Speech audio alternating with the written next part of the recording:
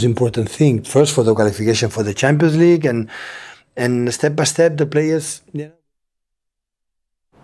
Certainly seems of a worried manager, but that will be all for your sport. And I am Bernard Abaikoashiri.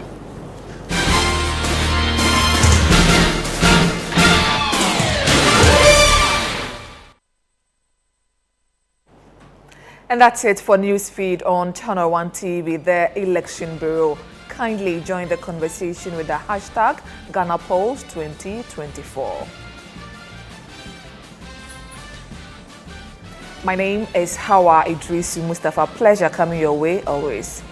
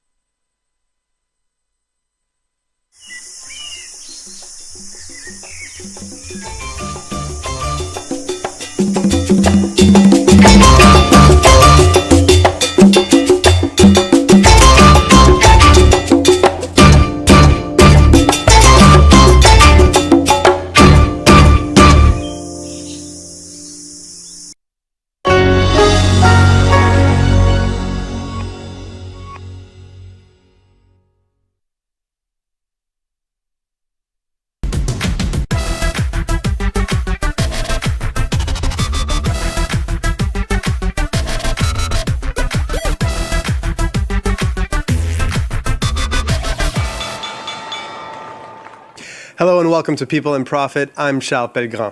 On November 5th, Donald Trump was re-elected President of the United States. His return to the White House after a 4-year absence will mark a stark shift in many of the policies implemented by outgoing President Joe Biden, including in the area of climate change. Trump has in the past claimed the world doesn't have a global warming problem, despite evidence to the contrary. And in a victory speech, he boasted of America's vast resources of crude oil and natural gas. And despite former environmental lawyer Robert F. Kennedy Jr. joining Trump's campaign, he advised him to avoid energy matters.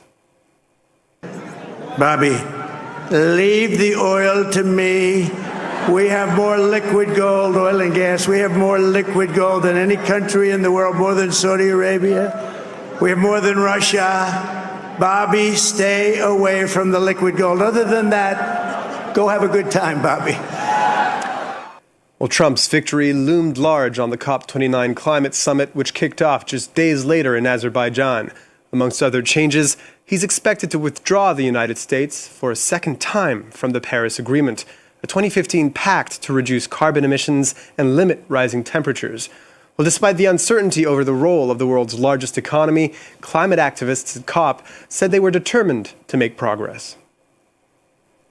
While the Trump administration may prioritize fossil fuel interests over climate justice, the world cannot afford to pause or weaken its resolve.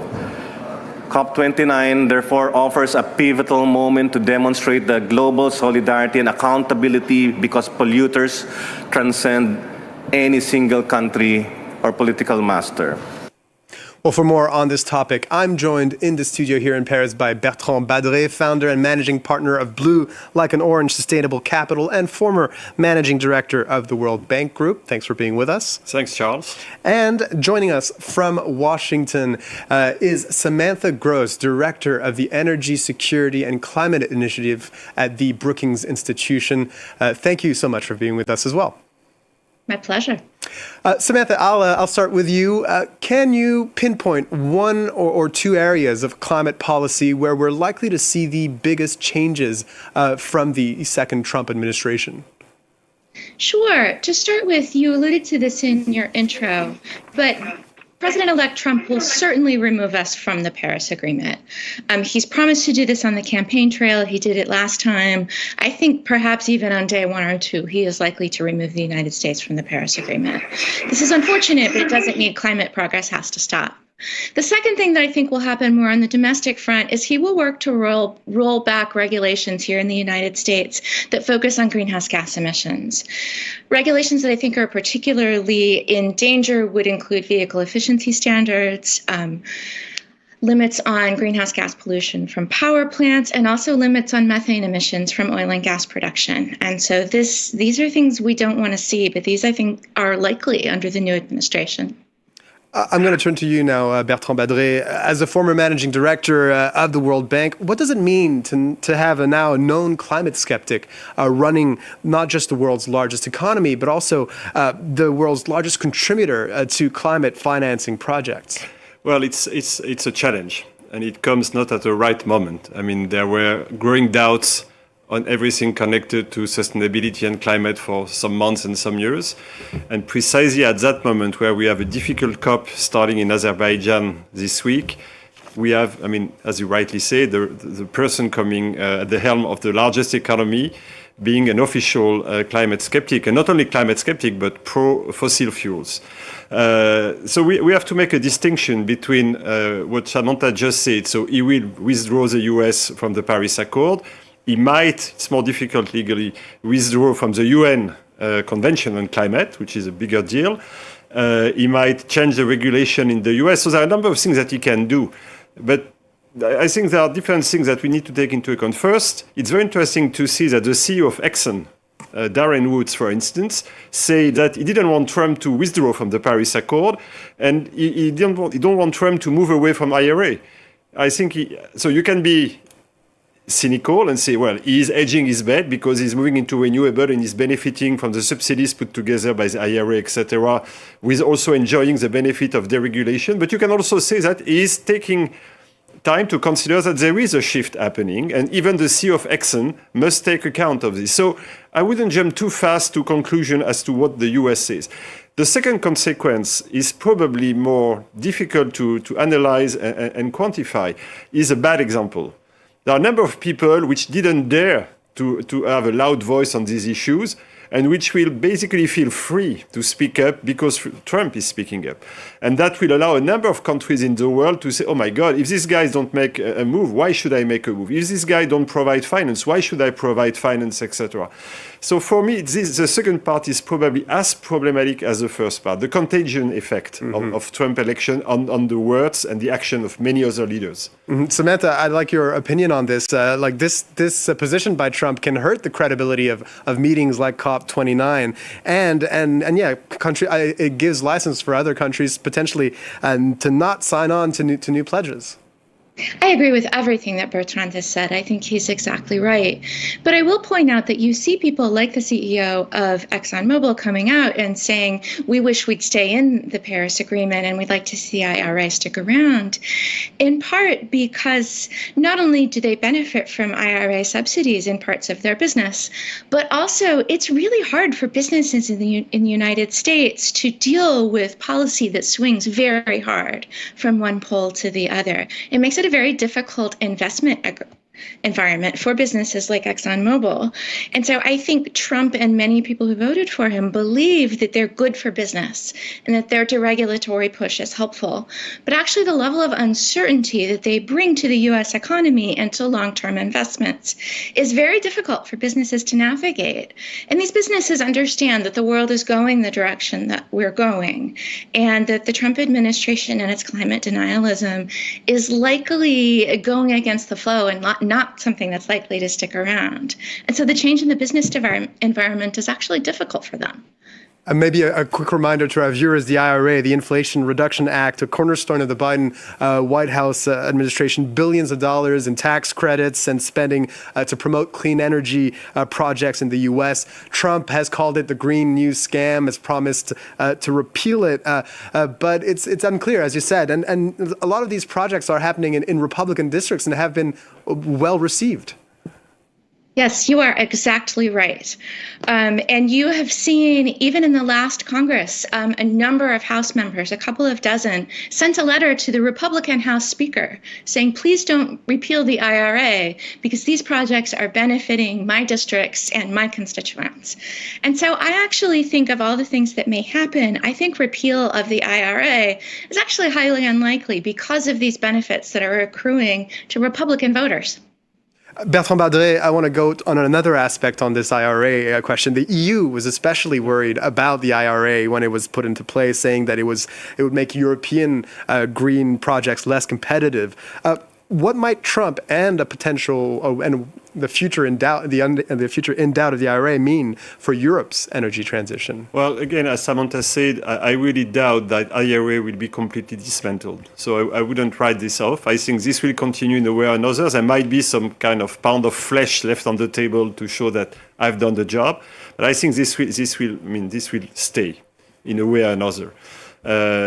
I think one of the issues that Europe is facing is that on the one hand, it's moving full speed in the US, might slow down a little bit, but still.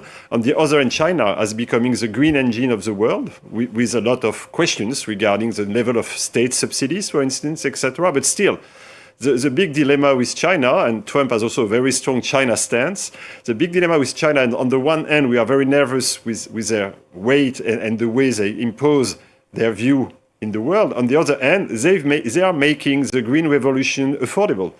I mean, solar panels have become cheap thanks to China. Electric vehicles are cheaper thanks to China, and so on and so forth. So we are also in a difficult position, and Europe is basically stuck between both.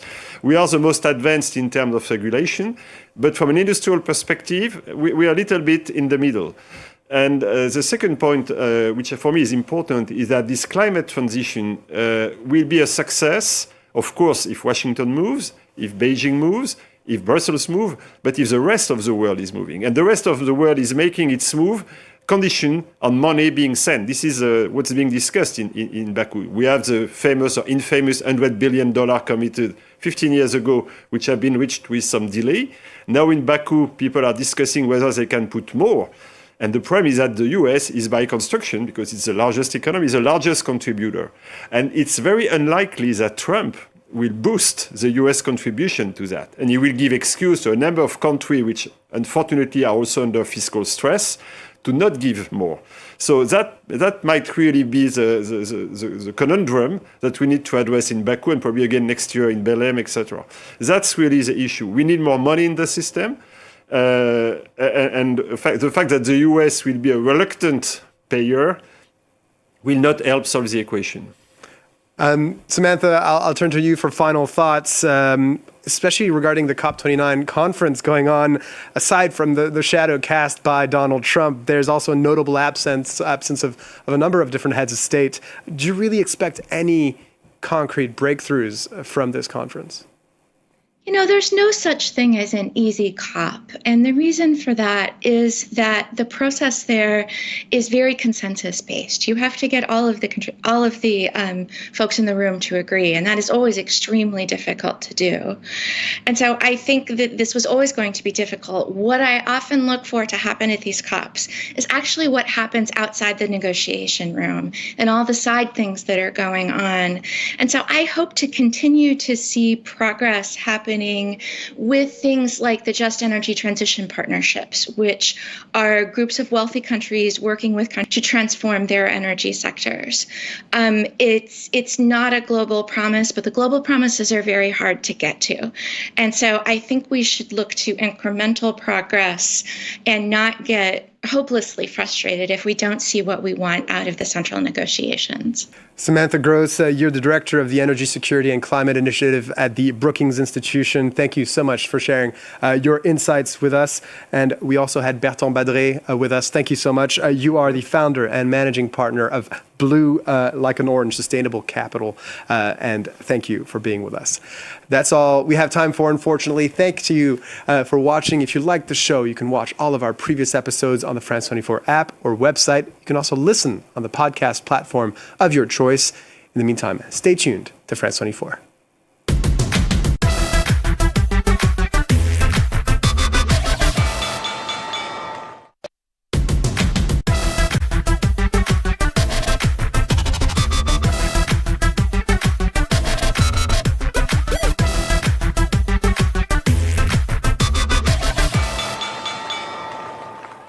Hello, welcome to People in Profit. I'm Kate Moody.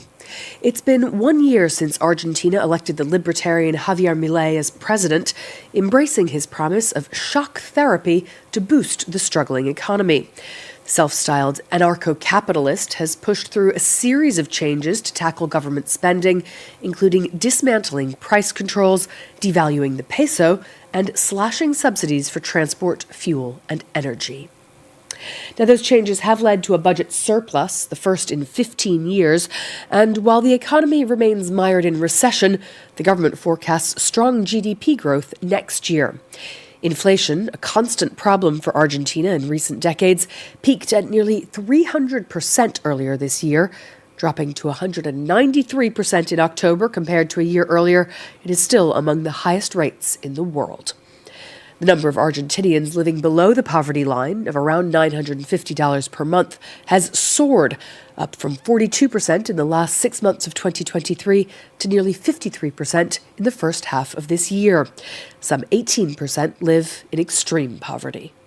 We're joined now by Juan Ignacio Carranza from Aurora Macro Strategies in Buenos Aires. Thank you for joining us on the show today. Tell us, has President Milei done what he promised during his first year in office? It's a pleasure being here. So let's go back to 2023 in the presidential election. Milei was famous because he said that there was no money and that he would bring up the chainsaw. So what we have seen during his first year in office is that he promised to perform a fiscal adjustment, reduce inflation and deregulating the economy. As for the fiscal adjustment, he has done it. He has reduced aggressively spending cuts. Transfers to provinces, reducing economic subsidies, and pensions have been the main sectors where the chainsaw has been used. Yet, he hasn't cut taxes. In fact, on the contrary, he has increased them, mainly in terms of income taxes, and that has allowed him to have a fiscal surplus, which has been really important for his program. About reducing inflation, another promise of his has been really important, and we have had a drastic reduction of inflation. And the third point about using the chainsaw involved deregulating the economy, and he has done so. A good example of this is how he has eliminated rent controls, and that has made a positive impact for the economy. And we're seeing again, day by day, how regulations are being eliminated. Now, economic indicators don't always tell the full story of how people are faring. First of all, is Argentina's economy performing better or worse? And how are Argentinian workers and families faring under Milei? The trade-off of this aggressive fiscal adjustment has been the deepening of the inherent recession. GDP for the first half of 2024 shows that a reduction of 3.4%. And the poverty has increased from 40% to 52%. The big question now is if Argentina has touched the floor of this recession and the rebound is happening. We're seeing some sectors such as mining, energy, and the agriculture sector performing really well. And we're seeing salaries recovering in terms of inflation, performing better than inflation and recovering. So eventually, the credit sector also is increasing. So the last step would see if consumers are feeling the positive outcome that we're starting to see in their pockets. So far, to an economy that has been mostly really used to the role of the state, it's hard to see an aggressive recovery in terms of what the market, what the private sector can do. And certainly we don't see those kinds of changes overnight. Now, inflation has been in double digits for decades. Is there any solution, do you think, to Argentina's inflation problem? And does President Milei have that solution? In December 23, we had a monthly inflation of 25%. October has shown that it has gone down, and now monthly inflation with 2.7%. That means that inflation is going down, and this has been done by this brutal, aggressive fiscal adjustment. And we're starting to see some changes in the behavior of the main economic sectors of Argentina. The commercial sector is starting to get used to not to rise prices to protect themselves from further inflation. This will take time. I think it's a cultural change. It's behavioral economics. We'll see how it goes, but we're saying that lowering inflation was his main goal, and so far Milei is doing it. Of course, the trade-off is how is the economic activity doing? Still very high figures indeed. Juan, stay with us a moment, if you will, while we turn to the region of La Rioja in the northwest of the country, where some 2/3 of registered workers are on the public payroll. Struggling to deal with Milei's drastic cost cutting, the region has begun issuing its own currency. Emily Boyle reports. This is not monopoly money. These colourful notes are chachos, a local currency which has emerged in the Argentinian province of La Rioja, in defiance to President Milei's drastic cuts to public spending. I have to tell you again, there is no money. These cuts, imposed last year by the Libertarian government, plunged the region into a financial crisis where the poverty rate now stands at over 66%. The local government guarantees a 1-to-1 exchange rate with pesos, and chachos are now accepted for tax payments and utility bills. La Rioja's left-wing governor, Ricardo Quintela, assures his emergency scheme will increase his local community's purchasing power. The nation owes more than $250 million to the province of La Rioja. We do not provide that money because we don't have it, but we don't allow the purchasing power of the worker's salary to decrease in the way it has diminished in other provinces. But not everyone in the community is convinced. The controversial policy risks trapping local business owners in a lose-lose situation. Rejecting chachos means turning away customers trying to get by in a deep recession, but accepting them means filling their tills with money which is worthless to foreign suppliers. Some workers are also skeptical. I don't think we as Riojanos deserve this. I don't think we deserve to earn chachos. We deserve to earn a decent wage as workers. These types of measures are not new to Argentina. During the 2001 financial crisis, over a dozen provinces developed their local currency before President Kirchner redeemed the local notes for pesos. This time, though, President Milei has assured there would be no such bailout. Juan Ignacio Carranza, thank you for staying with us. The release of this regional currency could be seen as anecdotal, but it does suggest that not everyone is on board with the program of the president. Absolutely. And as I said previously, the fiscal adjustment that Milei done at the federal level, at the national level, was explained by how it cut some transfers to provinces. Milei wanted to share the cost, the political cost of this fiscal adjustment. That is one side of the picture. Also, we have to say that in the video you mentioned that this was somehow similar to the situation in 2000s, yet I don't think it's similar.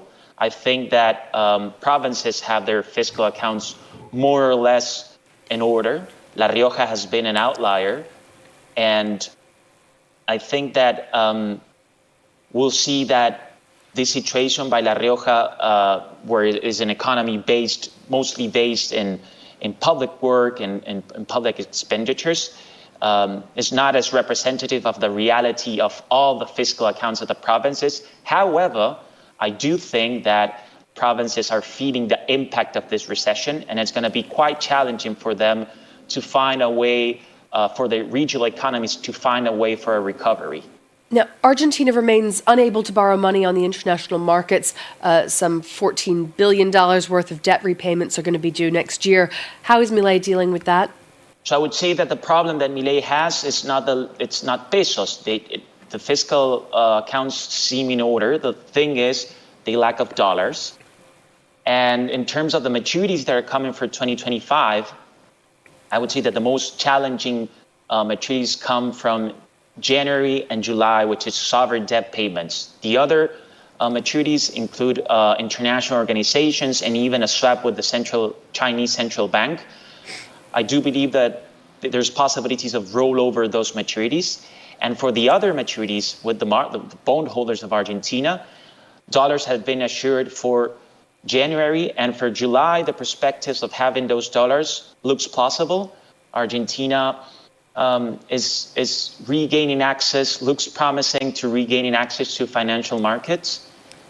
And eventually we're talking about the possibility of a new IMF program that would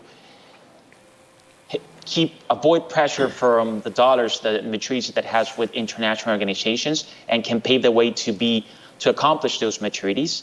So as for in the short term, I don't see any risk. We'll have to see what happens next, and that will depend on how Argentina is capable to regain access to financial markets to keep on financing its foreign debt. Now, Milei has claimed that his ideology is similar to that of Donald Trump. He's already met with the U.S. president-elect since his victory earlier this month. What do you make of that relationship and what it means for Milei's place on the international stage? For Milei, in the short term, Trump's victory are good news. He bet on Trump's victory, and it was successful.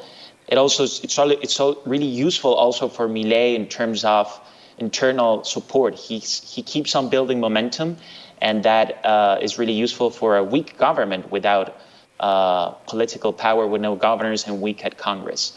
In the international sphere, although we may find some differences in terms of the policy that these two presidents may apply, it's also useful in terms of a new right that can eventually move some agendas and shared agendas in the global sphere, in terms of climate policies, in terms of their disagreements with the international order and multilateral organizations. However, I do think that the eventual policy of tariffs of Trump may impact Milei's necessities to regaining access to financial markets, as that would mean that attractiveness, it's no longer for emerging markets, but mostly for the dollar. So it's a mixed combination of things.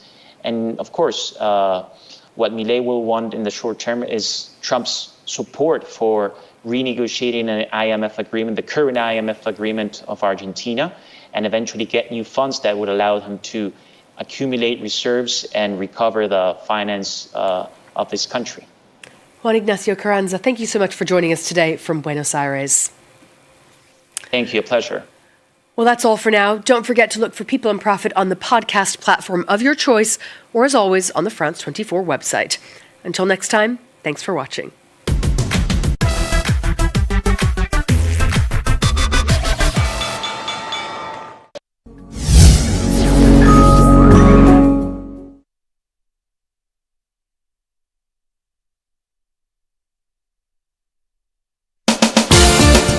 In the realm of national discourse, where every question demands an answer, one show stands out: Face to Face. Face to Face cuts through the noise and goes straight to the heart of the matter as your host confronts personalities in politics, governance, society, and business on the topical issues facing the country. If you said to me that you made £1 million out of scraps in the United Kingdom at age 19, that will raise eyebrows, and I ought to ask you how you made it. Mario, first of all, if anybody wants to find out how I acquired my wealth before even 21, it's on the internet. You know, I have built hotels. I've done all of that. It's all there. It's bringing me income. It's yielding. I'm creating employment. You introduced free SHS in 2017, and for 7 years, you are still having the same problem. No, it means you have that's false. That's very accurate. No, that's false. Schools still have challenges with boarding house, dining hall, Maru, classrooms. I like context. Yes. I like debate, but I like factual debate. Yes. It's false. And I'll tell you what. Dr. Baumia has humbly acknowledged what our challenges or our shortfalls have been as a government. He has outlined what the successes have also been. And he is giving cogent, clear vision points for each of the sectors. It's the worst, government we've ever had to combat corruption. Join Umaru Sanda Amadou every Tuesday at 9 p.m. on Face to Face as he explores the issues that shape our nation. Only on Channel 1 TV.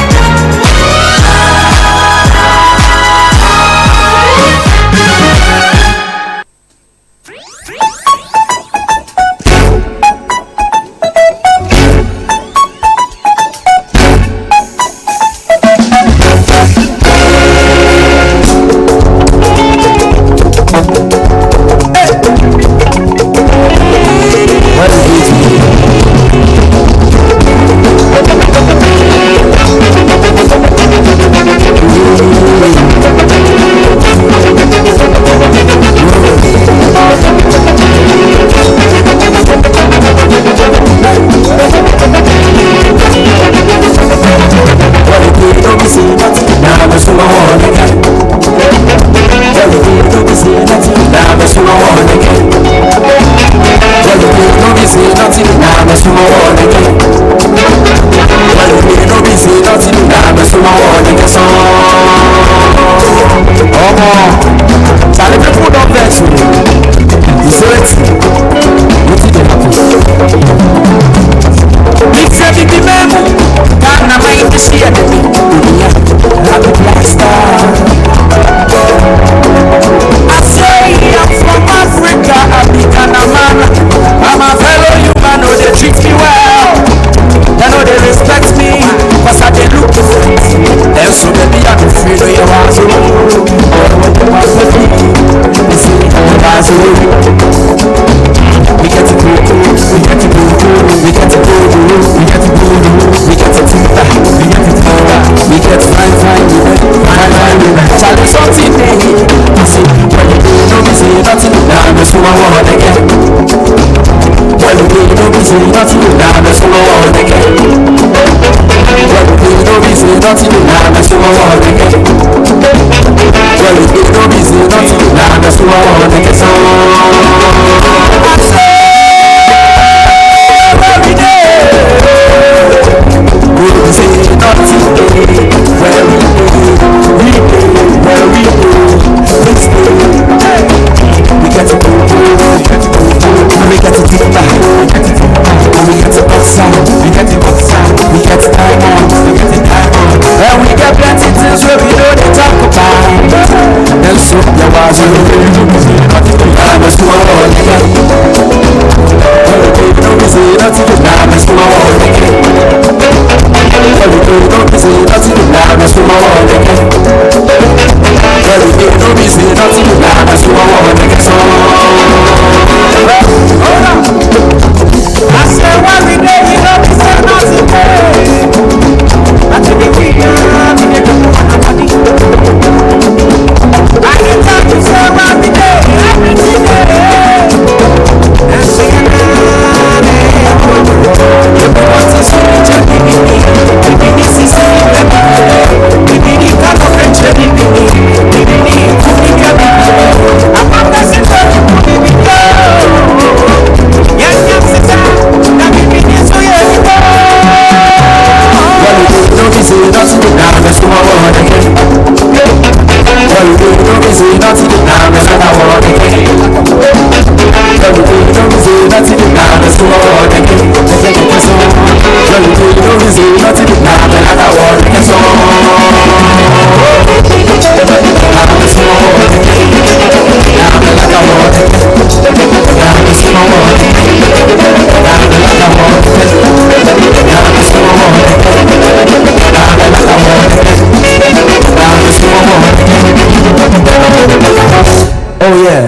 where we be? We're Chinchin Band from Ghana, West Africa, and this is our story. Chim. Feel the music in Chin Chin.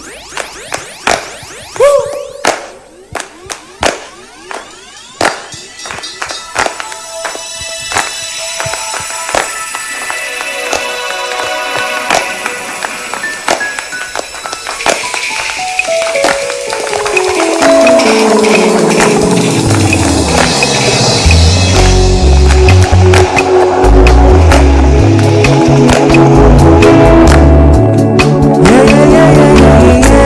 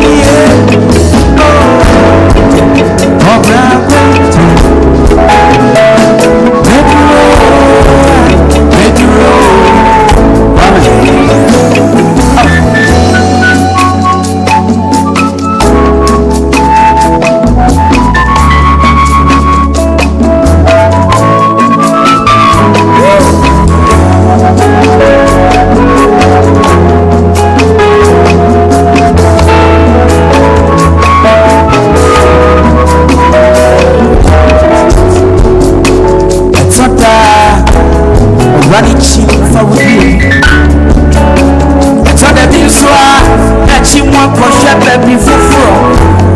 Sani wasite, satini na nyepoda. Nyeda sona, aprewa mkwai beyeke. Wasemetia siyeike, yamechi mwangwana kwa bebya bebe. Ini musewa maya mitwe, bedro. Disema Abrami wo, hey, hey. Obrate tu, bedro, hey, hey. Abramo you, chi. Abrami wo.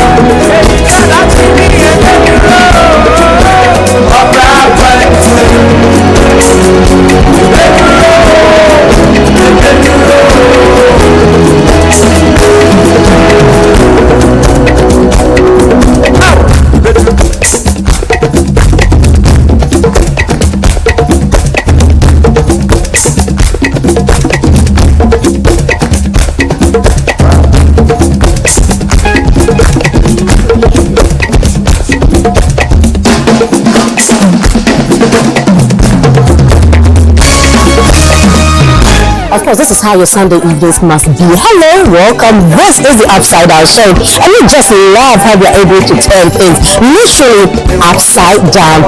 This right here is Abhishek, and what I am having is perfect match. Today we've got a beautiful show for you. Interesting people are on the show today, and look, by the time we are done, you know that it was worth spending your time with us.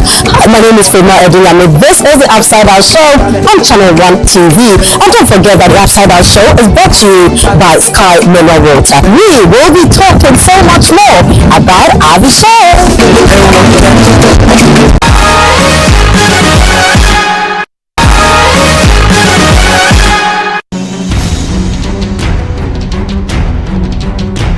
This election season, Channel 1 TV is bringing you closer to every vote, every constituency, and every result. Our team will provide in-depth data-driven analysis to show you what each vote means for our nation. From the campaign trail to voting day and the final declaration of results, Channel 1 Television is covering it all. We'll be on the ground in all 276 constituencies, so every voice is heard and every community represented.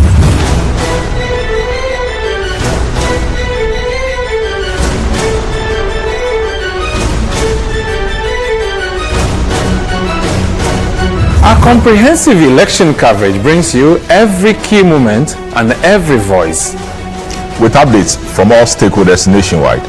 This is election news you can trust, powered by the latest data and expert analysis. Join us on Channel 1 TV for election coverage that keeps you informed and engaged. We're here for every step of the journey. Channel 1 TV, your election bureau.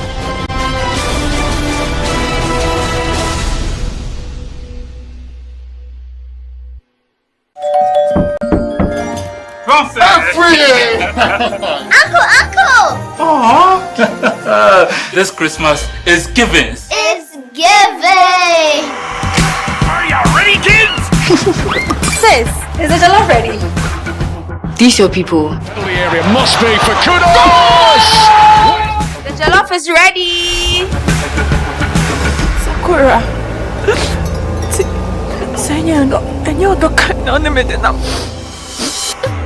I'll be right there. Sorry, the pepper from the jollof. Thompson, it's been an emergency. We need to step out for a bit. Oh. 5 more minutes. Hey, Mrs. Afri, can we get some takeaway packs? This Christmas, it's giving the best in entertainment on DSTV. Grab a DSTV decoder or reconnect to your existing subscription and be entertained. Now this is giving. Thank you.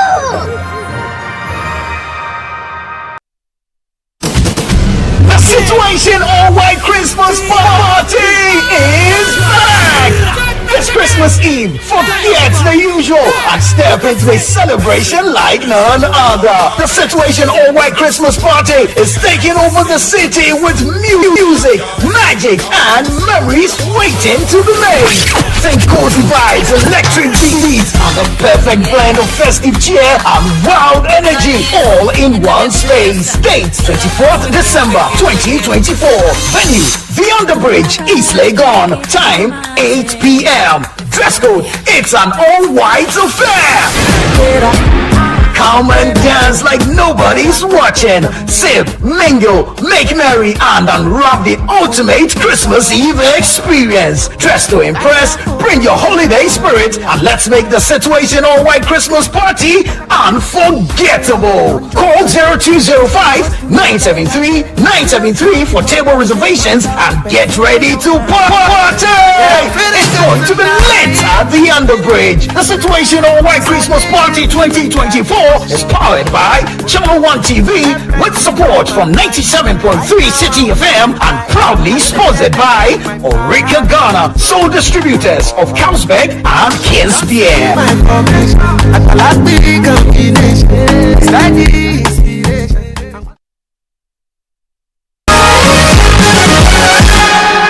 Welcome back. This is the Upside Down Show, and we've got a show for you. Remember I told you this right before the show started. Now, they say, I believe that there are certain statements, that do not require deeper meaning, deep thinking, and nothing of the sort. What you hear is exactly what you take. And one of such statements is, dress how you want to be addressed. Literally. I mean, this doesn't require any, sophisticated thinking and all. How you want people to see you is exactly how you prepare yourself and meet people. And that is why it's very, very important what you wear and to wear. In an era where we are talking everything, anything Ghana, it's very important that you know that beyond what we are eating, the organic stuff we are eating, the great Ghanaian meals that we enjoy, we are also talking innovation, we are talking people doing so much, we are talking Ghana fashion. It even gets super excited when you have some young people, going behind this, believing in Ghana and taking Ghana to the next level. Ladies and gentlemen, I love it when we have to talk about Ghana, when we have to talk about fashion, and that is exactly what we are doing today. We've seen so many of them, and people are really beginning to take Ghanaian fashion to the next level. Now, this gentleman I'm going to talk to is one who is representing a brand that is really taking Ghana, beyond borders. Ladies and gentlemen, when you hear the name, it sounds Ghanaian. When you look at the word, very, very Ghanaian with international finishing and a bit of global, touch the whole thing, just so that wherever you find yourself, you know that this is coming from Ghana and it can represent anywhere at any time. Please help me welcome our guest now, and he is Derek Amwako. He is the creative lead for Pim Pam. Hello, Derek. Please have a seat. Thank you. How are you? I'm great. How about you? I'm well, thank you. I like what you're wearing. Thank you. Oh, the details. There's Jiname. The Jiname is my favorite Edinkra symbol. Yes. That's the most known one, though. Of course. So Jiname, maybe because I have Nami in my name. Great. But how are you doing? Excellent. That was great. How about you? Super. I'm well. Oh, nice shoes. I try. I like people who wear nice shoes. How was work? How was Pim Pam? It's been good, by God's grace. Yes, we've made great strides over the period, so we thank God. Yes, we like it. And we saw you at This Is Ghana. Yeah. How was it? It was amazing. Okay. It was amazing. I mean, to come out and interact with people is always a fun thing for me. So it was an opportunity to come out and then show the Ghanaians what we make, and it's been fun. Of course, I mean, This is Ghana is always fun. We are talking Ghana. We are talking what young Ghanaians are doing, making sure that we bring some innovation to what we originally have. Now, with such conversations, it's always good that we start by eating Ghana too. What do you think? And pretty soon, we'll also be talking about Avi Shakes. This is also very Ghanaian. Cheers. I know you don't have it, but it's okay, Derek. I'll have after the show. That looks good. It's good. And it tastes even better, I guess. Absolutely. And this is called Perfect Match. Wow. It means something, right? But for now, let's talk about fashion. Let's talk about Pim Pam. Pim Pam. Yeah. I mean, when you hear the name Pim Pam, is that what we take? Yes. Pim Pam as in Pim Pam? Pim Pam, yeah, Pim Pam. Okay. We wanted a name that strikes a chord whenever it's mentioned anywhere around the world. And we believe that something that has a Ghanaian origin that is well known is the word Pim Pam. Back in the day, pam share. Yeah. So along the line, we believe we had something that could really strike a global niche, and we believe Pim Pam had that word that would, communicate what we were representing at the time. How long has Pim Pam been in the system? So Pim Pam has actually been in the system for about 3 years now. Okay. It originally was a different brand, but it has actually evolved into Pim Pam. What happened? So we post-COVID, we found people coming in with different taste for outfits. People no longer wanted to go through the whole rigorous process of going to the tailor, take measurements, come back later, it's not done and all that. So clients actually came up with the idea that, we like this concept where if we can get something done, we can walk in and then grab and then we're on the move. That would be fun. So that's actually what sponsored the idea of coming up with a new collection and a brand name Pim Pam. So you know that when I was growing up, we had the seamstress, we had tailors, we had Oyadiri people, so everybody knows where they belong. True. So somebody has to sew, they will get torn, somebody has to fix. Yes. That's Oyadiri people. Yes. But in recent times, you don't really hear seamstresses and tailors. It looks like the word has also evolved. True. So you don't have. So who is a tailor? Who is maybe a fashion designer? Now you're a creative lead. Yes. What's the difference? Okay, so I think we are beginning to ascribe too much titles to what we do. Okay. We should keep it organic. I mean, tailors are tailors. The fact that we have the opportunity to actually go through an academic curriculum that actually adds value to the knowledge of fashion generally globally, that's what make people now tag themselves as fashion designers. However, tailors are probably those who went through the traditional apprenticeships and then trained in the craft and then have passed out and now are tailors. As a creative lead, I am probably the front liner for a session or a group of people, from tailors to quality control to front office. I'm not just the only person. So it's like a whole team coming together to put the ideas together to deliver on the products. So who owns the brand? I do. So Pim Pam is yours? Yes. Okay, and it started 3 years ago? Yes.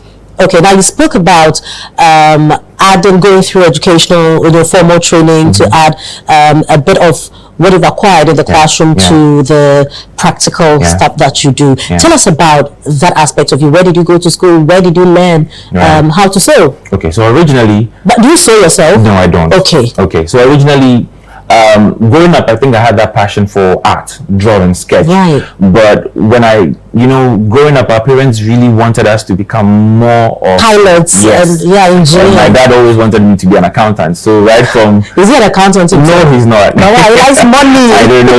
He later told me about the experience he had with his boss, who was an accountant. And that was what actually motivated him to want his son to be an accountant. Well, okay, hold on, Derek. I also have somebody who motivates me, and that's why I also want this person to join the conversation. Okay. Yeah? So I think it's time for us to have the royal in the house, the Nana himself, join us. Yeah. He takes his time to do stuff, so please indulge us, okay? Majestically. You know, as royals, we always come bearing gifts. Right. Thank you. So this is for you. Oh, we didn't even wait after the show. Thank you. You know, You didn't have to wait. I didn't have to. Thank you. That's a mark of a royal. Full of surprises. Surprises. You say it and it happens. But you continue with your conversation. I see something I like. Oh, okay. I'll join you later. Let me just have fun in this place. Right. So we were talking about formal training. So I schooled at the Buaka State College, where I had my senior high school in accounting. Actually, I furthered my education at Institute of Professional Studies, which is my University of Professional Studies. After that, I was actually. What did you study there? Accounting as well. Oh, right. Oh, so you were on the path to become an accountant. Yeah. Yes.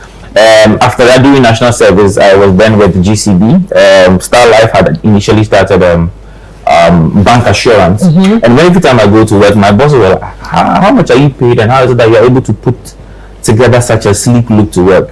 So that's where the whole thing of actually starting a tailored brand was inspired from. So it was from that level that gradually I began to research, learn more about the craft, associate with tailors here and there, and gradually, by God's grace, over the years, we've been able to build the business and the brand Pempam. Wow. So it was comments and let's say recommendations from your colleagues. Yes. So were you designing for them? I used to sketch and then I actually handed them over to tailors in my neighborhood to actually get them done for them. So now you have your own team? Yes. Okay, how many tailors do you have? 8. 8? Yes. How many are Ghanaian? 6. Right. And the rest, the 2? 2 are Togolese. Yeah. What's the difference? You know, people say that Togolese workers are very dedicated compared to Ghanaians. Is this true? I believe anybody actually migrates from their original country to another country to work has a certain zeal towards work, naturally. Even when Ghanaians actually travel elsewhere, they have this different attitude towards work, and same applies to, I think, most of the industries that are played now in Ghana. Yes, so that's the thing. So when you were at GCB, right? Yeah. Did you have female colleagues? Yes, I did.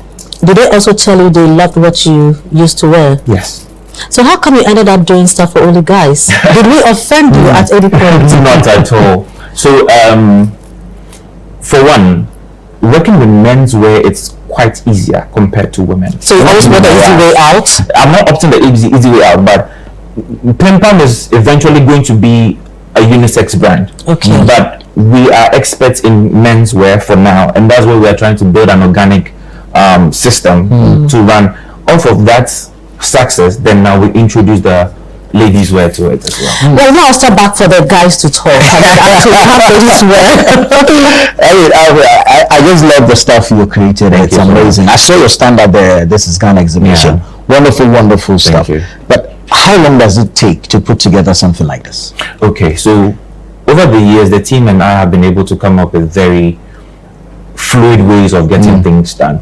With my skill sets, I've been able to develop them into departments. So we have the trouser department and we have the top department. Oh, wow. Most of them over the years have just been limited to producing only a particular product. So they've been able to finesse their craft to the extent that if you give them maybe a space of about 4 to 5 hours, they can deliver a full piece. Wow. Yes. Say I want a 3-piece. Yes. In a day? In a day, yes. I'm crashing a wedding right now and need a 3-piece. Yes. Wow, that's huge. That's amazing. That should cost an arm and a leg. It did cost over the years because most of these people do not see the level at which you want to project the brand. Again, we are coming from a narrative where most people say tailors are liars, and I've had my fair share of that. Because back in the day when I used to work in the bank, it just so happens that I stretch, I give it to them, I'm off. We call them that, oh, it is ready, you can come pick up. You get there and they've not even touched it. So I think we are coming from a place where we need to redefine the narrative about tailors, particularly. Hence the need to actually develop these people to see that, look, we're not just doing this for hand to mouth. It's a narrative and a story that we are trying to tell. But we are using clothing to do that. So you need to look at the bigger picture and devote yourself to giving excellence at every level. And by those ways, they've actually been able to buy into the idea. Wow, but how difficult is it? I mean, with the narrative that exists, and of course, how does it limit your work? Like, I'm trying to ask if, like, with what you do, and the turnaround time that you have, and the notion that you want to change, the existing narrative, that how does the people that you work with, have they bought into your idea? And if not, how does that limit what you picture? How does that limit you? So when they are playing independently, everybody is trying to show off that I'm good at what I do. But now it's not about you. It's about the brand's image at large. So when you come in, I'm not trying to make you feel like you're the skilled person. Yes, you have the craft skill, and I appreciate you for that. But this is what we're trying to achieve. You have to fall in line. Some way, somehow, there's going to be moments where there are some sort of disagreements here and there, because they feel like they so you don't. I know what I'm doing. Like, I also know the kind of excellence I've promised and I want to deliver. So it's either you go by my rules or you sell up another person. Yeah. So over the years, it hasn't been easy, but I can say that I have staff who have been with me for 6 years, 5 years. It's very difficult to have artisans or craftsmen stay with you for that long. If they don't believe in the vision, they have not been able to lead efficiently, and they see that this person is going somewhere and actually can follow suit, and definitely I'll feel good at being a part of the brand, that wouldn't be possible. So that has been quite the experience we've had so far. But I like what I'm seeing here. What are the prices like? So on the average at Pempam, a kaftan starts from 1,200 for a two-piece kaftan. And it goes up to about 1,800. Right. Where do you source your fabrics from? So some are from Makola. Other times I've had clients complain that, you know what, I don't want to see myself as a twin elsewhere. So we are very careful with the size range. For some fabrics, they are so limited that we do only 6 pieces. So a size per piece. And once it's out of stock, it's out of stock. So that our clients actually have that prerogative, feel that, you know what I'm wearing could easily be chanced upon in town. If I have it, then it means that I have that feel to it. So once you have work at night, right? It does. Because then you have to turn on more designs than regular. Every time. So one of the biggest inspirations for me has been the Zara brand. On that level, because you look at the business model and the turnaround time, they're not really looking to sell at a very premium price. They are more concerned about it being able to go out regularly. So it means that per season you always have to come up with new ideas, new designs that would serve the market. So that's what has kept us going so far. So this concept, I cannot bring my fabric to Pempam. That's not what you do. No, Pempam does not do that. Yes, but as I initially mentioned, Pempam actually evolved from an existing but currently we don't do that. No, we don't. So where is Derek leading the team to the next 5 years? So my belief is that Africans have a unique story to tell. As our brand mantra is creating our heritage through style. I'm looking forward to owning shops in some very elite areas around the globe, say in America, say in the UK, somewhere that Africans or people of Ghanaian origin can actually walk into and pick up an outfit. That is what I'm really hoping to achieve. We like that. We like that. Good stuff. But I mean, when you envisage the design, does it come with a fabric? Do you picture the fabric as well? Sometimes, because some designs may work with a particular fabric and not necessarily the other. And as much as I am trying to communicate the whole African or Pan-African idea, again, I'm also trying to keep up with minimalism. Because not everybody likes the very loud, abstract, colorful design. Most Ghanaian men actually like to keep it subtle. They don't like to be all out there. So, as you said, most of the designs, whenever I'm actually curating something in my head, I'm picturing the personality who would like to wear it, where he would like to wear it to, and the kind of attention he would like to get in the outfit. So all those actually comes together to advise on what fabric. So quickly tell us, who are your target markets? I would say one who believes in the Pan-African vision. Because the sad truth is that some people think that everything that is produced in the Western culture is better than what we have. And gradually we are getting people to come into that alignment that, look, this is our own, we have to project it. As much as the very big brands have been able to tell their stories and affiliate with other personalities to be able to project this idea of superior quality, we can equally do that. Yes, we can equally do that. Great stuff. Great stuff. I like it. I mean, I was going to go into the target market itself, but I mean, what you were saying, when you are creating, you are picturing who is actually going to use the product. Yeah. And I'm wondering if you do specific targeting at times. Okay. So yes, I'm doing this, but I have this particular person I think this is for. Yeah. Okay, so I'd say my target would be the up and mobile man. Reason being, most of these people are so engulfed in work. From work, it's family. From family, probably the little time they have, they do more work. So somebody who doesn't have the time to go through the rigorous procedure of having to go to a tailor, dealing with the whole back and forth, you know what, I need something sleek. I need something that represents my character and my origin. I just need something to make a statement. Walk into the shop, get a piece, and I'm off. How do you range your seasons? Because unlike in the West where there's spring, there's autumn, and then clothes fade out based on seasons. How do you range your seasons? So I mean, in Ghana we just have 2 seasons. Exactly. And the rainy season. And we don't even care. We're not one of the in the rainy season or anything.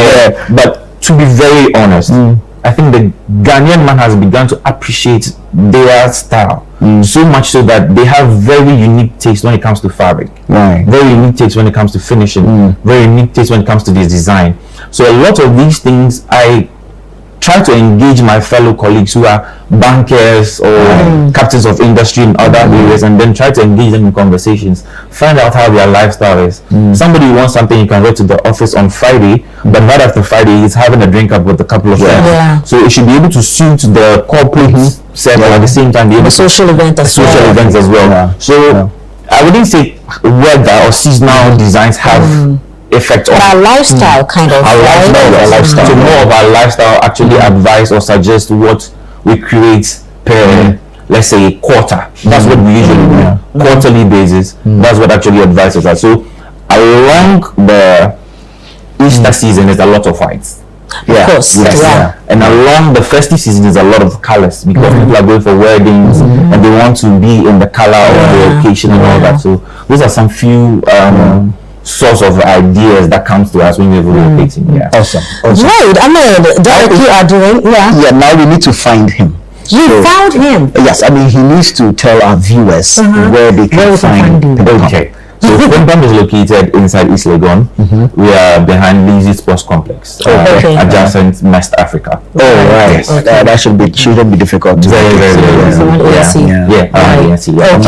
super. But we really love what you are doing, and I love how you look. Right? I love how this guy looks. You know, he always knows how to give me pressure. This is I'm going to tell my VP. Positive pressure. Well done, and we believe that this is a worthy cause. Okay, this is how we can tell our Ghanaian story. We love what you're doing. We come over to you. I mean, some of us, we can also wear men's stuff. We really don't care about that. I don't mind being some like a 3-piece something. I don't mind at all. I really love something like that. Please do even nothing at all, just for me. Okay, before you get to everyone. But well done, and I can really tell the details and the calculations of what you are doing, and I'm not surprised that you have an accounting background. I do. Thank you very much, Derek, for coming through. Well, so this is what is happening, and yes, you own one of these, the blue one. I like it. You love the blue, huh? I like anything that comes in royal. I like it. Anything, of course. All right. So this is the Upside Down Show. We've just been talking to Derek Amako, who is creative lead for Pimpam. We'll be right back. Live from the heart of the equator, get ready to be mesmerized at a night of stunning fashion and electrifying music as 1957 event proudly presents Rhythms on the Runway, the Kente edition.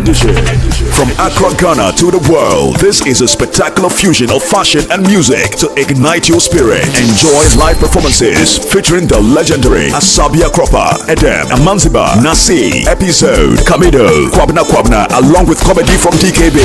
Join us at the Grand Arena on Saturday, November 30th. Red carpet starts at 7 p.m. Showtime 8 p.m. Visit www.rhythmsontherunway.com. to purchase your tickets or call the hotline on 053-553-4756. 200 cities for standard, 400 cities for premium. This event is brought to you in partnership with Beyond the Return and sponsored by Johnny Walker, Caveman Watches, Ghana Tourism Authority, Gold Crest Refinery. Step out in style with a hint of Kente and dress to kill. Rhythms on the runway. The Kente edition is a 1957 event. Media partner, City FM and Channel 1 TV.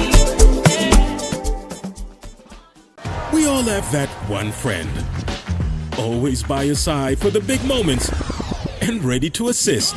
He's always got his eyes on the prize and his heart in the right place. Where would we be without our BFFs? This season, enjoy all 380 Premier League games with your BFF GoTV. Upgrade or reconnect to GoTV Super Plus for the discounted price of just 265 cities today. GoTV, love it. In the realm of national discourse, where every question demands an answer, one show stands out, Face to Face. Face to Face cuts through the noise and goes straight to the heart of the matter as your host confronts personalities in politics, governance, society, and business on the topical issues facing the country. If you said to me that you made $1 million out of scraps in the United Kingdom at age 19, that will raise eyebrows, and I ought to ask you how you made it. Mario, first of all, if anybody wants to find out how I acquired my wealth before even 21, it's on the internet. You know, I have built hotels. I've done all of that. It's all there. It's bringing me income. It's yielding. I'm creating employment. You introduced free SHS in 2017, and for 7 years, you are still having the same problem. No, it means you are that's not false. That's very accurate. No, that's false. Schools still have challenges with boarding house, dining hall, Maru, classrooms. I like context. Yes. I like debate, but I like factual debate. Yes. It's false. And I'll tell you what. Dr. Bawumia has humbly acknowledged what our challenges or our shortfalls have been as a government. He has outlined what the successes have also been. And he is giving cogent, clear vision points for each of the sectors. It's the worst, government we've ever had to combat corruption. Join Umaru Sanda Amadou every Tuesday at 9 p.m. on Face to Face as he explores the issues that shape our nation. Only on Channel 1 TV.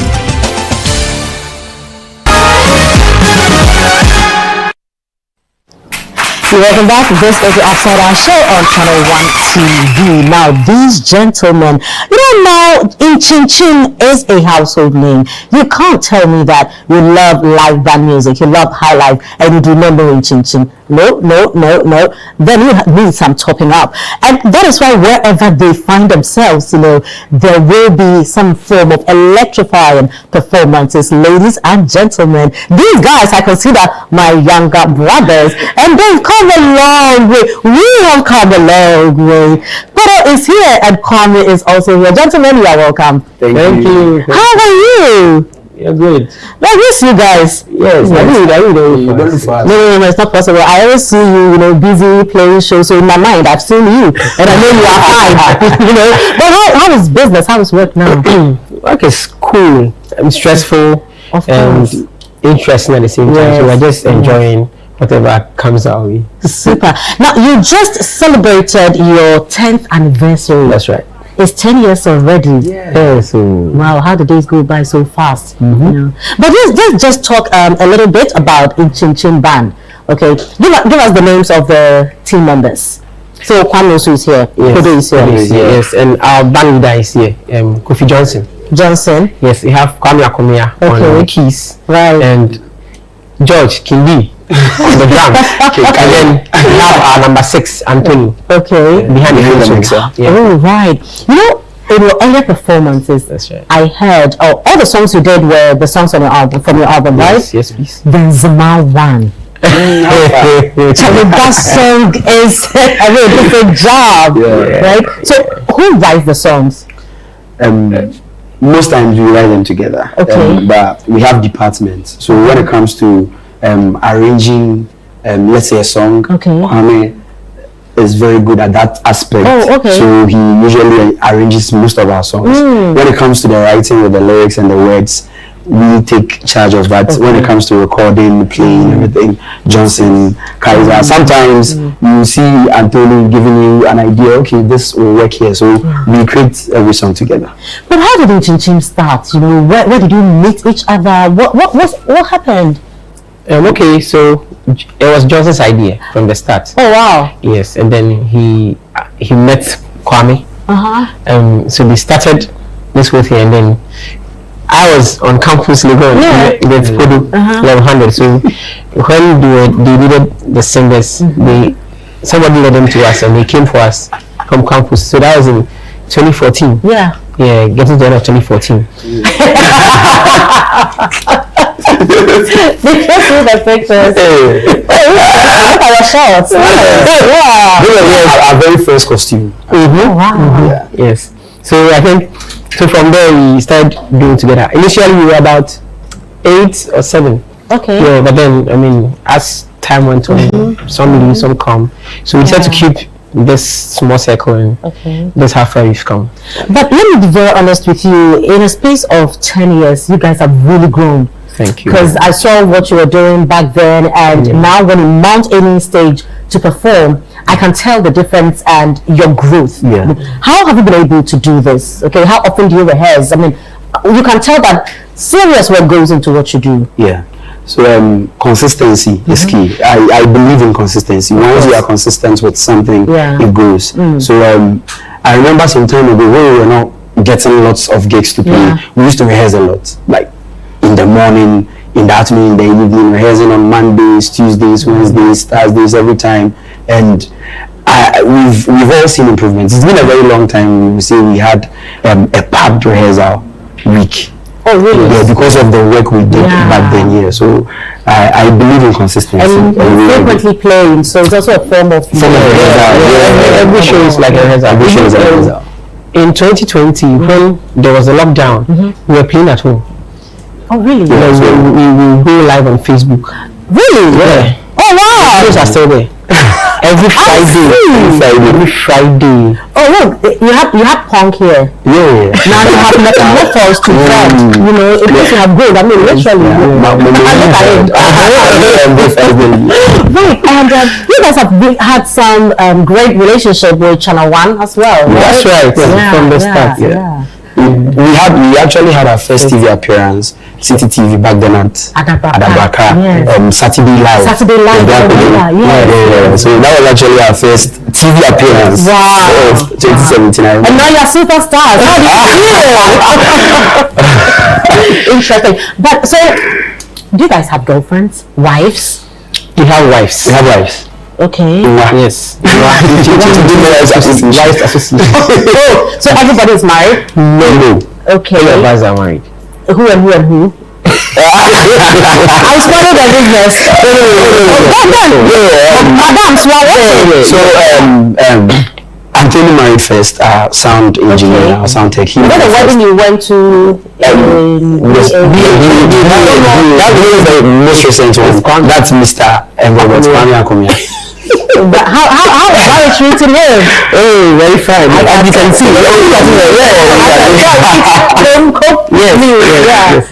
Yeah. And who else? Yes, and Johnson, our band leader. No, so I'm asking this because of how your rehearsal schedules are and how often you are playing shows and all that. How are you able to come together every now and then, you know, to rehearse and all that? Okay, so we live together. What do you mean we live together? We live together. We're in the same house. Where? All of you? Yeah. No, listen, you can't be these guys. They live together, and it explains it because they are always. I mean, so it would be easy for them to bounce ideas, you know, off each other. We have a rehearsal downstairs. We have a rehearsal studio downstairs. So if the staff rehearsal and you're not there, they just come to your room and pull you out easily. Yeah. Because I don't need to you know, just no. You know, that we know whether you are there or not. But let me find out from you, what is the end game? What do you want to achieve? When you talk of in Chin Chin Band, when you talk of a group, you know, of musicians, some young talents who want to sell the Ghanaian story, what are you looking at? How do you want us to see you? We want to be part of history. Right. Now when you mention Osibisa, the name is there. Yes. For generations to come. If you mention the non-Pedro African brothers, is there for generations to come. If you mention E.T. Mensah and the temples, is there. We would also want to be part of history. The group that also pushed the Ghanaian music in contemporary times, in our time, because now things have changed. So in this era, we want to be part of those who held the fort. And also there is this dream and vision we have. Most of us struggled when we started this music journey. Parents don't usually allow their kids to come into the music business space. So one of the visions from our band leader, and we all agree that this is something we can change. So we want to be that band you look up to and say, oh, I want my kids to play in a group like this. So I really love your vision. I love your cohesion and the team spirit, and what you all want to do. Now, I need you guys, you are speaking on behalf of the entire team. Here in this country, or I won't just even limit it to Ghana, in showbiz, in general, just that is prevalent in Ghana. You fall in love with a group, and then one day they decide that we won't do it again. We have stopped. Everybody is gone. Whether it's because of money, it's because of women, it's because of whatever it is. We need you guys. You just mentioned that Osibisa was there. They held a fort. Even when some of them grew older, we still had people who came in and it was still Osibisa. That is the brand that we want to have. That in Chin Chin, maybe one day, some years to come, we won't have both of you even singing. We'll be home because they're too old, but we still have in Chin Chin band. And the quality is the same. It is still how we saw in Chin Chin when Johnson was there, when Pedro, Kwame, we're all part of it. We need you to give us an assurance that you have committed yourself. Put your hands on your heart and raise one hand. That you have committed yourself that, look, this is something we want to do as individuals, as Ghanaians. We really want to take the mantle, to wherever we can, as far as, you have health and you are here alive. Sure. Good. Promise. We promise. We promise on our honor. To continue this journey till our last drop. Yes. No, we're saying the because no, I like it. I'm part of it. Or you don't agree with me? Oh, they agree. Of course. It has to be like that. Because there'll be issues. I mean, as human beings, you will fight. I'm sure sometimes you do. Of course. That the vision must not be touched. This is your company. Okay, so maybe on paper you can have Institute Company Limited. It's coming. Of course. And let's know that when we come to Channel 1, I mean, there are times that you have issues with your colleagues and but it doesn't mean that pick a bag and go home. Right? So if we have that mindset as Ghanaians, as Channel 1 TV, what we can also do is we also promise, to support as we've always done. Right? Situation is around the corner. I do know. We're preparing for situation. Okay, so for those who are not too sure of what these guys really do when they are on stage, I'm just going to leave them. Let them just give us a few minutes, of what they do when we call them the showstoppers. This is the Upside Down Show.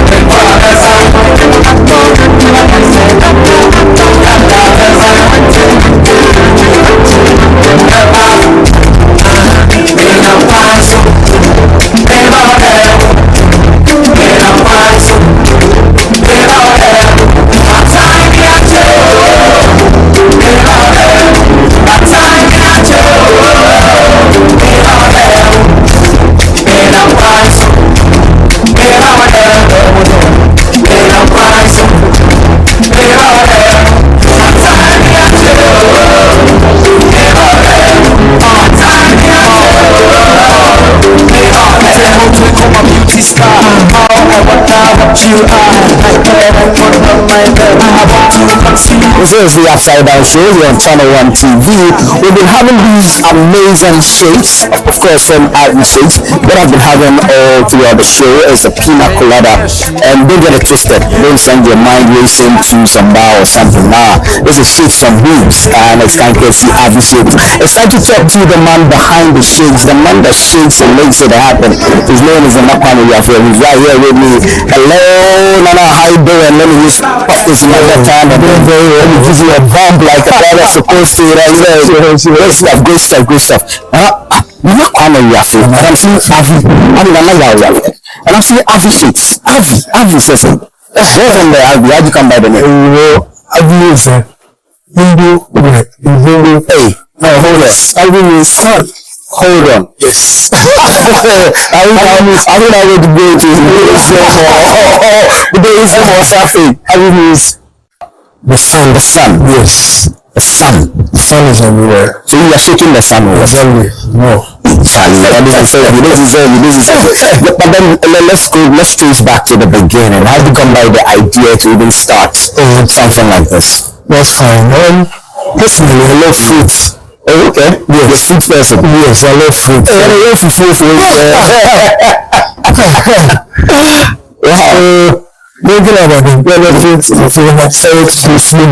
Okay. Yeah, okay. So how long have you been doing this? 2 years now. 2 years, yes. Putting the fruits on wheels, moving your blender, your fruit maker, and everything. 2 years now here. How has it been? Not bad. Progressive. Yeah. Which is a better benefit. So when we got the concept of food, where we go. Purchase and patronize. When we got the concept to do this, what were some of the challenges you envisaged make the work difficult for you? And if you have encountered any, share with us on how you have surmounted this. That is financial, yeah. You know, it takes a lot of money to do, and $700, so but gradually, then the challenge is financial. Mostly financial. But then also, I mean, it's something quite innovative. It's new, novel, and to have people accept it, it's also like a different ballgame altogether. So, I mean, what was it like getting people to buy into the idea? At the beginning, when they come, suddenly ask, I was the ice cream too? I said, no. I need to tell them where. We want to follow us. So gradually share our so people want to know. What are some of your offerings? I am having the pina colada, is it?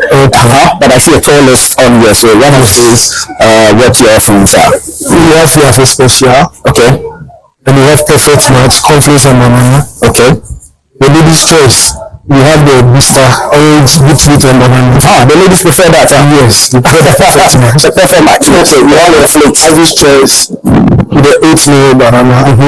We have the pina colada, pineapple, watermelon, or pear banana. We have white addict, coconut and banana.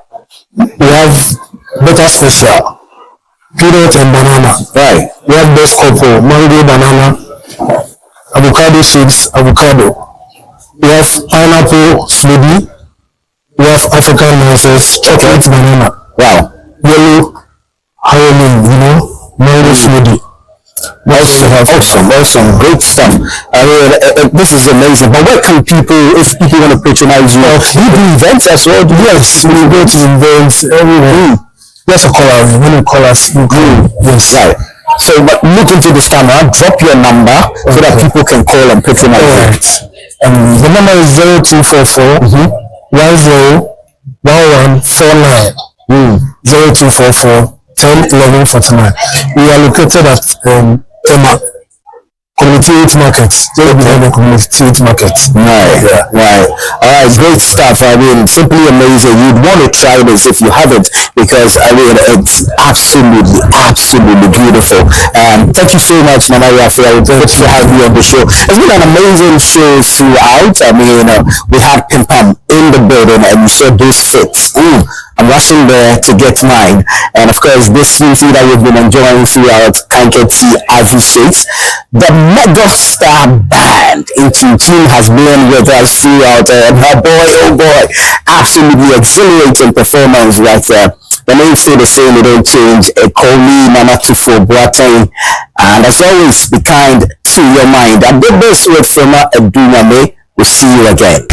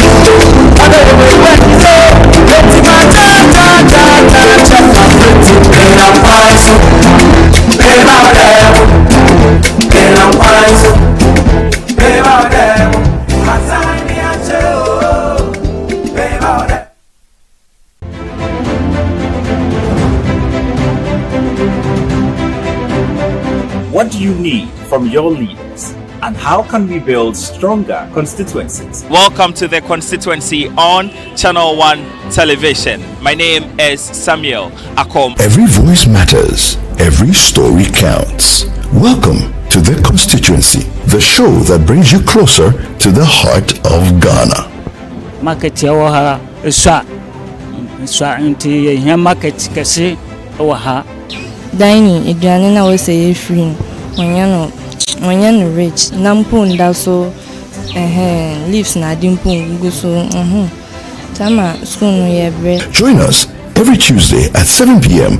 on Channel 1 TV as we explore the real issues facing our communities. From education and healthcare to jobs and infrastructure, we shine a light on the needs of the people. Now it's obvious that Ghanaians will look at it twice to make sure the NDC as a party will come into government 2025. You should say no there no be apple. Yes, we now here pa. Say me who me be no say nsuan ka man pa ko watch no.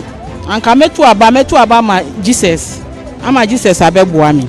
As December 7, 2024 approaches, it's time to empower ourselves and hold our leaders accountable. Get ready for insightful discussions, inspiring stories, and the chance to make your voice heard. Don't miss the Constituency. Tune in every Tuesday at 7 p.m. on Channel 1 TV. Your voice, your constituency, your future.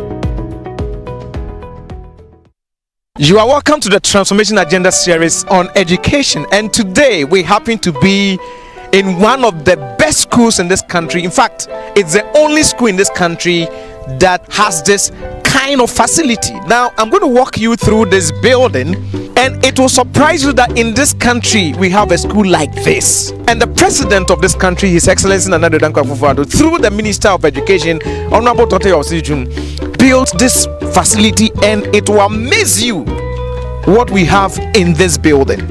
I want you to follow me as I show you the beautiful things we have in this facility.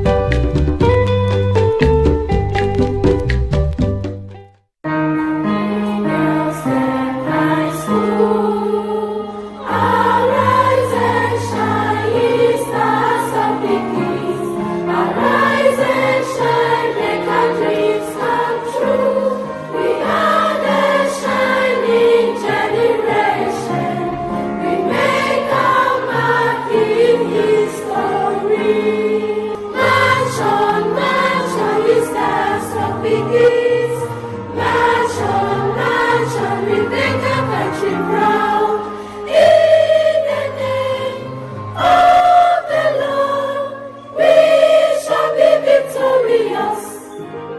inside the Bosomtwe constituency is this beautiful school, a 21st century building which was built first of its kind in Africa to train only girls in the area of sciences, science, technology, engineering, and mathematics.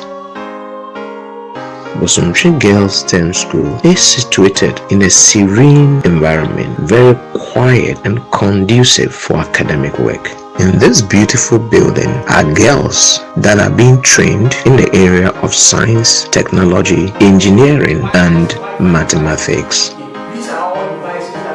The Bosomtwe Girls School has fully equipped labs for physics, chemistry, biology, and for robotics.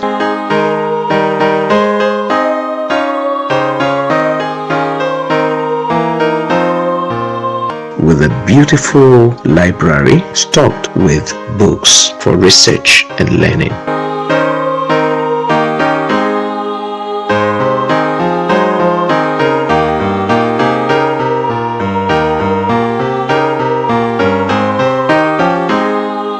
We spoke to the headmistress of the school, Mrs. Mary Donko. The school started on 19th April 2022. That's the Tuesday after Easter.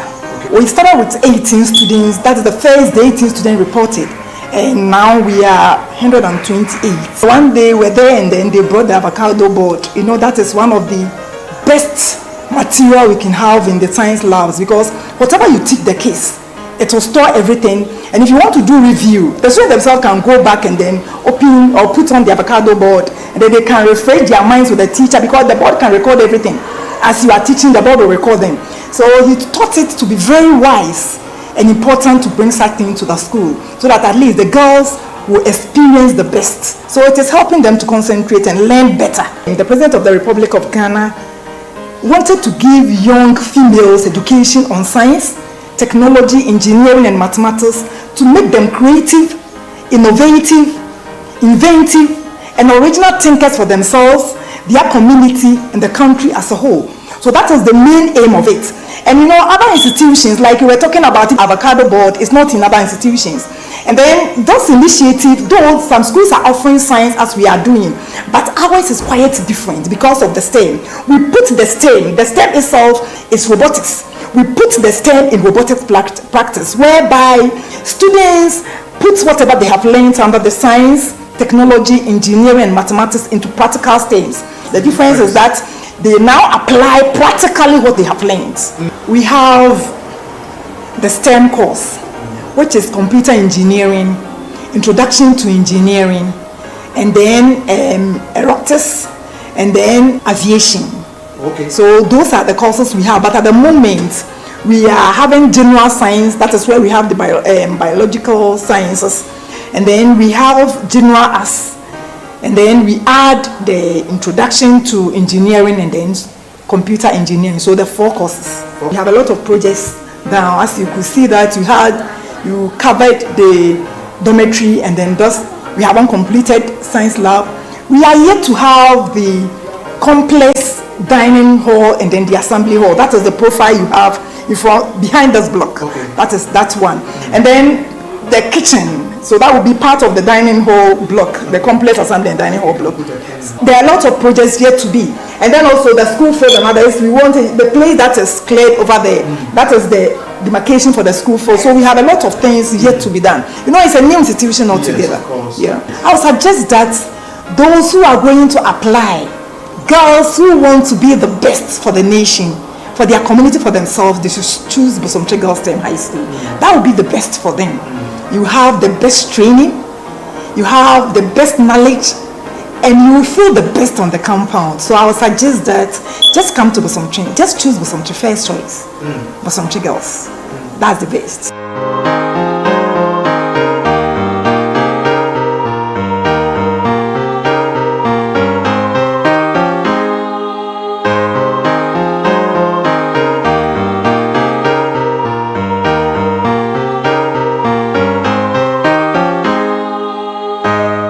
We are so much grateful to the president for such a magnificent building he has built for the people of Bosomtwe and the entire country. You know, it's a nice educational institution. It's a great school which has a lot of facilities. It's just like a university. We are doing science subjects, we are doing engineering subjects, we are doing general subjects. So when you talk about science education and for girls being the purpose or for girls being the objective, then there's no other school in Ghana than what the Honorable Minister of Education has built for the great country of Ghana. That is Busontri Girls STEM High School. How dedicated are the teachers? They are doing well. They are doing well because they are also happy to be part of this institution. Ghana, I think this is the first time we are seeing something like STEM education. So every worker working here is so proud to dedicate him or herself. So the teachers, they are doing their best. Here, the school has transportation for the students in case they want to travel to any other place for any official or educative programs. The school has a nice bus as well as a Toyota Hilux for other administrative functions. So in terms of commuting or transportation issues, the school do not have any. So we give it to the president and his able minister. In the next academic year, we are expecting to have our next batch of students. You know, this is our first batch of students. The school started on the 19th of April 2022 this year. So we're hoping to receive our second batch of students next year. And we are entreating all Ghanaians that if they want their girl child to study science, pure science, if they want their girl child to study engineering, I challenge them, I put it up to them. There's no other school in Ghana that the government has invested so much. The best of laboratories, the best of tools and logistics for every girl to get access to one of the finest form of science education. There is no other school than Busontri Girls STEM High School. The use of the avocado board made teaching and learning easier and exciting. All right, so this is the biology lab at the Busontri Girls STEM High School. I have not seen this before, so I just want to ask the biology tutor, who is Isaac Frimponeje, to tell us what this is. How does he feel teaching in a lab like this? It is amazing. I was even short of words the first time I met this. I've been in so many schools, but to be honest with you, this is one of the best, and it is making the teaching and learning of biology very, very simple. It is just like the computer, where you have to place the computer or you have to project everything on the board for the student to see. But because of what we call the avocado board or the smart board, in case you have a computer, you can just connect using the HDMI. So we have the HDMI slot here, the connectors are down here. So you just connect and everything will be on the screen for you. For instance, because we are working with a computer, I have just connected this with Zenda. So anything that I will do on my screen is going to reflect also here. For instance, in case I want to change this, I just have to go back. Then anything I do here, in case I want to move to a different diagram, this can also be done as I have depicted here. In case I am teaching chloroplast, gone are the days you have to take long time drawing the structure. But with the use of the avocado board, it is just a flip of the hand. So you just change everything, chloroplast.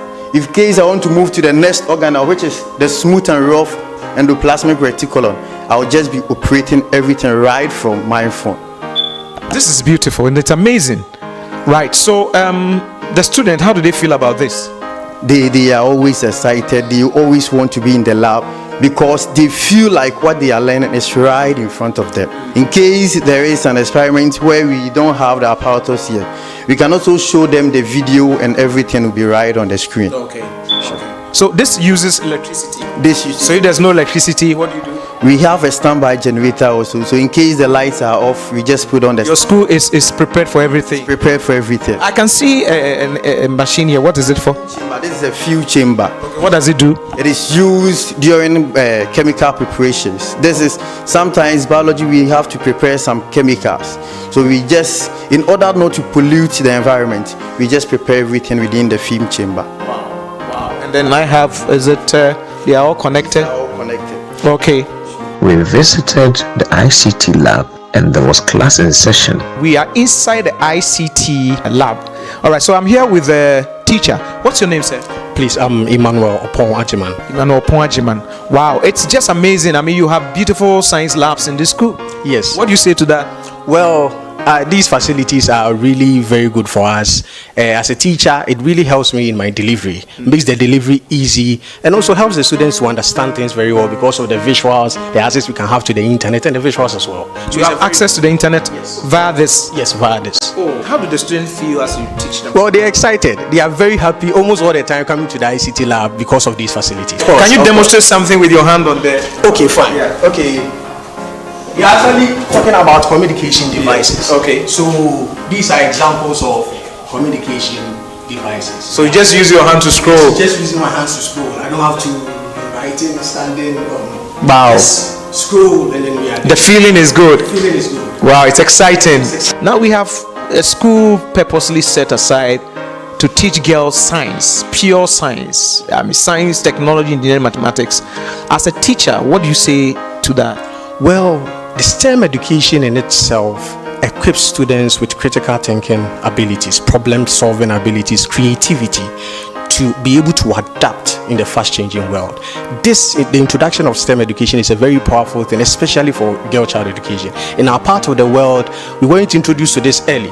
And so having the minister bring this initiative around is a very bold and very positive. It has to be from passion and then the desire to help and lift the country. So this STEM education is really a good thing. We had the opportunity to speak to some of the students. It feels very interesting. In my school, we have the smart board we use for learning. This makes teaching and learning very interesting. Teaching is easy, and learning is also easy. My name is Vanessa Nice-Nanifobochi. I feel very excited. The school is amazing. We are all happy being here, and we thank the Honorable Minister for building such a school for us. We always want to come to the lab to learn because when we are learning here, it's very interesting because we find everything easy because of the avocado board. I'm so proud. I'm so excited. I did not expect this from this institution. You'll not be tired, you write many notes. When he's just explaining, you just jot something down. Normally when you're writing the exams, you will revise back that he have even taught you about something. I feel very honored and very pleased to be here. I didn't expect this though, but by God's grace I'm here, and I think this is the best school that I have joined, and I think it's going to help me. Science is not difficult. It's about you having the mentality of learning, focusing on your studies. That's what I think. Just put yourself into it. You can do it. This is the best school for girls, and especially for people who are interested in science to come to this school and it will help them. I feel very privileged being in this school because this school has a lot of equipment. Everything about this school is just modern, it's just superb. I don't even feel like going to the house anyways. I always want to be in this school to be able to learn. Everything here is just good. Just don't feel like going home. My alma mater, which is University Junior High School, even though it was a big school, we're not having such kind of facilities or equipment, but being in this school, it makes everything easier. For my school, if you're able to search for anything that is virtual or anything that is visual, meaning the ICT, the teacher has to use the phone, go around with it. But here, just can sit at the back and just view everything that is being shown from there. It's very easy to study science here because everything here is just modern. We are just getting sponsorship from, just get it. Oh, God. Just everything here is just super. I don't know the English word to use for it. Everything here is just superb. It's just powerful, wonderful. I'm very excited. Just excited to be in such a school. It's mind-blowing to. And as for our own father, Dr. Yaose Educhum, he's just a wonderful man. He's just pushing everything because not in every SHS that they have this, even to talk about the A schools, but as I'm lost of it. It's very amazing because whenever a teacher stands in front of you to teach, you understand it. Even though the teacher wants to research something or do something, he just stand here and he will just be pressing. And the internet is working. Everything is there. No stress, nothing. The teacher teaches us so that we will be able to understand everything. We like the environment, everything here, we like it. I feel comfortable and also I feel proud of myself because what they have given it to us, it curtails the stress of the teachers and also us, because other schools are learning only the theory without practicals, but for us, we are fortunate to learn with the theory and as well as the practicals also. That makes us understand very, very, very. Everything is good and super. It's STEM is basically science, technology, engineering, mathematics. How is that different from other schools? When we learn in the classrooms, we go to the STEM lab to put it into practice. What about the environment at your school? It's a serene environment that helps quick learning and effective learning. What can you say about the Minister for Education? Yeah, he's a great person because he chose us, like he made a school for girls to become to learn science, to learn engineering, to learn computer science. So we thank him so much for giving us the opportunity. As girls, I mean, as you do science, people thought that science was a difficult subject, some sort of, and then so they felt that boys should be doing science. What do you say to that? Yes, it's because of that misconception that's why he made the school a girls' school to change the misconception moving around. All right. The joy, the excitement, the confidence, and the boldness of these girls is amazing. I have one of the house mistresses, Miss Victoria, I'll say, and we're going to have a little chat with her to tell us about the school, especially how the girls are faring here. I teach social studies here and also house mistress here. Looking at the environment, as a house mistress, how do you feel yourself? Oh, I feel amazed to be working in Bosomtwe Girls STEM High School. Wow. Because of the students, they cope with us. They are not students that whatever you say they will not do. They are respectful students. Therefore, I feel happy to be with them. All the students feel happy to be here because of the discipline we have been imposing them, and our nice head mistress, who is a disciplined head mistress. So she helped us to do things. Therefore, all the house mistresses cope with the head mistress to help develop the school for them. Now, this is a girls' school. Do you have difficulty in managing them? I mean, we're looking at these are young girls, and some may come from different backgrounds, how they were brought up. How are you able to cope with all of them? We are able to cope with them because of how the house mistresses, we are also disciplined. Okay. You see, once somebody learns how you are, the person cope with you.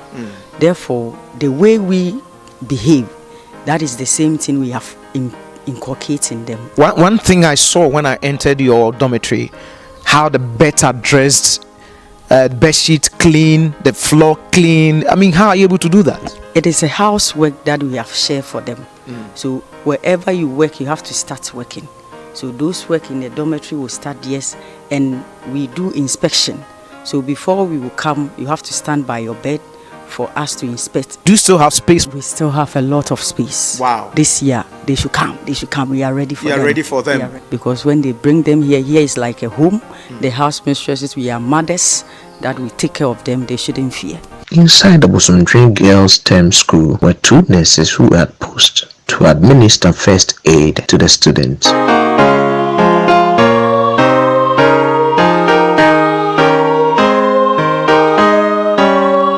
I'm called Blessed Nosei Tutu. How do you feel being here? I'm really excited. This is one of the best places you can ever get in all the world. Wow. So what course are you Computer science. So you want to become what? A computer scientist, a researcher, a programmer, yes. Going into the science lab to study, how does that make you feel? I feel really excited because you get to experience new things like never before, new equipment, new materials like you've never seen. So it's really a nice experience. I would really like to thank the minister for bringing up such a nice institution like this and for helping we to come into an institution like this, and it really helped us. I really thank him, and I thank the president. Okay, so I want to move you from this school to a different school. Will you go? Oh no. Indeed, the transformation agenda of government is on course. Well, thank you very much for watching the Transformation Agenda series on education. As you can see, we had the Honorable Minister for Education, Honorable Dr. Yaosedu, always say that these things are there. The Bosomtwe Girls STEM School is there. They do robotics. They have avocado shadow board, they have a smart screen and all that. Today you've seen all for yourself. This is one of the best schools you can find in this country, and I believe that as you watch this video, those of you who have your children in junior high school, you will recommend this to them. Or if you have a parent who wants their wards to come to a school like this, you can recommend this school to them. It's one of the finest schools I've come. You see their library, you see their physics, chemistry, biology, their ICT lab, everything about this school, their dormitory, the teachers, everything about this school is just so beautiful. And I just want to say a big thank you to the president of this country, Nana Addo Dankwa Akufo-Addo, for having such a beautiful edifice. This is a STEM school for girls, and look at the facilities they have. We have nothing to say than to say thank you very much. Let's see you again next week for another edition of the Transformation Agenda series on education. Bye bye from Bosonje Girls STEM High School.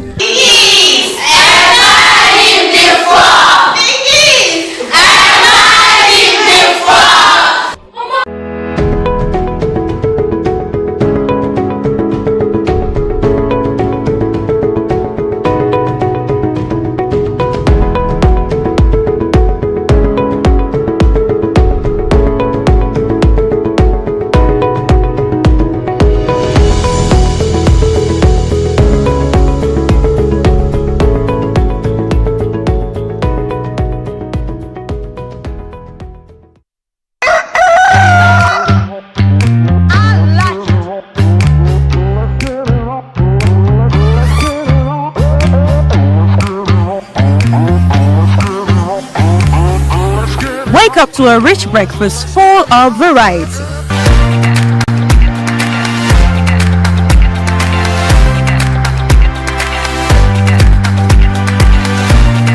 Blend your scrumptious wache with an energetic Newsroom.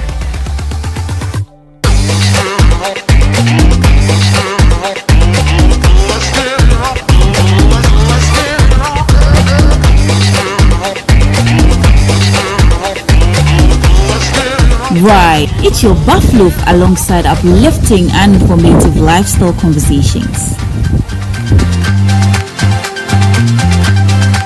It's me, Chris Carter. Spend your mornings with me. Or you can enjoy your mornings with me, Jifa KD Aputo. And have breakfast with me, David Kwekusechi, right here on Breakfast Daily, every Monday to Friday from 7:25 a.m. to 10 a.m. on your favorite channel, Channel 1 TV.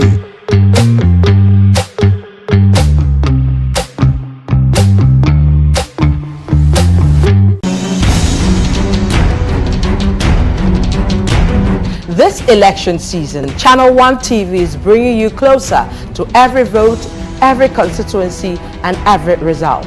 Our team will provide in-depth data-driven analysis to show you what each vote means for our nation. From the campaign trail to voting day and the final declaration of results, Channel 1 Television is covering it all. We'll be on the ground in all 276 constituencies, so every voice is heard and every community represented.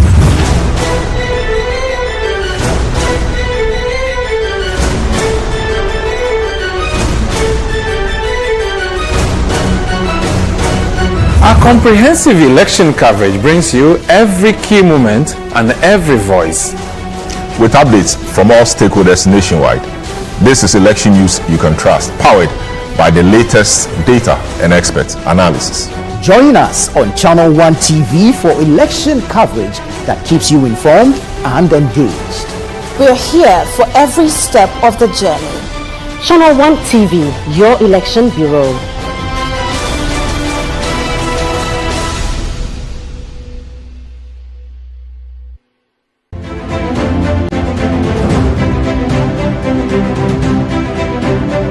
What do you need from your leaders? And how can we build stronger constituencies? Welcome to the Constituency on Channel 1 Television. My name is Samuel Akom. Every voice matters. Every story counts.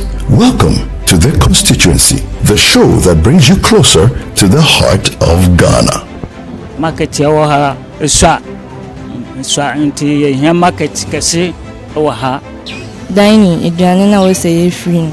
Onye no rich nampo nda so leaves na dimpo go so tama school no ye bre. Join us every Tuesday at 7 p.m. on Channel 1 TV as we explore the real issues facing our communities. From education and healthcare to jobs and infrastructure, we shine a light on the needs of the people. Now it's obvious that Ghanaians will look at it twice to make sure the NDC as a party will come into government 2025.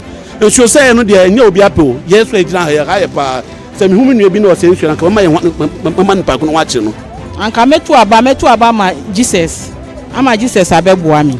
As December 7, 2024 approaches, it's time to empower ourselves and hold our leaders accountable. Get ready for insightful discussions, inspiring stories, and the chance to make your voice heard. Don't miss The Constituency. Tune in every Tuesday at 7 p.m. on Channel 1 TV. Your voice, your constituency, your future.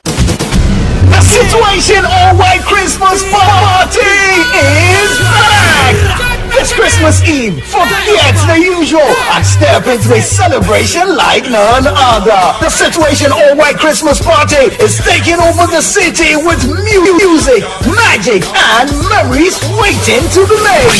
Think cozy vibes, electric beats, and the perfect blend of festive cheer and wild energy all in one space. Date 24th December 2024.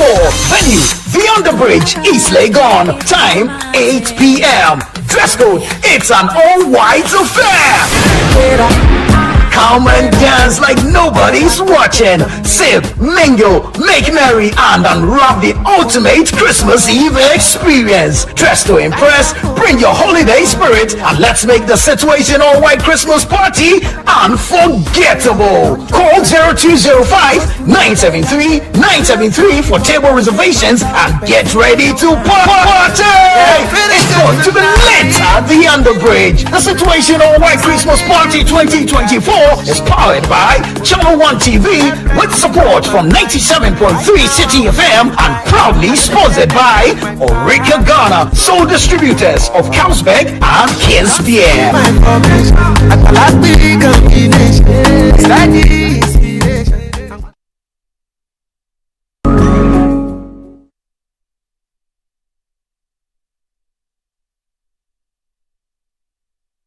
The Ministry of Roads and Highways, acting through the National Roads Authority, is happy to announce the completion of the Flowerpot Interchange.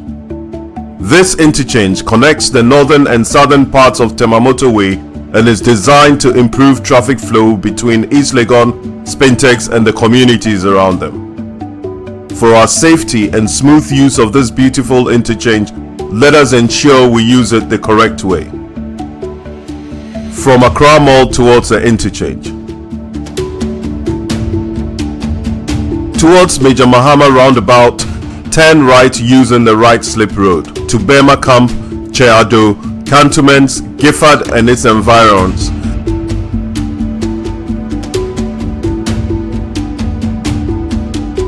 To Spintex Road 1 and its environs, turn right using the right slip road. Use the second exit at the roundabout in front of Palace Mall onto Spintex Road 1 to East Airport, Regimanuel, Teshi, Lekma Hospital and its environs.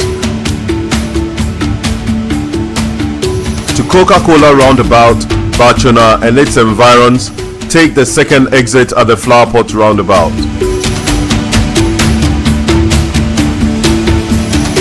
To the Temamoto Way and Community 18 junction, take the third exit at the Flowerpot roundabout.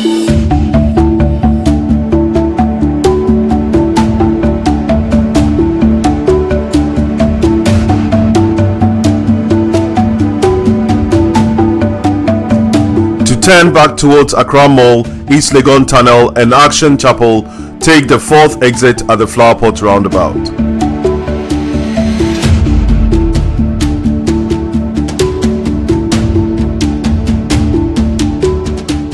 From Major Mahama roundabout towards the interchange. To Spintex Road 1 and its environs, use the right service road by the ramp and take the first exit at the roundabout in front of Palace Mall.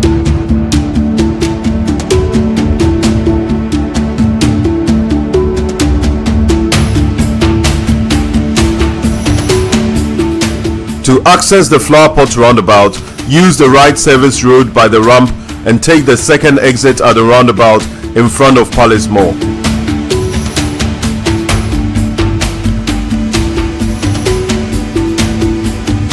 To return to Major Mahama roundabout, use the right service road by the ramp and take the third exit at the roundabout in front of Palace Mall.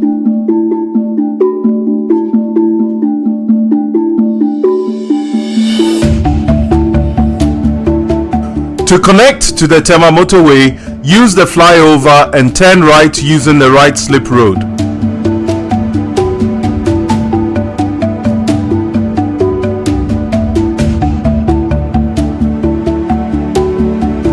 To connect to East Legon, use the flyover and stay on the main carriageway.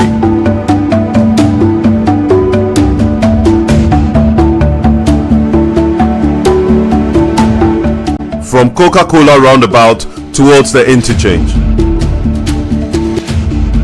Towards Tema motorway, use the first exit at the Flower Pot roundabout.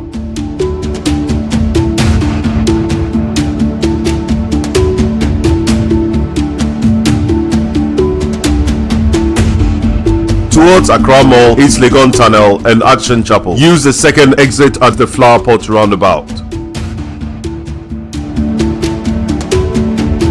Towards the roundabout in front of Palace Mall, use the third exit at the Flower Pot roundabout. You may access Palace Mall from this approach. To return to Coca-Cola roundabout, use the fourth exit at the Flower Pot roundabout.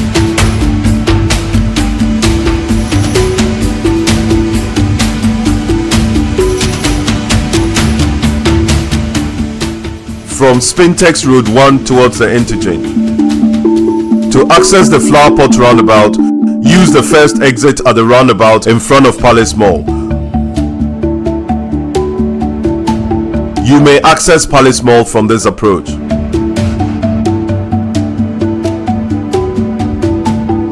Towards Major Mahama roundabout, use the second exit at the roundabout in front of Palace Mall. To return to Spintex Road 1, use the third exit at the roundabout in front of Palace Mall.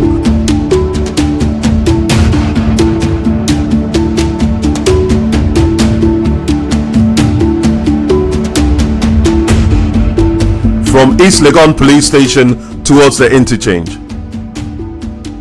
To access Major Mahama roundabout and its environs, use the flyover.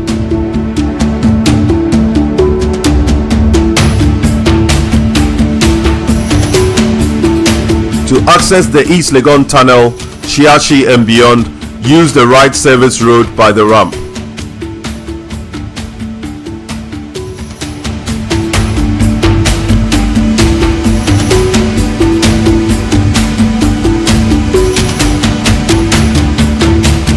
To go back to East Legon Police Station, use the U-turn under the interchange.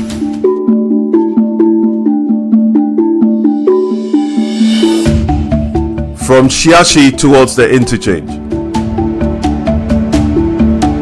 To access the old East Legon Tunnel towards Action Chapel and Accra Mall, use the exclusive right turn before the traffic light.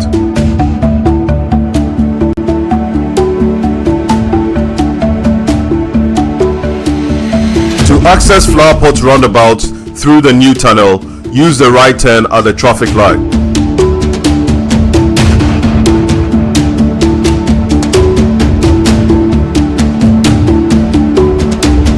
Access the interchange towards Major Mahama roundabout, use the ramp up after the traffic light.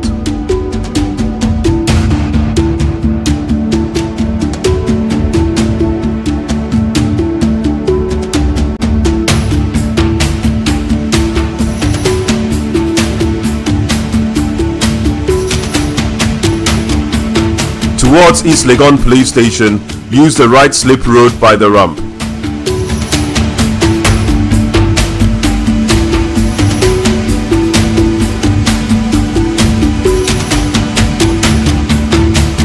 To go back to Shiashi, East Legon Tunnel and beyond, use the U-turn under the interchange.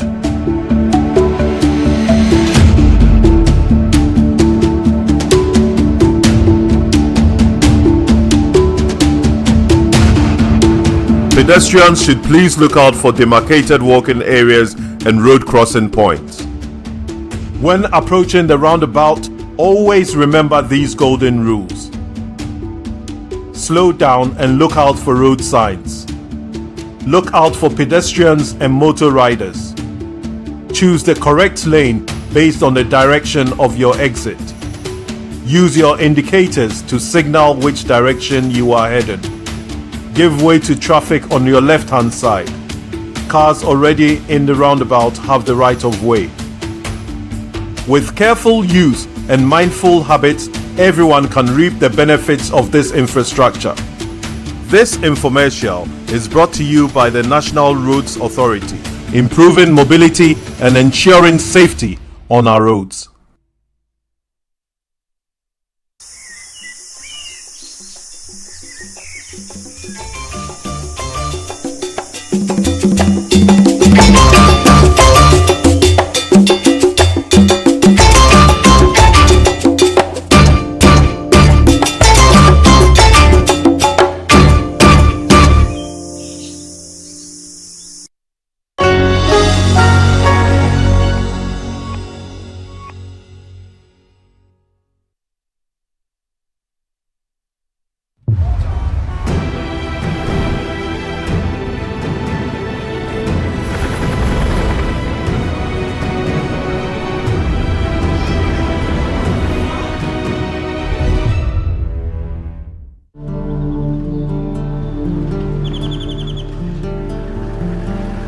This group of migrants are attempting to enter the US after crossing the Rio Grande, the river that acts as the border with Mexico.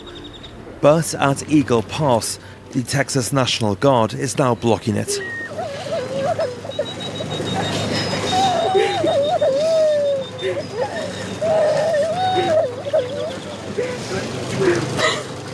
¿De dónde están? Colombia. Por favor, por mis niños. No han comido, no han tomado agua, por favor. Que sea una botellita de agua para ellos. It's a scene that has become commonplace. The National Guard took control of Shelby Park in January after a record number of illegal arrivals. In December, up to 11,000 people a day were entering the US illegally. Since then, the orders have been clear. Stop the influx. Pasado frío, si hemos pasado hambre y hemos hecho lo que ustedes nos han dicho, que se corran para allá, nos hemos corrido para allá, que se corran para allá, nos hemos corrido para allá. Tienen que entender nuestra parte. Están jugando con nosotros. Pues tienen que entender nuestra parte, nosotros no podemos, es nuestro trabajo, es la ley. Pero nosotros no podemos. No estar en este lado. Y todos ustedes. Pero eso lo pudieron haber pensado. Las necesidades que pasamos cada uno de nosotros. Pero eso lo pudieron haber pensado antes de cruzar el río. Lo hemos pensado tanto. El mensaje que le tuvieron que dar a mis soldados es de que te tienen que regresar por el punto legal de entrada. Exacto, ¿no? Eso es lo que estamos diciendo. O sea, que no es una frontera abierta aquí, señorita. Él es inmigrante también y él entró por la parte legal. Es más fácil. Es más fácil. Dígame cómo puedo entrar por la parte legal. Dígame. We don't know what happened to this family because an officer asked us to leave. I'm going to take her out of the park. All right.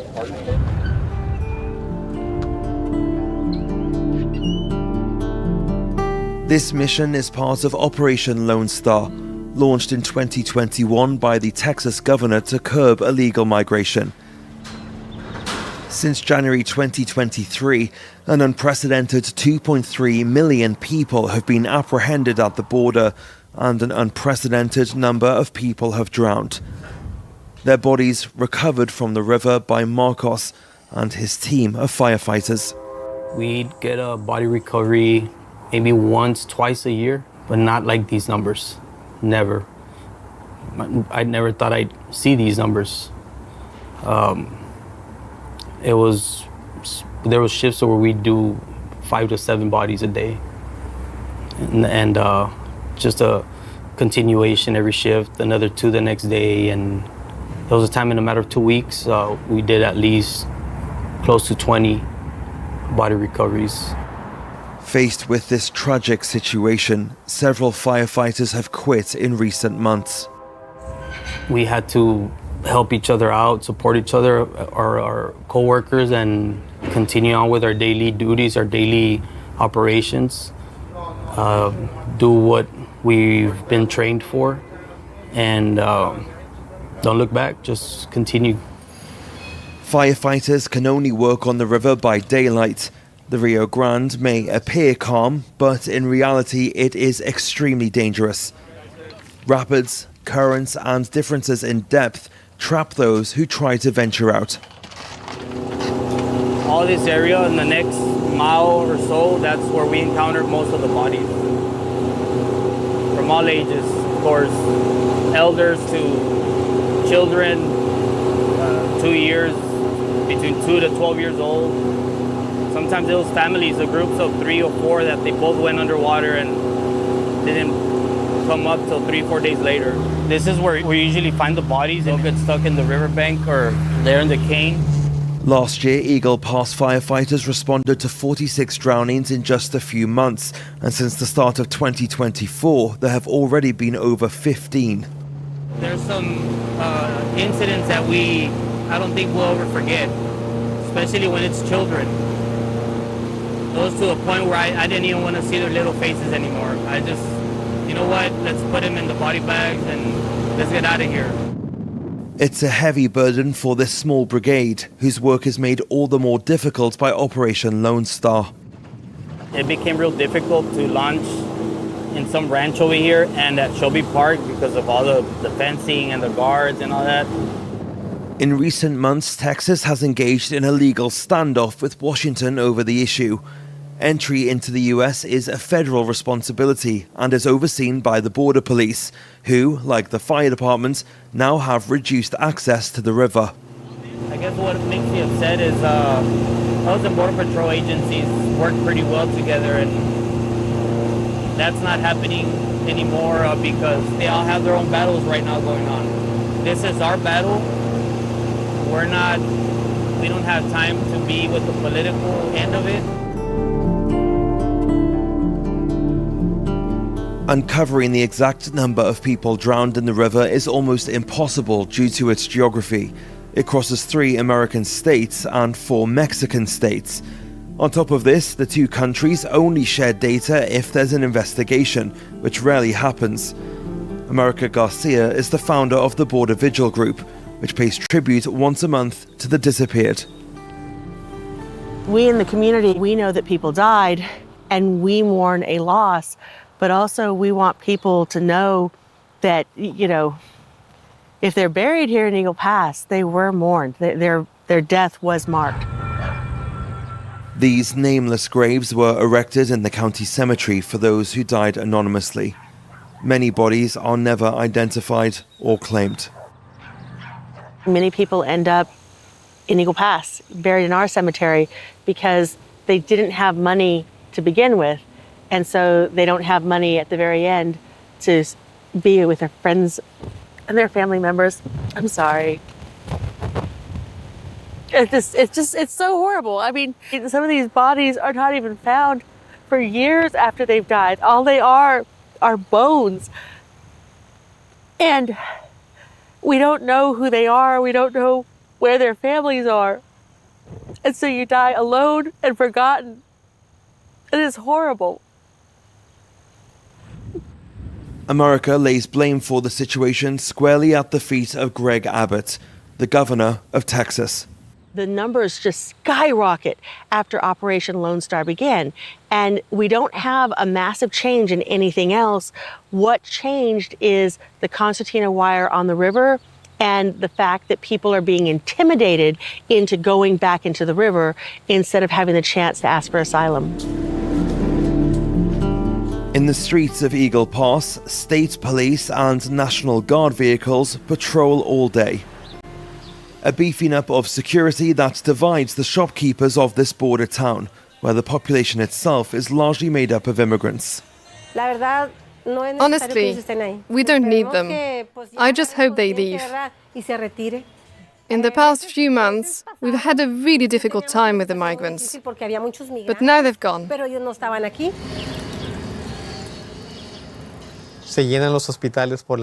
Some people arrive sick and saturate the hospitals. Many have socioeconomic problems, and the local authorities don't have the means to look after both the migrants and the population. We wouldn't need the National Guard if the federal government solved the problem.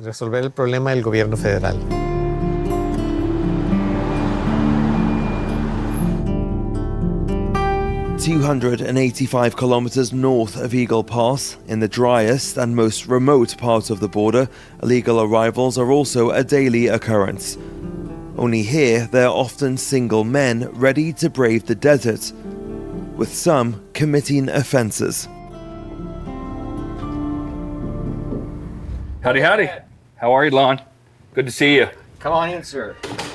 A few days ago, a man broke into this owner's ranch by smashing a window with a hammer. Thanks to his CCTV, he was able to alert the border police and the sheriff. I have to fix this. Nobody's going to come take care of that for me, and this costs money. Or does he fit any kind of profile? No, he just seemed to be a regular crosser from Mexico, and we have transferred him over to the state while he awaits his state charges. This isn't the first time this type of incident has happened to Lon. In recent months, migrants have cut off his internet connection and emptied his water tank by punching holes in it. And I've been supportive of my government and my country, and I feel what's happened recently, I don't feel there's a degree of reciprocity from the federal government. I think the federal government has let me down. I don't wish for any government or political party. All I do is I want whoever is there, I want them to do their job and stops this influx of people into the country. It's a sentiment shared by Thaddeus Cleveland, sheriff of Terrell County, a territory the size of a small state. We're past the crisis. We're now at a catastrophe. This has been going on for 3.5 years now, and we've seen it, shift from different portions of the border. In our county alone, the first year Biden took office, we had a 289% increase in illegal alien apprehensions. The second year, our apprehensions went up 418%. Before joining local law enforcement, Thaddeus was a border patrol agent for 26 years. He knows these stretches of desert by heart and says it's particularly difficult to operate here. This is an area that's heavily utilized or had been in the past. I think we've had so much success making apprehensions here that it's made them leave this area and then they just go over, a mile down the road, a mile up the road, and then just find a new spot until we rediscover where they've gone. Today, the sheriff works closely with the services deployed by Operation Lone Star, and for him, there's no doubt. The state of Texas had no choice but to intervene where the federal government had fallen short. Not only is Governor Abbott protecting Texans, he's protecting Americans because, Texas is 3/4 of the U.S.-Mexico border. It's 1,200 miles. So, the large portion of where we saw those last 3 years of illegal alien crossings and asylum seekers was right here in Texas. The last few years, we've spent about $10 billion on border security, meaning the state of Texas, taxpayer money. Man, I'd love to see that money go to school benefits and things like that. But I'll tell you, the most critical and most important thing in Texas right now is our border with Mexico. So fully support what he's done. As at Eagle Pass, here too, more crossings mean more deaths. We've recovered 37 deceased individuals, and any death is not fun. It doesn't matter if someone's here legally, that's still somebody's loved one, and it's sad, and we don't want to see anybody die.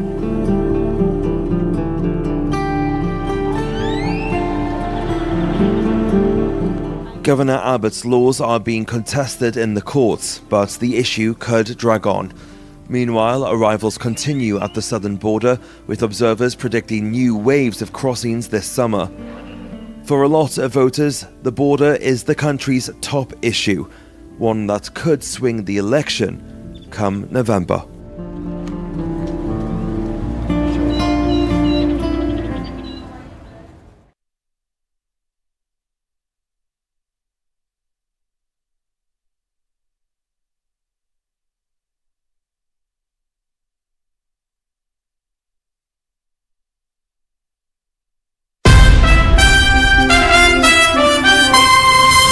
after a busy day at work, consumed by the responsibilities of work, family, church, etc., it's great to get home to a detailed and comprehensive coverage of the day's biggest stories. This is the Election Bureau. Hello and welcome to Channel 1 Newsroom. From our studios at number 5, Ola Hansen Lane. At Tesano in Accra, my name is Umaru Sanda Amado. Nanatufu Abuate. Eden Safo. Charles Ozukumin. Chua Tenkrama Dominic. Zoe Abubeduado coming up. For the first time in its history, the Electoral Commission has granted select journalists access to witness the printing of ballots and other election materials, ensuring that all angles of the various news items are accurately and adequately covered. Those NDC people who are, walking all over the place, proclaiming, if they know the law, they should now face us in the law.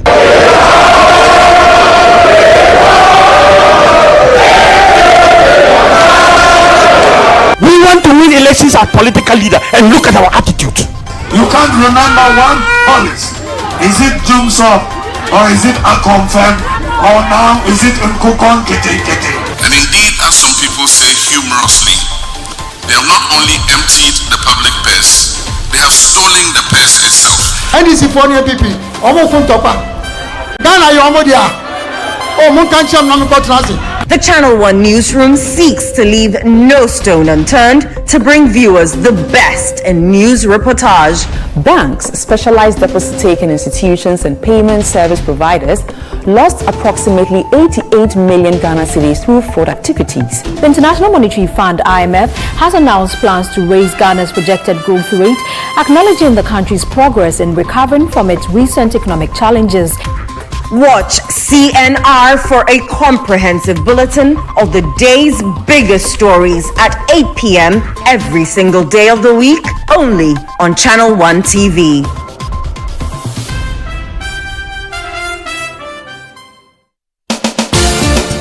In the realm of national discourse, where every question demands an answer, one show stands out, Face to Face.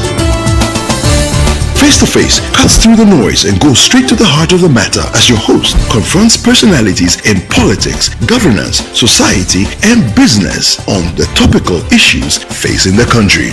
If you said to me that you made $1 million out of scraps in the United Kingdom at age 19, that will raise eyebrows, and I ought to ask you how you made it. Umaru, first of all, if anybody wants to find out how I acquired my wealth before even 21, it's on the internet. I have built hotels. I've done all of that. It's all there. It's bringing me income. It's yielding. I'm creating employment. You introduced free SHS in 2017, and for 7 years, you are still having the same problem. No, it means you have that's false. That's very accurate. No, that's Schools false. still have challenges with boarding house, dining hall, Umaru, classrooms. I like context. Yes. I like debate, but I like factual debate. Yes. It's false. And I'll tell you what. Dr. Baumia has humbly acknowledged what our challenges or our shortfalls have been as a government. He has outlined what the successes have also been. And he is giving cogent, clear vision points for each of the sectors. It's the worst, government we've ever had to combat corruption. Join Umaru Sanda Amadou every Tuesday at 9 p.m. on Face to Face as he explores the issues that shape our nation. Only on Channel 1 TV.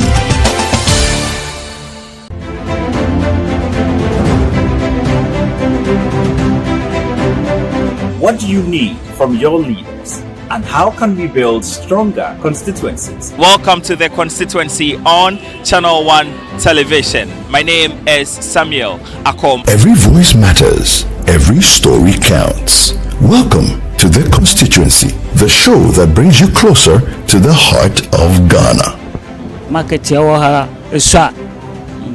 inti ya market kesi yawaha. Dining eduane na we say free. Onyano rich nampo ndaso leaves na dimpo go so tama school no ye bre. Join us every Tuesday at 7 p.m. on Channel 1 TV as we explore the real issues facing our communities. From education and healthcare to jobs and infrastructure, we shine a light on the needs of the people. Now it's obvious that Ghanaians will look at it twice to make sure the NDC as a party will come into government 2025. It should say no there no be apple. Yes, we can hear pa. Say me who me be no say so na man pa ko no wache no. Anka metu aba ma Jesus. Ama Jesus abegboa mi. As December 7th, 2024 approaches, it's time to empower ourselves and hold our leaders accountable. Get ready for insightful discussions, inspiring stories, and the chance to make your voice heard. Don't miss The Constituency. Tune in every Tuesday at 7 p.m. on Channel 1 TV. Your voice, your constituency, your future. This election season, Channel 1 TV is bringing you closer to every vote, every constituency, and every result. Our team will provide in-depth data-driven analysis to show you what each vote means for our nation. From the campaign trail to voting day and the final declaration of results, Channel 1 Television is covering it all. We'll be on the ground in all 276 constituencies, so every voice is heard and every community represented.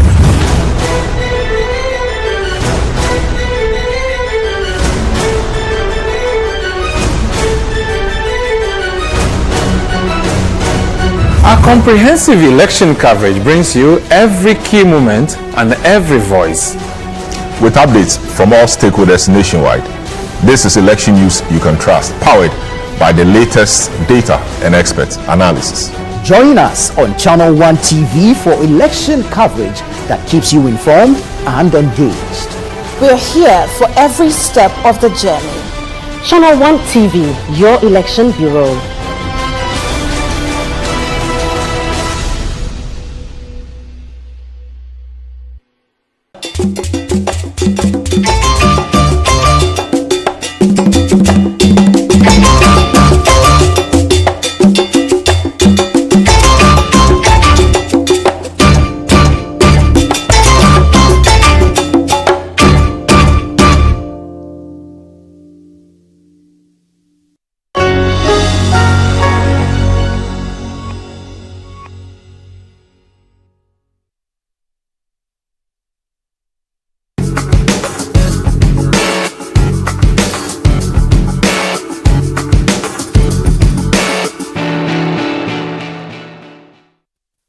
Welcome to Trending Africa with me, Electoral. Trending Africa is a show that brings you topical issues, news, making headlines across countries in Africa. We'll go for a quick break. When we return, we have some few countries to bring you the topical issues there. Don't go to rest, stick and stay.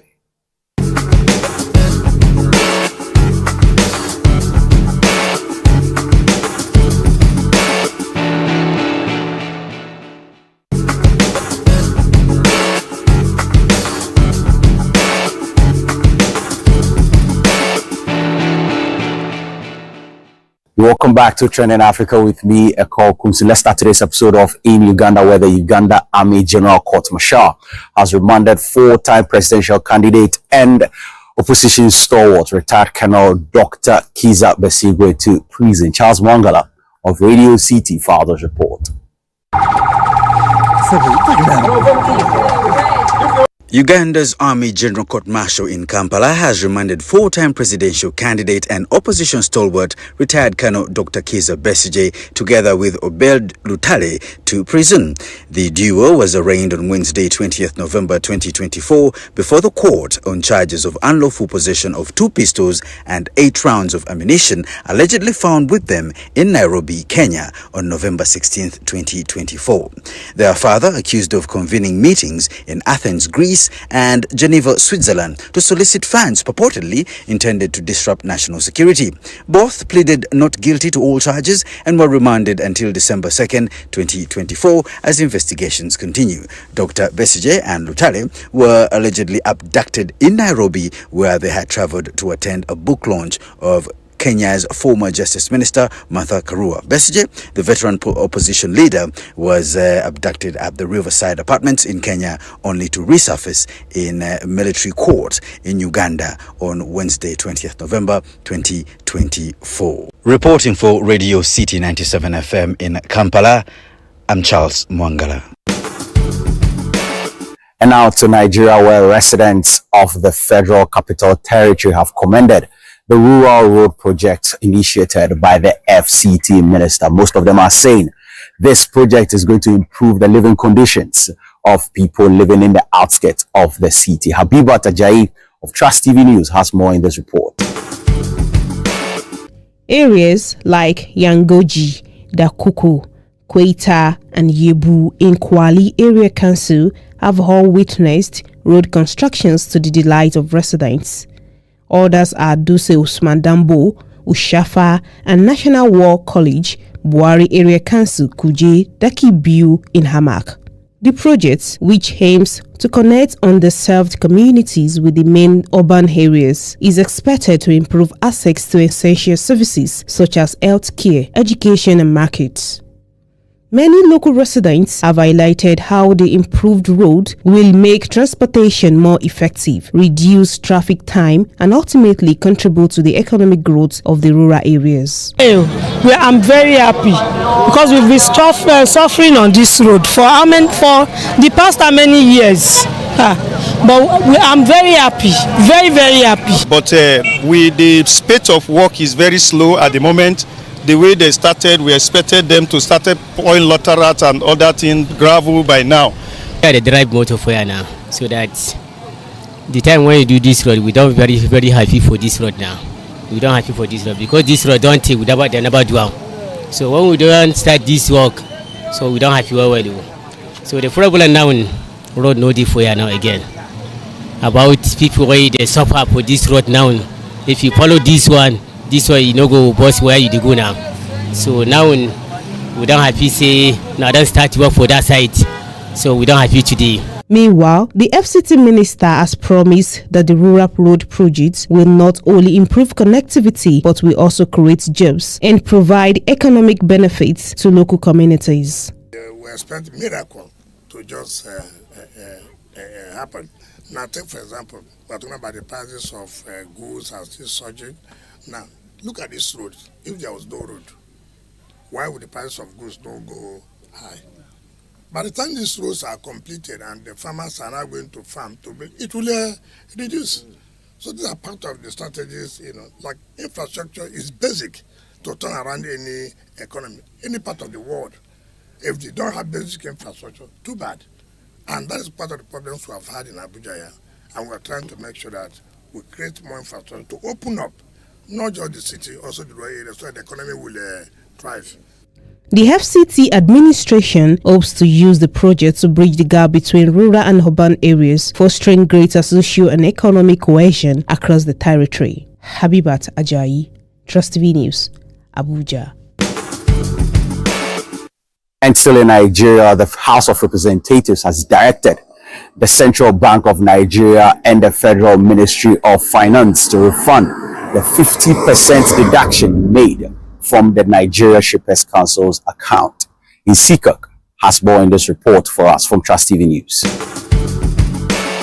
The Ministry of Finance's decision to impose a 50% deduction from revenue-generating agencies typically aims to address pressing fiscal challenges, such as reducing budget deficits and managing public budget.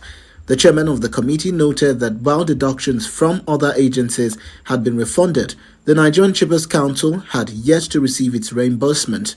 Mohammed expressed concern that the non-release and delay in refunding the funds have caused significant operational challenges for the council, including difficulties in paying staff salaries and retirees' entitlements. This situation, he noted, has led to undue hardship for both employees and retirees. Aware that the Federal Ministry of Finance deducted 50% of Council's account balance in December 2023 under the provisions of the 2021 Finance Act, while similar deductions from other agencies have been refunded, the Nigeria Shippers Council has not received its refund. In a related development, the House also urged the Federal Ministry of Power to declare electricity distribution companies, discourse, as non-state actors and take immediate steps to address the alleged reckless actions which pose a threat to the nation's economy. The lawmakers further recommended the recapitalization of discourse, requiring a minimum of 500 billion naira in financial capacity. They said only operators with the financial strength to provide satisfactory services to consumers should be allowed to continue operations.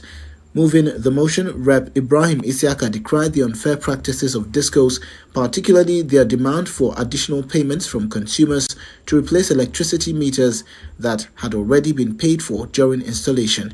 He described these demands as dubious, eroding consumer trust and exacerbating financial burdens on households and businesses. Also notes that Nigerian consumers paid for electricity meters and installations, but discourse now demanding additional payments for replacement of the same meters under dubious pretenses, undermining consumer trust. Also, the House of Representatives has passed for second reading a bill for an act to ensure adequate funding for mineral resources exploration and extraction through public-private partnership. Sponsor of the bill, Lanre Okwonla, representing Surulere 2 Federal Constituency of Lagos, while leading the debate during plenary, explained that the aim of the bill is to ensure that the mining industry reaches its full potential. Okwonla said the partnership will reduce the nation's dependence on oil, boost the economy and create job opportunity. Mr. Speaker, the objective of this bill is to bring the private sector expertise and for effective and efficient mineral resource industry. Clearly, this is outlined in the bill. While the extraction of Nigerian abundant mineral resource through partnership between the public and private sector, this approach will reduce our dependency on oil. Members, while contributing to the debate, noted that if the bill is passed, it will boost the value of the nation's economy as the untapped mineral resources in the country are more than 80%. It has been a practice all over the world that private companies or private partnership works, particularly in tapping the untapped mineral resources all over the world. In other words, the private sector may have the skills, the know-how, and everything to tap the mineral resources, but it may not have the financial resources to do that. And at the end of the period, by the time you have a PPP arrangement, you realize that each and every resources all over the country will be tapped to the highest order or to the maximum level. Mr. Speaker, this bill in Zimbabwe, there is an arrangement like this. We can as well do better because we have abundant mineral resources lying fallow, untapped. Following further debate, the Speaker of the House, after calling for a voice vote which went to the House majority, referred the bill to the Committee on Solid Minerals Development for further legislative input. Meanwhile, a bill for an act to alter the constitution to provide voting rights for Nigerians in diaspora and related matters has also passed for second reading. The bill was sponsored by the House Speaker, Abbas Tajuddin, and a member of the House, Sadiq Ango Abdullahi. Now, in a country grappling with rising inflation, job losses, and the increase in cost of living, you think indulgence is a luxury for Nigerians. But here at the Yahuza Suya Spot in Abuja, the story is different. At the Yahuza Suya Spot, it tells you how Nigerians are able to find light in the darkest times. Noah Sampson of Trust TV News filed this report. In today's tough economic climate, you might expect a popular suya spot in Abuja to be quiet. Its grease barely sizzling. But when we visited this bustling spot twice, once in the afternoon and later at night, we found a different story entirely. Both times, the place was packed, buzzing with people from all walks of life, indulging in a little escape from life's challenges.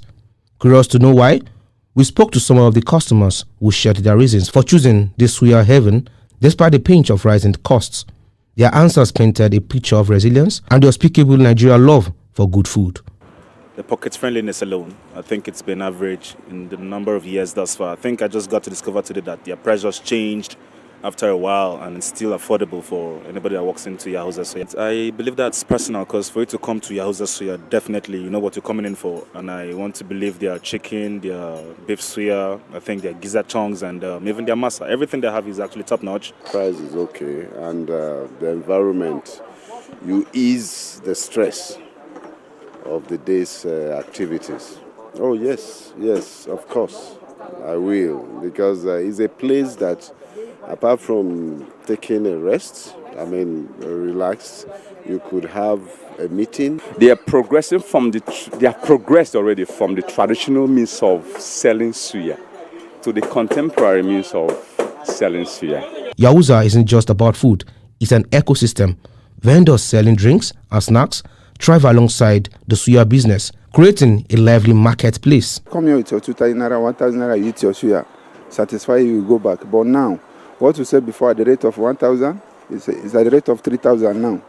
What we sell at the rate of 3,000 before is at the rate of 6,000 now, due to the situation in the country. Yes, from 2,500 to above, we have 2,500, we have 3,000 to above, you understand? We even have 12,000. Yes, that's the price. And we had different curriculum up to, you understand? Because of Yahuza Suya, everybody come buy me plum, fruits, everything, because plenty people come here.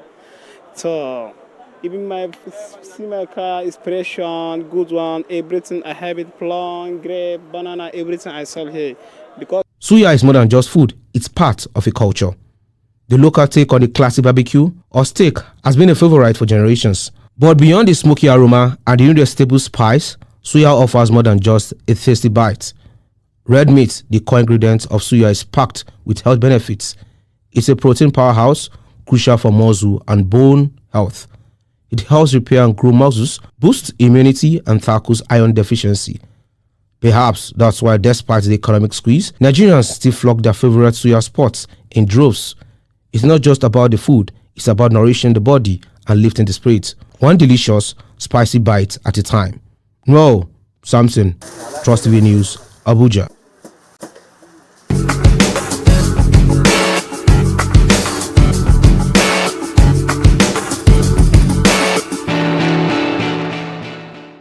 You're still watching Trending Africa with me, Electoral. So we'll go for a quick break and return. We have more stories for you. Stick and stay.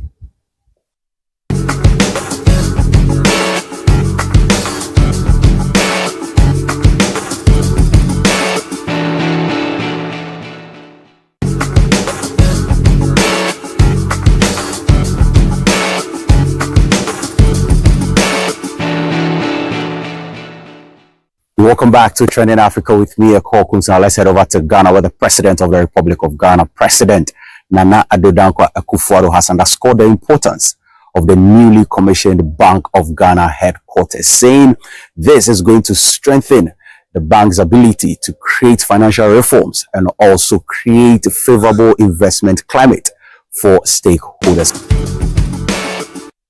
This is the new headquarters of the Bank of Ghana, the Bank Square. And so beginning today, the 20th day of November 2024, this is where the Bank of Ghana is going to carry out its core mandate as regulator of the banking sector in the country. Well, years ago, the Bank of Ghana has been operating from its old headquarters situated at the High Street. But today, they've moved to Ridge, still in the Greater Accra region, for very obvious reason. The Bank of Ghana says that some 20 years ago, it saw the need to relocate from its old premises to a more pristine area, just to ensure that they meet international, global central banking standards in terms of infrastructure. More importantly, centralize their activities and also ensure that they harmonize their regulations. The number of branches of regulated institutions, personnel and systems that must be supervised have expanded significantly, and we cannot ignore the monumental evolution of banking services, the corresponding increase in the number of consumers of those services, and technological advancements that have changed the financial service ecosystem in Ghana, bringing on board licensing and supervision of mobile money operators and financial technology firms. As you may be aware, Bank of Ghana has multiple offices in the city of Accra, and with a strategic plan to harmonize all these operational units at the headquarters under one roof. This new head office provides us with the opportunity to better streamline our operations, improve communication, reduce costs, and create the needed synergies for efficiency.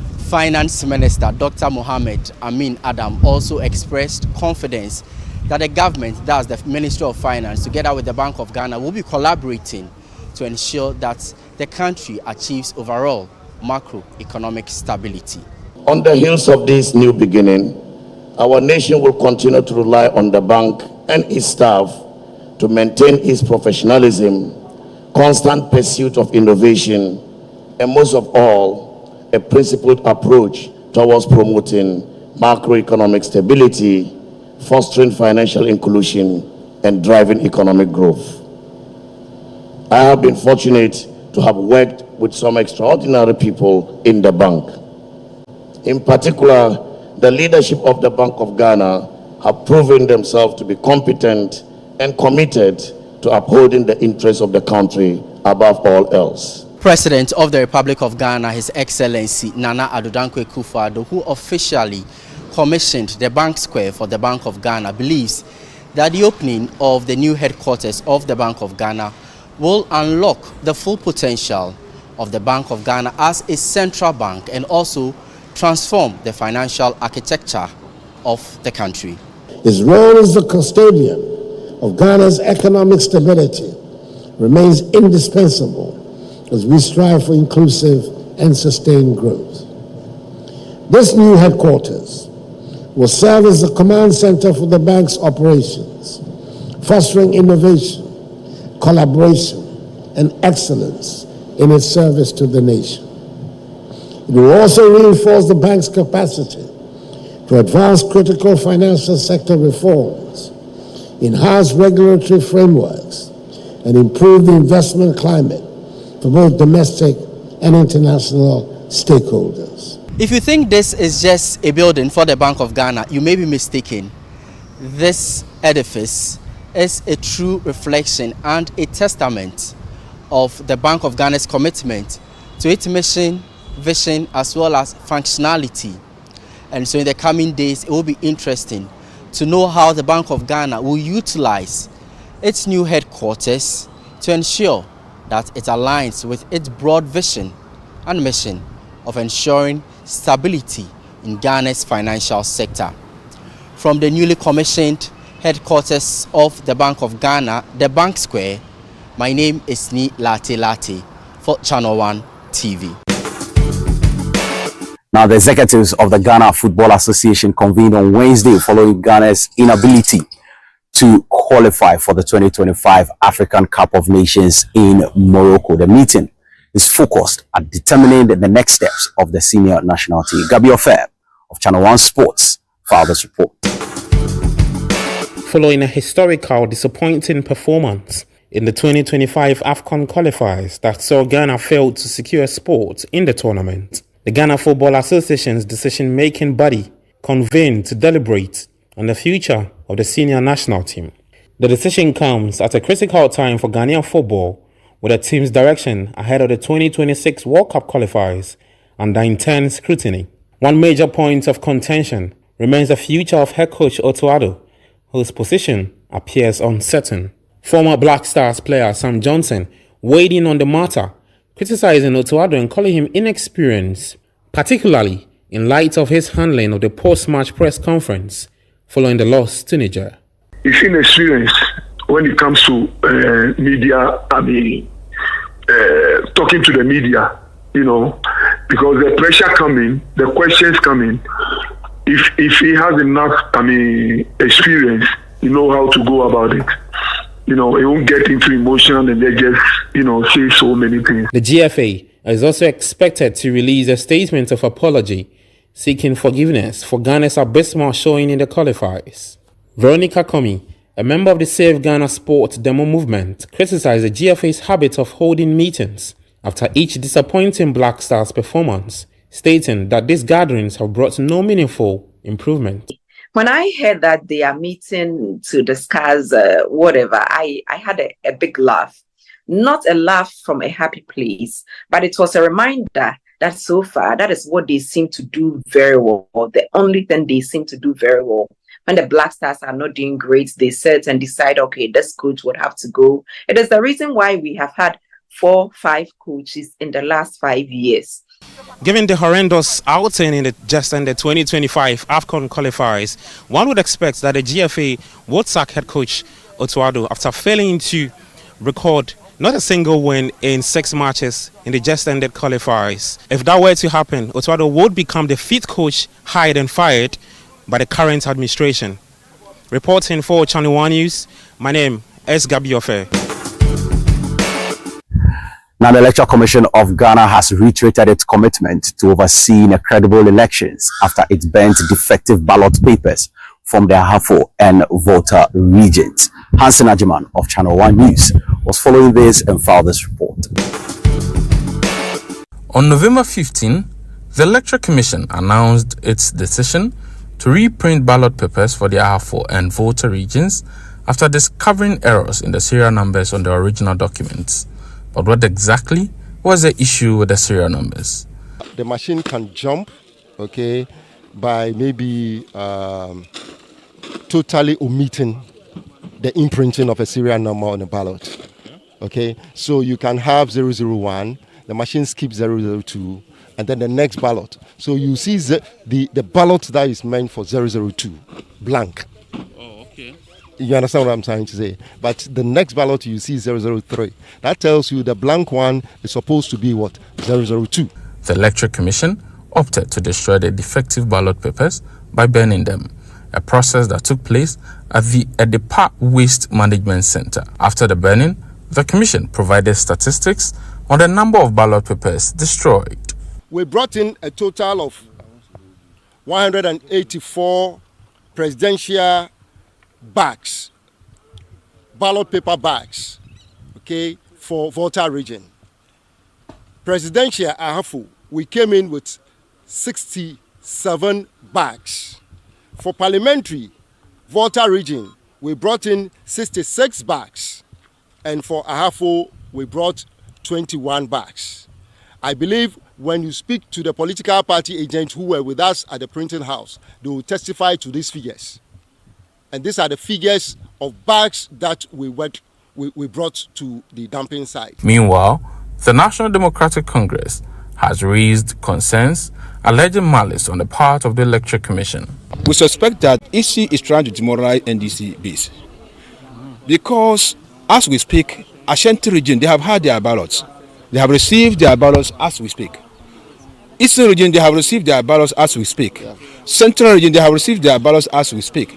But now, Volta region, which is NDC stronghold, we haven't received our ballots. Our ballots, this is what is happening. They have re-awarded a contract to a different company to reprint this. And we are not even sure, we can't tell when it will be ready. Meanwhile, we are just some few weeks away to elections. So we are not quite happy about the whole process. The decision of the Electoral Commission to destroy the ballot papers from the Ahafo and Volta regions is motivated by their quest to promote transparency in the electoral process. The NDC team here, however, are suspicious of the Electoral Commission's action, and they are asking the Commission to expedite the reprinting of these ballot papers. Reporting for Channel 1 News, Hansen Ajiman. So that'll be it for today's episode of Trending Africa with me, Electoral. So let's make a date as I bring you more topical issues across the continent of Africa. See you next week.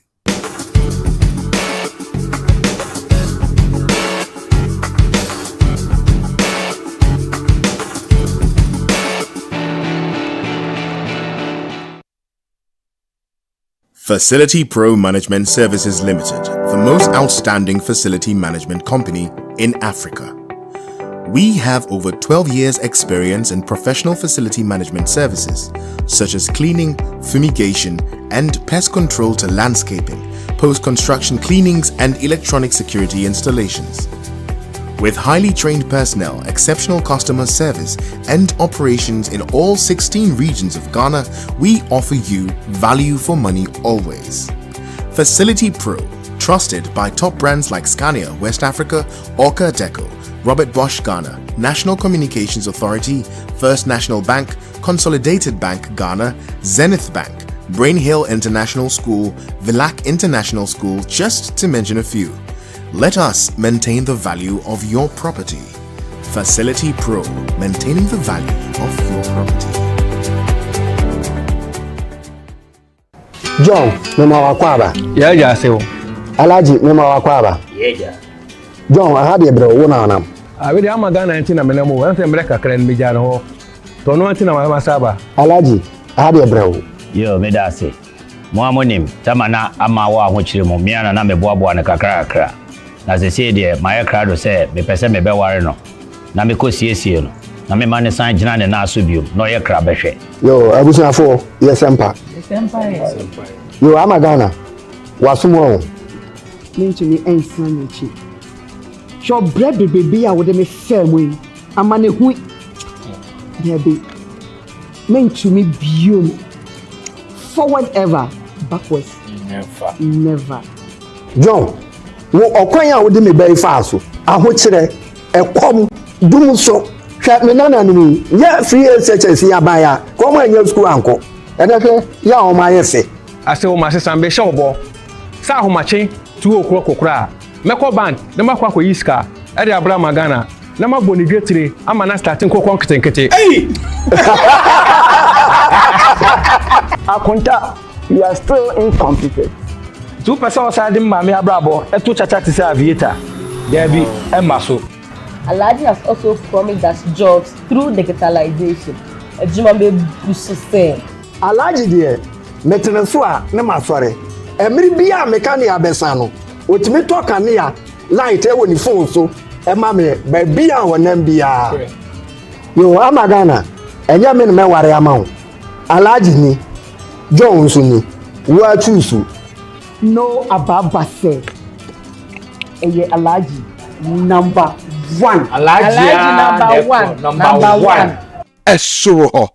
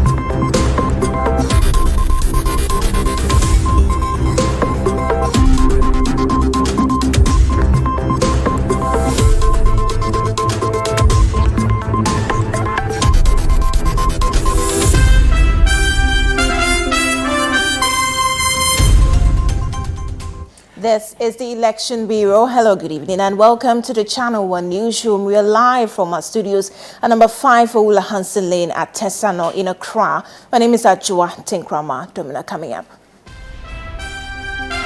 Ministry of National Security denies involvement in alleged kidnapping of Emirates manager Sylvia Ba. Commission on Human Rights and Administrative Justice Shraj clears Reverend Victor Kusibwateng of allegations of dual passports. Shraj has investigated, come to those conclusions. The two most important conclusions that he had 2 different passports with 2 different names. It found out that that has never been the case. The second conclusion is that he received money for work that he claimed he had done. And the Shraj found out that the money was never paid because of work. Also coming up, Ghana's Vice President Dr. Mahamudu Bawumia unveils comprehensive plan to address housing deficit and reform land administration. Seeing the year of roads and what impact we have made with the year of roads in Ghana, and what I will be ushering in, God willing, is a decade of housing. a decade of housing for us to address our housing needs in Ghana. And later, NDC flag bearer John Dramani Mahama blames corruption for 35% decline in Ghana's petroleum production. Look at say oil production I come from by almost 35%. And also I can't Juma oil companies no. Subcontracting Coming up in CNR Business.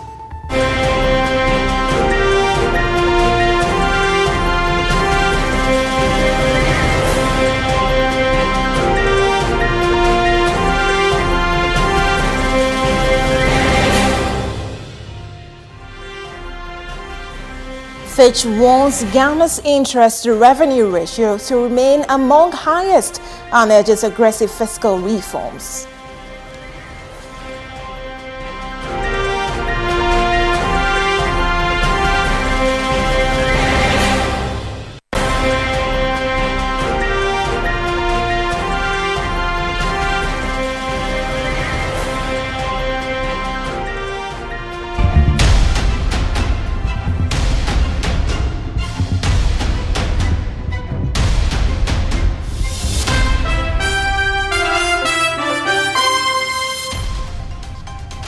Grateful for your company. Tonight we begin the bulletin on matters of security, and the Ministry of National Security has denied any involvement of its officers or those from the National Intelligence Bureau in the alleged kidnapping of Sylvia Ba, the airport services manager for Emirates.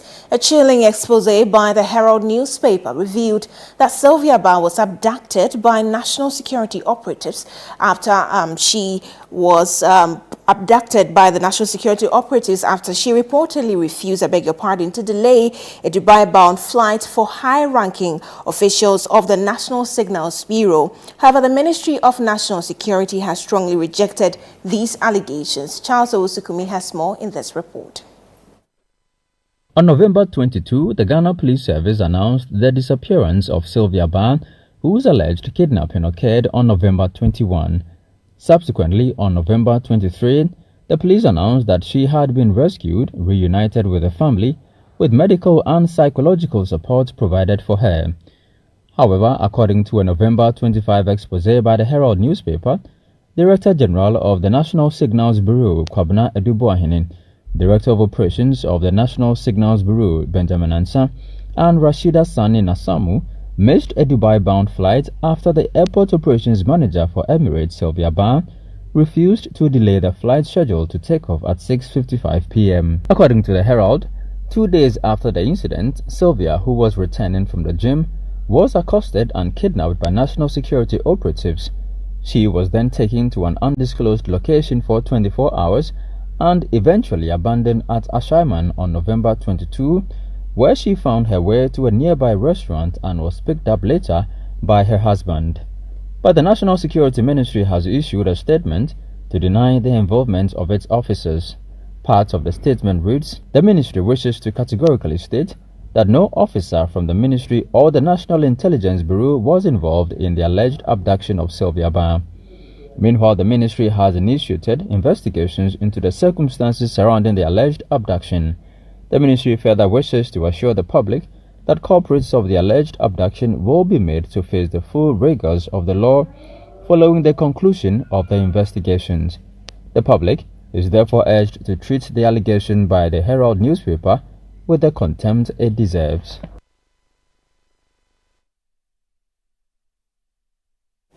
Now, the Commission on Human Rights and Administrative Justice charge has cleared Reverend Victor Kusi-Boateng of allegations regarding the possession of dual passports under different names. In January 2023, Nocturne Member of Parliament Samuel Okudzeto-Ablakwa petitioned the Commission to investigate Victor Kusi-Boateng, who also serves as Secretary to the National Cathedral Board of Trustees, over claims of conflict of interest, possession of multiple identities, and other alleged improprieties. Now, Shraj reports concluded that Reverend Victor Kusi-Boateng, also known as Kwabena Edujemfi, holds only one passport under the latter name. Now, let's now speak to the Nocturne Member of Parliament, Samuel Okudzeto-Ablakwa, whose petition actually led to this report. Good evening, Honorable. Thank you for your company tonight. Now, does this mark an end of your pursuit to punitive actions against Victor Kusi-Boateng, and are you satisfied with Shraj's clearance of him? Well, good evening to you and all your viewers.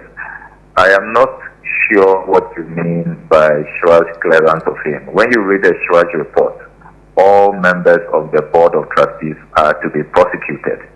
They have engaged in conduct which is a grave violation of procurement laws. Honorable, we'll come to that pretty shortly, but this is on the specifics of you asking Shraj to investigate his dual citizenship and the fact that the JNS Talents Company Limited was paid some amount of money. Yes, you mean dual identity, not yes, dual citizenship. Dual identity, yes. Yes. Shraj clearly took a very narrow view of the evidence before them. Shraj has not covered himself in glory in looking at only the passport database. Even on the issue of passports, Shraj must be explaining to Ghanaians whether it is normal practice to be appointed onto a public position as Victor Kusi-Boateng, and then the diplomatic passport you are issued to carry out the official mandate is in a different name, Kwabena Edujemfi, which has a different date of birth. Victor Kusi-Boateng, if you read the incorporation document of the National Cathedral Secretariat, it says it's Victor Kusi-Boateng, born 7 September 1971. And yet, the diplomatic passport he was issued to work with is in a different name, Kwabena Edujemfi, which Shraj admits in his report that is in the name Kwabena Edujemfi, which has a different date of birth. Is that not criminality? Particularly when a high court ruled clearly that the conduct of Victor Kusi-Boateng borders on criminality. So that portion of the Shraj report, Shraj will definitely suffer credibility crisis when it comes to that portion of the report. It is nonsensical. The conclusion does not support the evidence. Right. Shraj also fails to consider other databases. Why did Shraj limit itself to the passport? Why didn't it look at the DZLA database where he operates as Victor Kusi-Boateng? His driver's license is in Victor Kusi-Boateng. Why didn't Shraj look at the GRA database where he has two pins, where he has two sets of companies under Victor Kusi-Boateng and Kwabena Edujemfi, the Ghana card database, and all of this was made available to Shraj. So clearly, why did Shraj decide to focus only on the passport database? And even there, Shraj comes out with this very weird and bizarre conclusion. So Shraj clearly has engaged in a whitewash, which would dent its own credibility. Will you take further actions? Yes, I'm discussing with my lawyers.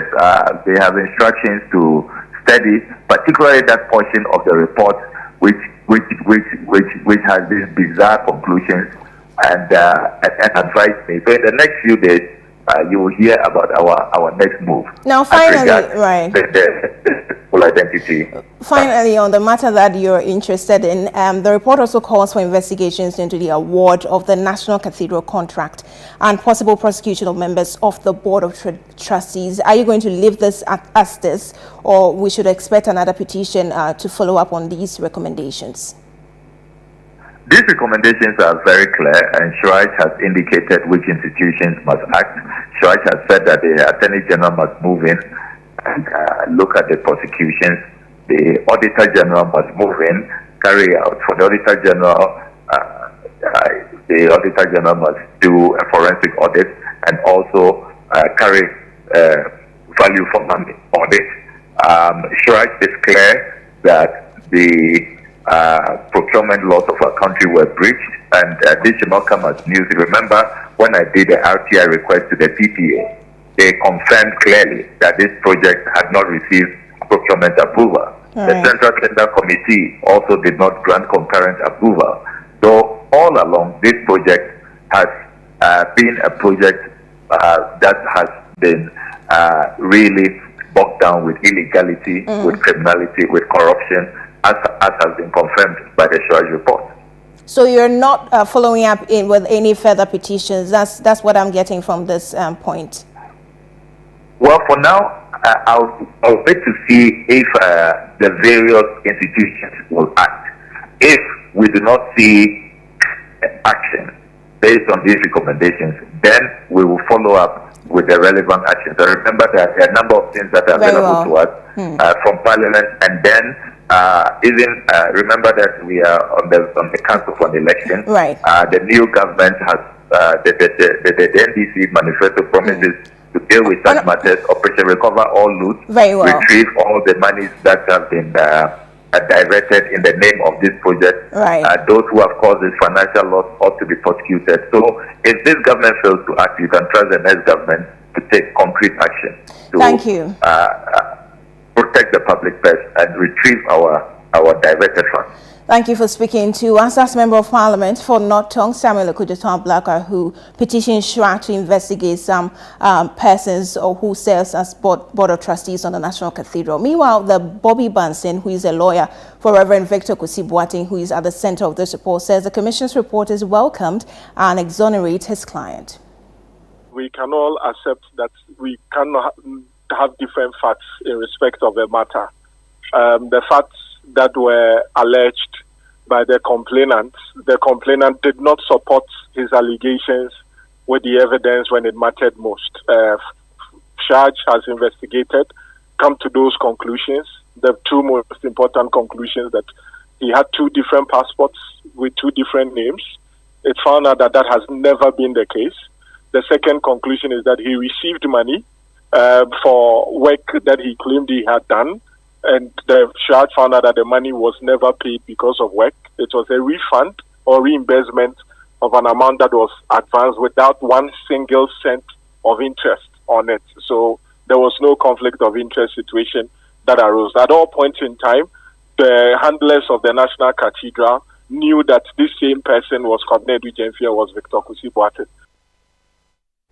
Let's move on to some other stories now. The majority in Parliament has called on the Speaker, Alban Bakwin, to reconvene the House before the end of November. In a memo addressed to the Speaker, Alexander Penyomarkin, who is the majority leader, emphasized the need for this session to address critical issues vital to the government's operations. We now have on the phone lines the Member of Parliament for Akim Oda, Alexander Kosia, for more on this. He's on the majority side. Good evening. Thank you so much for joining us. Now, we have limited time to the December 7 elections, 12 days to be specific. What do you think this recall will be able to achieve? Good evening to you and your viewers, and thanks for having me. My majority leader and the leader of government business has written to the Speaker of Parliament, urging him or calling on him to reconvene the House for certain critical government business to be attended to.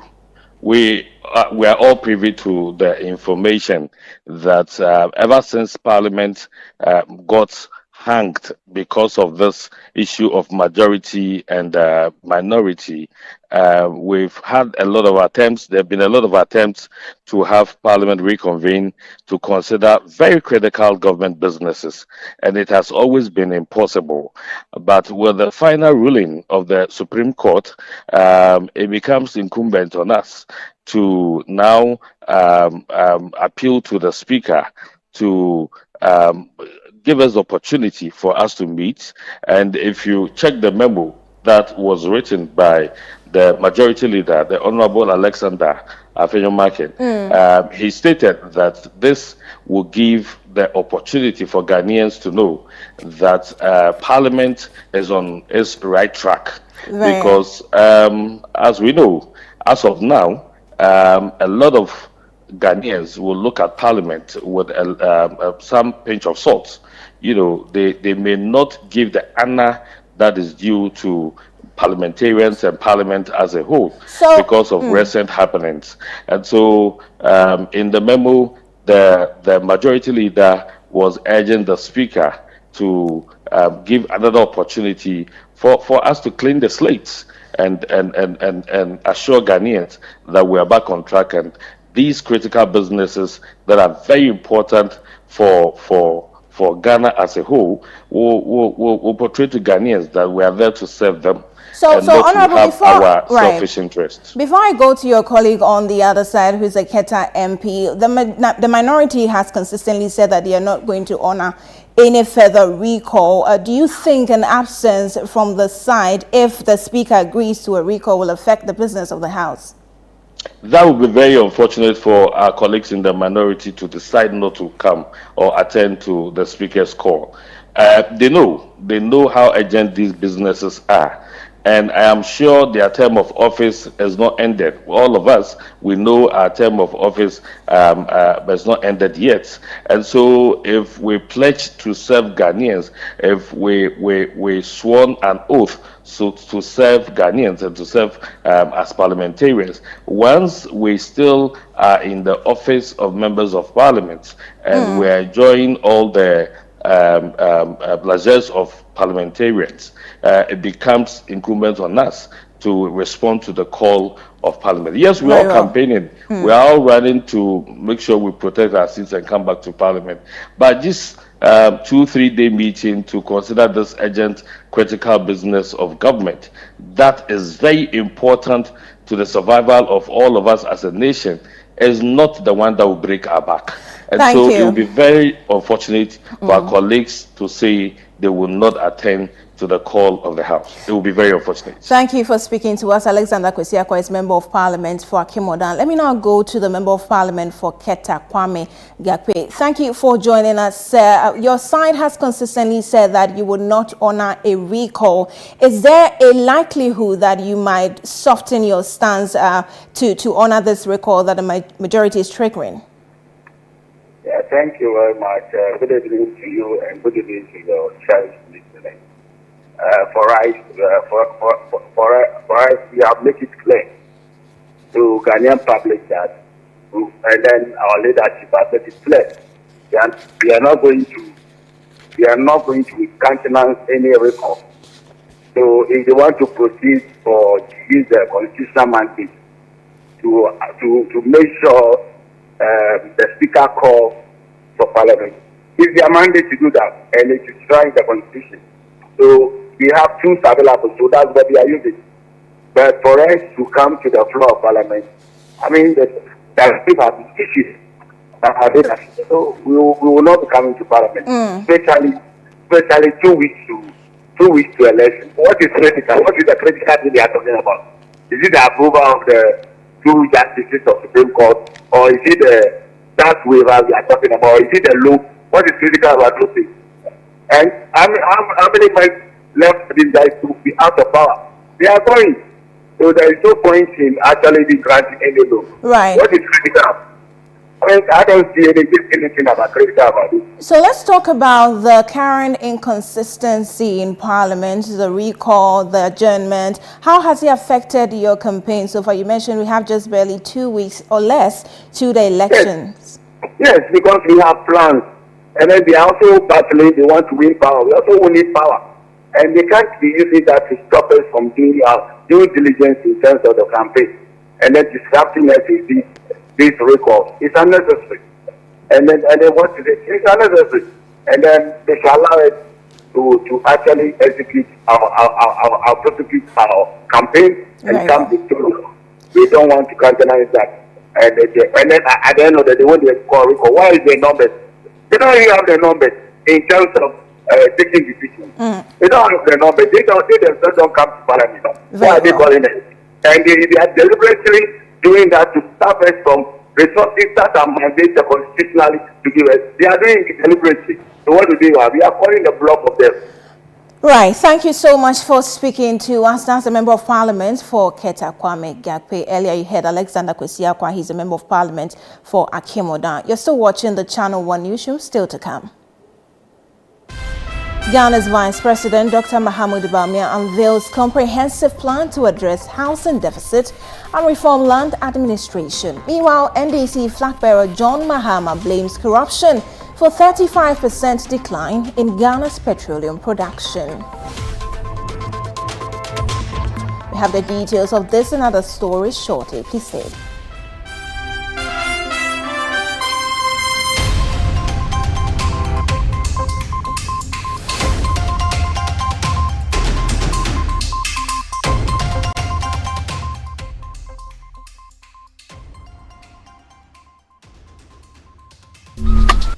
Life is a celebration of moments. Big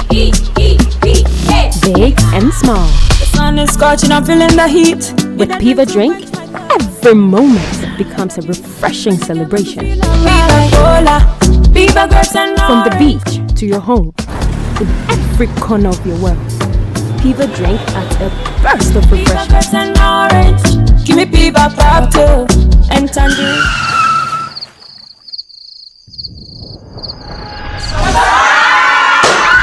Celebrate every moment with Piva Drink. Refreshment for every occasion. Piva Drink, a taste you will love. Piva. This advert is FDA approved. Phoenix Club, uplifting women. Phoenix Club, uplifting women. Phoenix Club, uplifting women. Thank you very much for having me here today. The nation builder John Mahama and Professor Nana Jane are bringing you the Women's Development Bank. Whoa! It is a very special bank run by only women, to serve only women. The aim is to empower millions of women across the country. The bank will have branches all over the nation to provide you with loans with very low interest and on very flexible terms. Madam, I run a small makeup and nail bar. Do I qualify for a loan? No need to bother, my sister. I mean hairdressers, market women, women-owned online businesses, female graduates, women in the corporate world, traders, agri, women in all fields qualify for loans. With John Mahama and Professor Nana Jane at the helm, the Ghanaian woman will surely rise. Vote for change. Vote for John Mahama and the NDC. Live from the heart of the equator, get ready to be mesmerized at a night of stunning fashion and electrifying music as 1957 event proudly presents Rhythms on the Runway, the Kente edition. From Accra, Ghana to the world, this is a spectacular fusion of fashion and music to ignite your spirit. Enjoy live performances featuring the legendary Asabia Kropper, Edem, Amanziba, Nasi, Episode, Kamido, Kwabna, along with comedy from DKB.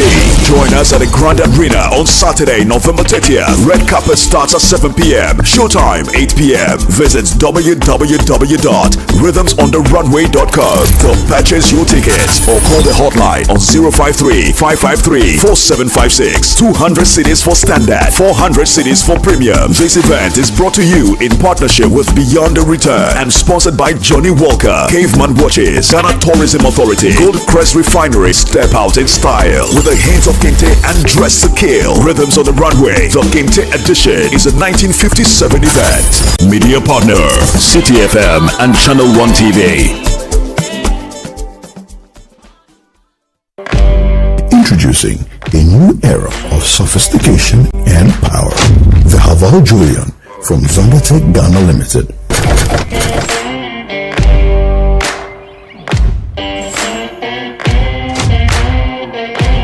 The Julian is packed with features that elevate your journey.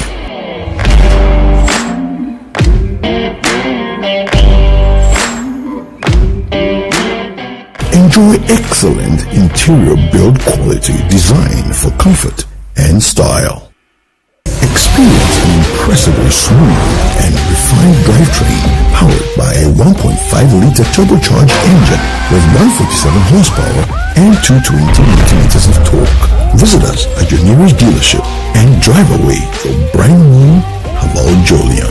Call us on 0501-772222 or 0501-773333. Papa Sammy! I beg if you find something small, give us. Bro, Sammy, you see, no be say boys no one do nothing and just they rely on handouts. Jobs no deep. I understand your hustle. Hope they come. John Mahama they come do the national apprenticeship program where he go sort you guys. Brother Sammy, waiting with that. John Mahama knows say no be everybody way won't work for office. Like me. That one day is true. Under the national apprenticeship program, young men and women where they won't learn craft will be enrolled under the program and attached to a senior craftsman who will train them for free. I beg you, mechanic day inside. Me like this, I don't want to learn mechanical, but the course no. Mechanics day inside. Organizing, dressmaking, fabric making, catering, hairdressing, tiling, painting. What they even sweet about this whole thing is say when you plead, the NDC government go make sure say they go give you certificate where you go fit take go look for job anywhere. That's sweet. Oh, that's be wonderful. Another wonderful thing be say when you plead, the NDC government go set you up with startup capital and equipment to make sure you can start your own business. Wow! I dey go shopping my town wait 7th December. Vote for change. Vote for John Mahama and the NDC. Your health is in your hands, but at some point it passes on to us. At Mintuba Hospital and Coloproctology Center, we believe that quality healthcare isn't a privilege, it's a right. Equipped with cutting-edge technology, we are fully prepared to effectively deal with all colorectal and proctological conditions. Our team of highly skilled doctors, surgeons, and nurses are renowned for their expertise in minimally invasive and painless laser, ligature, and lungoproctological surgery. We are committed to providing a wide range of services to meet the diverse needs of our patients. Mintuba Hospital, your health is our priority. Visit Mintuba Hospital today or call us at 0244 581 541 or 0271 054 204. Mintuba Hospital, in to serve a peculiar health need. In the heart of our communities, change is not just a dream, it's a promise. I don't have to worry about rising costs and taxes. Dr. Baumia's flat rate tax system is a breath of fresh air. It means I can keep more of what I earn and invest back into my business. I've seen so many changes in my lifetime, but what matters most is to feel secured. Dr. Baumia's initiative for the elderly is to make sure we are not forgotten. He's giving us the exact care that we deserve. With digital skills training, I am no longer worried about the future. Dr. Baumia empowers us to thrive in a digital world, making us ready for tomorrow's jobs. Job opportunities are crucial for my generation. Dr. Baumia is committing to creating job opportunities and entrepreneurship. With his vision, we can build our dreams. Together, we can transform our nation. Dr. Baumia's plan arranges policies. They are pathway for prosperity for every Ghanaian. It's time for leadership that listens and acts. A vision for all of us, where every voice matters and every dream is possible. Vote Dr. Mahmoud Baumia. Esoroho. Vote number 1 on the ballot.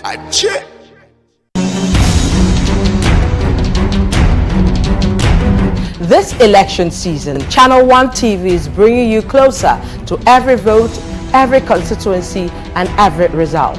Our team will provide in-depth data-driven analysis to show you what each vote means for our nation. From the campaign trail to voting day and the final declaration of results, Channel 1 Television is covering it all.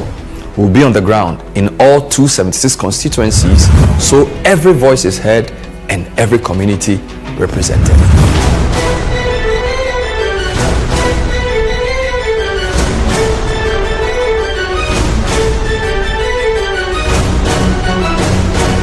Our comprehensive election coverage brings you every key moment and every voice. With updates from all stakeholders nationwide, this is election news you can trust, powered by the latest data and expert analysis.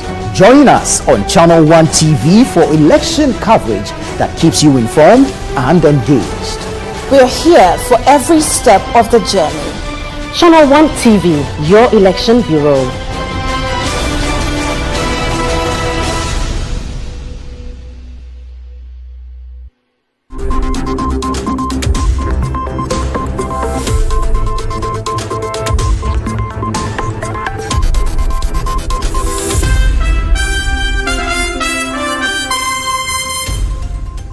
Welcome back. Let's bring you some election-related stories.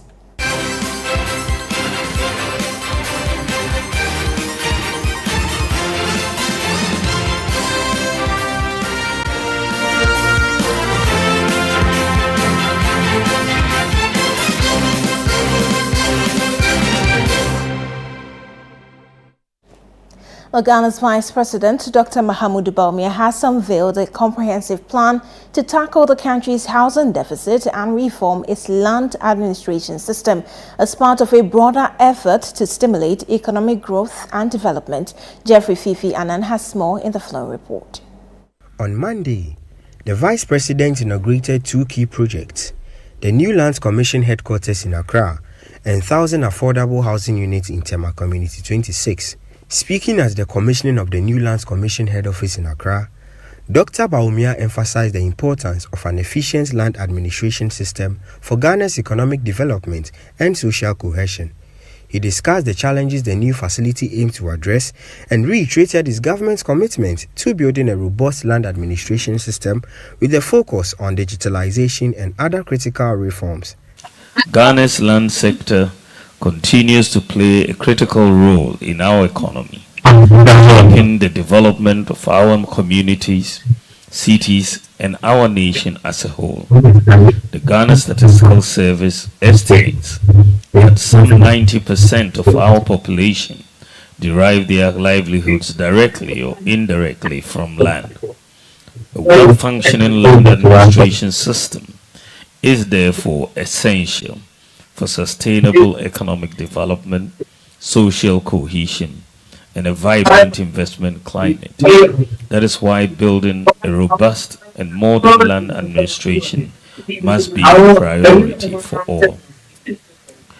In the last 8 years, government has been working to build a robust land administration anchored on 3 pillars: modern office infrastructure, digitalization and automation of business processes, and a well-motivated and knowledgeable staff.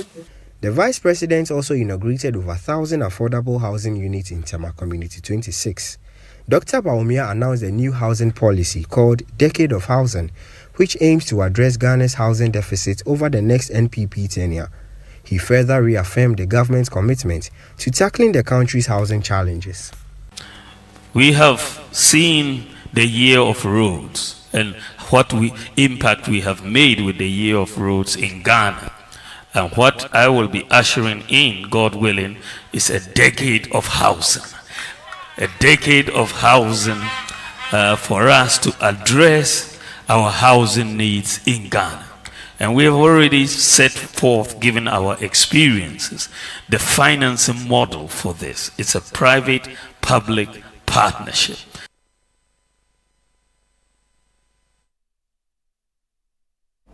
Now to the camp of the National Democratic Congress, and its flag bearer, John Dramani Mahama, has attributed the 35% decline in Ghana's petroleum production to corruption within government corridors. According to him, this has driven major petroleum investors like ExxonMobil to relocate their investment to countries such as Ivory Coast. Addressing the Western Regional House of Chiefs in Sekondi at the start of his 3-day tour of the region, John Mahama alleged that the growth in the petroleum industry achieved under his administration has been eroded by current government officials who demand exorbitant sums from petroleum investors for oil blocks. Channel 1 TV Western Regional Correspondent Akwasi Ejenim reports.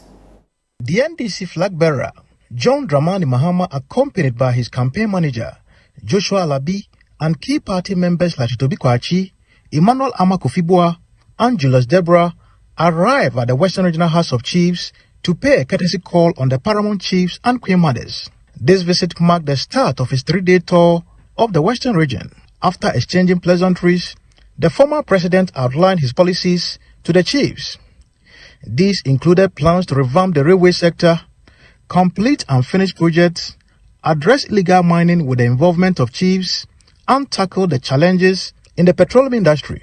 He noted that his administration's investments in the petroleum sector had spurred development in the Western region, but lamented that recent corruption has led to a significant decline in production. He promised to make the industry attractive to investors once again if elected. And I can so say opposite to Safran. And so a view nipa be and remove any other day in aka fonsa. And I can so say yeah saying. And also a walk. And EMI, the address of and mobile, the new Juma, and the address of and almost started say Omutu Franco. Almost on the car, Franco, I used to my man Pijay. I just said, Magama, a year almost 170,000 barrels of oil a day. Minoka say oil production I come from by almost 35%. And also, I can't in Juma, you be almost oil companies. Almost subcontracting Bebre Atutum. Bebre, so Juma, almost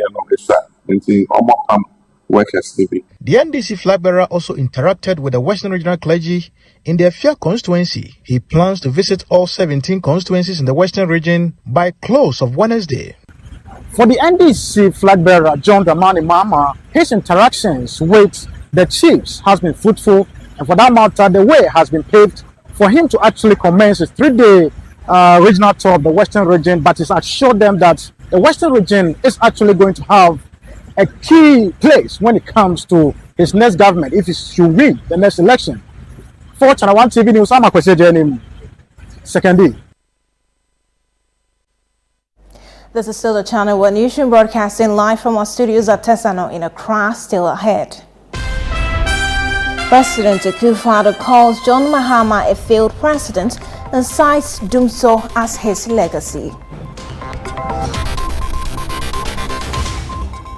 We have details shortly. Please stay.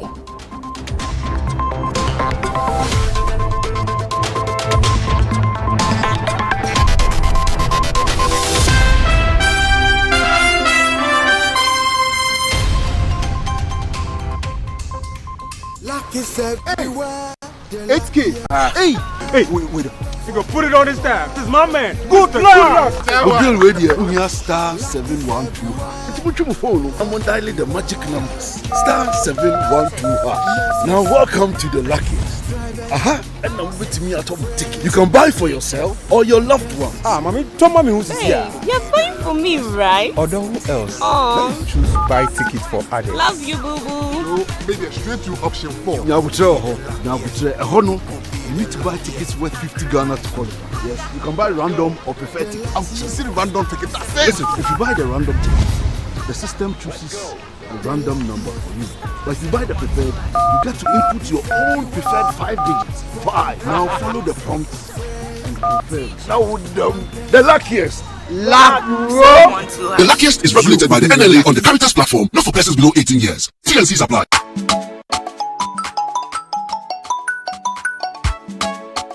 Hey, Ma. How are you and the kids? Grandma, I miss you. Is that a Pia? Didn't she go to school? Oh, no. She's just recovering from malaria. You see why I don't like to come and visit? Oh, Ma. Now we have the new treated nets for every room. Are you serious? Yes. Even your room has the new treated nets. Adwa, then you'll be seeing us soon. Yeah, now I sleep under my new treated net every night. Are you serious? Your insecticide-treated net now comes with a new type made for your sleeping comfort. The new net is very strong, highly resistant and just as effective. Remember, a treated net is better than no treated net. Sleep under it every night and throughout the night to avoid malaria. Let's come on board Good Life to eliminate malaria now.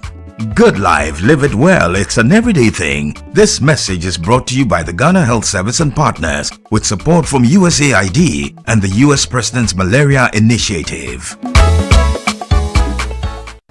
John, mema wakwaba. Yeah, sir. Alaji, mema wakwaba. Yeah.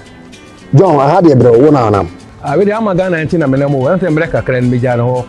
Tono Antina Masaba. Alaji, I had a bro. Yo, Medasi. Mwamonim, Tamana Amawa, which you Mumiana Name Bobo and Kakara. As I said, dear, my crowd say, me pese me be wareno. Namiko CSN. Name man sign Jinan and Nasubium, no ya crabeshe. Yo, I was not for, yes, Empire. Yes, Empire. Yo, I'm a Ghana. What's wrong? Mean to me, ain't son cheap. Your bread baby, I would have fair way.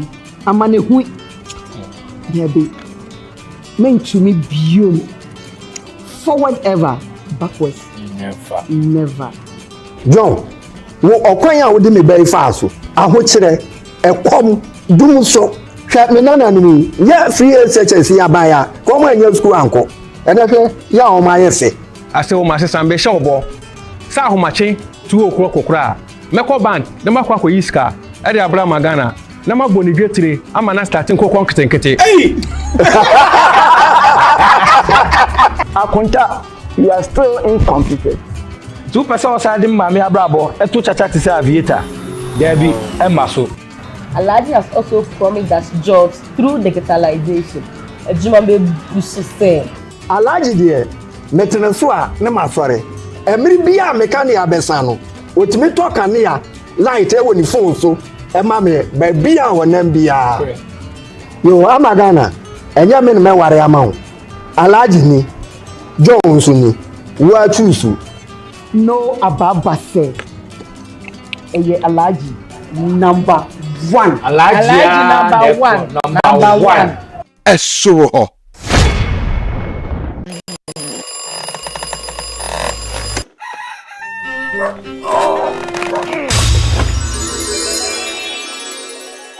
Who are you? Who are you? Charlie, I'll be you from the future. Who doesn't sleep on that slice of bready poor mattress anymore? Don't some slippers then follow me. It is part of the mattress we did the front there. Yeah? That'll be the mattress where the dead for me. Wait, what are you doing?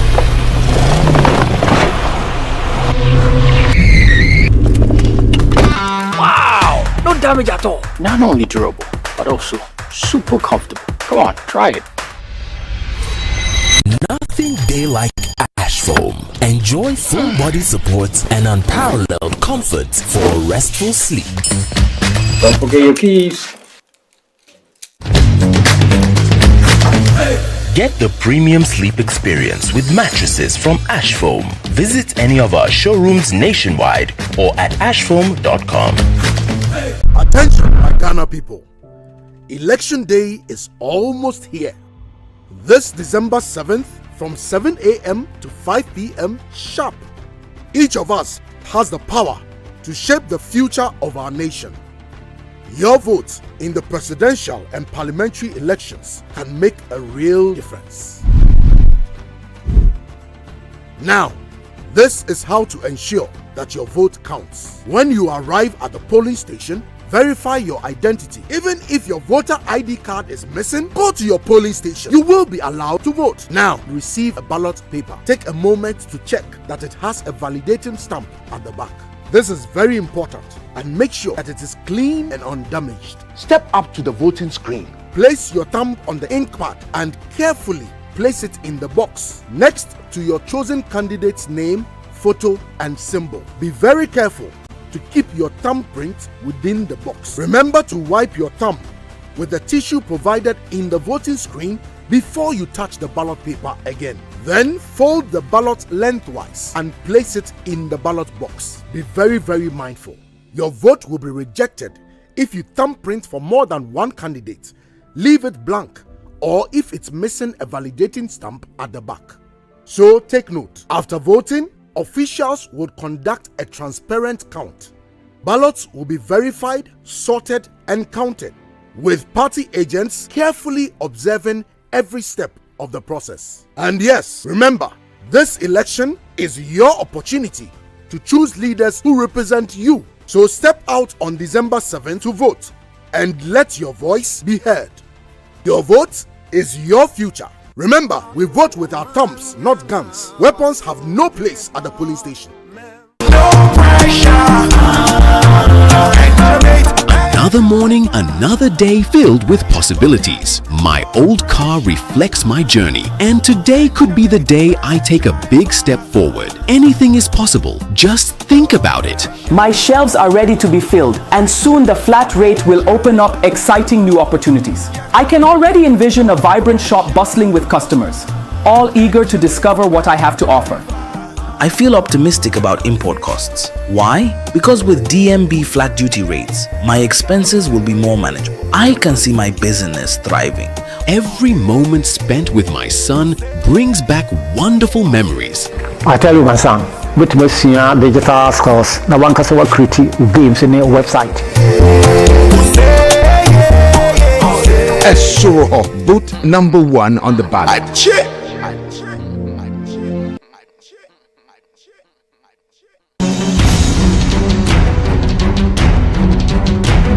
This election season, Channel 1 TV is bringing you closer to every vote, every constituency, and every result.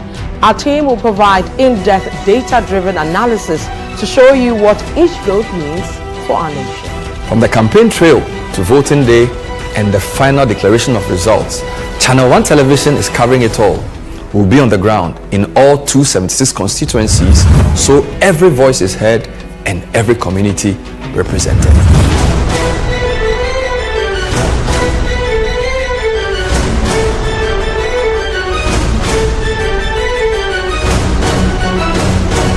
Our comprehensive election coverage brings you every key moment and every voice, with updates from all stakeholders nationwide. This is election news you can trust, powered by the latest data and expert analysis. Join us on Channel 1 TV for election coverage that keeps you informed and engaged. We're here for every step of the journey. Channel 1 TV, your election bureau.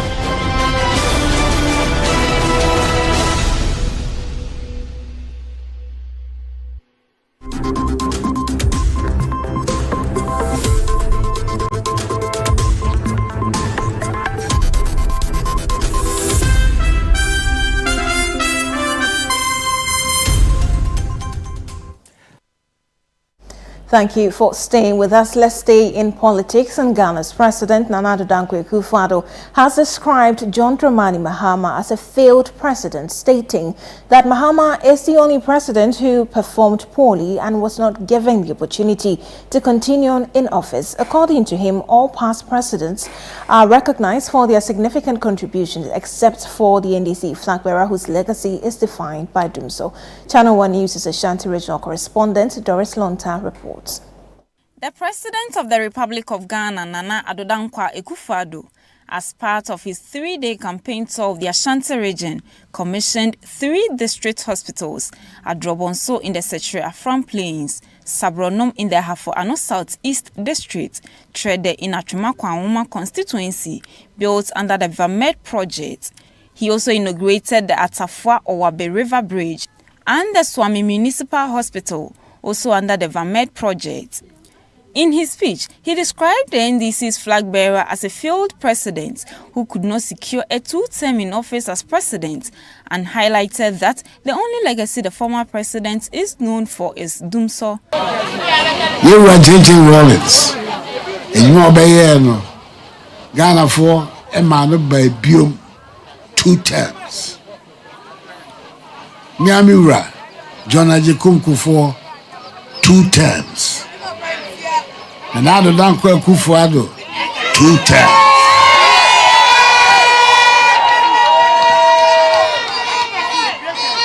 Onipa baako pɛ ɛne ama the kwan ama bedi 2 terms.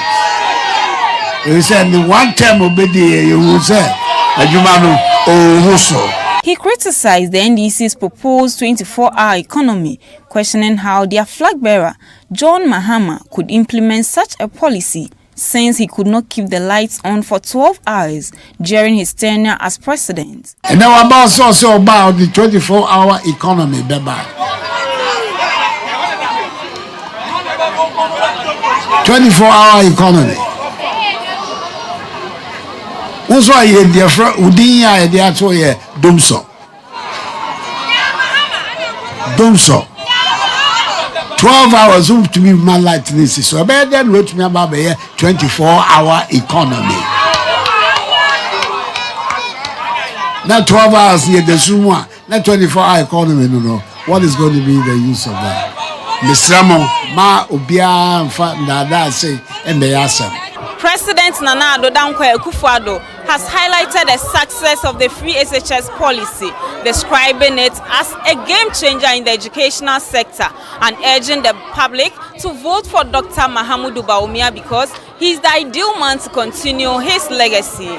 Reporting for Channel 1 News, I'm Doris Lonta, Ashanti region. From the Ashanti region, let's come back to the Greater Accra region, and First Lady Rebecca Akufo-Addo is urging voters in the Ododo constituency to elect Dr. Bawumia as president on December 7. She believes Dr. Bawumia is the best candidate to continue her husband's legacy and sustain key policies like the free senior high school program. During her campaign tour, Rebecca Akufo-Addo says Dr. Bawumia's intelligence, visionary leadership and expertise in shaping Ghana's economy landscape is unparalleled. There's more in this report by Ni Aikwe Okai. The First Lady Rebecca Akufo-Addo on Monday embarked on a campaign tour of the Ododo constituency, precisely the Agbogboshi market, where she engaged traders and solicited for their votes for Dr. Mahamudu Bawumia, the flag bearer of the New Patriotic Party, and Abdul Manaf Sowa, the parliamentary candidate of the NPP for the Ododo constituency. She believes that Dr. Bawumia is the only presidential candidate that could build upon the accomplishments of her husband, President Akufo-Addo. Ni iwu Akufo-Addo like free SHS ba. Ne ke ba fi akenye efe kolo efe nejegbe efe 8 years ne ni money banye channel ni waya wonye di Dr. Bawumia na obetumi atra Nana Akufo-Addo ejuma so anya sa yana yanim ni ya starti yana ya betumi atra so na yakoye nim Dr. Bawumia nyami no dinu abache ye wo Ghana me ka kire mu se obia ni Dr. Bawumia oni size o oni se obia to me Dr. Bawumia oba be fire akoye ni mankasa iti mo bia ndada ye. And a reminder to you that this is the Election Bureau. Stay tuned for comprehensive and timely coverage of the 2024 elections. You can follow us for real-time updates and join the conversation using the hashtag GhanaPost2024. Let's bring you some other stories now. The management of Sono Nasogli Power Limited has announced a resumption of operations following days of shutting down its power plant. Now, this development comes after the Ministry of Finance released emergency funds to address the independent power producers' financial challenges. In a statement, the company expressed gratitude to the Vice President, Dr. Mahamudu Bawumia, for his intervention, as well as to the Minister for Finance, Mohammed Amin Adam, and the Minister for Energy, Herbert Krapa, for facilitating the emergency funding. The statement reads in part, and I quote, "We wish to express our sincere appreciation to the Minister for Finance, Mohammed Amin Adam, and the Minister for Energy, Herbert Krapa, for their intervention to release emergency funding to address our critical financial needs. We have returned to operations today, Monday, 25th November 2024 at 3 p.m. End of quote. Now, Sono Nasogli further disclosed that it has submitted the final version of the restructuring term sheet to the Ministry of Finance and the Electricity Company of Ghana, ECG, in August for finalization and signing. The company reiterated its commitment to ensuring the stability and reliability of Ghana's energy sector, while urging to the ECG to adhere to the spirit of their contract and fulfill its financial obligations under the power purchase agreement.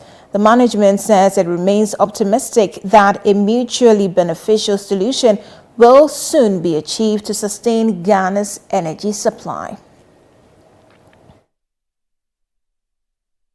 You're still watching the Channel 1 Newsroom. Next is CNR Business with Netele Nete Ajaho.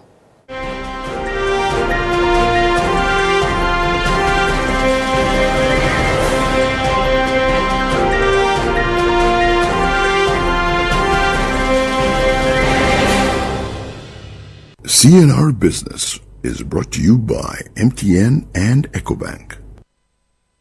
Hello and welcome to CNR Business, proudly brought to you by MTN and EcoBank. My name is Netele Nete Ajaho. Although Ghana has restructured a significant portion of its debt, Fitch Ratings has cautioned that the country will continue to face substantial liquidity challenges in 2025 and 2026.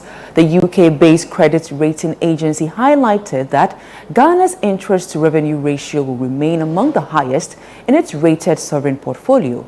Estimates already indicate the ratio will reach 29% in 2025 and 30% in 2026, nearly double the average of 16% for emerging markets.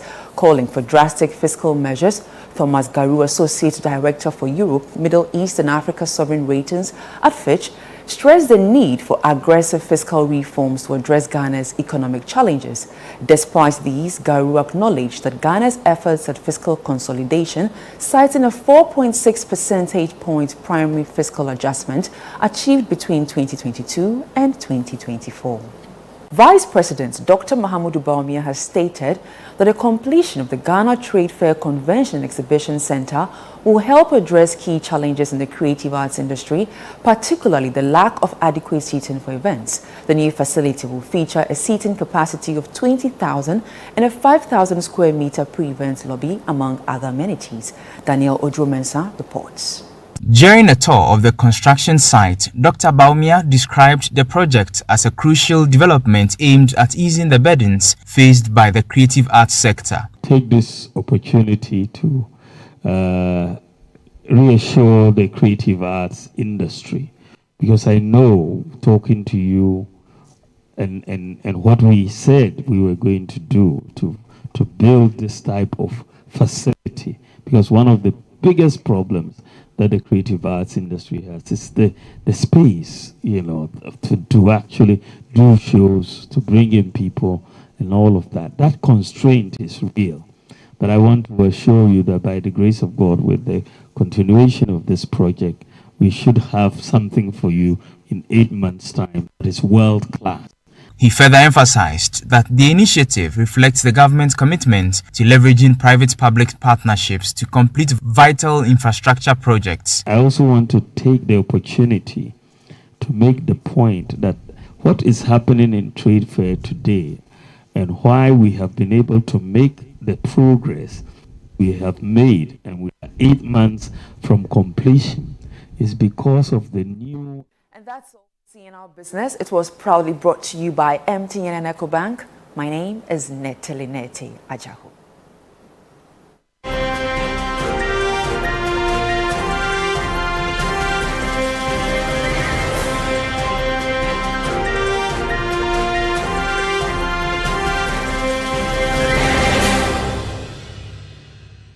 CNR Business was brought to you by MTN and EcoBank.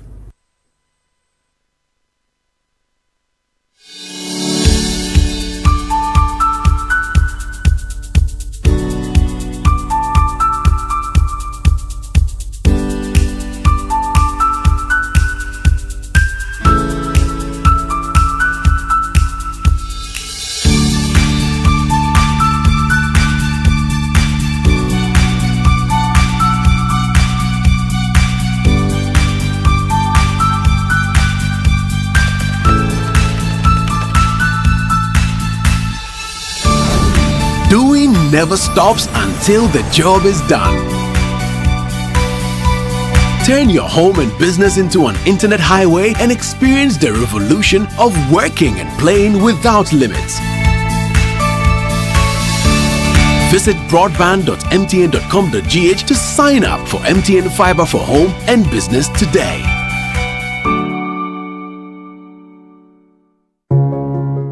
Every day, people have money emergencies. Ma, I need my school fees emergency. Mama, chop money emergency. Emergency. Catch it. I'm your rent emergency. Now, there's a new emergency number in town. More money, challenge and enjoyment. At the top life we got. Dial star 770 hash for all your money emergencies and chop life. Dial star 770 hash for money emergencies and get easy and quick access to your money, loans, and other banking needs. EcoBank, the Pan-African Bank.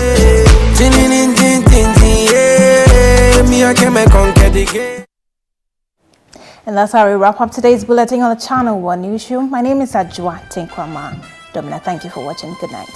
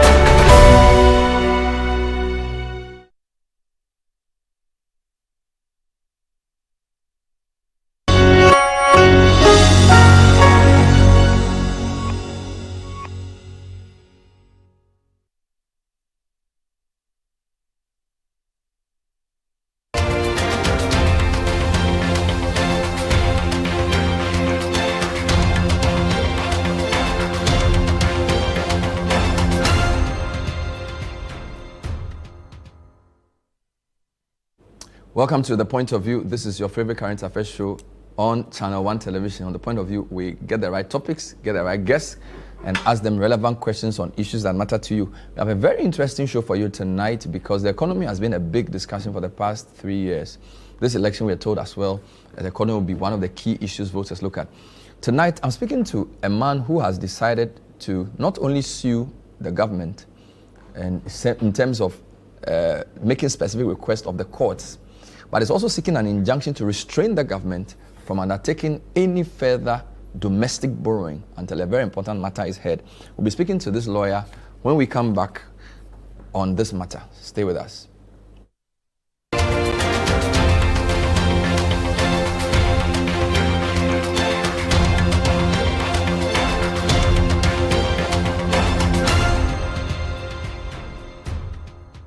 Do you want a healthy smile? Searching for a family-friendly dental practice? Hi, I'm Tanya from Bethel Dental Clinic, Ghana. People do not always want to go see the dentist because that visit is oftentimes associated with noise, pain, and a hard, cold environment. To encourage everyone in the family to look forward to a dental visit, I will advise you that you put some thought in selecting a family-friendly dental practice. It should have a warm, welcoming atmosphere for both adults and children. A comfortable reception with good, comfortable chairs, nice music, some good beverages and cold water, good TV programs, toys, books, and even a game console for the children. Because your family smile matters, please make time in selecting your dental clinic so that everyone in your home will be happy to see the dentist. Luck is everywhere. 8K. Hey, wait. You can put it on his tab. This is my man. Good luck. Bill Radio. We are star 712. I'm on dialing the magic numbers. Star 712. Now welcome to the luckiest. And now with me at home ticket. You can buy for yourself or your loved one. Mommy, tell mommy who's here. You're buying for me, right? Or who else? Let's choose buy tickets for others. Love you, boo boo. Maybe straight to option 4. Now, you need to buy tickets worth 50 Ghana to qualify. Yes, you can buy random or preferred tickets. I'm choosing random tickets. Listen, if you buy the random ticket, the system chooses a random number for you. But if you buy the preferred, you get to input your own preferred 5 digits. Now follow the prompts and confirm. Now the luckiest. The luckiest is regulated by the NLA on the Caritas platform, not for persons below 18 years. T&Cs apply.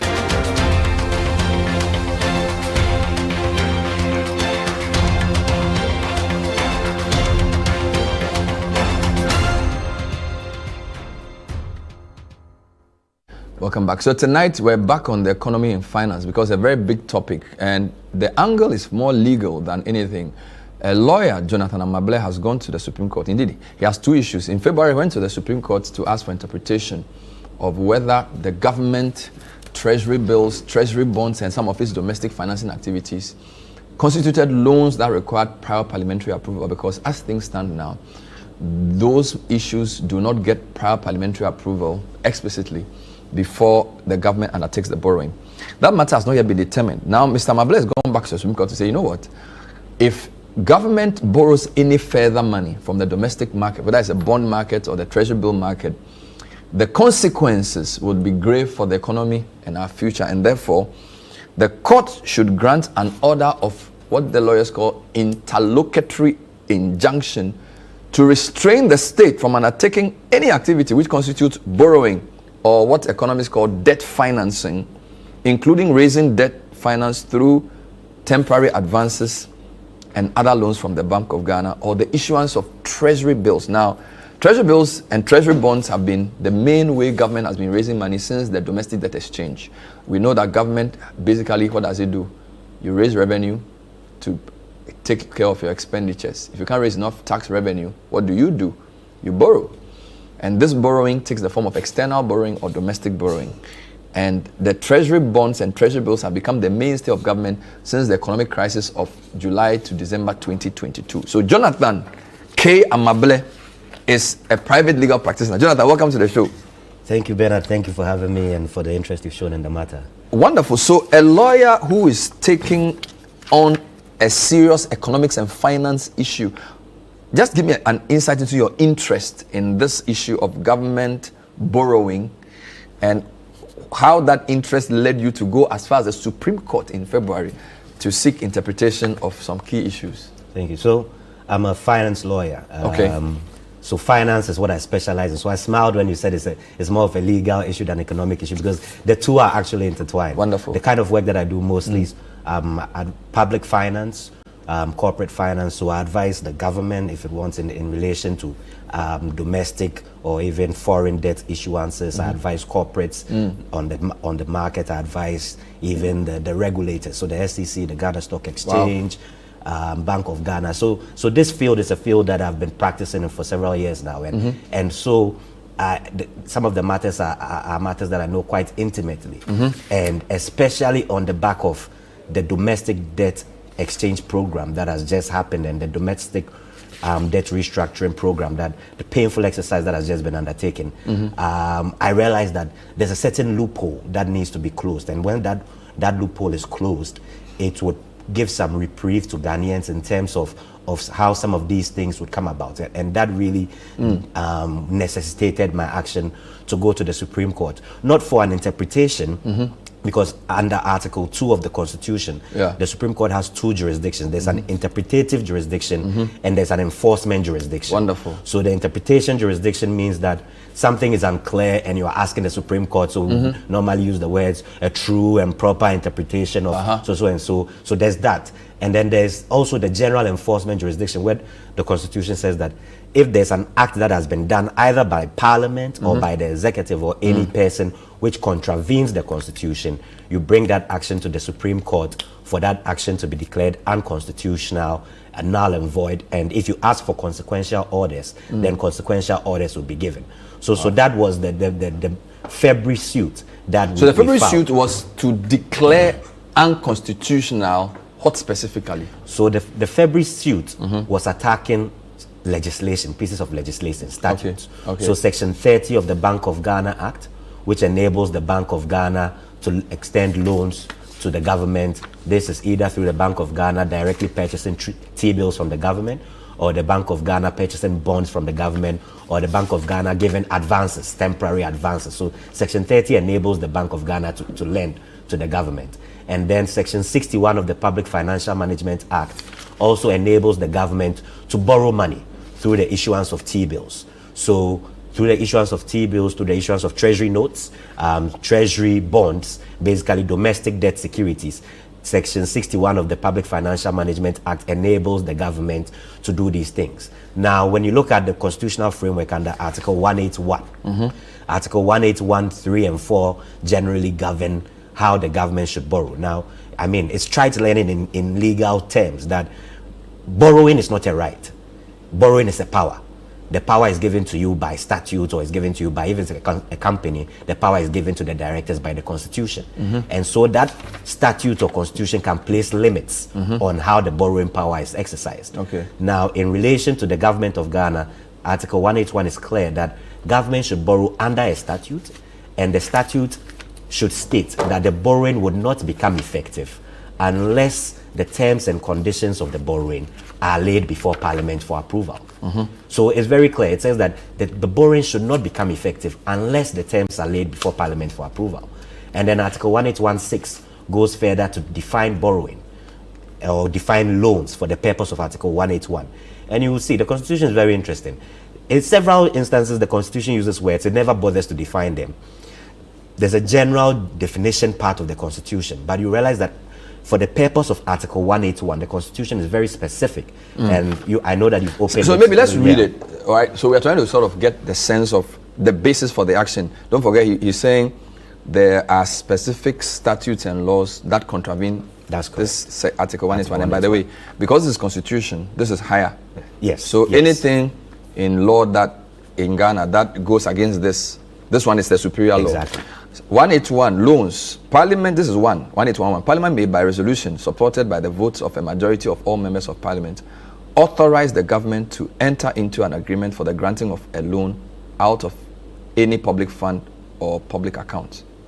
2, an agreement entered upon under clause 1 that I just read of this article shall be laid before Parliament and shall, the word is shall, and shall not come into operation unless it is approved by a resolution of Parliament. 3, no loan shall be raised by the government on behalf of itself or any other public institution or authority otherwise than or under the authority of an act of Parliament. So it's like reinforcing this. 4, an act of Parliament enacted in accordance with the clause 3 that I just read shall provide A, that the terms and conditions of the loan shall be laid before Parliament and shall not come into operation unless they have been approved by a resolution of Parliament, and B, that any money received in respect of that loan shall be paid into a consolidated fund and form part of the fund or into some other public fund of Ghana existing either or created for the purpose of the loan. Then let me end with 5. This article shall, with the necessary modifications by Parliament, apply to an international business or economic transaction to which the government is party as it applies to a loan. Can you just add 6? Yes. For the purposes of this article, loan, into quotes, includes any monies lent or given to or by government on condition of return or repayment, and any other forms of borrowing or lending in respect of which A, monies from the consolidated fund or any public fund may be used for payment or repayment, or B, monies from any fund by whatever name called established for the purpose of payment or repayment, whether directly or indirectly, may be used for payment or repayment. And then 7, the ministry responsible for finance shall at such times as Parliament may determine present to Parliament any information concerning any discrepancies relating to the granting of loans, their repayment and servicing, the payment into a consolidated fund or other public fund of money derived from loans raised on institutions outside Ghana. Why did you ask me to read 6? Great. So let me just put 181 in context. Yeah. 181 actually governs 3 types of transactions. If you look at 1 and 2, they govern situations where the government is the lending party. So the government is giving a loan to someone. Good. Then 3 and 4 deal with situations where the government is the borrowing party or borrowing on behalf of another institution. Wonderful. So 3 and 4 deal with the situation where typically the government will be the borrower. Yeah. And that is what is in contemplation. So you are dealing with government borrowing. So this is 181, 3 and 4. That's what we are dealing with. Great. Then 5 deals with international business and economic transactions. Wonderful. And Ghanaians have a history with that because if you will recall, the case involving Alfred Woyome, it had to do with 1815. Okay. Where the claim was that the contract with Alfred Woyome was, and Waterville, was an international business and economic transaction. So on the basis that it did not have parliamentary approval, it was void. And the Supreme Court declared it void, and on the basis of that, the state went after Woyome to try and reclaim the monies that he had got from that contract. Because the principle in relation to 181 is that you cannot derive any benefit from an unconstitutional contract. You see that 3 and 4 are very clear that the borrowing shall not come into effect until parliamentary approval is obtained. So 5 deals with international transactions. Exactly. So 6 really explains what the Constitution means when it's looking at a loan. And it's very clear.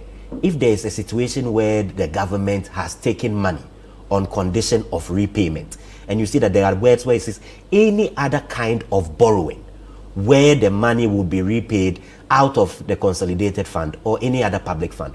So 1816 is very clear. And we say something that before you try to remove a fence, you need to find out why it is there.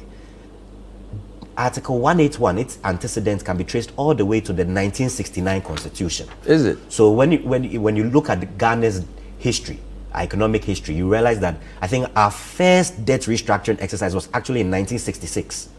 So on the back of that, when the 1968 proposal was being prepared, and a funny side note, the proposals were prepared by Akufo-Addo, Nana Akufo-Addo's father. So the president, his father was more or less the chair of the committee that prepared those proposals. Wow. When you look at the relevant part, and I've given that to your producer, if it can be displayed so that everybody can take a look at it.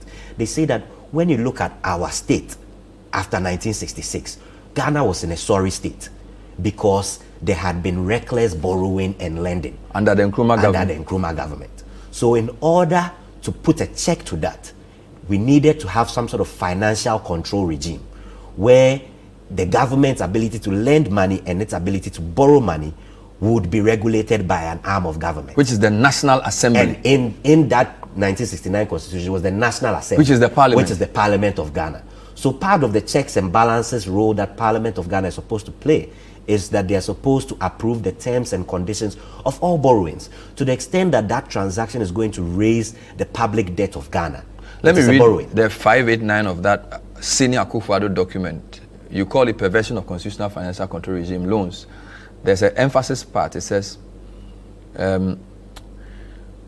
we propose that government should not enter into an agreement for the granting of loans out of any public fund or public account unless the National Assembly has approved by the vote of not less than 2/3 of the members of the Assembly the granting of loans. So you're thinking that this 92 Constitution, this Article 181, takes inspiration from... It is a direct descendant. Wonderful. From 1968 proposals, we then had the provision in the 1969 Constitution. Wonderful. Then we had the same in the 1979 Constitution, and we have it in the 1992 Constitution. And when you go to 590 of the same document, it says, further propose that the agreement entered into respect of the loan should be laid before the National Assembly and should not become effective or operative unless it has been approved by an ordinary resolution. So it's basically, they just borrow the words and just change a few things.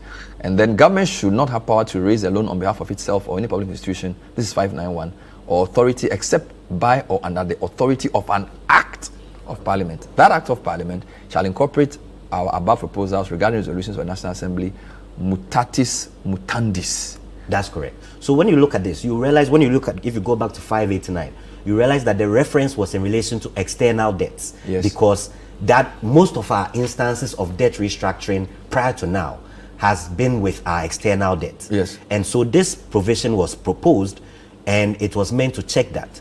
Now, for the first time in 2022, we had a debt problem, and you will see that not only have we had to restructure our external debts, but we also had to restructure our domestic debts. So really, this is what set me thinking. And I went back to the basics. I went back to the Constitution. I was doing my research, and I looked at 1968, and I realized, wait a minute. When government is raising external loans, if it's external, bilateral, or multilateral, they are laid before Parliament. If it's external through the capital markets, that's the Eurobonds, they are still laid before Parliament. Now, what do we have in relation to the domestic setting? In the domestic setting, despite the clear terms of Article 181, we have, through these various statutes, the Bank of Ghana Act and the Public Financial Management Act, created a regime where for domestic debt and domestic borrowing, whether it's treasury bills, whether it's bonds, whether it's notes, there is no recourse to Parliament. Parliament does not approve anything. And that really, when you look at it, and you know, I've prepared a presentation which basically talks about Ghana, a nation in crisis. How did we get here, and what is there to fear? When you look at that presentation, I've presented some data on how our domestic debt, in fact, how our broad debt, our gross public debt has grown over the years. Let's look at that. I have a few charts here as you make the case. So basically, there's something you title Central Government Debt Stock, all right, where the total debt is 761 billion as of 2024 September. Yes. Now, it starts from 122 billion in 2016, and it's grown to 761 billion. The domestic component is 290, and the external is 470. 470. All right. Then we come to the domestic breakdown. The domestic grew from 53 in 2016, 66 in 2017, 193 2021, 206 2022, 290 in 2024. So it's the argument that what? The domestic debt component is becoming more and more important. The domestic debt has become more and more important. And if you look at even the IMF reviews, you see that they've flagged it, that domestic debt and payment of interest in relation to domestic debt has become a significant portion of our expenses. It's eating up all our revenue.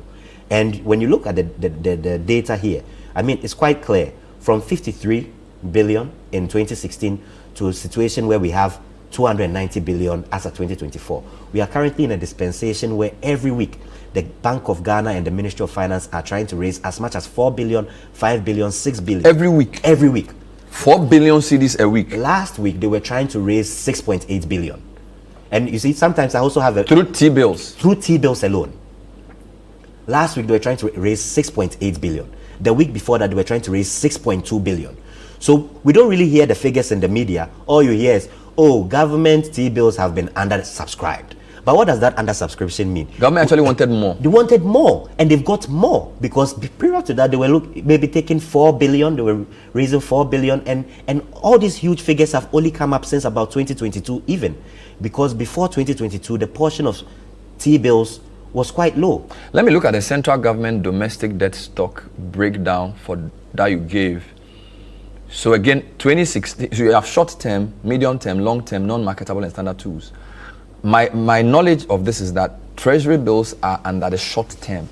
That's correct. So that's either 91 day or basically 3 months, 6 months or 1 year. So that's short term. Now, if I look at 2024, short term is 94.7 billion, medium is 127.4 billion, long term 67 billion. So short term and medium term are the largest chunk. Now, what is the state of play now? Does government go to Parliament to approve any of these? I have short-term, medium, long, non-marketable standard. Does the Finance Ministry and Bank of Ghana, do they go to Parliament for approval of any of these components? So they go to Parliament to approve the last component, standard loans. And you can look at how minuscule that is 1.2 in relation out to of the total 290 debt stock. So non-marketable, they don't go to Parliament? They typically don't, because the non-marketable is mostly placed with the Bank of Ghana.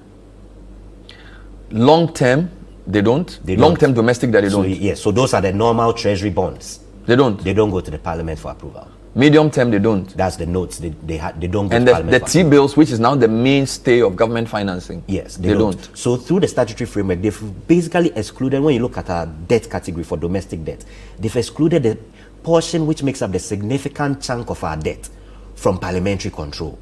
Where Wow. you have a situation where you have 290 billion and only 1.2 billion out of that goes to Parliament for approval. You have a problem because this is the institution that is supposed to be a check on government borrowing. And they are seeing less than 1% of the government's borrowing activity. The only way they hear about it is as a done deal. The thing has happened, and then they hear about it. This is the point of view. My guest is a lawyer who says government domestic financing needs to get parliamentary approval. He took the matter to court in February this year. Somehow the matter hasn't really gotten a hearing. So now he's asking for an injunction for any further borrowing. So essentially government should not be able to raise a peswa starting when the matter will be heard. He filed 11th November until the substantive matter is determined. Now, what are the implications of that for government financing 2 weeks to an election? We'll be right back. Stay with us.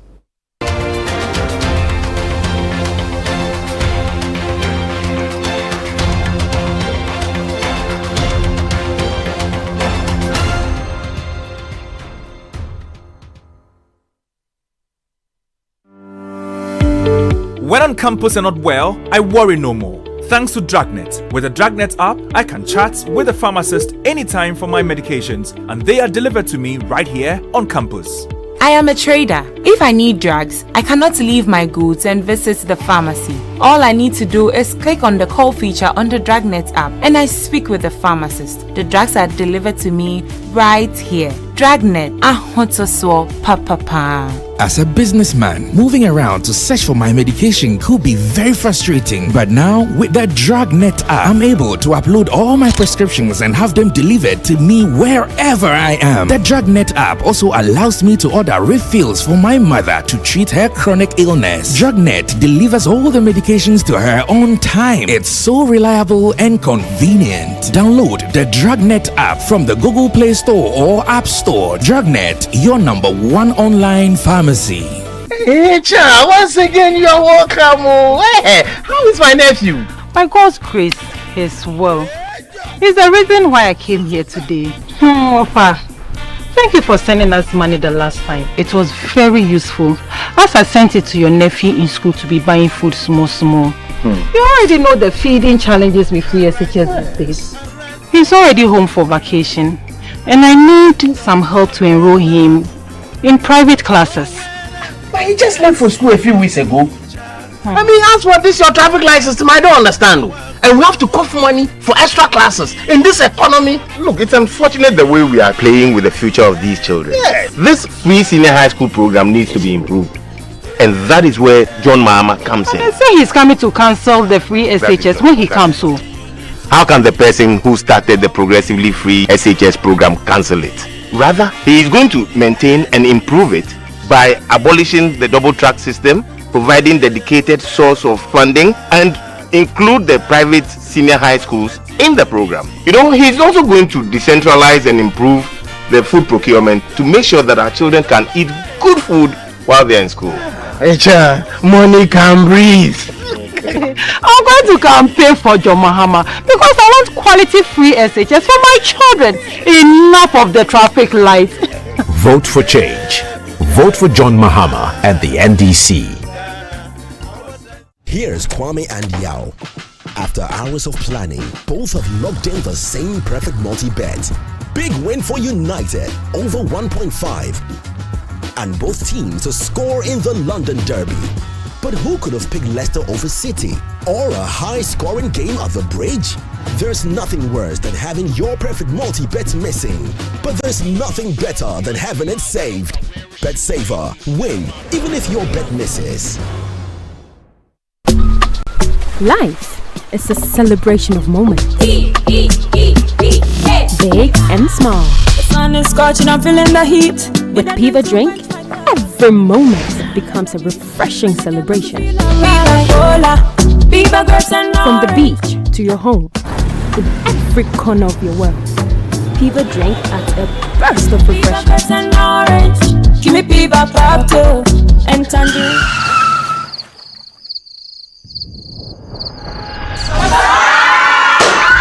Celebrate every moment with Piva Drink. Refreshment for every occasion. Piva Drink, a taste you will love. Piva. This advert is FDA approved. Imagine walking into a secure environment you call your own, a home where you are in charge of your own security. But while you dream of a brighter future, shadows could be lurking at your doorsteps and windows. With real-time alerts and a professional response team ready to act, your home is protected around the clock, whether you're away or asleep. Don't wait for safety, create it. Installed by professionals, our systems integrate seamlessly into your home, guarding every nook and cranny. And with our rent-to-own plan, this unmatched security comes with no burdensome upfront cost. Enjoy your safety, payment at your own pace, and peace of mind. Plus, our theft guarantee protection ensures you're covered in case of any loss, giving you even more peace of mind. Secure your home with Home Shield. Make peaceful sleep a habit, knowing we stand guard. Response 1, protecting your world 24/7.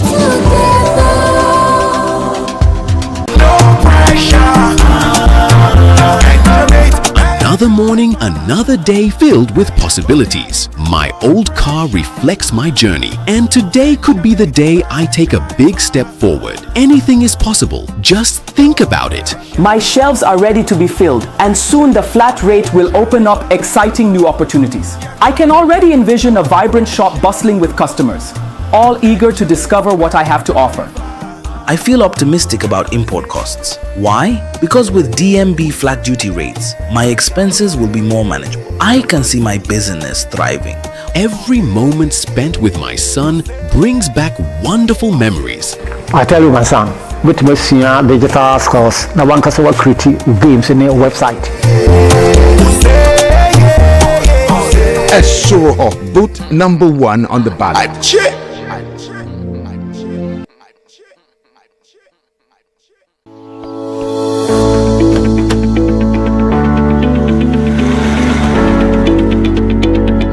Hi, my name is Ochiame Kwame. I live at the plush Leisure Den Symphonic, a real estate property developed by Whaley Properties, the very developers of Vista Del Mare and the beautiful Alphabet City. So come with me to site. Let me introduce you to your new home, a gated community with 24-hour security in the heart of Sakomono. Behind me is going to be Willow Lane, where elegance will meet tranquility. You are going to be greeted with a 4-bedroom ensuite home with an elevator, swimming pool, children's playground, constant electricity, and many more. But wait, it gets even more interesting for early birds like you. You get a whopping $50,000 discount. Yes, I said $50,000 if you purchase between now and the end of this month. So call us now or visit us. Willow Lane, where elegance meets tranquility.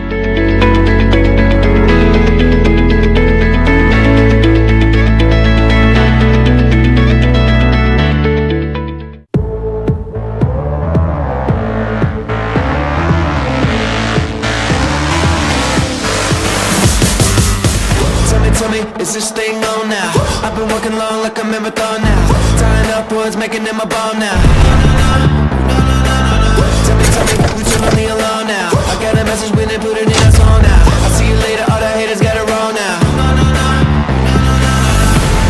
We're touching the lightning, we're coming alive, yeah. We're feeling inside, yeah. We got the power. We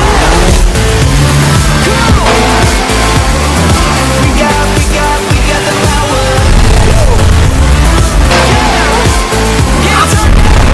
10300, where power meets elegance. Call us on 0501 772222 or 0501 773333.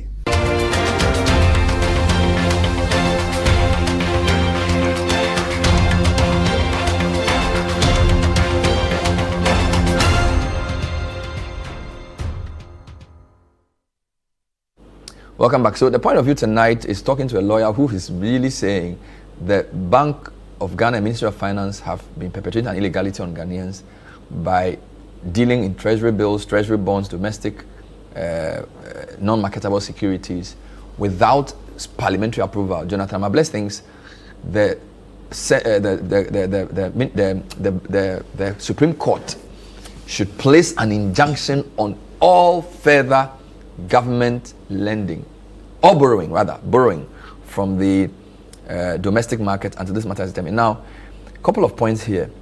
The debt exchange that took place starting 2022 and 2023 seemed to affect all categories of lending to government except treasury bills. So, for example, there was an external debt restructuring. For Eurobonds alone, government said it saved 13 billion. Then there's the multilateral and bilateral loans, which I think they said they saved 5 billion. All this is dollars.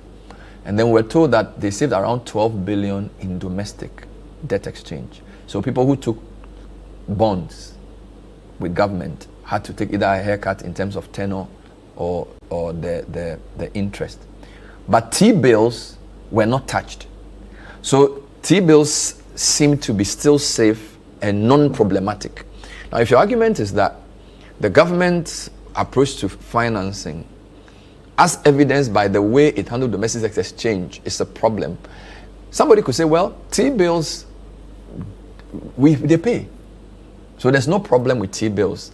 Even through the most difficult economic period in our past 20 years, T-bills are still getting payment. So why are you asking for even T-bills to be stopped until your original matter is determined? Right. So if you look at the data again, if you look at the domestic debt stock breakdown, when you look at the portion of government debt that was in respect of T-bills as at 2022, when the DDP happened, you will see that T-bills was at 34 billion.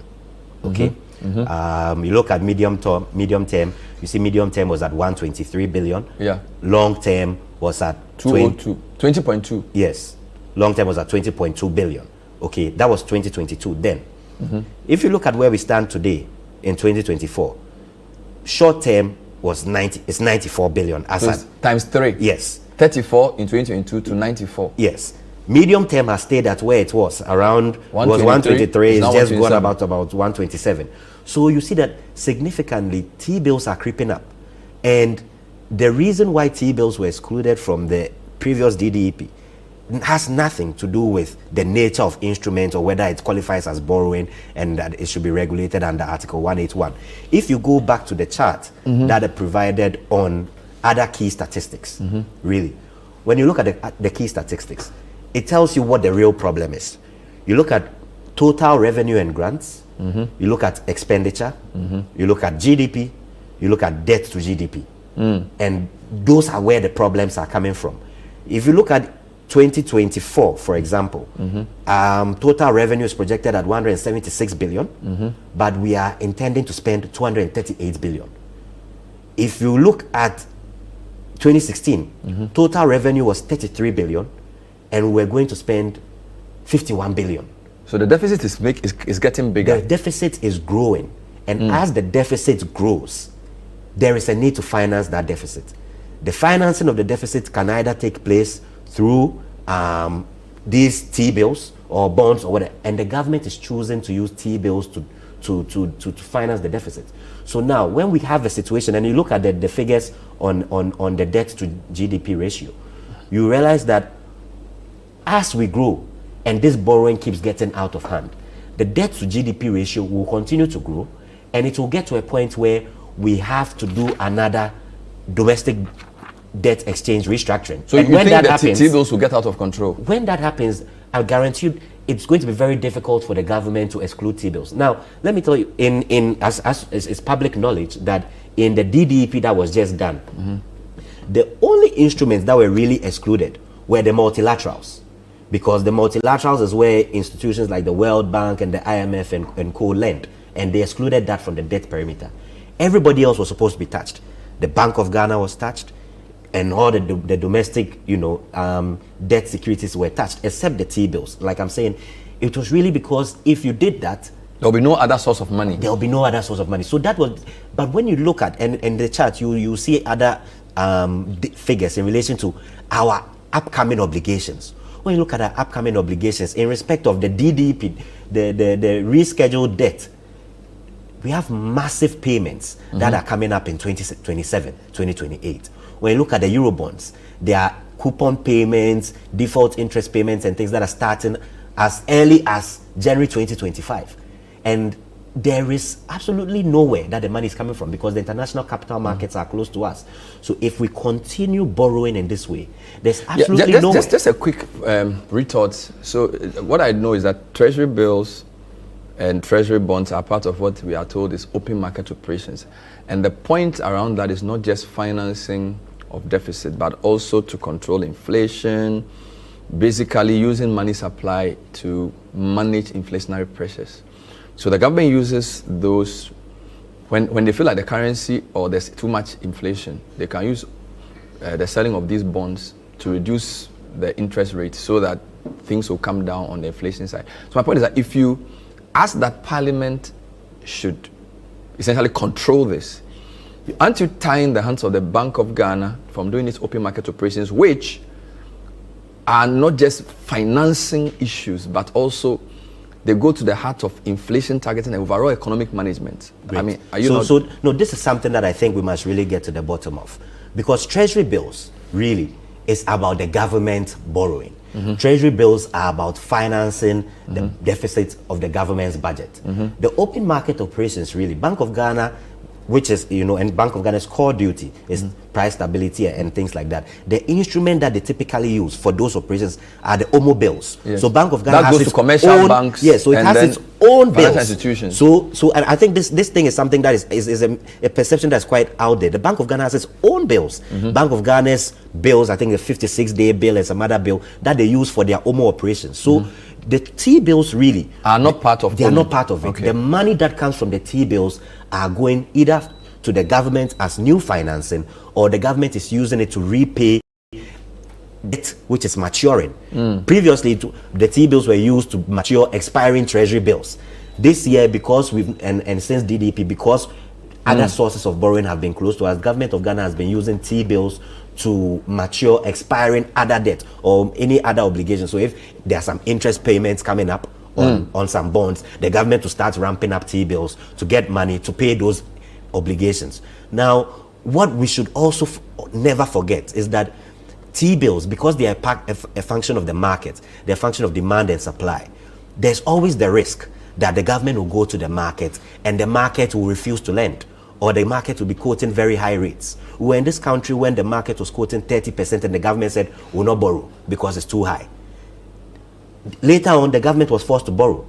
Now, when you look at the Bank of Ghana's statement on what led to its losses in 2022, you will realize that the Bank of Ghana cites that there were auction failures. Auction failures means that they were going to do T-bills and the primary dealers and the market were refusing to lend.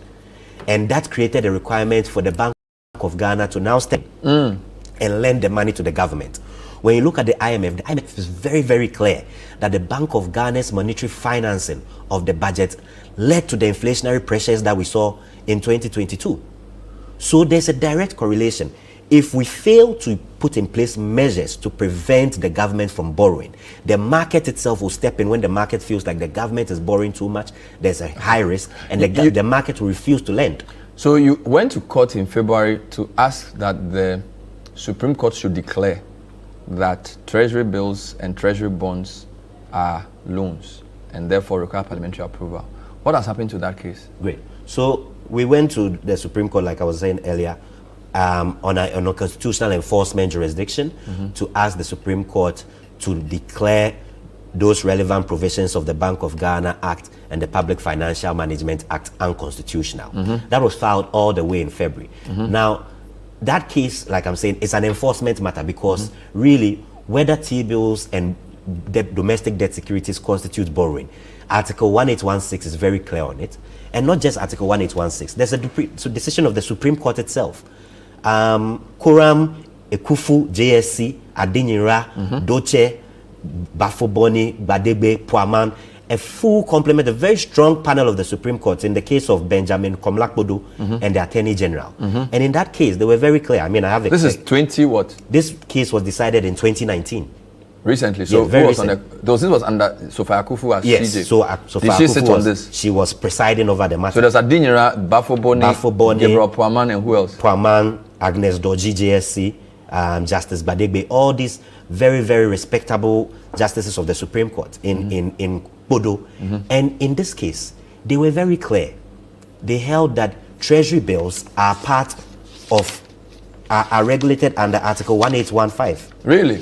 Sorry, yes, under Article 1813. I'll Yes, take they were a very breather clear. and ask you to prove that when we come back. Sure. So now my guest is saying that the Supreme Court has already, based on its previous judgment, shown that treasury bills are part of government borrowing under Article 181, and therefore this is a very straightforward matter. We'll come back to that with other issues. Stay with us.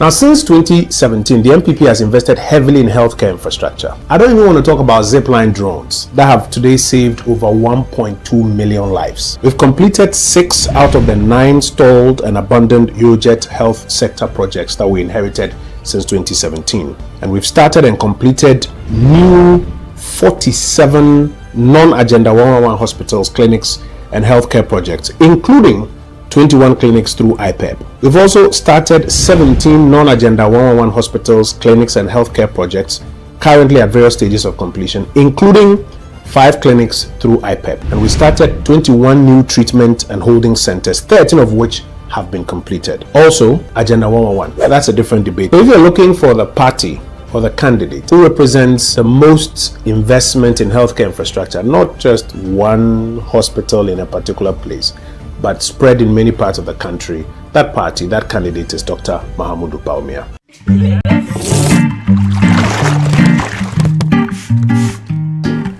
Just like my mother taught me, I'm teaching you too. This recipe has been in our family for generations.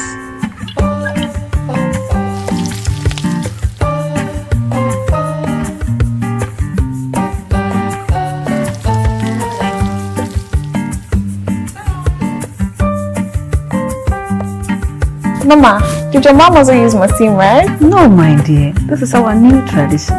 Just for you and I. Oh, it's delicious too. Look out for Masim rice in markets and supermarkets. For bulk purchase, contact us on 055-902-2169 or 020-292-9618. Masim means tasty. This advert is FDA approved. Fire Pomudini Gubi, Ghana Funiaji, if you say, Ya, your local spices, na ya frafra, ya sanko for natural spice. Me the gummy jollof fumu, me misti wa huduma, emanate dance. Stanley, the barbecue the gone. Sanko for natural spice, and one you bring 100% natural. Adofo, mamu huge mistake. Sanko for natural spices.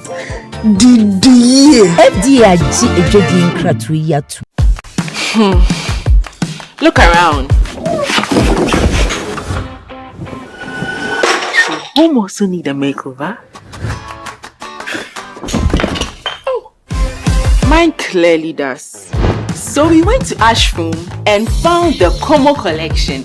It had everything we're looking for and more. Matching furniture for the entire home, designed with you in mind. Where's Como collection? Dressing up is just a breeze. Always ready with a perfect accessory. A magic dressing mirror. One look and you're ready to face the world. Or at least the kids. A bed perfect for young men who want a table that turns into a treasure chest. And finally, a sofa with this grand TV unit for family time at home. Head over to any Ashfoam store now and discover the new Como collection. Ashfoam, feel it, know it. In the heart of our communities, change is not just a dream, it's a promise. I don't have to worry about rising costs and taxes. Dr. Bawumia's flat rate tax system is a breath of fresh air. It means I can keep more of what I earn and invest back into my business. I've seen so many changes in my lifetime, but what matters most is to feel secured. Dr. Bawumia's initiative for the elderly is to make sure we are not forgotten. He's giving us the exact care that we deserve. With digital skills training, I am no longer worried about the future. Dr. Baumia empowers us to thrive in a digital world, making us ready for tomorrow's jobs. Job opportunities are crucial for my generation. Dr. Baumia is committed to creating job opportunities and entrepreneurship. With his vision, we can build our dreams. Together, we can transform our nation. Dr. Baumia's plan arranges policies. They are pathway for prosperity for every Ghanaian. It's time for leadership that listens and acts. A vision for all of us where every voice matters and every dream is possible. Vote Dr. Mahmoud Baumia. Esoroho. Vote number 1 on the ballot. Here's Kwame and Yao. After hours of planning, both have locked in the same perfect multi-bet. Big win for United, over 1.5. And both teams to score in the London Derby. But who could have picked Leicester over City? Or a high-scoring game at the Bridge? There's nothing worse than having your perfect multi-bet missing. But there's nothing better than having it saved. Bet saver, win, even if your bet misses.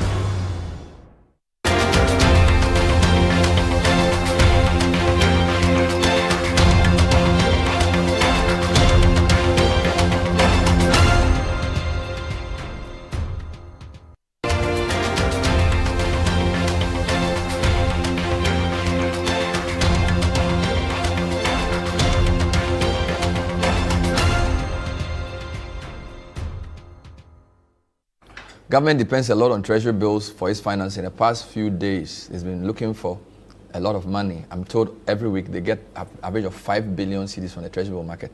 My guess, if it succeeds with this interlocutory injunction, would mean that the government cannot raise any additional funding or financing unless or until the substantive matter of February is determined. You're telling me that there's legal precedent to prove that your view that T-bills are actually government borrowing that requires parliamentary approval is clear. Yeah, it's quite clear. And also just to emphasize the point that what we are seeking to do with the interlocutory injunction is not to prevent the government from raising new T-bills. We are saying they can borrow to the extent that they go and obtain parliamentary approval. Okay, so if government wants to get any other money, starting from, when did you file this interlocutory injunction? 11th November.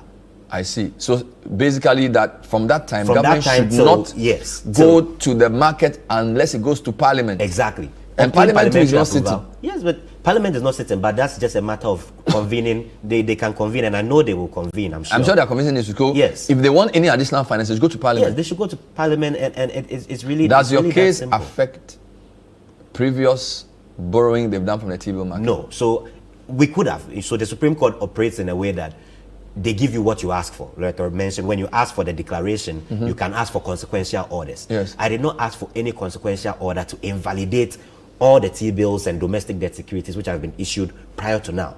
Because look, if take for example the pensions industry. The pensions industry by their regulations are allowed to invest 75% of their assets under management in government securities.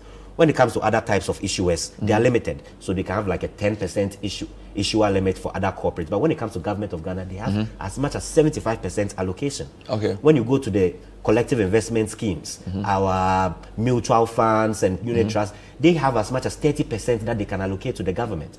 So if you ask for such an order, the consequences for our economy will be very dire. So you do not go back. You're saying that I'm not going back. You are just looking forward. Let's solve the problem the legal that is coming. authority that makes you believe that T-bills are clearly government borrowing. Great. So this is Sufaya Kufu JSC speaking in the Kodo case. She says, now really, this case was looking at what is revenue for the purpose of the District Assembly Common Fund. How much of revenue must be allocated to the District Assembly's Common Fund? All right. And the Supreme Court was trying to exclude loans from revenue because clearly loans are not revenue. Okay. So they said our holding above is in respect of loans contracted within the purview of Article 181 by or under an authority of an Act of Parliament for the purposes of a particular identified project or program and does not exclude any loan that is contracted to fund the national budget in general terms, such as government treasury bills and bonds, which are issued to raise money to finance regular government activities.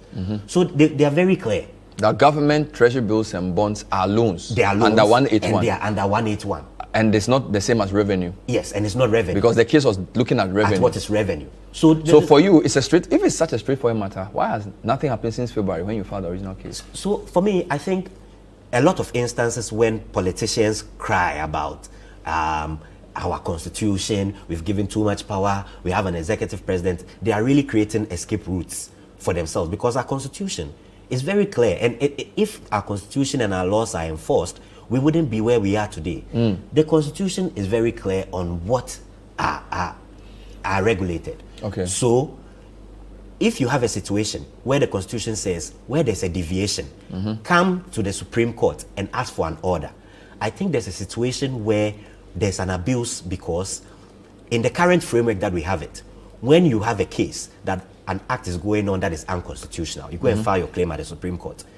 The Supreme Court will wait for the Attorney General to file his response before it will now say, okay, we have both sides. Now file a memorandum of issues, which will then enable the Supreme Court to sit on the matter, which means that the Attorney General can control how cases go by refusing or neglecting to file his response, because once he has not filed his response, has to wait for the response. Exactly. The Supreme Court will say, oh, the Attorney General has not filed, and so we have to wait. Meanwhile, if you take a normal criminal action, when a person is accused of committing a crime, immediately, at least within 48 hours, the person must be brought before court. You have a situation where the fundamental law of the land, the Constitution, is breached, and a situation where the person who is likely to have breached it can control how the case should go. I can ask you, if the person who controls rain or controls the weather sells umbrellas, do you think we will not have a rainy day? That's the situation that we have. Failed in February, up to date, the Attorney General has not filed a response. Hasn't the court in the past sort of, because I know there are some cases where the court will say, look, if you don't file, we're going to determine the matter without you. It's really difficult, because the court must now empanel. And it's easier to be done in applications than in the substantive matter. So for instance, if you look at all these recent injunction matters that we've had, with the LGBTQ bill, with the speaker and the vacation of seats and things, the substantive cases would usually be determined later than the applications. So that is why we then went ahead now, because our hands have been forced to go ahead now to file the injunction. But guess what? In all these other cases we are talking about, in the case, the LGBTQ case, for instance, when the government went when someone went and filed an injunction application to prevent the bill from being served on the government, in the case of the speaker and the vacation of the seats, you saw how the government made noise about how we are law-abiding, and if you are law-abiding, once an injunction application has been served on you, your hands must be stayed. So basically, if the AG is dealing with the same principle, they need to move quickly on this. Then if the AG is dealing with the same principle, since I filed the suit on 11th November, there wouldn't have been further T-bill issuances. But guess what? That Friday there was an issuance, even though they've been served. Last week Friday there was an issuance where they raised the 6 billion. They were looking to raise 6.8 billion, and they got the 5 billion that they got. They have issued a statement which indicates their further intention next week. I mean, this Friday to raise another 6 billion. In complete disregard for your suit. Yes, they're acting as if no injunction application had been filed. If the tables were turned, you'll see how they'll be screaming from the rooftops. Is it because they perceive this as if we don't raise the money, government will shut down? Because as you know, the government has been shut off international capital markets. Government revenue is not enough to meet its expenditure projections. It cannot borrow money from anywhere except the treasury bill market. So if your injunction succeeds, it could be construed to mean you're basically asking for a shutdown of government. No, it's not asking for a shutdown. I mean, it comes back to the question of looking at our revenue and looking at our expenditure. Why are we spending so much more than our revenue? We fail to realize that when we spend much more than our revenue, that's a recipe for inflation. That is a recipe for the high interest rate environment that we are witnessing now. Because why are we doing that? The government can rationalize. And when you look at all the reports, when you look at the IMF, when you look at the World Bank, we go and look at the report that the IMF and the World Bank issued in 2021. They expect fiscal consolidation, and that fiscal consolidation means that we must be moving in a way where our debt is reducing, our expenditure is reducing, okay, and we are able to now get to a place where we can get a primary surplus, or we can, we can at least match our revenues with our expenditure. We declared a moratorium or stopped servicing our debt in 2022. Just look at the figure of our debt as at that 2022, and look at the figure that we have now. It's much higher. It's much higher. So obviously, even with the restructuring and things that have happened, our debt is still accumulating at an alarming rate. And look, if you think about the obligations that are coming, just speak to any financial advisor. The obligations that are on the government from 2025, 2026, 2027, 2028 are so huge. So you think that if we continue borrowing the way we are going, whoever becomes the next president, finance minister, will have a big challenge paying for anything? They will have a huge challenge. Look, we would have a crisis on our hands. If we are lucky, we will not have a balance of payment crisis, but we may very well have a balance of payment crisis, because remember, and again, when you look at the charts, you will see the framework for our foreign receipts and our foreign payments, and that determines how much we'll be able to pay. And if you look at all the foreign payments that are due, and we don't have access to international capital markets, our cocoa is performing poorly. If you look at the data, you realize how much the cocoa through the syndicated loan and the export proceeds was contributing. Now we don't have that. We are relying heavily on gold, and that exposes us to commodity risk, because right now gold prices are high. There's no guarantee that gold prices will be high tomorrow. So when gold prices drop tomorrow, that will be another shock to the economy. And so we are really living on the edge. And the question is not really a matter of if you say government should get a parliamentary approval, you are blocking government's access to borrow, because borrowing is not a right. Borrowing must be done responsibly. And everybody, look, I was telling you this, everybody should just look at the Fitch reports that were coming up from 2021. March 2021, Fitch issued a report on Ghana. November 2021, Fitch issued a report on Ghana. January 2022, Fitch was the first rating agency to downgrade us. If you look at all these things, in January, yes, if you look at all these reports, you realize that Fitch had been predicting this situation that we experienced in 2022, that we are borrowing too much, we don't have enough. If there's a situation where we lose access to the international capital markets, we'll be in trouble. And guess what? We lost access to the international capital markets in 2021. The government has been claiming we lost access in 2022. It's false. Fitch has acknowledged it. Look at the IMF report. The IMF report, both the first report in 2023 and 2024, all assert that we lost access to the international capital markets in 2021, because in the latter part of 2021, the government wanted to issue social bonds. Wow. And market conditions were not favorable. So we have a big problem on our hands. So we are waiting to see if the Attorney General, of course, this is not ex parte, right? No, it's not ex parte. So this is on notice. So you're expecting the AG to file? I'm expecting the AG to file. The way the AG is acting, it looks like there's no intention to file, and so we are really considering how we can escalate, including I'm citing the Minister for Contempt, and I think by tomorrow we may have done that, to cite the Minister for Contempt. And I know that the Supreme Court will relish an opportunity like this. Justice Tokon with the CJ. She has a commercial law background. She was so you think she will understand judge. this? Yes, I know that she will deal with the matters quite superbly. We'll see. We'll wait to see how that's good. Thank you very much, Jonathan Amabele, for your time and for this advocacy. Quite interesting. So bringing finance, public finance, and economic management into the legal framework. Very interesting and refreshing indeed. Thanks for watching. We'll update you on what happens in this space. As we know, government continues borrowing, and they did 5 billion, I think, last week. We don't know what they'll try and get next week.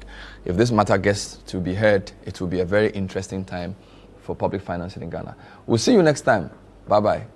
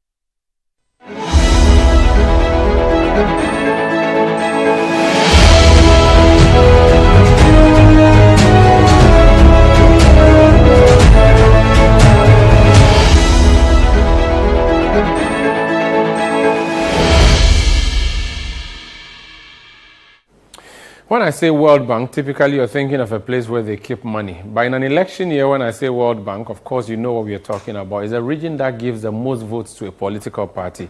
So in Ghana, the Volta region is the NDC's World Bank. The Ashanti region is the NPP's World Bank. That's granted. Tonight, we want to focus on something. The numbers that are coming out of these World Bank or these very strongholds and what the numbers mean, so that if there's a Volta region stronghold and there's an Ashanti region stronghold, what do the numbers coming from them mean for this political party? And what are the details behind the numbers? So you see constituencies, 43 constituencies, or is it 47 rather for Ashanti region? What does it mean if you want to translate it into how many votes are gotten by which party and how many constituencies which party has? That is the focus on the Situation Room today. My name is Umaru Sandamado, and I do this as always with Bernard Kokuavle, who I'll be introducing after this break.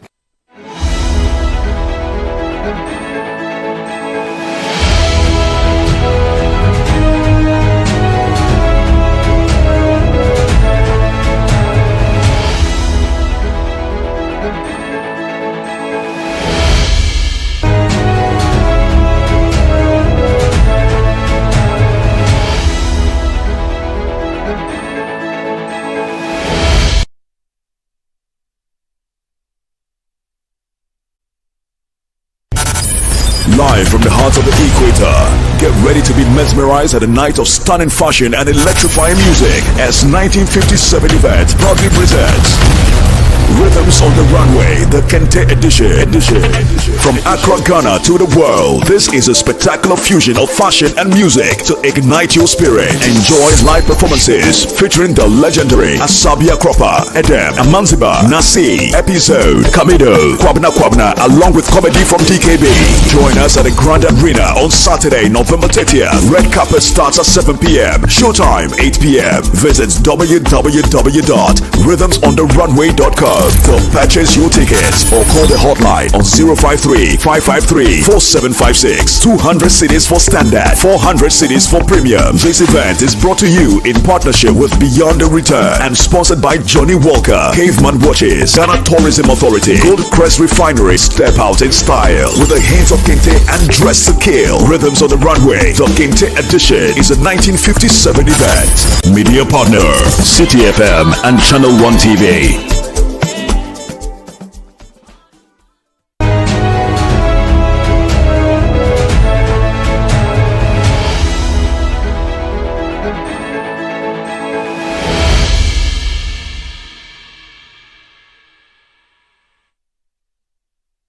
You're welcome. So swing constituencies or swing regions are significant, but so are strongholds. And that's why we are focusing today on the Ashanti. For the past few weeks, we've been telling you about swing regions, how they behave over the period.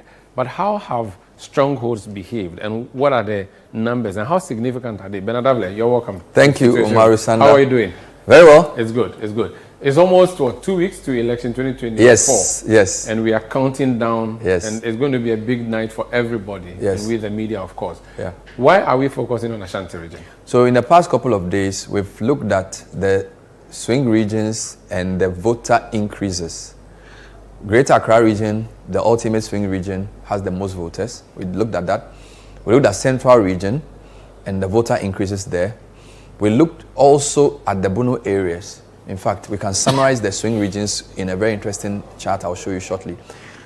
My theory is that in Ghana, it's the strongholds that it's very reverse psychology. Initially, you say the strongholds give you the base and the swing regions tip it. But I'm going to flip it and say the swing regions are so close that your turnout in your stronghold is actually going to determine whether you win or not.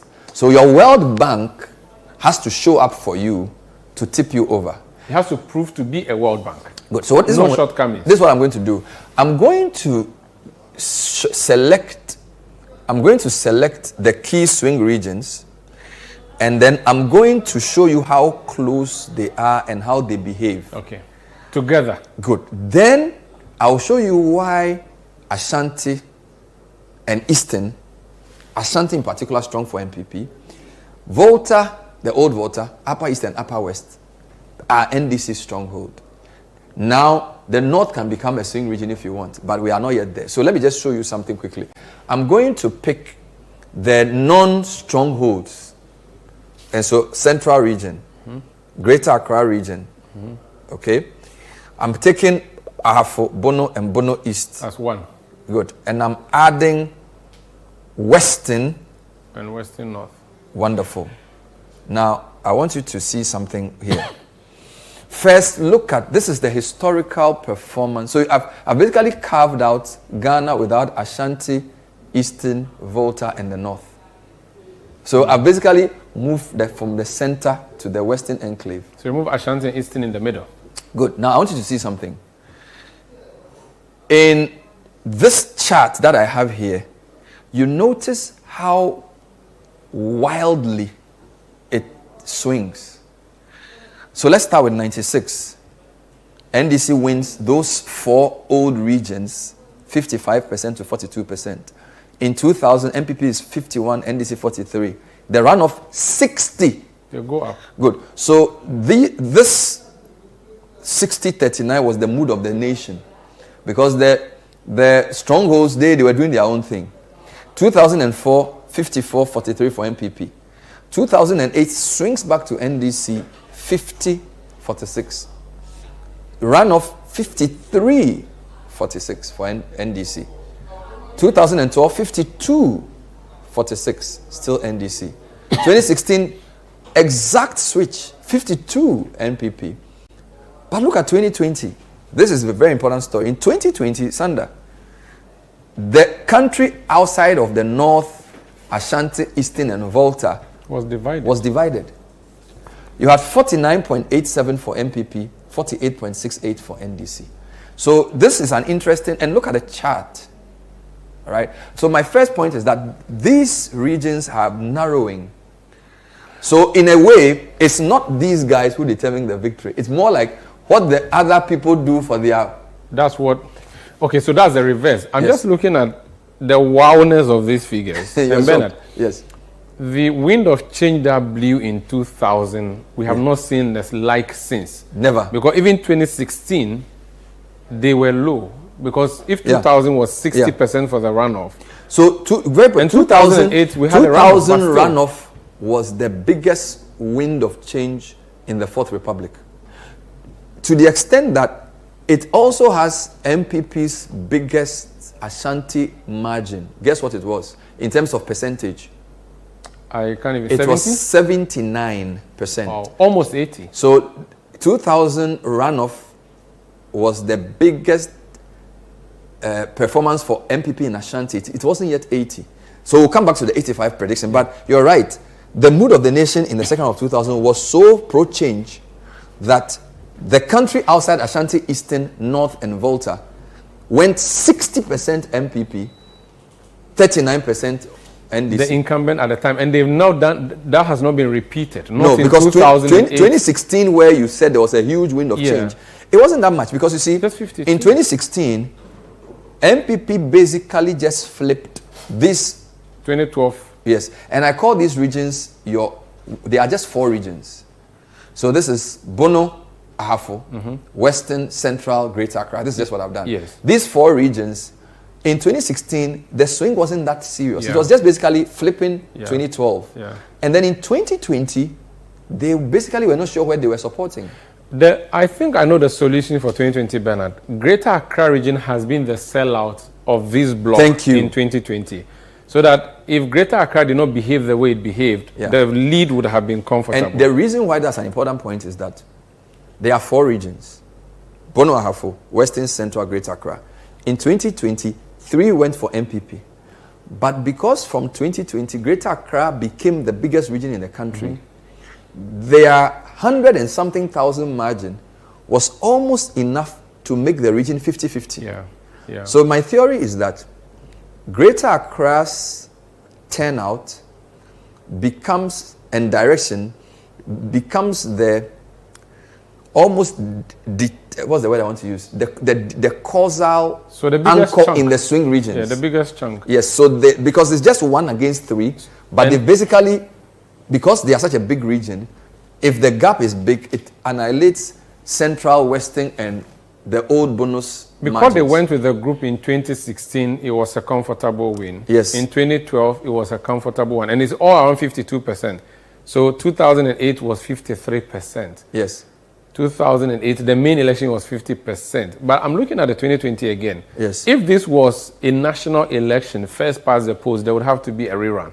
Yes. Because there's no clear winner of the... Yes. So we can't really say NPP has won the swing regions or NDC No. has. They've split it neck and neck. Very important point. So the summary of this first point is that the swing regions are becoming very close. Although my caveat is that Greater Accra's larger population and population growth could give it more impact in the 4 than the other 3.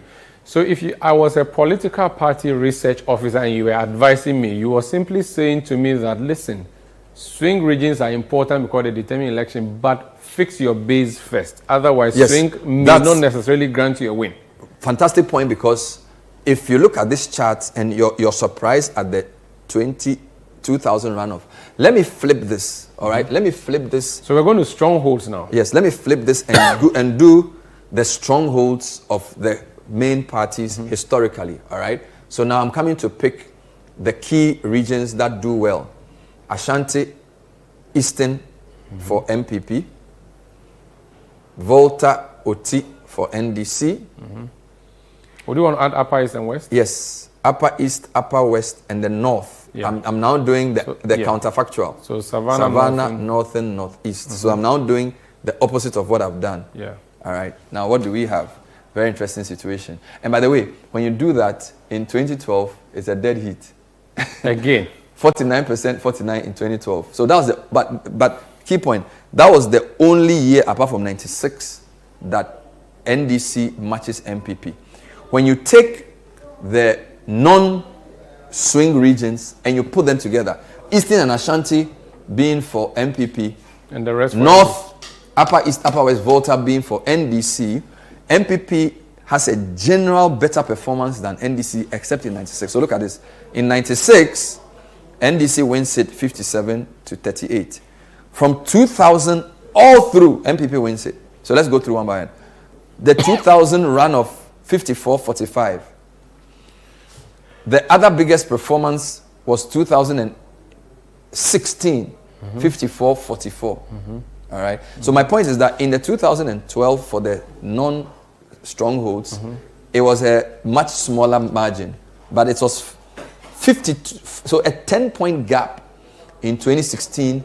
So my point is that in 2016, it was the turnout of the MPP strongholds that tipped the election for them as against the turnout for the NDC strongholds. Because apart from 96, where NDC wins the combined strongholds thing, 2012, it was a dead heat. Every time else, MPP wins. Even with 2020, where the thing split, 52 NPP, 46. So when you combine the strongholds, MPP's 2, just Ashanti and Eastern, is better than Upper East, Upper West, the Old North, Volta, and Oti together. So the story is about the size and might of Ashanti. So Ashanti makes, okay, so if you took Ashanti out, but of course you can't take Ashanti out because of the numbers. So let's take Eastern out and see what it does. Maybe to see, let's take Eastern out of the equation and see whether it gives you any more interesting So this outcome. will be NDC stronghold versus Ashanti alone. alone. Wonderful point. So Sandra is forming some equations here. So we are taking every NPP, all NDC strongholds against Ashanti alone, and this is what we get. It's very interesting. 96-2000, NDC would win it. But even in 2000, it's a draw. So 96-58, NDC, 37 MPP. But in 2000 first round, Ashanti against NDC strongholds, it was 45-45 split. 2000 runoff, even with that, 52-47. Right? 2004, Kufuor as president, it's a split, 47-47. 2008, when NDC wins the election, Ashanti alone does better than all these guys. 2008 runoff, Ashanti alone 51 does better. 2012, however, NDC gets 50%, MPP gets 47%. And then in the more recent elections, MPP wins. You can understand why Dr. Bawumia has spent 3 weeks in Ashanti region. Because if Ashanti compared to Volta, Northern, Upper East, Upper West, can give you this split scenario. You get it? And by the way, if you look at constituencies... So you're saying simply, Bernard, that if the MPP wins Ashanti well, no matter how well NDC does in its strongholds, the cumulative effect is that NDC comes second. Which is why, correct, which is why historically, MPP's presidential performance has always been better compared to their parliamentary. Their presidential performance is very good because the residual numbers in Ashanti. So this chart I've shown you has how many regions? North, 1, 2, 3, 4, 5, 6, 7 regions against one region. So obviously the parliamentary seats will be more for the NDC. But for presidential, the MPP will still compete throughout, just one region. They compete favorably. I would be interested in seeing the parliamentary because the number of constituencies in Ashanti is huge. So huge that it may actually cancel out. No, it will not. Because Sanda, let's 47 and they get like 44. 40, so look at, for example, let me make this interesting for you. So let me show you the 2012 when NDC had a majority in parliament, right? 2012 NDC has a majority in parliament. Just look at the NDC wins 5 constituencies in Ashanti, Asawase, New Edubiase, and then the 3 ring road, the outer ring constituencies like etc. From Plains. Yes, etc. From Plains. Almost all of the North, NDC, MPP. So, in terms of parliamentary seats, hard numbers, NDC would have had a lot because they have 7 regions. So it's the volume of votes in Ashanti region that's causing this voter split. Which is why, and let me do one last thing before I move from here. Which is why what you need to do now is to look at Ashanti performance alone. Okay. All right? Okay. Ashanti performance alone, and then you can decide for yourself what is really going on with this election. So let's just take Ashanti region alone. All right? So Ashanti region alone, and let's look at performance. Historical analysis. Wonderful. So now, here you have... Is this parliamentary or presidential? I'm still on presidential. Okay. We'll come to parliamentary later. Ashanti region alone, from 96 to 2020. Now, percentage, highest percentage is runoff 2000, 79.89, still below 80. Lowest performance, 96, 65. So let's assume we are using the since 2000.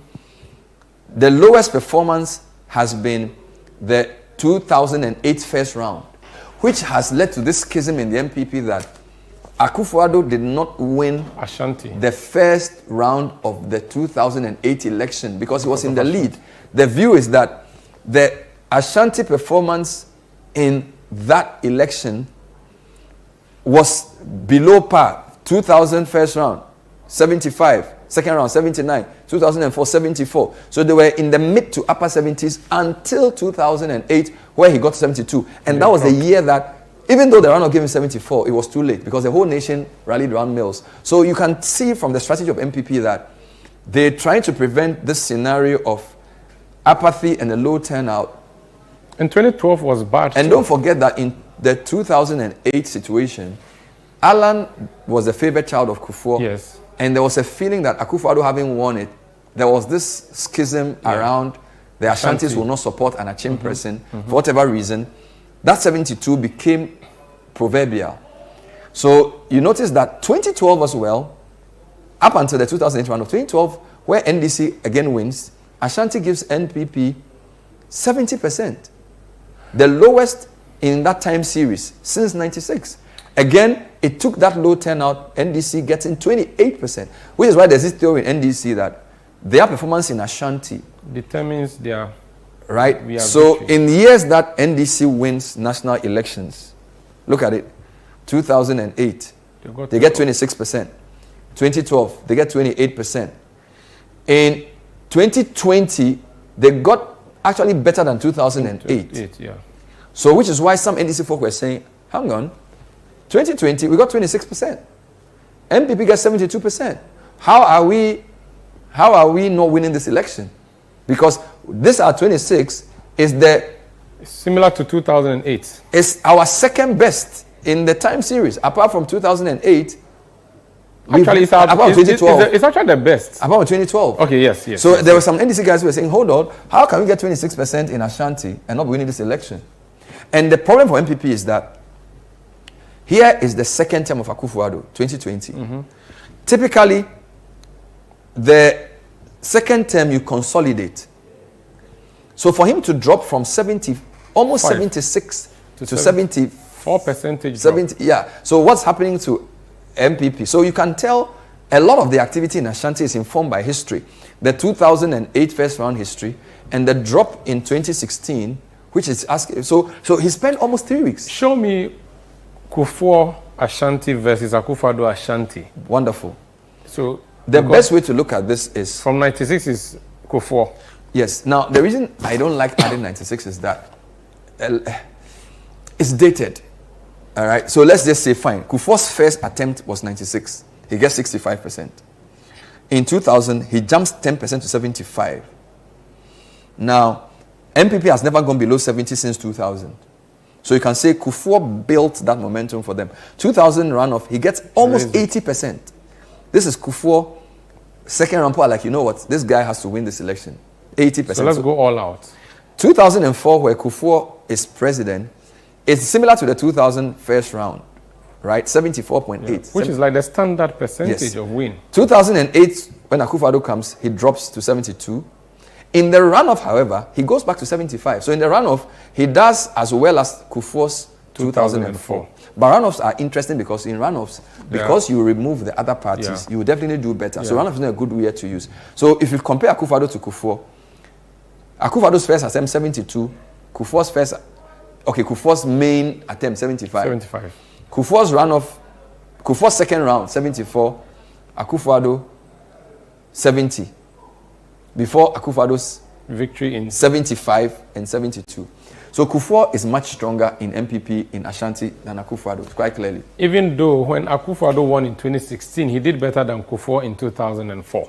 But not as good as Kufuor in 2000 runoff. He actually did better than Kufuor in first round of 2000. Yeah, okay. So 2016, MPP, Ashanti, massive. It was a good win for them. Massive. Massive. Now, you're going to translate these numbers for us, aren't you? So I just want to say, because of the size of Ashanti and what I just shown you, people pay careful attention to voter increases in Ashanti and where they take place. So when we come back... So before I do the voter increase, so the NDC's performance in Ashanti, what do you say about that? It appears 96, something good happened for them. And since then, they appear their to best get the performance, 2008, 26%.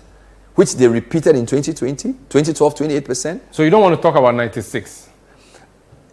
Yeah, I mean... Would that be Rawlings? Or? Yes, Rawlings is a different kettle of fish. Yeah. We are not... Look, Democracy 92, Rawlings won almost 60% of the vote. Yeah. 96 as well. So I can say competitive elections from 96 going, fine. After 2000. But from 2000, you can tell that it was a more balanced field. Okay. All right. So NDC's best performance would be 2012 in Ashanti. 28%. 28%. And in 2020, even though they lost the election, their 26% was much better than most years. That's why the Ashanti. So now you are interested in how many weeks Bawumia is spending there. When I interviewed Nana Komia, he said the constituency has, 47? The region has 47 constituencies. Yeah. And he spends on the average 3 constituencies 1 day. So 1 day. And it's big. So it's a big constituency. Let me just do something final for you. I want to just show you where NDC tends to do well in Ashanti. So there are about 4 constituencies. Asawase in the middle. Then you have Setrafram Plains. You have New Edubiase, Ejura, Secheredumase. And then for some strange reason in 2012, they also won Ofinso North. But the main places they do well are 4. Asawase in the middle, Setrafram Plains, Ejura, Secheredumase, and then New Edubiase. Those are their 4. Are these presidential elections? Yes. And then their parliamentarians also tend to follow. While you are touching the map, something is happening with the graph. Yes. I want you to look at Setrafram Plains. Let's see how the performance has been for... All right. So I'm in Setrafram Plains. My map, my data, because they... Okay, so we start from 2008. Yes, Setrafram Plains is still 18% gap for NDC. Mm-hmm. They do pretty well there. Let me take Ejura Secheredumase. Ejura Secheredumase NDC's won it every election except 2000 runoff. Wow. So, and it's a comfortable 10% gap. With Jurassic Chadumase. Let me take Asomase. NDC's won it 56 all the way.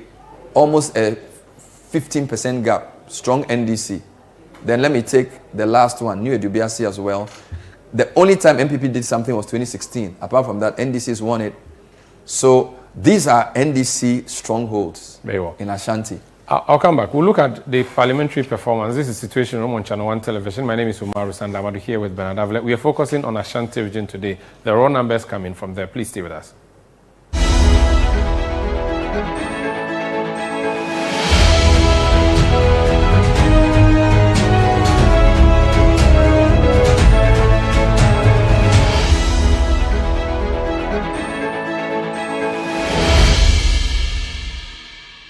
You're welcome back. This is Channel 1 Television. Situation Room is the program. My name is Umaru Sandamadu here with Bernard Avle. This election season, Channel 1 TV is bringing you closer to every vote, every constituency, and every result. Our team will provide in-depth data-driven analysis to show you what each vote means for our nation. From the campaign trail to voting day and the final declaration of results, Channel 1 Television is covering it all. We'll be on the ground in all 276 constituencies, so every voice is heard and every community represented.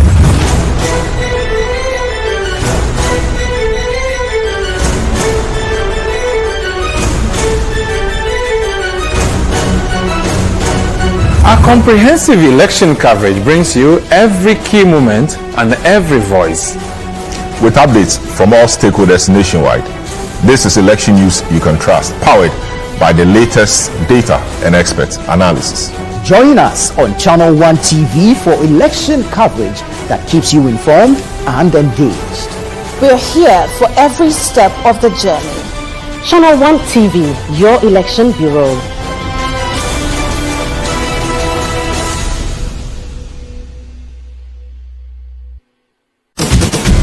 Situation All-White Christmas Party is back!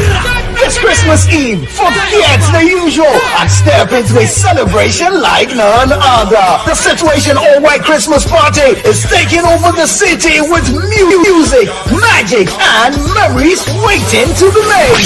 Think cozy vibes, electric beats, and the perfect blend of festive cheer and wild energy all in one space. Date 24th December 2024. Venue Beyond the Bridge, East Legon. Time 8 p.m. Dress code, it's an all-white affair. Come and dance like nobody's watching. Sip, mingle, make merry, and unwrap the ultimate Christmas Eve experience. Dress to impress, bring your holiday spirit, and let's make the Situation All-White Christmas Party unforgettable. Call 0205-973-973 for table reservations and get ready to party.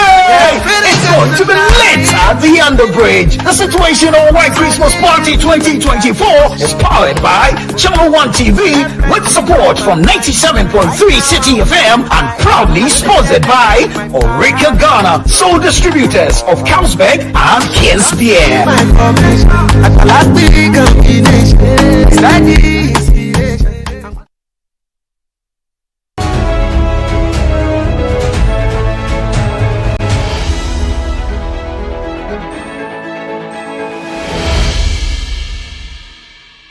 You're welcome back. This is Channel 1 Television. Situation Room is the program. My name is Umaru Sandamadu here with Bernard Avle.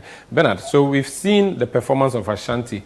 We've also, you have data on how many more people have registered in Ashanti. What does that mean to the vote? And also, what more do you want to share with us? So the Ashanti situation means that you need to look at how voter growth in the region is behaving to tell you what's going to happen there. Now, first thing you notice is, of course, Ashanti has 3.29, so they are the second largest, about 400k lower than Greater Accra. Their growth was just 9%. So Ashanti's growth is below the national average in terms of registered voters. All right. Now that's an important parameter because new voters shows enthusiasm. So and I showed you this last week that Northeast Savannah, North had a lot of new voters. Yeah. And that agrees with their voter intentions. Yeah. Yeah. Greater Accra, Eastern, Ashanti, and to an extent Western, the percentage increase in registrations was not that good, which also tells you voter intentions because people register if they are enthusiastic to vote. Number 3, NCCE data, Afrobarometer data tells us that the group that say they are not willing to vote, a larger chunk is from the new voters, 18 to 29. So my point is, if new voters want to vote, they'll register. So registration can be a proxy for willingness to vote, or lack of registration can be a proxy for apathy. So my point is, if somebody's growth in voters is below average, it's a problem. Greater Accra region, and to make that point, Sandra, to make that point, let me just do this. To make that point, let me show you Greater Accra region. All right?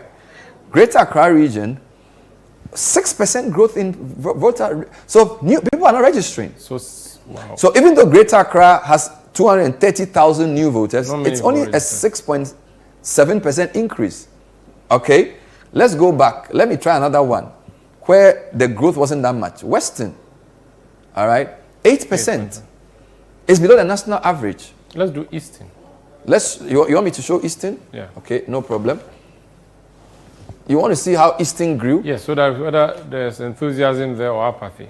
Eastern grew by 10.3%. That's the national average. Eastern has done well. All right. Now, Ashanti grew by 9%.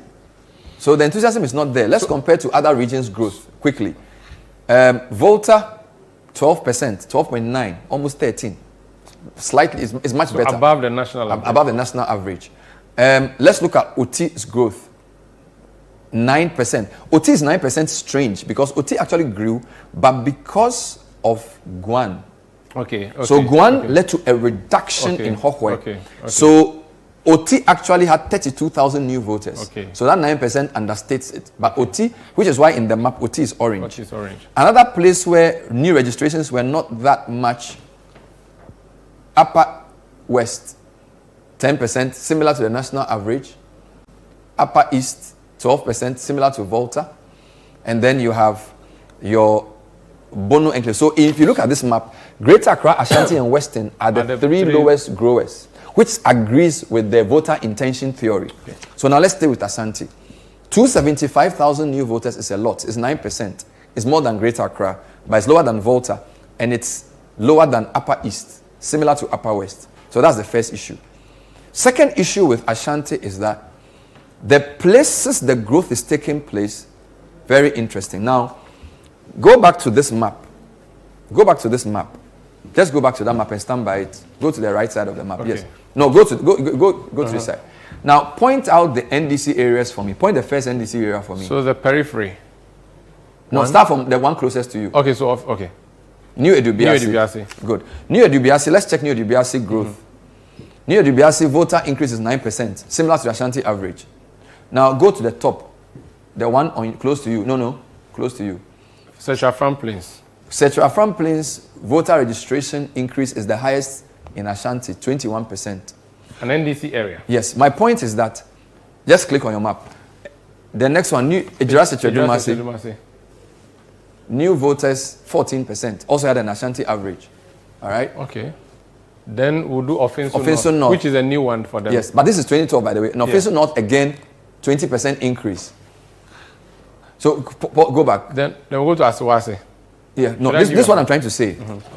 The growth in Ashanti is in the outskirts. It's not in the inside. You need to pay careful attention to that. That doesn't mean anything necessarily. It doesn't mean NDC benefits or MPP benefits. But it's just an interesting coincidence that and by the way, your light blue on the left is also MPP, but not as deeply as the middle. Okay. And in the same vein, look at that. Look at this deep red. That's also Ahafano North grew by 16%. So that's Ahafano North. You see where I'm going? So my point is that in places where you have light blue and green, you also have deep red. So light blue and green shows you green is NDC victory, light blue is MPP victory, less so. Deep red on this map is telling you more registration. So the question we need to ask ourselves is, why are more people registering around the region and not in the center of the region? It could be the same too. It could be the Accra theory. It could be that population grows outwards so that the peri-urban areas could be growing. It could also be a coincidence that these are constituencies that MPP doesn't do as well. So that's theory 2. It could also be, Sanda, that the adjoining constituencies, regions also have growth. Let's prove that point. So let me take Ahafo and see how the growth in Ahafo works. Now look at what's going on. This is Ahafo Ano North. Esutefi South is a neighbor. Both of them grew 15%. Tano North grew by 12%. Similar to, okay, let me take Tano South. Tano North is 16%, right? Its neighbor is Ofinso North. So you notice that the reds... There's a spillover. You see what I'm saying? The reds are together. So what could be going on is that this is Ahafo, southern part of Ahafo, and then northwestern part of Ashanti, all growing. So this could be a migration issue, but the continuities are very interesting to observe, that the 3 Ahafo constituencies in the south, and then the outskirts of Ashanti, the Ahafo Ano areas, are growing very high. So this growth is not region specific, it's area specific. Let me do another one for you. Give me the region to the northern side of... Wonderful. Let me take, you are talking Bono East. Yes. So let's take it one by one. Your biggest growers in Ashanti, Setra Front Plains is red. Yeah. Now look at Nkranza North. All right? Okay. Look at Sene West. Okay. You see what's going on? Okay. So, Sanda, could it be that these places are growing because of migration, and that inside Ashanti, the growth is not as much as the bordering of the region? Could this be spill-offs? So eating the region from outside, that's almost like how it's looking like. And by the way, if you join these regions on your map as well, you would notice that there are more NDC areas. So I don't want to make a conclusion that people registered more in the NDC area. So you want to add Bono East. So Bono East. Bono East. Look at that. Just look how we've done. You see the green? A lot of green. See what's going on there? But it's 2012. Go to 2020. So let me take you to 2020. It will come back. Just collapse. Yes, yeah, look at it. Look at it. It's still the same. Whoa. So you see what's going on there? Interesting. So we don't know if we obviously can tell that the places in Ashanti NDC does well are bordering either Bono East or some part of Ahafo. And if you, okay, so, and these are NDC areas. Yes. And so so what you are trying to say is that a lot more people registered in constituencies that are traditionally tilting towards the NDC in an Ashanti stronghold of MPP. That's how it's looking like. Is that yes, but I don't know why. Okay. So I am saying what you are saying, but I'm saying it could be 3 reasons. And you have 3 reasons of speculations. I'm speculating that it could be that there is a lot of interest in the NDC areas because of enthusiasm among MPP people. NDC people. NDC people. Mm-hmm. Because don't forget, I said that when registration is low, it's an indication of opposition, the governing party suffers. Lack of enthusiasm. Yeah. So if you have people registering a lot in a particular area, it could mean that. Okay. But it could also mean that MPP made sure that to close the gap, they got more of their people to register. So we cannot conclude and say that because the growth is in NDC, but I think that it's safe to say that you will find that more people register in places who are unhappy than where they are happy. Which is why Volta, Upper East, and some of these regions had more registrations as a growth than Ashanti, Greater Accra, and Western. But let me give you additional weapon for this, your point that you've made. Mm-hmm. In the past, people registered for the voter card, not necessarily because they want to vote. Mm-hmm. They need it as an ID to prove something at the bank. Mm-hmm. With the onset of the Ghana card, yes, anyone who goes for a voter's card is going for it just for voting purposes. Thank you. So if you see more people getting the voter's card, you can't say that, oh, he needs it because he wants to go and use it for the bank. Yeah. Because everything now is Ghana card. So I think this is your And point. when we went to Northeast and North and Savannah last week, we saw clearly the enthusiasm in registration matching the increased voter intention. Mm-hmm. So I can theorize and say that this Ashanti increase in voters in the outskirts could be a question of opposition rallying its troops to register more. Because the MPP strongholds in Ashanti tends to be in the middle. So the key to understand inner Ashanti is to look at it as 3 rings.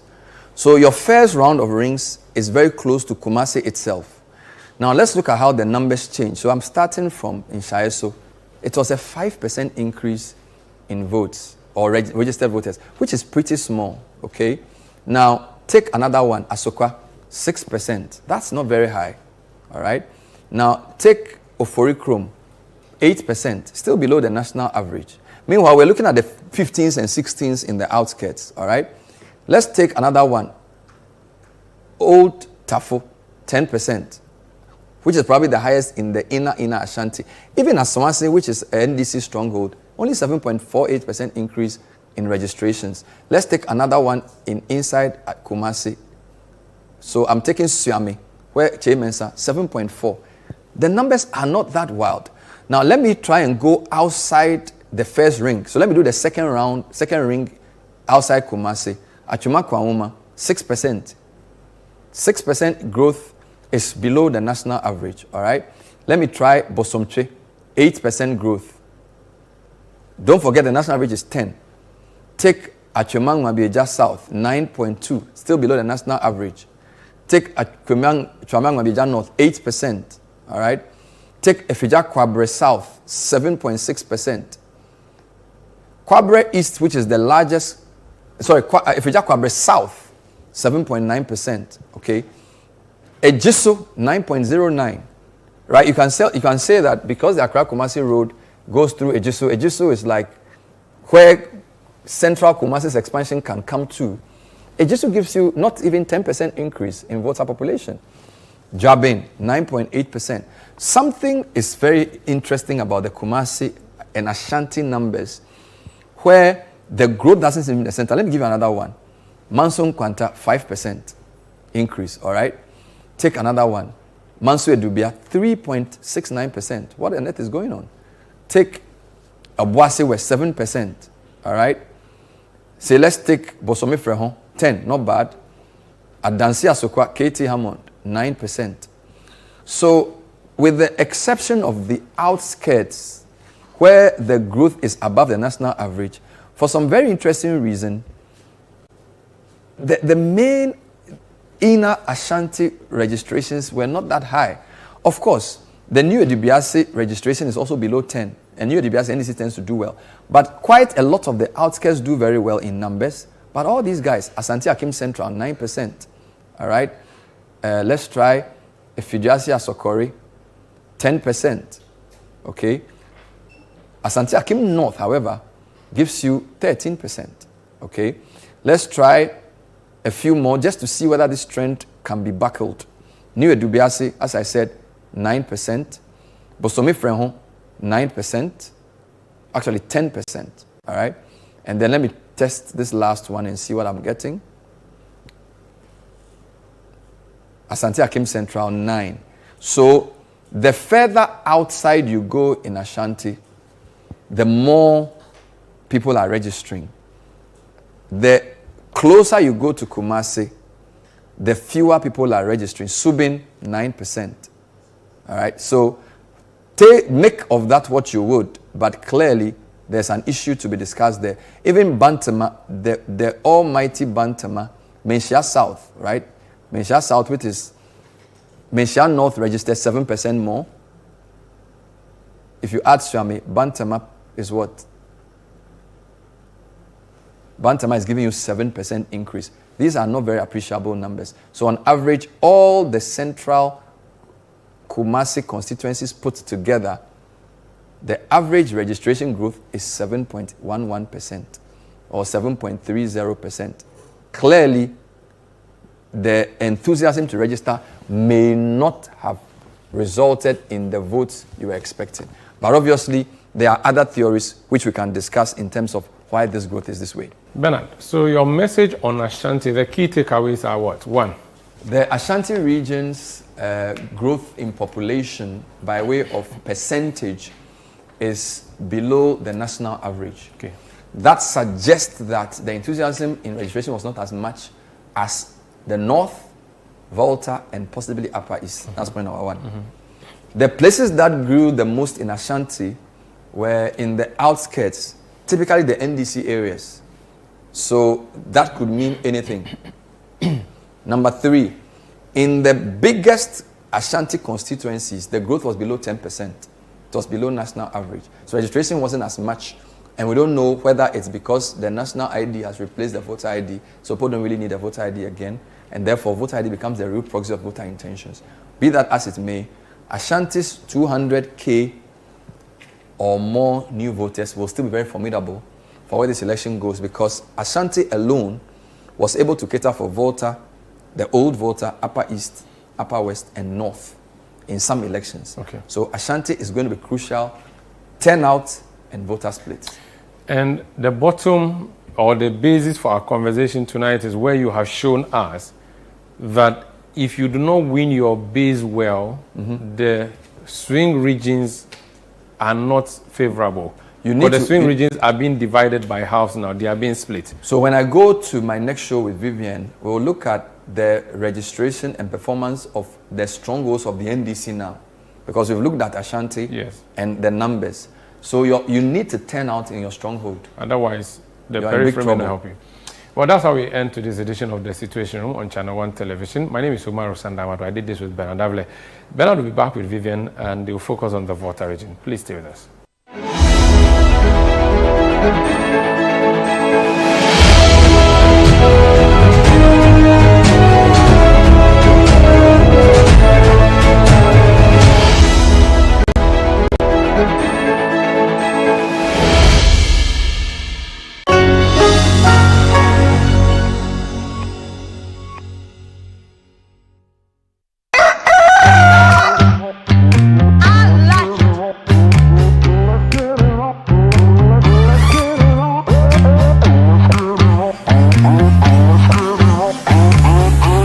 Wake up to a rich breakfast full of variety.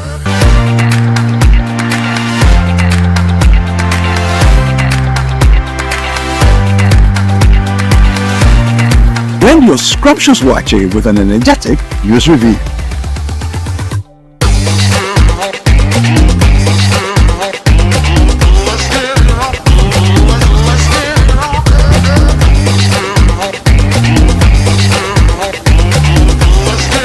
Right, eat your buffalo alongside uplifting and informative lifestyle conversations. It's me, Chris Carter. Spend your mornings with me. Or you can enjoy your mornings with me, Jifa KD Akuto. And have breakfast with me, David Kwekusechi, right here on Breakfast Daily, every Monday to Friday from 7:25 a.m. to 10 a.m. on your favorite channel, Channel 1 TV.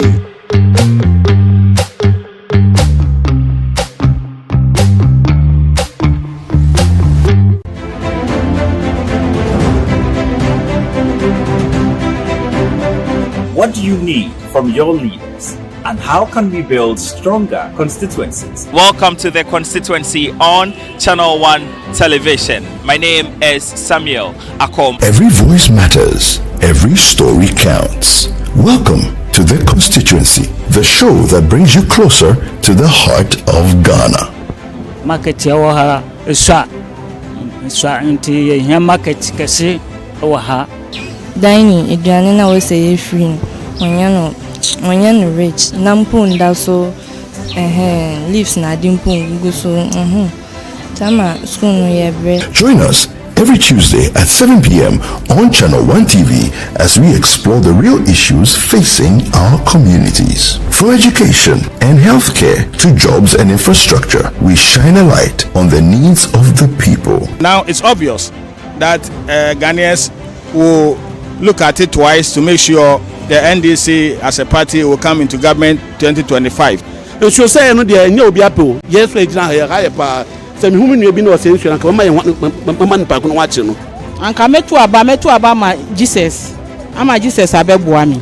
As December 7, 2024 approaches, it's time to empower ourselves and hold our leaders accountable. Get ready for insightful discussions, inspiring stories, and the chance to make your voice heard. Don't miss The Constituency. Tune in every Tuesday at 7 p.m. on Channel 1 TV. Your voice, your constituency, your future.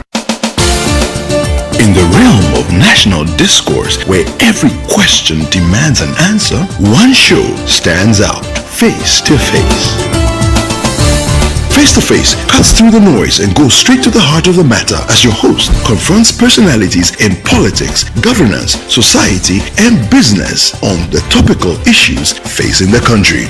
If you said to me that you made £1 million pounds out of scraps in the United Kingdom at age 19, that will raise eyebrows, and I ought to ask you how you made it. Mario, first of all, if anybody wants to find out how I acquired my wealth before even 21, it's on the internet. You know, I have built hotels. I've done all of that. It's all there. It's bringing me income. It's yielding. I'm creating employment. You introduced free SHS in 2017, and for 7 years, you are still having the same problem. No, it means you have that's not false. That's very accurate. No, that's false. Schools still have challenges with boarding house, dining hall, Maru, classrooms. I like context. Yes. I like debate, but I like factual debate. Yes. It's false. And I'll tell you what. Dr. Bawumia has humbly acknowledged what our challenges, our shortfalls have been as a government. He has outlined what the successes have also been. And he is giving cogent, clear vision points for each of the sectors. It's the worst, government we've ever had to combat corruption. Join Umaru Sanda Amadou every Tuesday at 9 p.m. on Face to Face as he explores the issues that shape our nation. Only on Channel 1 TV. The Situation All-White Christmas Party is back! This Christmas Eve, forget the usual and step into a celebration like none other. The Situation All-White Christmas Party is taking over the city with music, magic, and memories waiting to be made.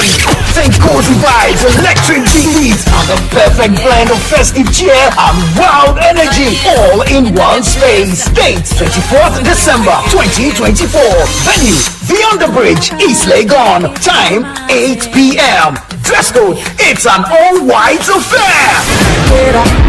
Come and dance like nobody's watching. Sip, mingle, make merry, and unwrap the ultimate Christmas Eve experience. Dress to impress, bring your holiday spirit, and let's make the Situation All-White Christmas Party unforgettable. Call 0205-973-973 for table reservations and get ready to party. It's going to be lit at the Underbridge. The Situation All-White Christmas Party 2024 is powered by Channel 1 TV with support from 97.3 City FM and proudly sponsored by Orica Ghana, sole distributors of Carlsberg and King's Beer.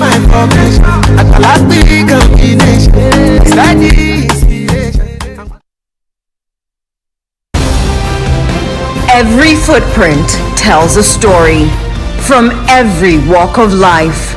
They faced challenges, celebrated victories, and made their mark on the world. Welcome to Footprints, where we walk through the incredible journeys of extraordinary people. Join us every Friday at 7 p.m. as we dive into the lives of those who've left indelible marks. It's not just about where you end up, but how you got there. Footprints, celebrating the paths that shape us all. This and every Friday at 7 p.m. only on Channel 1 TV.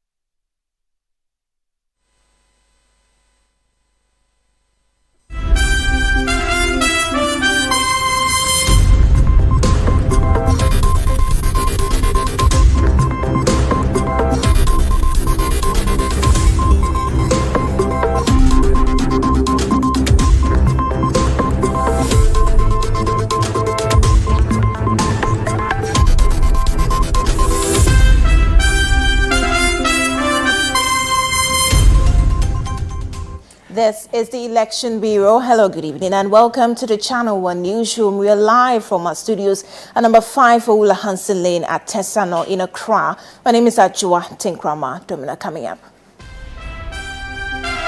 Ministry of National Security denies involvement in alleged kidnapping of Emirates manager Sylvia Ba. Commission on Human Rights and Administrative Justice Shraj clears Reverend Victor Kusibuateng of allegations of dual passports. Shraj has investigated, come to those conclusions. The two most important conclusions that he had two different passports with two different names. It found out that that has never been the case. The second conclusion is that he received money for work that he claimed he had done. And the Shraj found out that the money was never paid because of work. Also coming up, Ghana's Vice President Dr. Mahamudu Bawumia unveils comprehensive plan to address housing deficit and reform land administration. Seeing the year of roads and what impact we have made with the year of roads in Ghana, and what I will be ushering in, God willing, is a decade of housing. A decade of housing for us to address our housing needs in Ghana.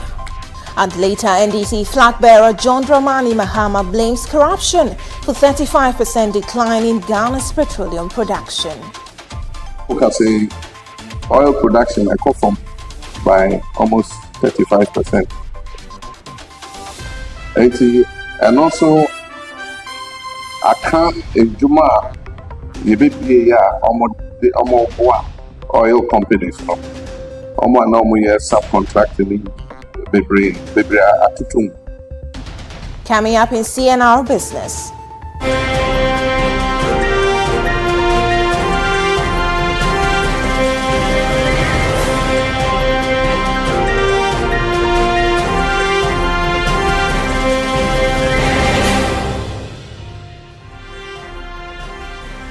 Fitch warns Ghana's interest-to-revenue ratio to remain among highest and urges aggressive fiscal reforms.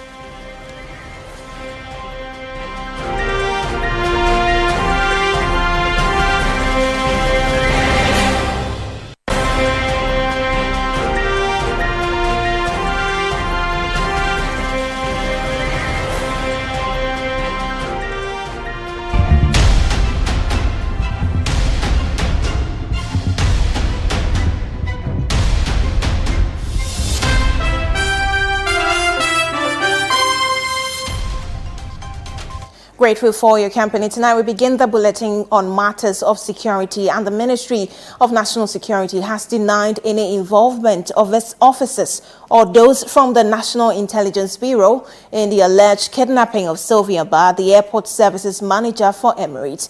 A chilling expose by the Herald newspaper revealed that Sylvia Ba was abducted by national security operatives after she was abducted by the national security operatives after she reportedly refused, to delay a Dubai-bound flight for high-ranking officials of the National Signals Bureau. However, the Ministry of National Security has strongly rejected these allegations. Charles Owusukumi has more in this report. On November 22, the Ghana Police Service announced the disappearance of Sylvia Ba, whose alleged kidnapping occurred on November 21. Subsequently, on November 23, the police announced that she had been rescued, reunited with her family, with medical and psychological support provided for her. However, according to a November 25 expose by the Herald newspaper, Director General of the National Signals Bureau, Kwabena Eduboahene, Director of Operations of the National Signals Bureau, Benjamin Ansa, and Rashida Sani Nasamu missed a Dubai-bound flight after the airport operations manager for Emirates, Sylvia Ba, refused to delay the flight schedule to take off at 6:55 p.m. According to the Herald, 2 days after the incident, Sylvia, who was returning from the gym, was accosted and kidnapped by national security operatives. She was then taken to an undisclosed location for 24 hours and eventually abandoned at Ashaiman on November 22, where she found her way to a nearby restaurant and was picked up later by her husband. But the National Security Ministry has issued a statement to deny the involvement of its officers. Part of the statement reads, the ministry wishes to categorically state that no officer from the ministry or the National Intelligence Bureau was involved in the alleged abduction of Sylvia Ba. Meanwhile, the ministry has initiated investigations into the circumstances surrounding the alleged abduction. The ministry further wishes to assure the public that culprits of the alleged abduction will be made to face the full rigors of the law following the conclusion of the investigations.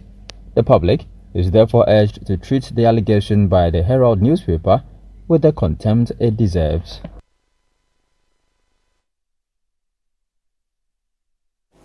Now, the Commission on Human Rights and Administrative Justice Shraj has cleared Reverend Victor Kusi-Boateng of allegations regarding the possession of dual passports under different names. In January 2023, Nocturne Member of Parliament Samuel Okudzeto-Ablakwa petitioned the Commission to investigate Victor Kusi-Boateng, who also serves as Secretary to the National Cathedral Board of Trustees, over claims of conflict of interest, possession of multiple identities, and other alleged improprieties. Now, Shraj reports concluded that Reverend Victor Kusi-Boateng, also known as Kwabena Edujemfi, holds only one passport under the latter name. Now, let's now speak to the Nocturne Member of Parliament, Samuel Okudzeto-Ablakwa, whose petition actually led to this report. Good evening, Honorable. Thank you for your company tonight. Now, does this mark an end of your pursuit to punitive actions against Victor Kusi-Boateng, and are you satisfied with Shraj's clearance of him? Well, good evening to you and all your viewers. I am not sure what you mean by Shraj's clearance of him. When you read the Shraj report, all members of the Board of Trustees are to be prosecuted. They have engaged in conduct which is a grave violation of our procurement laws. Honorable, we'll come to that pretty shortly, but this is on the specifics of you asking Shraj to investigate his dual citizenship and the fact that the JNS Talents Company Limited was paid some amount of money. Yes, you mean dual identity, not dual citizenship. Dual identity, yes. Yes. Shraj clearly took a very narrow view of the evidence before them. Shraj has not covered himself in glory in looking at only the passport database. Even on the issue of passports, Shraj must be explaining to Ghanaians whether it is normal practice to be appointed onto a public position as Victor Kusi-Boateng, and then the diplomatic passport you are issued to carry out the official mandate is in a different name, Kwabena Edujemfi, which has a different date of birth. Victor Kusi-Boateng, if you read the incorporation document of the National Cathedral Secretariat, it says he's Victor Kusi-Boateng, born 7 September 1971. And yet, the diplomatic passport he was issued to work with is in a different name, Kwabena Edujemfi, which Shraj admits in his report that is in the name Kwabena Edujemfi, which has a different date of birth. Is that not criminality? Particularly when a high court ruled clearly that the conduct of Victor Kusi-Boateng borders on criminality. So that portion of the Shraj report, Shraj will definitely suffer credibility crisis when it comes to that portion of the report. It is nonsensical. The conclusion does not support the evidence. Right. Shraj also fails to consider other databases. Why did Shraj limit itself to the passport? Why didn't it look at the DZLA database where he operates as Victor Kusi-Boateng? His driver's license is in Victor Kusi-Boateng. Why didn't Shraj look at the GRA database where he has two things? Where he has two sets of companies under Victor Kusi-Boateng and Kwabena Edujemfi, the Ghana card database, and all of this was made available to Shraj. So clearly, why did Shraj decide to focus only on the passport database? And even there, Shraj comes out with this very weird and bizarre conclusion. So Shraj clearly has engaged in a whitewash, which would dent its own credibility. Will you take further actions? Yes, I'm discussing with my lawyers. They have instructions to study, particularly that portion of the report which has these bizarre conclusions and advise me. So in the next few days, you will hear about our next move. Now, finally, right. The full identity. Finally, on the matter that you're interested in, the report also calls for investigations into the award of the National Cathedral contract and possible prosecution of members of the Board of Trustees. Are you going to leave this as this, or we should expect another petition to follow up on these recommendations? These recommendations are very clear, and Shraj has indicated which institutions must act. Shraj has said that the Attorney General must move in and look at the prosecutions. The Auditor General must move in, carry out. For the Auditor General must do a forensic audit and also carry value for money audit. Shraj is clear that the procurement laws of our country were breached, and this should not come as news. Remember, when I did the RTI request to the PPA, they confirmed clearly that this project had not received procurement approval. The Central Tender Committee also did not grant concurrent approval. So all along, this project has been a project that has been really bogged down with illegality, with criminality, with corruption, as has been confirmed by the Shraj report.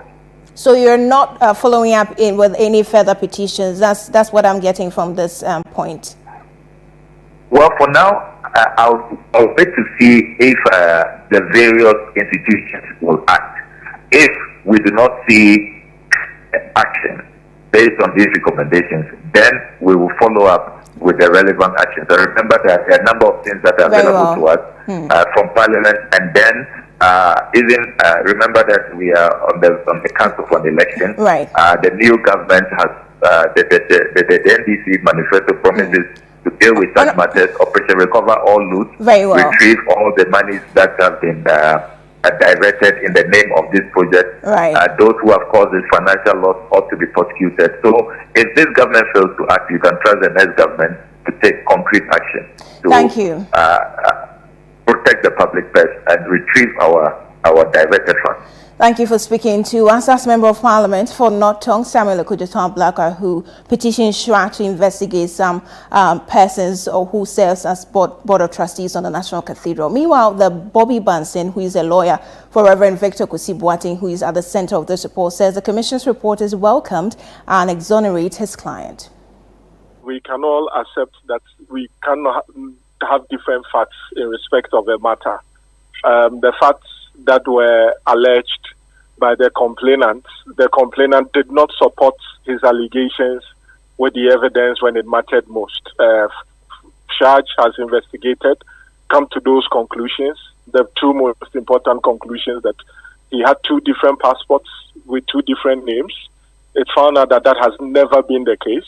The second conclusion is that he received money for work that he claimed he had done, and the Shraj found out that the money was never paid because of work. It was a refund or reimbursement of an amount that was advanced without one single cent of interest on it. So there was no conflict of interest situation that arose. At all points in time, the handlers of the National Cathedral knew that this same person was Kobnedu Jemfia, was Victor Kusi-Boateng.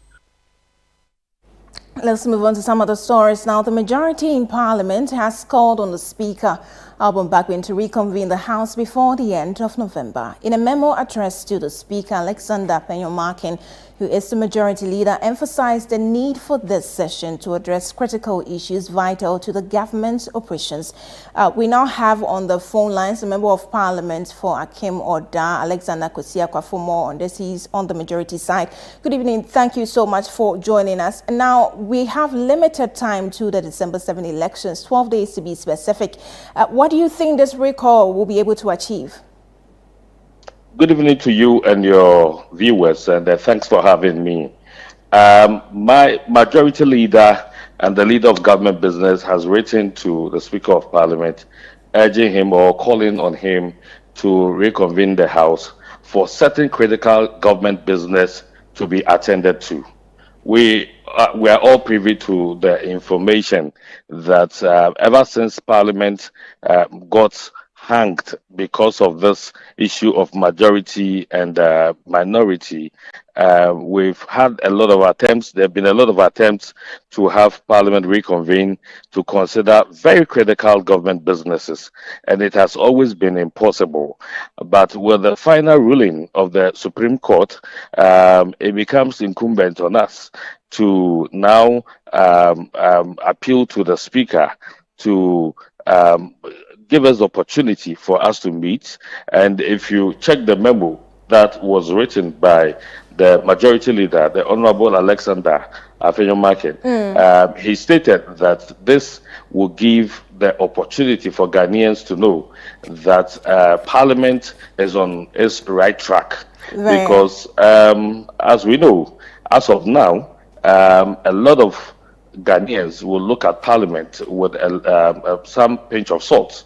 You know, they may not give the honor that is due to parliamentarians and Parliament as a whole because of recent happenings. And so in the memo, the majority leader was urging the Speaker to give another opportunity for us to clean the slates and assure Ghanaians that we are back on track, and these critical businesses that are very important for Ghana as a whole will portray to Ghanaians that we are there to serve them. So and not Honorable, to have our selfish interests. Before I go to your colleague on the other side, who's a Keta MP, the minority has consistently said that they are not going to honor any further recall. Do you think an absence from the side, if the Speaker agrees to a recall, will affect the business of the House?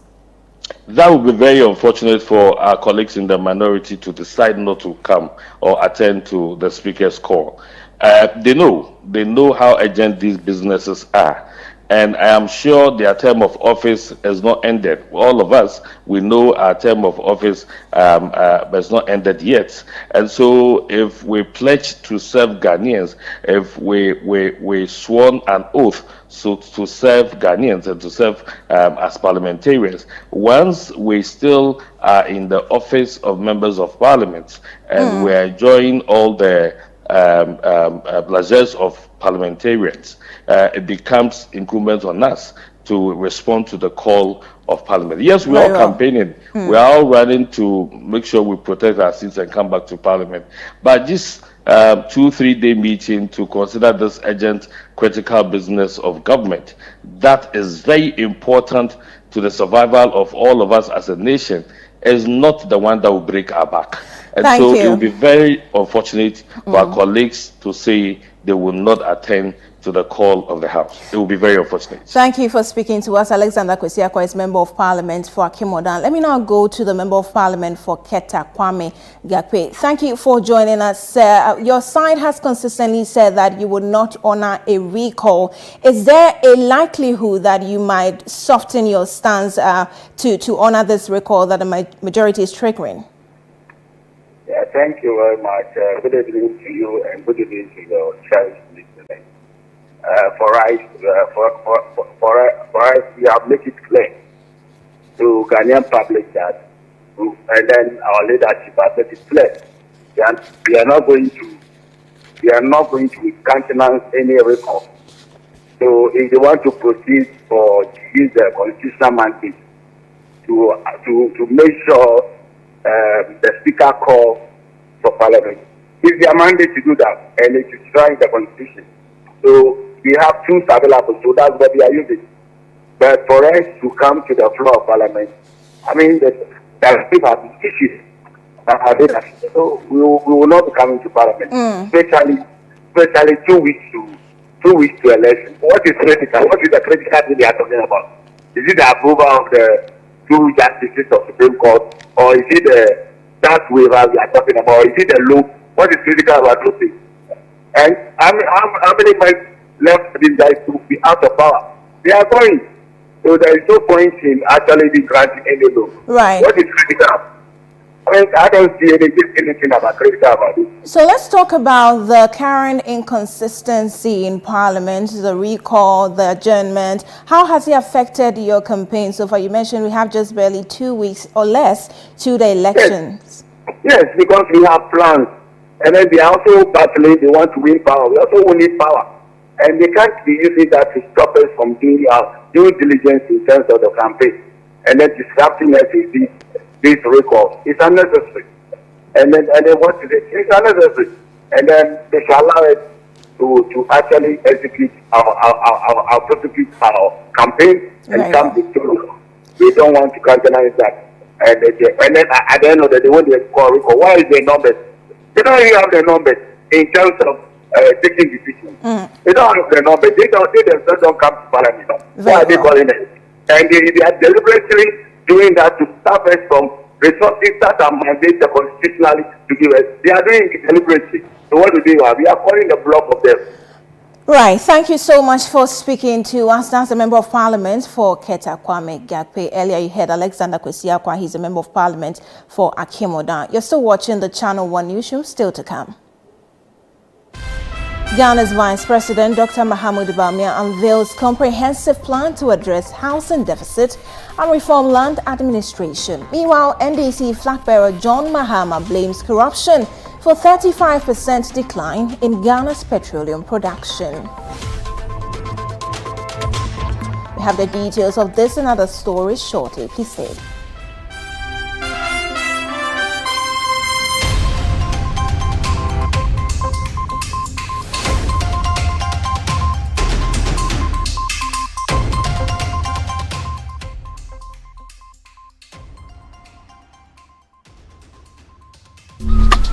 Life is a celebration of moments. Big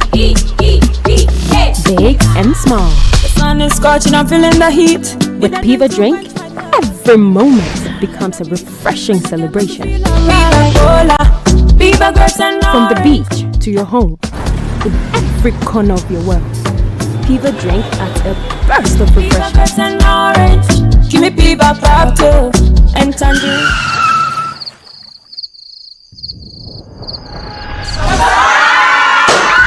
Celebrate every moment with Piva Drink. Refreshment for every occasion. Piva Drink, a taste you will love. Piva.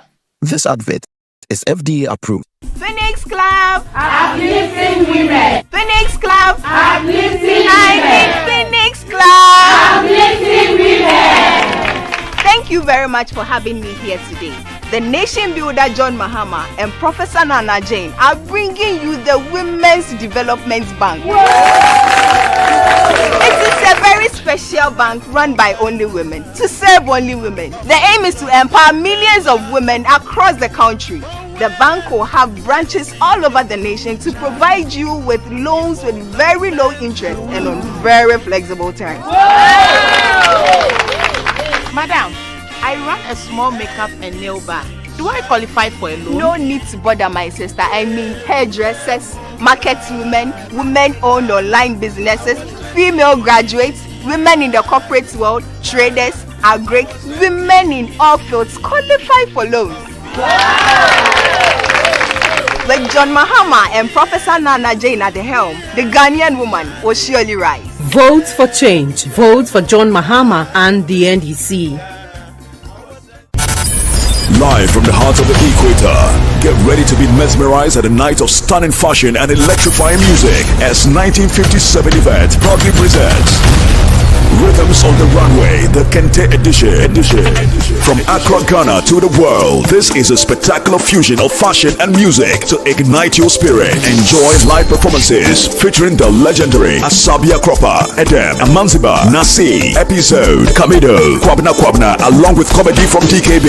Join us at the Grand Arena on Saturday, November 30th. Red carpet starts at 7 p.m. Showtime 8 p.m. Visit www.rhythmsontherunway.com. hub to purchase your tickets or call the hotline on 053-553-4756. 200 cities for standard, 400 cities for premium. This event is brought to you in partnership with Beyond the Return and sponsored by Johnny Walker, Caveman Watches, Ghana Tourism Authority, Gold Crest Refinery. Step out in style with a hint of Kente and Dress to Kill. Rhythms on the Runway. The Kente edition is a 1957 event. Media partner, City FM and Channel 1 TV. Introducing a new era of sophistication and power. The Haval Julian from Zangatech Ghana Limited.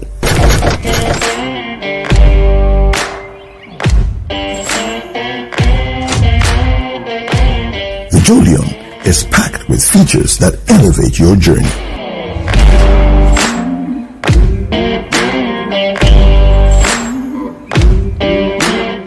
Enjoy excellent interior build quality designed for comfort and style. Experience an impressively smooth and refined drivetrain powered by a 1.5-liter turbocharged engine with 147 horsepower and 220 newton-meters of torque. Visit us at your nearest dealership and drive away your brand new Haval Julian. Call us on 0501-772222 or 0501-773333. Papa Sammy!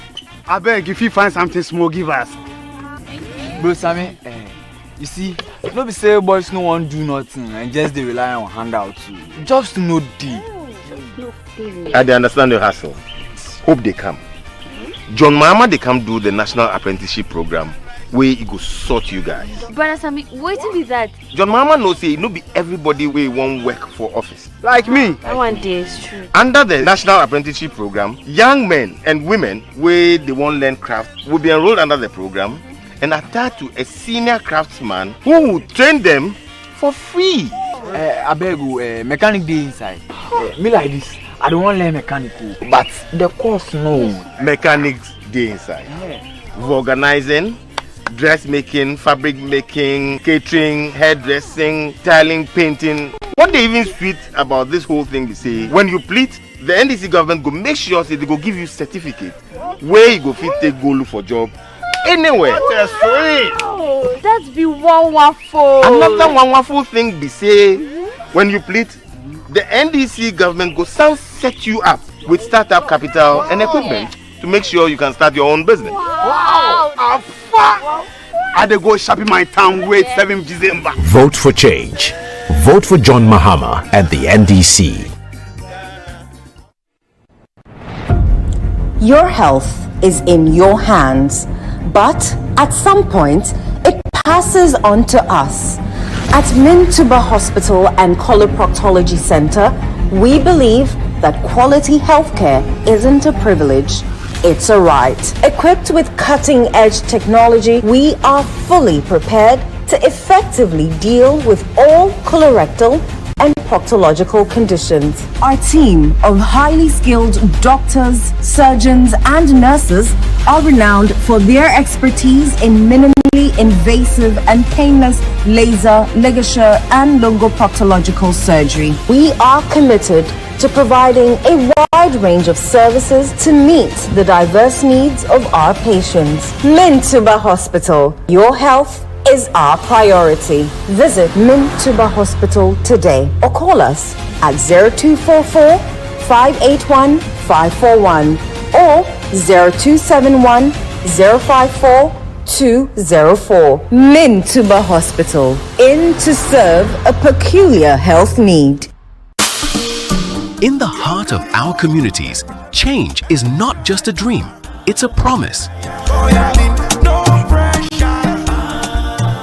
I don't have to worry about rising costs and taxes. Dr. Baumia's flat rate tax system is a breath of fresh air. It means I can keep more of what I earn and invest back into my business. I've seen so many changes in my lifetime, but what matters most is to feel secured. Dr. Baumia's initiative for the elderly is to make sure we are not forgotten. He's giving us the exact care that we deserve.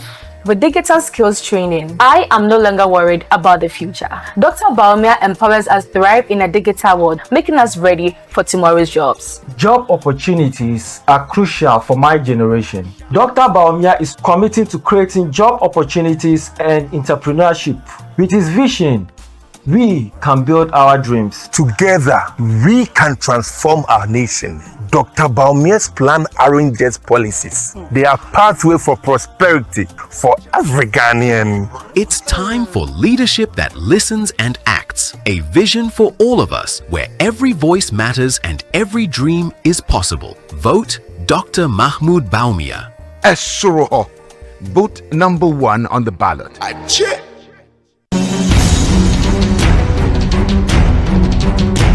This election season, Channel 1 TV is bringing you closer to every vote, every constituency, and every result.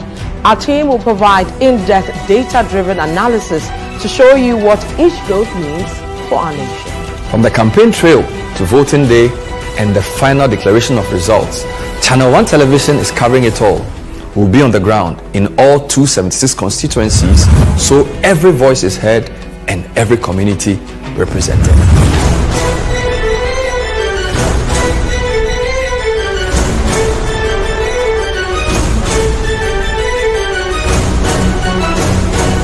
Our comprehensive election coverage brings you every key moment and every voice. With updates from all stakeholders nationwide, this is election news you can trust, powered by the latest data and expert analysis. Join us on Channel 1 TV for election coverage that keeps you informed and engaged. We're here for every step of the journey. Channel 1 TV, your election bureau.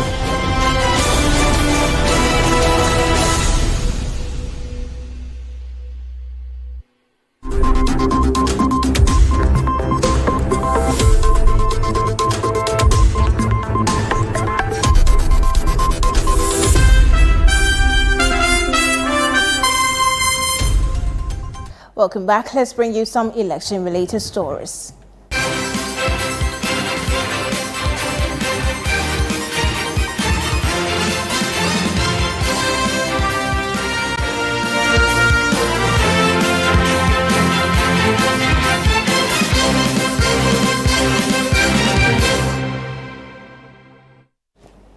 Ghana's Vice President, Dr. Mahmoud Baumia, has unveiled a comprehensive plan to tackle the country's housing deficit and reform its land administration system as part of a broader effort to stimulate economic growth and development. Jeffrey Fifi Annan has more in the Flow report. On Monday, the Vice President inaugurated 2 key projects: the new Lands Commission headquarters in Accra and 1,000 affordable housing units in Tema Community 26. Speaking at the commissioning of the new Lands Commission head office in Accra, Dr. Baumia emphasized the importance of an efficient land administration system for Ghana's economic development and social cohesion. He discussed the challenges the new facility aims to address and reiterated his government's commitment to building a robust land administration system with a focus on digitalization and other critical reforms. Ghana's land sector continues to play a critical role in our economy, shaping the development of our communities, cities, and our nation as a whole. The Ghana Statistical Service estimates that some 90% of our population derive their livelihoods directly or indirectly from land. A well-functioning land administration system is therefore essential for sustainable economic development, social cohesion, and a vibrant investment climate. That is why building a robust and modern land administration must be a priority for all. In the last 8 years, government has been working to build a robust land administration anchored on 3 pillars: modern office infrastructure, digitalization and automation of business processes, and a well-motivated and knowledgeable staff. The Vice President also inaugurated over 1,000 affordable housing units in Tema Community 26. Dr. Baumia announced a new housing policy called Decade of Housing, which aims to address Ghana's housing deficit over the next NPP tenure. He further reaffirmed the government's commitment to tackling the country's housing challenges. We have seen the year of roads and what impact we have made with the year of roads in Ghana. And what I will be ushering in, God willing, is a decade of housing. A decade of housing for us to address our housing needs in Ghana. And we have already set forth, given our experiences, the financing model for this. It's a private-public partnership.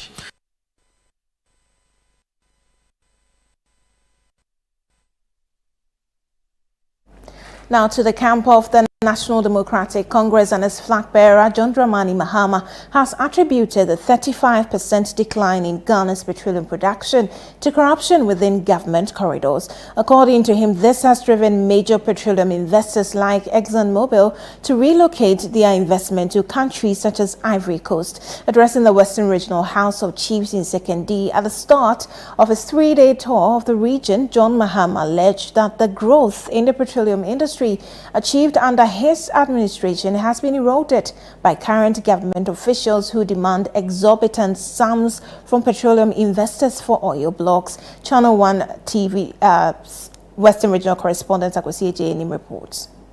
The NDC flag bearer, John Dramani Mahama, accompanied by his campaign manager, Joshua Alabi, and key party members like Tobi Kwachi, Emmanuel Amakufibua, and Julius Deborah, arrived at the Western Regional House of Chiefs to pay a courtesy call on the paramount chiefs and queen mothers. This visit marked the start of his 3-day tour of the Western region. After exchanging pleasantries, the former president outlined his policies to the chiefs.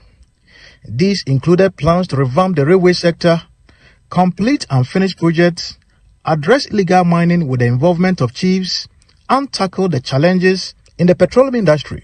He noted that his administration's investments in the petroleum sector had spurred development in the Western region, but lamented that recent corruption has led to a significant decline in production. He promised to make the industry attractive to investors once again if elected. And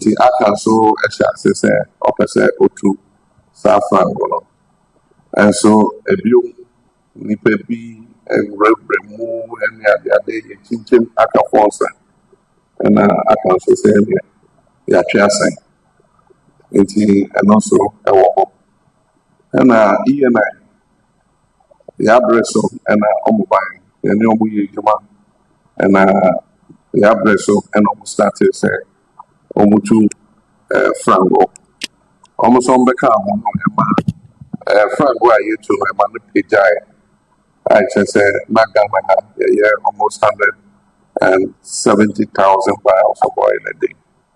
Minoka say oil production I go from by almost 35%.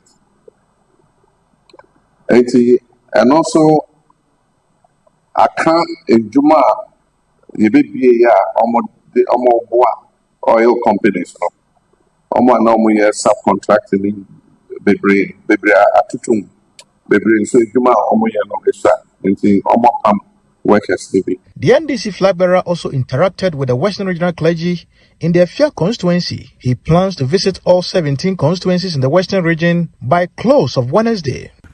For the NDC flag bearer John Dramani Mahama, his interactions with the chiefs has been fruitful, and for that matter, the way has been paved for him to actually commence his 3-day regional tour of the Western region, but he's assured them that the Western region is actually going to have a key place when it comes to his next government if he should win the next election.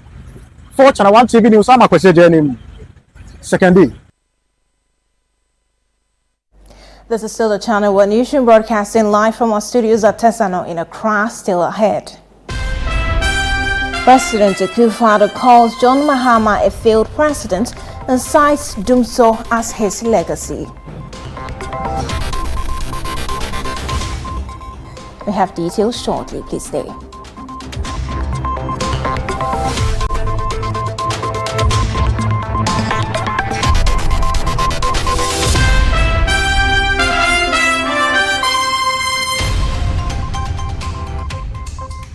Luck is everywhere. 8K. Hey, wait. You can put it on his tab. This is my man. Good luck. Google radio. We are star 712. I'm on dialing the magic numbers. Star 712. Now welcome to the luckiest. And now with me at home ticket. You can buy for yourself or your loved one. Mommy, tell mommy who's here. You're buying for me, right? Or who else? Oh. Let's choose buy tickets for others. Love you, boo boo. Maybe straight to option 4. Now, you need to buy tickets worth 50 Ghana to qualify. Yes, you can buy random or preferred tickets. I'm choosing random tickets. Listen, if you buy the random ticket, the system chooses a random number for you. But if you buy the preferred, you get to input your own preferred 5 digits. 5. Now follow the prompts and confirm. Now the luckiest. The luckiest is regulated by the NLA on the Caritas platform, not for persons below 18 years. T&Cs apply.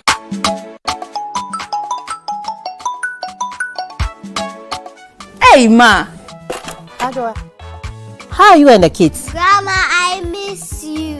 Is that a Pia? Didn't she go to school? Oh, no. She's just recovering from malaria. You see why I don't like to come and visit? Oh, Ma. Now we have the new treated nets for every room. Are you serious? Yes. Even your room has the new treated nets. Adwa, then you'll be seeing us soon. Yeah, now I sleep under my new treated net every night. Are you serious? Your insecticide-treated net now comes with a new type made for your sleeping comfort. The new net is very strong, highly resistant and just as effective. Remember, a treated net is better than no treated net. Sleep under it every night and throughout the night to avoid malaria. Let's come on board Good Life to eliminate malaria now. Good Life, live it well, it's an everyday thing. This message is brought to you by the Ghana Health Service and partners with support from USAID and the US President's Malaria Initiative. John, mema wakwaba. Yeah, sir. Alaji, mema wakwaba. Yeah. John, I had a bro, one on them. I really am a Ghana and Tina Menemo, and America can be Jano. Tono Tina Masaba. Alaji, I had a bro. Yo, Medasi. Mwamonim, tamana amawa whichiri mumiana na meboabo na kakra. Na sese de my crowd say me pese me be ware no. Na me ko siesie no. Na me man san gina ne na aso biom. No ye kra behwe. Yo, abusuafo, yes empa. Yo, ama Ghana. Wasumo. Mentumi ensan mechi. Sho bread baby a wo de me famu. Ama ne hu. Debi. Mentumi biom. Forward ever. Backwards. Never. John, wo okwanya wo de me bai fa so. Ahokyere, ekom, dum so. Hwa me nana ni. Ya free SHS ya ba ya. Kom anya school anko. Edeke ya o ma yefe.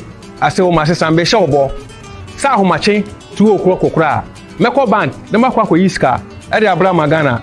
Na magbo ni dwetire ama na starting kokon ketenkete. Hey! Akonta, you are still incompetent. 2% side mama abrabo eto chacha to say aviator. There be embaso. Alaji has also promised us jobs through digitalization. Ejimambe busise. Alaji there, metene so a na masore. Emiri bia mekani abesa no. Otimi to kanea light e woni phone so. Ema me ba bia wonam bia. Yo amagana. Enya me me ware amawo. Alaji ni Jones ni wa choose. No ababa say.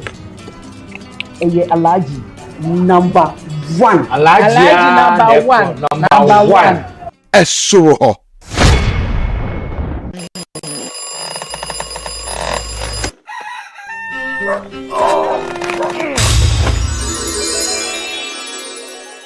Who are you? Who are you?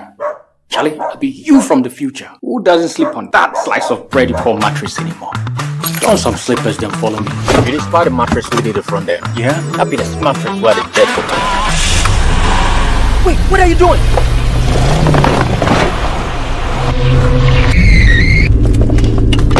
Wow! No damage at all. Not only durable, but also super comfortable. Come on, try it. Nothing they like Ash Foam. Enjoy full body support and unparalleled comfort for a restful sleep. Don't forget your keys. Get the premium sleep experience with mattresses from Ashfoam. Visit any of our showrooms nationwide or at ashfoam.com. Attention, my Ghana people. Election day is almost here. This December 7th from 7 a.m. to 5 p.m. sharp. Each of us has the power to shape the future of our nation. Your vote in the presidential and parliamentary elections can make a real difference. Now, this is how to ensure that your vote counts. When you arrive at the polling station, verify your identity. Even if your voter ID card is missing, go to your polling station. You will be allowed to vote. Now, receive a ballot paper. Take a moment to check that it has a validating stamp at the back. This is very important, and make sure that it is clean and undamaged. Step up to the voting screen. Place your thumb on the ink pad and carefully place it in the box next to your chosen candidate's name, photo, and symbol. Be very careful to keep your thumbprint within the box. Remember to wipe your thumb with the tissue provided in the voting screen before you touch the ballot paper again. Then fold the ballot lengthwise and place it in the ballot box. Be very, very mindful. Your vote will be rejected if you thumbprint for more than one candidate, leave it blank, or if it's missing a validating stamp at the back. So take note. After voting, officials would conduct a transparent count. Ballots will be verified, sorted, and counted, with party agents carefully observing every step of the process. And yes, remember, this election is your opportunity to choose leaders who represent you. So step out on December 7th to vote and let your voice be heard.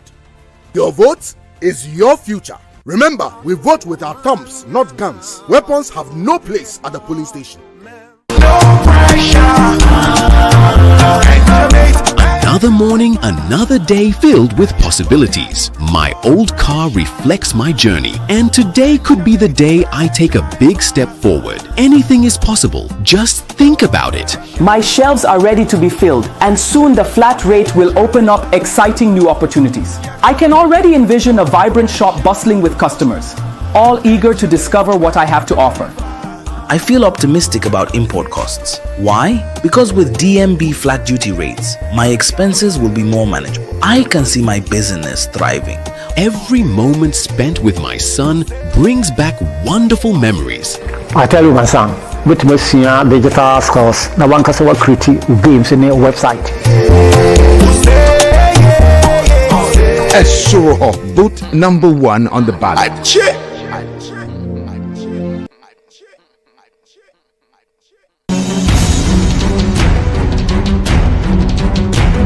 This election season, Channel 1 TV is bringing you closer to every vote, every constituency, and every result.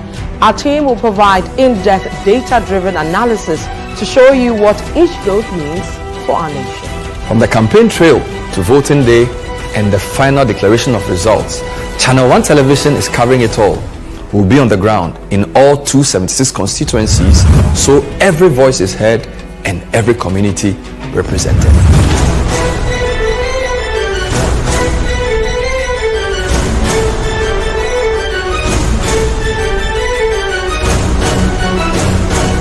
Our comprehensive election coverage brings you every key moment and every voice, with updates from all stakeholders nationwide.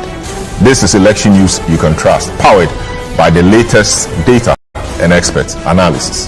Join us on Channel 1 TV for election coverage that keeps you informed and engaged. We're here for every step of the journey. Channel 1 TV, your election bureau.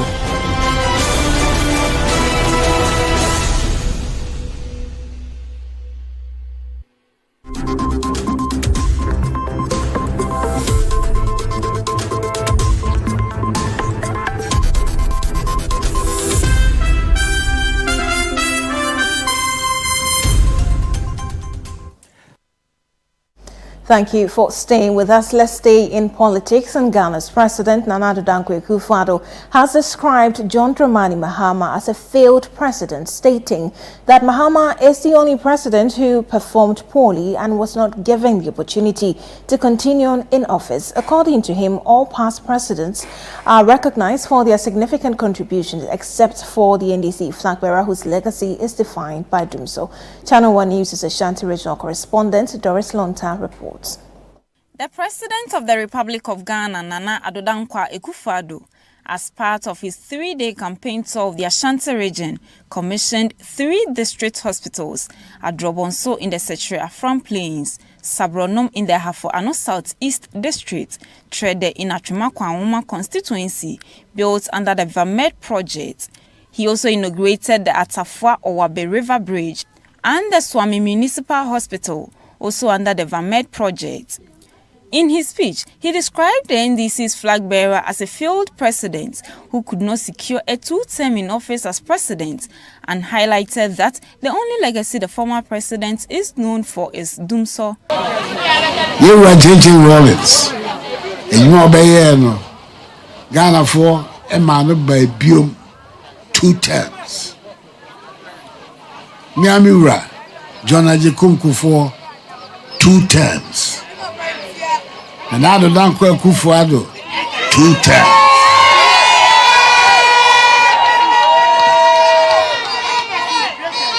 Onipa baako pɛ ɛne ama the kwan ama be di 2 terms. He said the 1 term obedi you say adwuma no ohuso. He criticized the NDC's proposed 24-hour economy, questioning how their flag bearer, John Mahama, could implement such a policy, since he could not keep the lights on for 12 hours during his tenure as president. And now also about the 24-hour economy, Beba. 24-hour economy. What's why you dear Udinya idea to ye Dumso. 12 hours to be my light this is so bad then wrote me about a 24-hour economy. Not 12 hours here, there's one, not 24-hour economy, no. What is going to be the use of that? Mr. Ma Ubia and Nada say and they answer. President Nana Addo Dankwa Akufo-Addo has highlighted the success of the free SHS policy, describing it as a game changer in the educational sector and urging the public to vote for Dr. Mahamudu Bawumia because he is the ideal man to continue his legacy.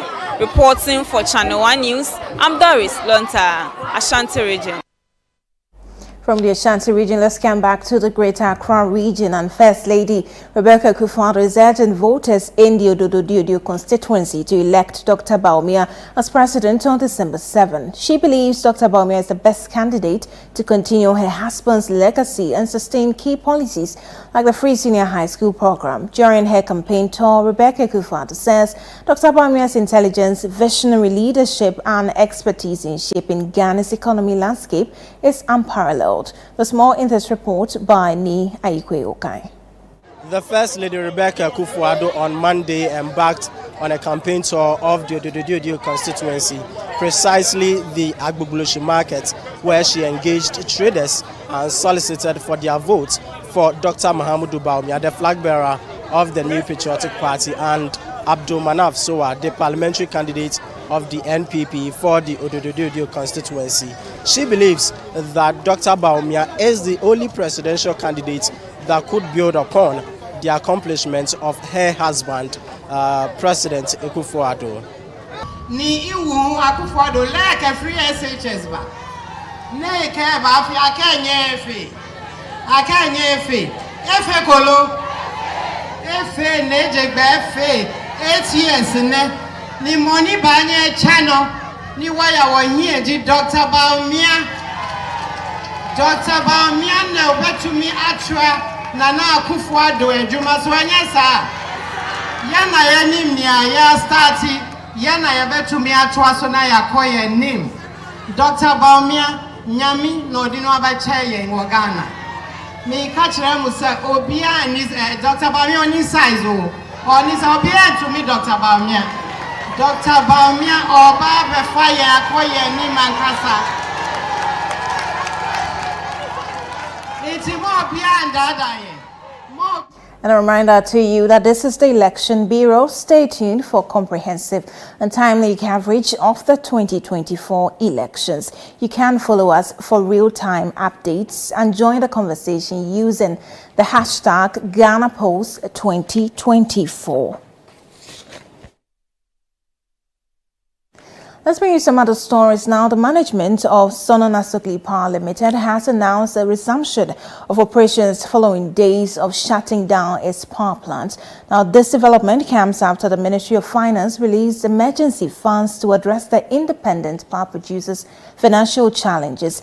In a statement, the company expressed gratitude to the Vice President, Dr. Mahamudu Bawumia, for his intervention, as well as to the Minister for Finance, Mohammed Amin Adam, and the Minister for Energy, Herbert Krapa, for facilitating the emergency funding. The statement reads in part, and I quote, "We wish to express our sincere appreciation to the Minister for Finance, Mohammed Amin Adam, and the Minister for Energy, Herbert Krapa, for their intervention to release emergency funding to address our critical financial needs.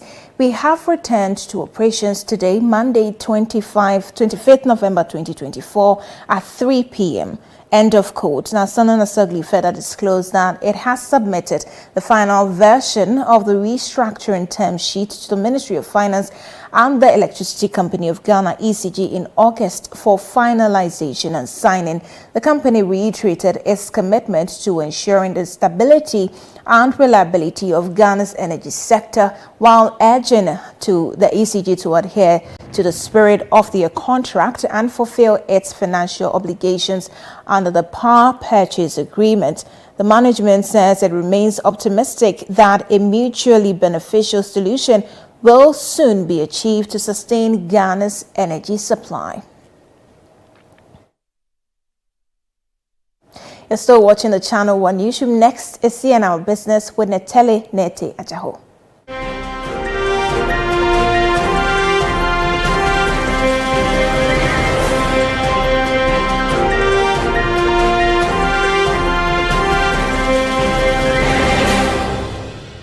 CNR Business is brought to you by MTN and EcoBank. Hello and welcome to CNR Business, proudly brought to you by MTN and EcoBank. My name is Netele Nete Ajaho.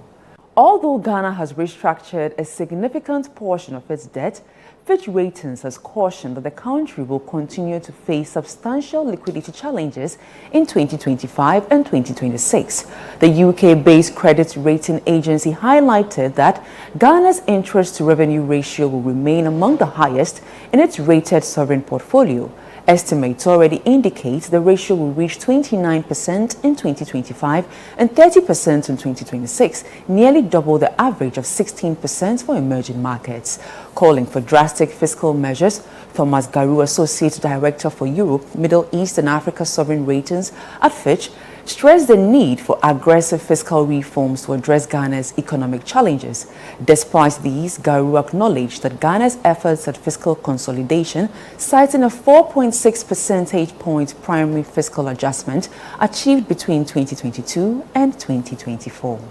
Vice President Dr. Mahamudu Bawumia has stated that the completion of the Ghana Trade Fair Convention and Exhibition Center will help address key challenges in the creative arts industry, particularly the lack of adequate seating for events. The new facility will feature a seating capacity of 20,000 and a 5,000 square meter pre-event lobby, among other amenities.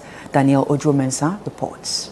During a tour of the construction site, Dr. Bawumia described the project as a crucial development aimed at easing the burdens faced by the creative arts sector. Take this opportunity to reassure the creative arts industry, because I know, talking to you and what we said we were going to do to build this type of facility, because one of the biggest problems that the creative arts industry has is the space, to actually do shows, to bring in people and all of that. That constraint is real. But I want to assure you that by the grace of God, with the continuation of this project, we should have something for you in 8 months' time that is world-class.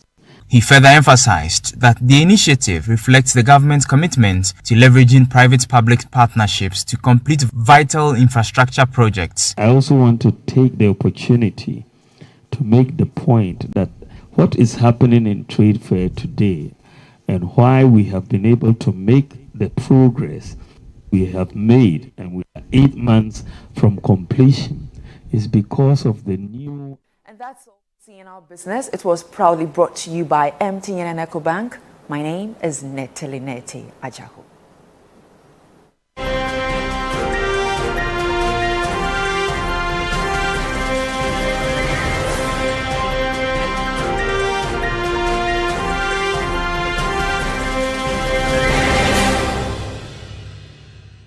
CNR Business was brought to you by MTN and EcoBank.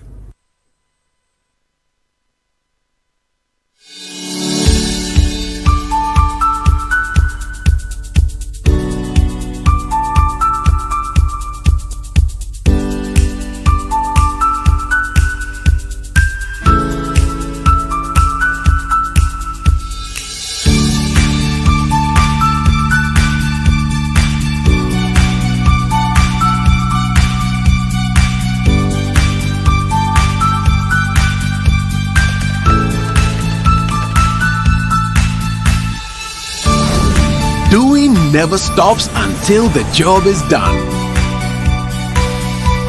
Turn your home and business into an internet highway and experience the revolution of working and playing without limits.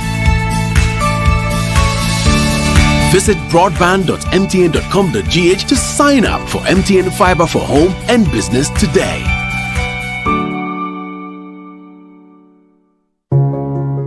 Every day, people have money emergencies.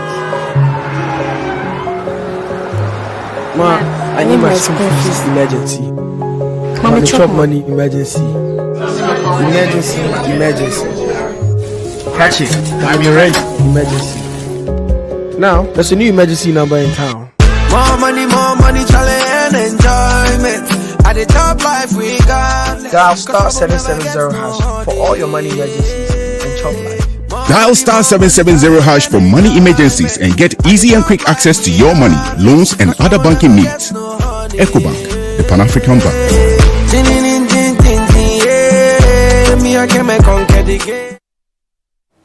And that's how we wrap up today's bulletin on the Channel 1 Newsroom. My name is Ajwa Tinkrama. Domina, thank you for watching. Good night.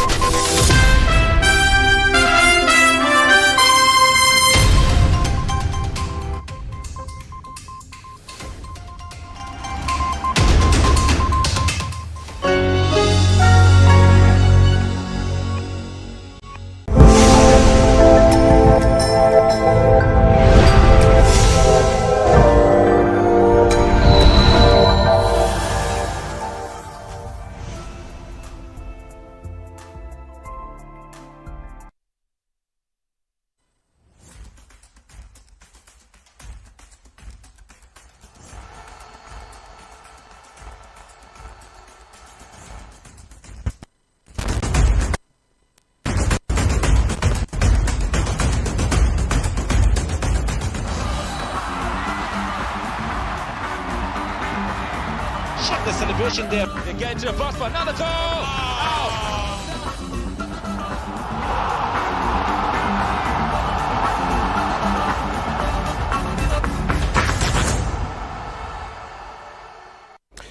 Hi, you're welcome. This be Football Made in Ghana on Channel 1 TV. This be another edition of this very special show here with the Can't Talk Sports just in Pidgin. This be the only show for Ghana where the vibe for Pidgin inside. Today, what day on the table? Of course, the Black Stars of Ghana. 2025 AFCON qualifiers, then play 6 games, Otuado no win any game. That'd be very, very bad record. 24 teams, see they go the AFCON next year, Ghana no day part. The guys there then go break down, we go break down how they fit go 6 games in the competition where they no win any game. You didn't understand? We go tell you how this happened, the collapse. We start about, conversation come about how Otuado, better make it stay, make them sack him. The ESCO members, they come meet today. The meeting starts actually. So we go give you all the updates right here for Channel 1 TV Top. We'll take some quick break. I come back, I go introduce my guests, and then we go get into the conversation.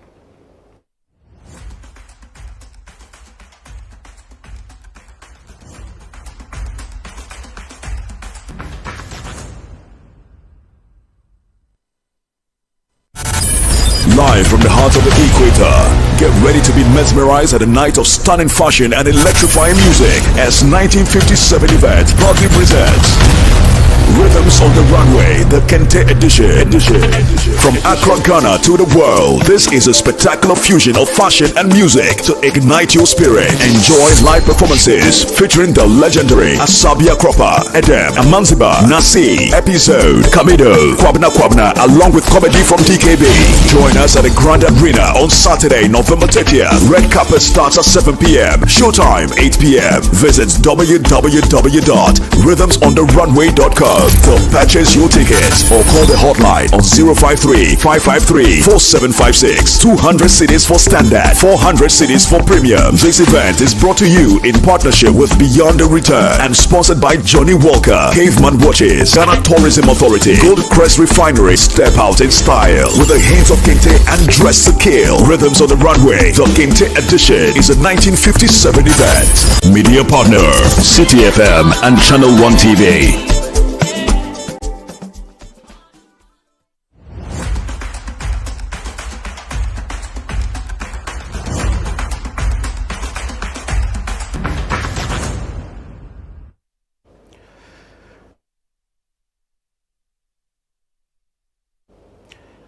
All right, welcome back. This be Football Made in Ghana. My name is Gabi Ofe. Make I introduce my guest for today in conversation. Starting off first on the list be Bernard Abeku-Otri, my colleague on the decks. He will join me very soon for today's show. Bernard Abeku-Otri. He get all the fella. Superstar. You do cool. No, I do with you.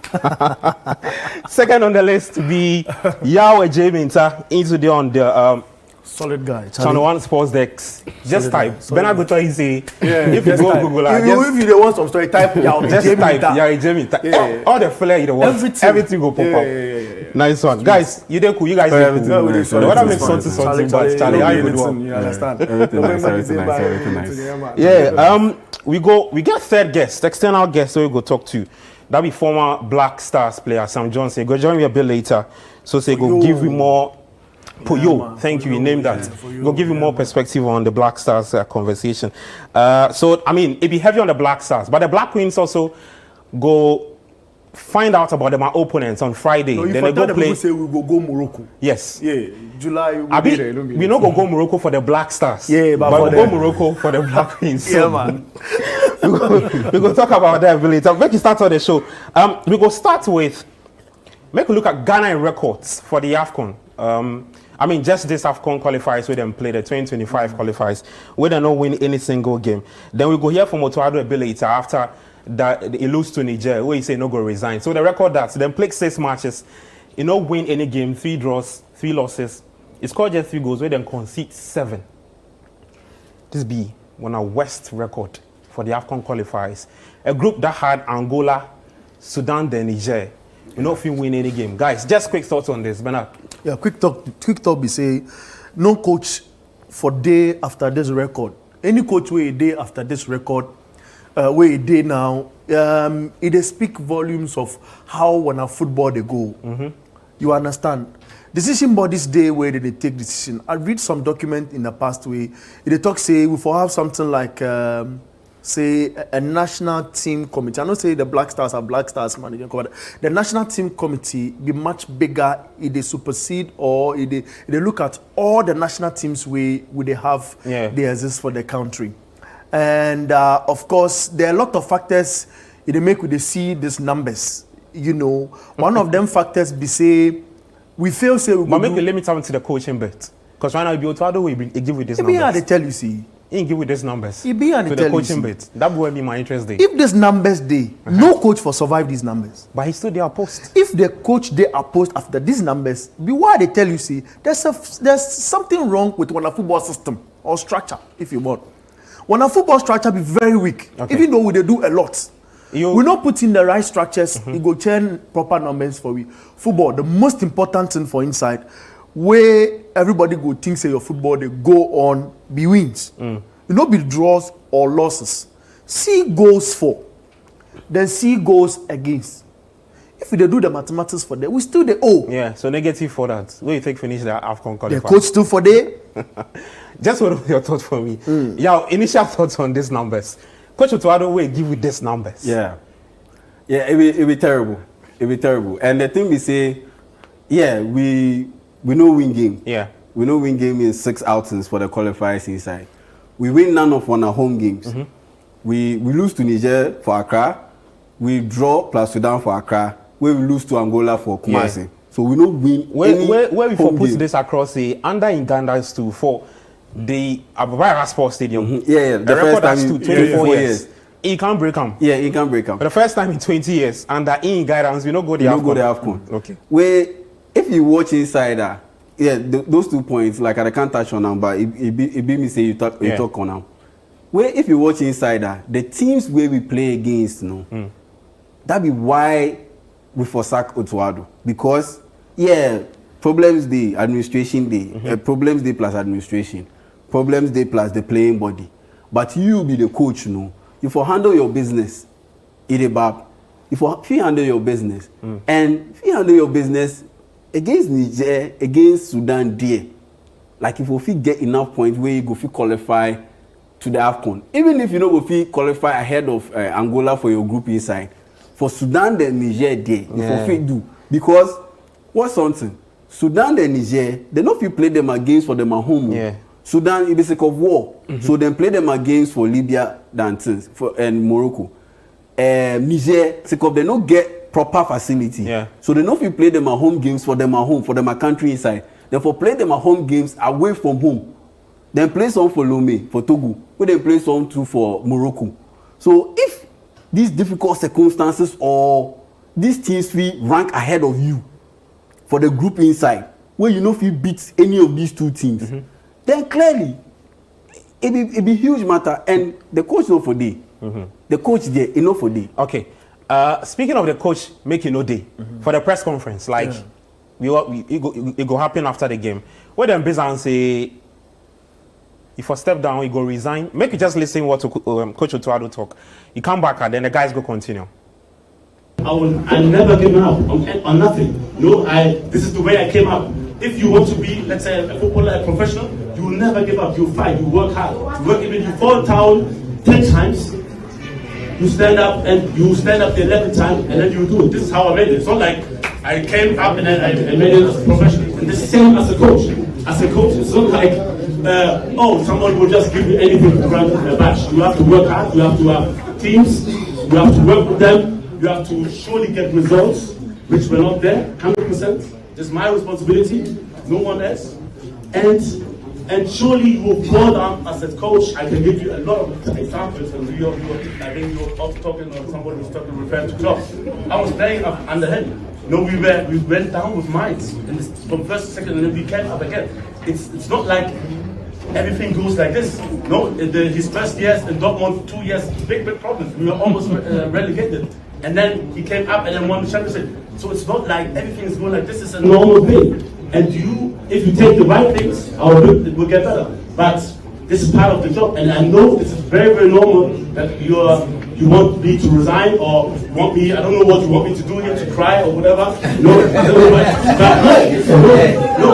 but I'm very, very sad. Look, when I go home to my family, I don't even want to go home because when I go home, I will see them crying. They're very, very sad. And I will be sad as well. I'm sad, I'm very sad. And I'm very, very sad that Ghanaians are sad. it touches me. It touches me very much. It's not about for me, and there's a different understanding. I don't think you will get it because I was born in Germany. For me, to come down here is always in the heart. Always. There are some others even choosing to play nationalities for a different country. I never had this in my heart. Never. I always want to play for Ghana. I always want to represent Ghana. Always. All right, so that be Coach Otuado. This be just one question. The business say if for resign, no for resign. He talk about when a man falls 10 times, for rise 11 times, then born out for Germany, and at Germany you go through racism. You go Charlie.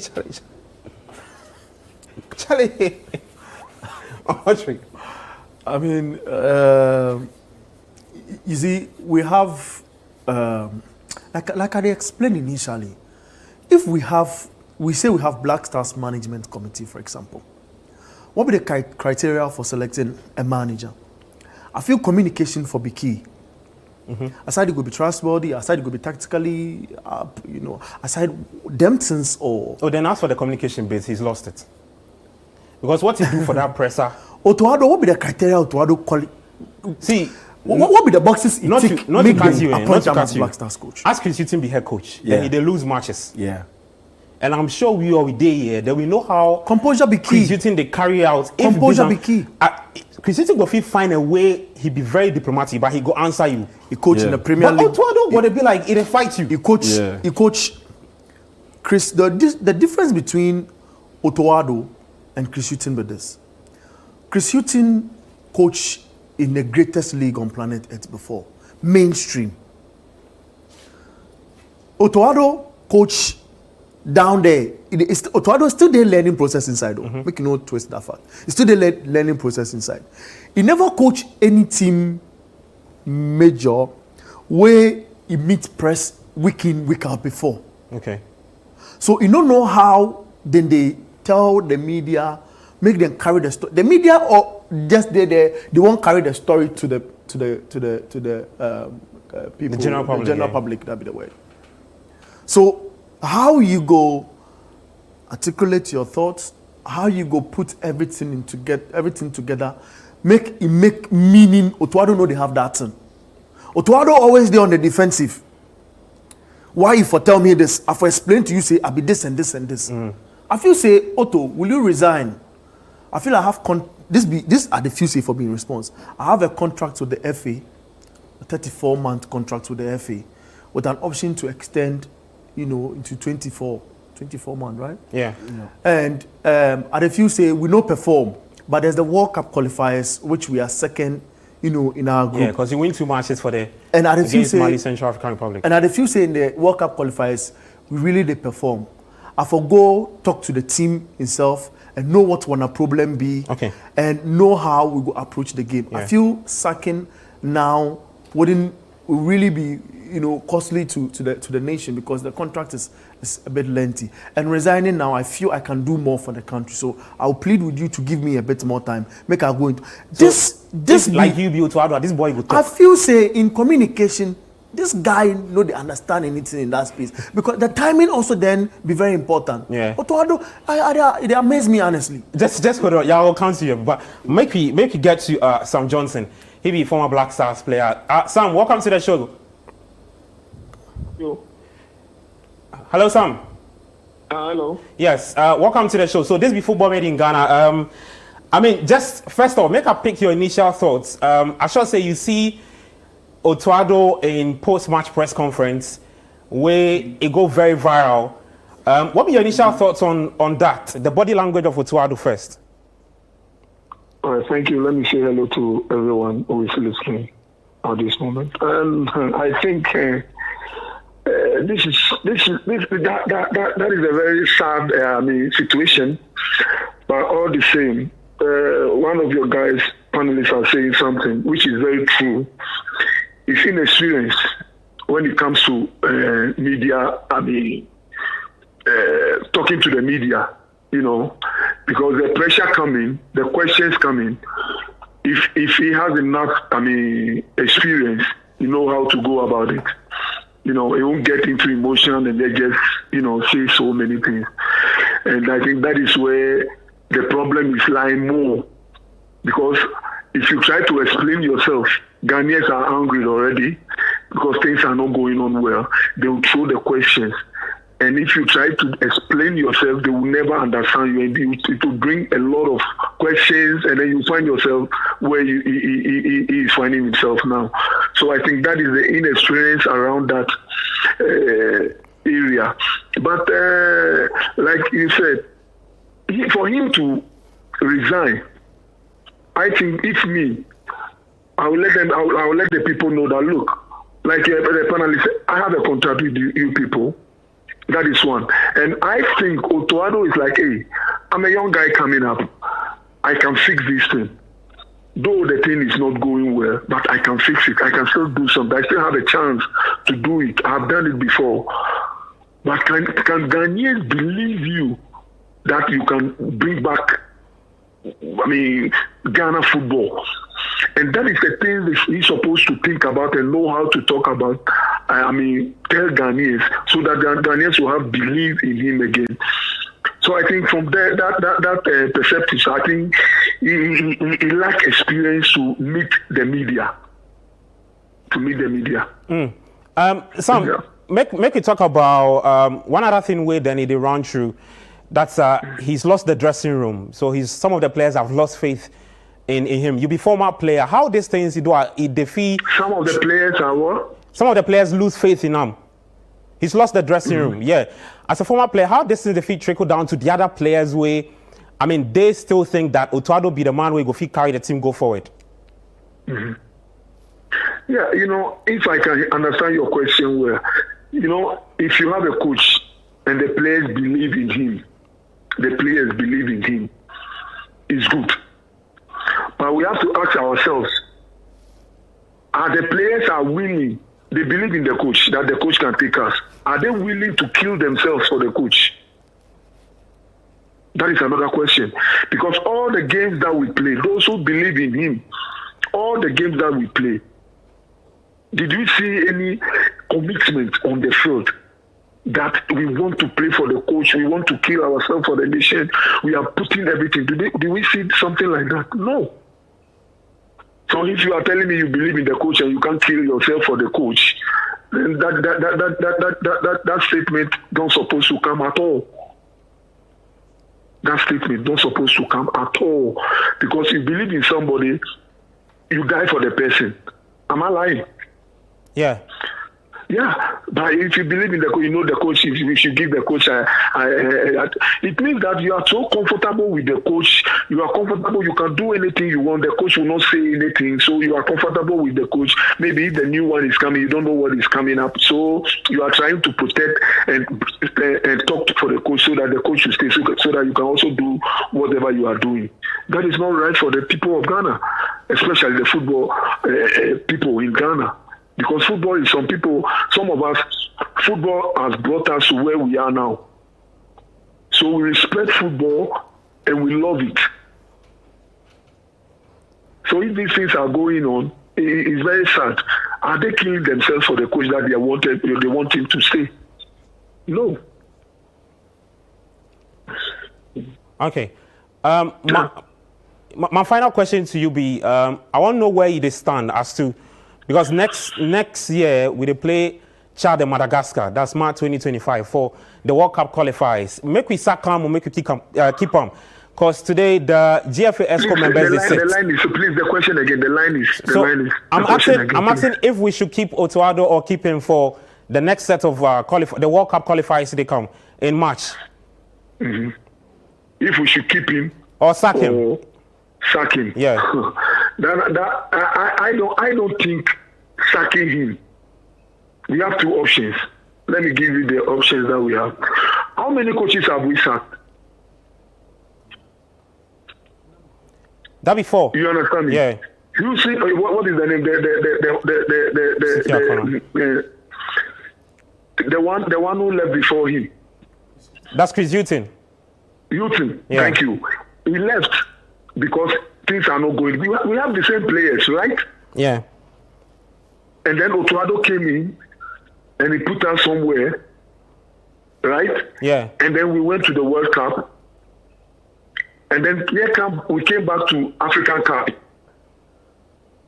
at, I think, Cameroon, right? Yeah. Cameroon. Côte d'Ivoire. And we messed up there.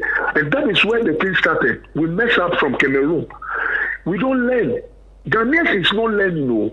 Our problem is we never learn from our mistakes. If we are learning from our mistakes, we won't be here.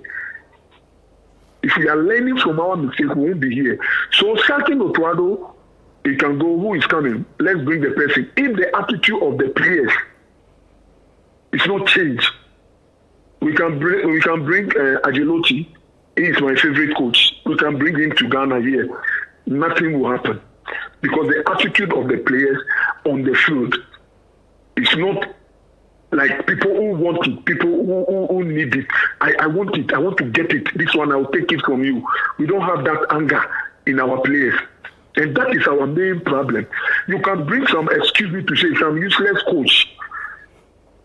You can bring that coach. But if the players are willing to kill themselves for the coach, trust me, the coach will succeed.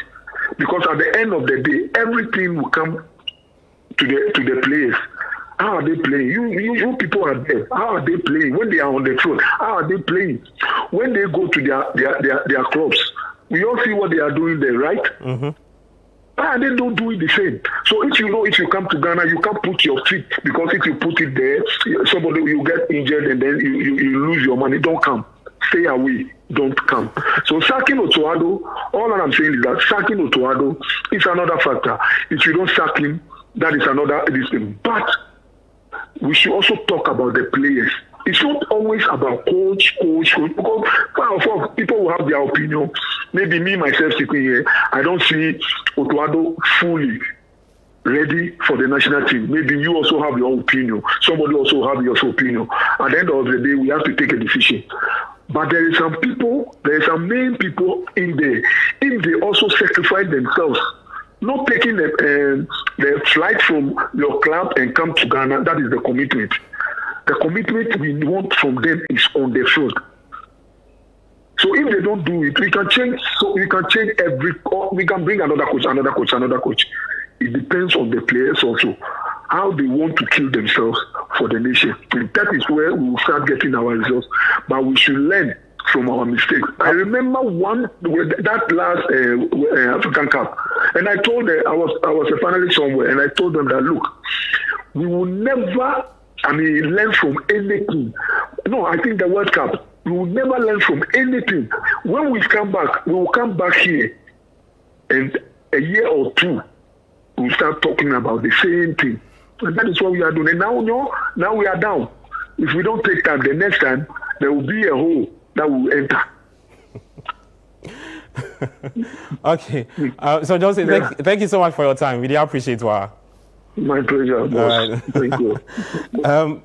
Make a count to you. So, I think if I understood what he did talking on, then he questioned the players and my commitment. Yeah. Say sacking Otuado just not fix the problems on the Black Stars. Your thoughts on that? Yeah, the players then be the least of our problems. If you want fixed commitment, then if we start from the top, the big boys then for make decisions where it go trickle down to the bottom. So the players, it not be them, then they call them a body come the national team inside. I be the coach where you call them. If the coach will go call them. Mm-hmm. And per what Siki Akono talk, the GFA ESCO members, some ESCO members, they influence player selections.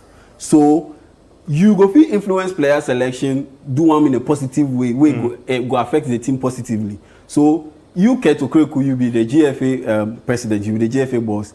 You question the players, them are commitment. Yeah. We see the video. You question them are we get our video, we go play on. Yes, you question them are commitment. So what you go do, take fix some. If they believe say they not be committed enough, then issue directive, give the coach say, okay, this be your sample size, this be your pool. Make you not call anybody way they play for Europe. Okay. Call local boys, call Ghana Premier League players, or call Ghana players then they play for Africa. This be your pool, then work with them. So say you go take decisions, you go make moves where it go change, or you go make moves where it go change the commitment level of the players. If you take the Ghana Premier League players, you take players, then be Ghanaian players, where they play for Africa, where they go ball out, then qualify go AFCON. These boys, then go wake up. The boys, you question them our commitments, no? Then go wake up. Because it go down on them. Make nobody like you. The boys, and then they them at clubs where the international break come, they no call you. It be yawa. It be yawa. You what say some of your players they left. Then you the locker room. Then the international break. Then you now they come train plus under 21s. Then players then be injured. Then they recover. Yeah. It be yawa. It about. So if you want deliver statements, then fix the commitments. They start from the top. And he make one key point. We say we start plenty coaches, but still things no they go on. We start plenty coaches, but things no they go on. What do they mean? We say either we know they appoint the better coaches. Aside Chris Hughton, we don't appoint any better coach. Let's make we be real. We don't appoint any better coach because Otuado, as he talk for the press conference inside. Yeah, so we go look at the coaches where they get a point. Yes. We get then them win percentage. Where as then come. So from Siki Akono to Otuado. Yes. Okay. So I address the football administrators them own. You the coach. Yes, you deliver your plan. You deliver your tactics. But how say in-game management? You know if you do one. We then Angola. You be awaiting. You they need the win. Maintain your hopes of qualifying to the 2025 AFCON. You get goal. Jordan Ayew score fine goal give you. But you see say your fullbacks no. The Angolan wingers they cook them. They absolutely cook them. Gideon Mensah, then Kingsley Schindler. When he lost. Then they use them. Why say you be the away team no? You get where they need the goal. You need win. No? You get the goal finish, but you still they open the game. Okay. Make your wingers drop deep. Then help your fullbacks defend against the Angolan wingers. Then hit out on the counter attack. Besides, you get players waiting if you play on the counter attack. So why say Otuado no if you make simple in-game adjustment where it go protect one lead and ensure say we go give one a body big chance where we go get the win, then maintain one hopes of qualifying to the 2025 AFCON. That be me my own. Adibab, so you the question the tactical ability of one, but make you look at the 4 coaches or 5 coaches for Ketin administration. Then I'll come to your Audrey on that. We will take some break, then continue the conversation. But I mean, the conversation around still be Desmond. If you watch Siki Akono, 10 matches, he get 4 wins, 2 draws, 4 losses, 40% win rate. Milovan Raiva, he carry we go to AFCON for Cameroon. 8 matches, 3 wins, 2 draws, 3 losses, 38% win rate. Chris Hughton, 30 matches, 4 wins, 5 draws, 4 losses, into get 31. Otuado, 21 matches, 6 wins, 8 draws, 7 losses, 29% win rate. Nobody clock 50%. Yeah, nobody clock 50%. Audrey, just quick thoughts on this. Nobody clock 50%. And this be the money they carry we go there because now they don't sack him. Yeah, he's still a post. So clearly he'll still be the man to take us for the World Cup qualifiers.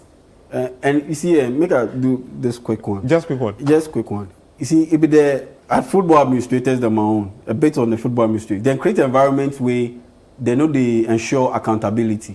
That be why Otuado Fi talk say no go resign. I don't care about your motivational speeches I know the base. He be German.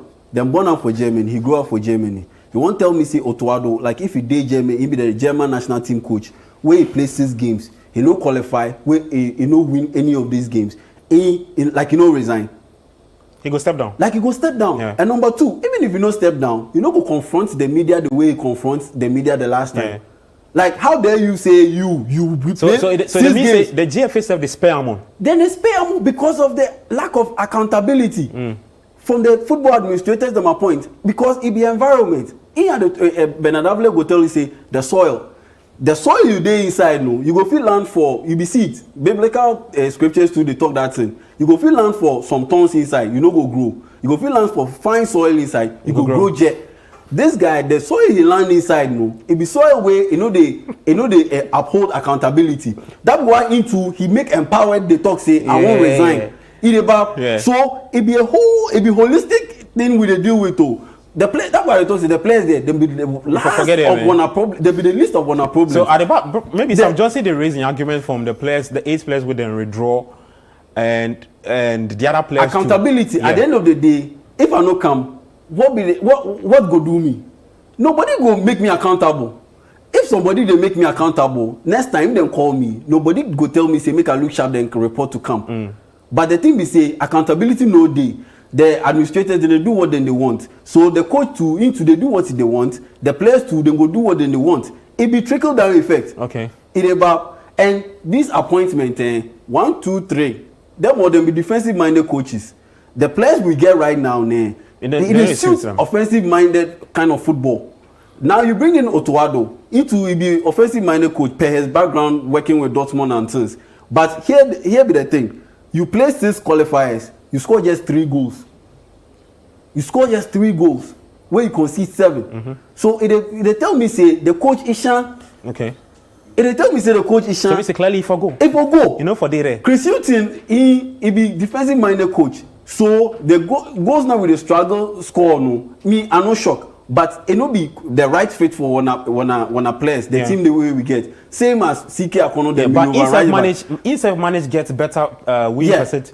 Pass Otuado. Me at the same say it just be poor timing because if Richard Ofoedo go touch that ball, now we qualify go the round of 16 for the AFCON. Oh yeah, because now we beat Mozambique. Yes, if I be 2-0 safe. We beat Mozambique. The first goal. But make a bring so it just be poor timing for Chris Hilton. Make the others know. It just be poor management. Actually, before I go bring you in, make we just take you some few months back. This be after them play that goalless draw with Niger. Where Ket addressed the players. Ever since Charlie, things make some way. Make you just watch that Ket rant. Then I go bring Bernardo shooting. Then we go see what next for Otuado.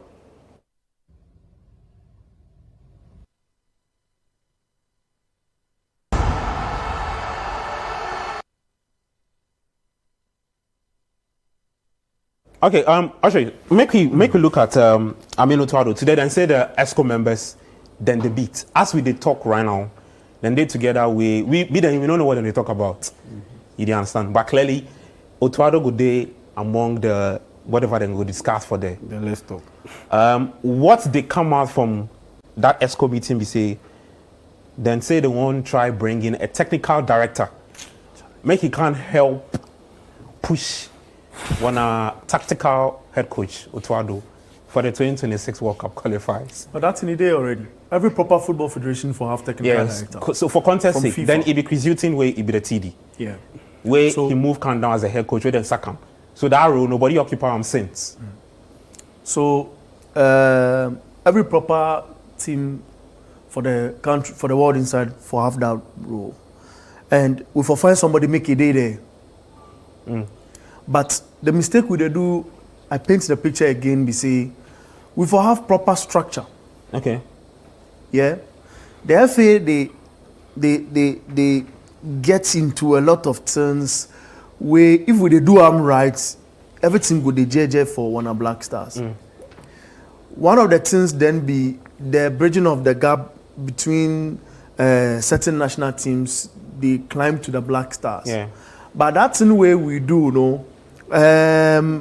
It really they feel into the slot of the Black Stars way we they want.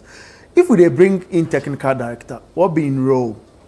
If I be the brain behind the kind of ball we they play, that's why we go bring Bernard Lepre. We left we plus on football DNA. Together with Professor Minta. Joseph Minta. For one mind, then we go play some nice football. You see, every document where we have it go justify we as a proper football country. So they come. So the TD, if he come, he go take that book. Beyond the tell you see, every proper football country, they revolve around identity. What be one identity? If you go the grassroots, where you they watch the boys they play, what be the style of play for them? That's for being embedded in one DNA, for be one identity. So, for example, like they talk important things. The Black Stars, if we have proper coach where it develop an identity, a system of play, and if you say any player go fit in pepe. For you they talk some things, I know they agree with them. Like how we for blame players? You know, the question players them a commitment. How? What is commitment? They feel like the players know they give them all for the team inside. But like y'all talk, it start from the head. And that head how they talk, you know.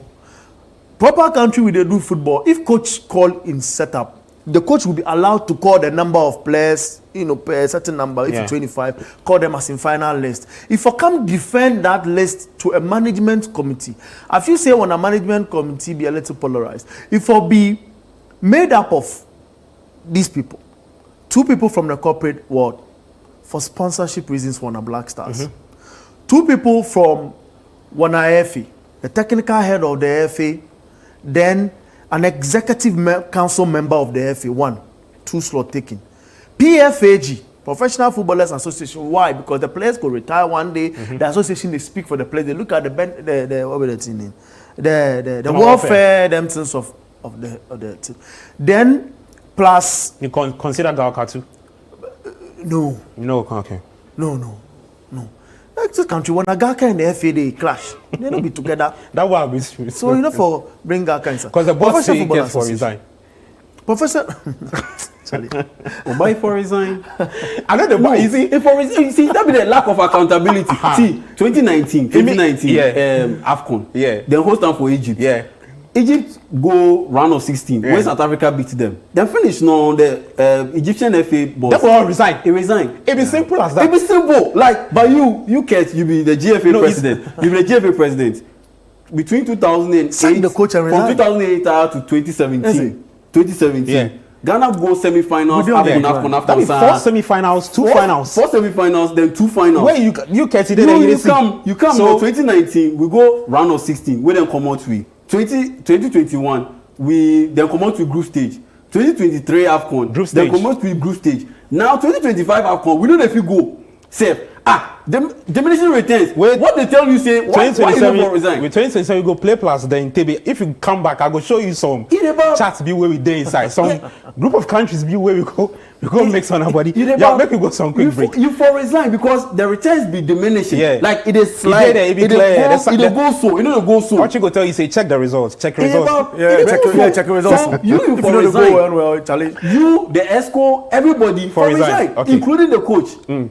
I don't know whether they agree or they disagree. We'll take some quick break. We come back. I'm going to show you some charts some mix Ghana go find itself in. After I say them go 6 games without scoring a goal.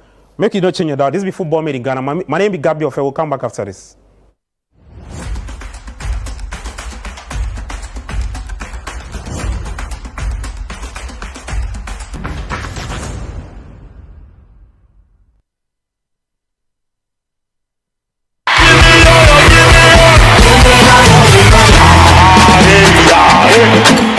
Ready! The Harvest Chapel International Overcomers Convention is here! It's a week of the word and demonstrations of God's love and power. Theme: Wisdom for Building the Church. And God's servants ministry are Prophet Eric Oku Parsley, Living Fountain Baptist Church, Bishop Ewusi Bookman, Rhema Calvary Center, and Dr. Michael Bwedi Nyamiche, Maker's House Chapel International. And it's hosted by Reverend Fitzgerald Donko. Prepare your heart, soul, and mind, and let's meet at Tehillah Temple, Harvest Chapel International, South Tesano, from Tuesday 26th November to Sunday 1st December, 6 p.m. each night from Tuesday to Friday, and 9 a.m. on Sunday. Song ministrations will be by the Harvest Gospel Choir, and Wonyam and Calvis Hammond. Make time to be at the life transforming Overcomers Convention 2024.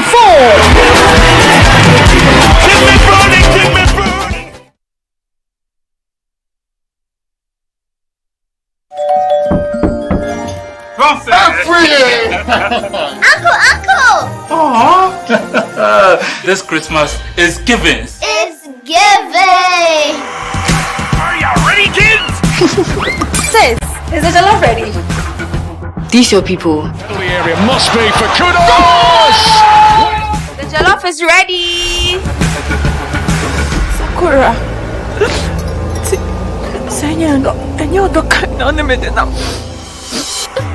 I'll be right there. Sorry, the pepper from the jollof. Thompson, it's been an emergency. We need to step out for a bit. Oh. 5 more minutes. Mrs. Afri, can we get some takeaway packs? This Christmas, it's giving the best in entertainment on DSTV. Grab a DSTV decoder or reconnect to your existing subscription and be entertained. Now this is giving. Thank you.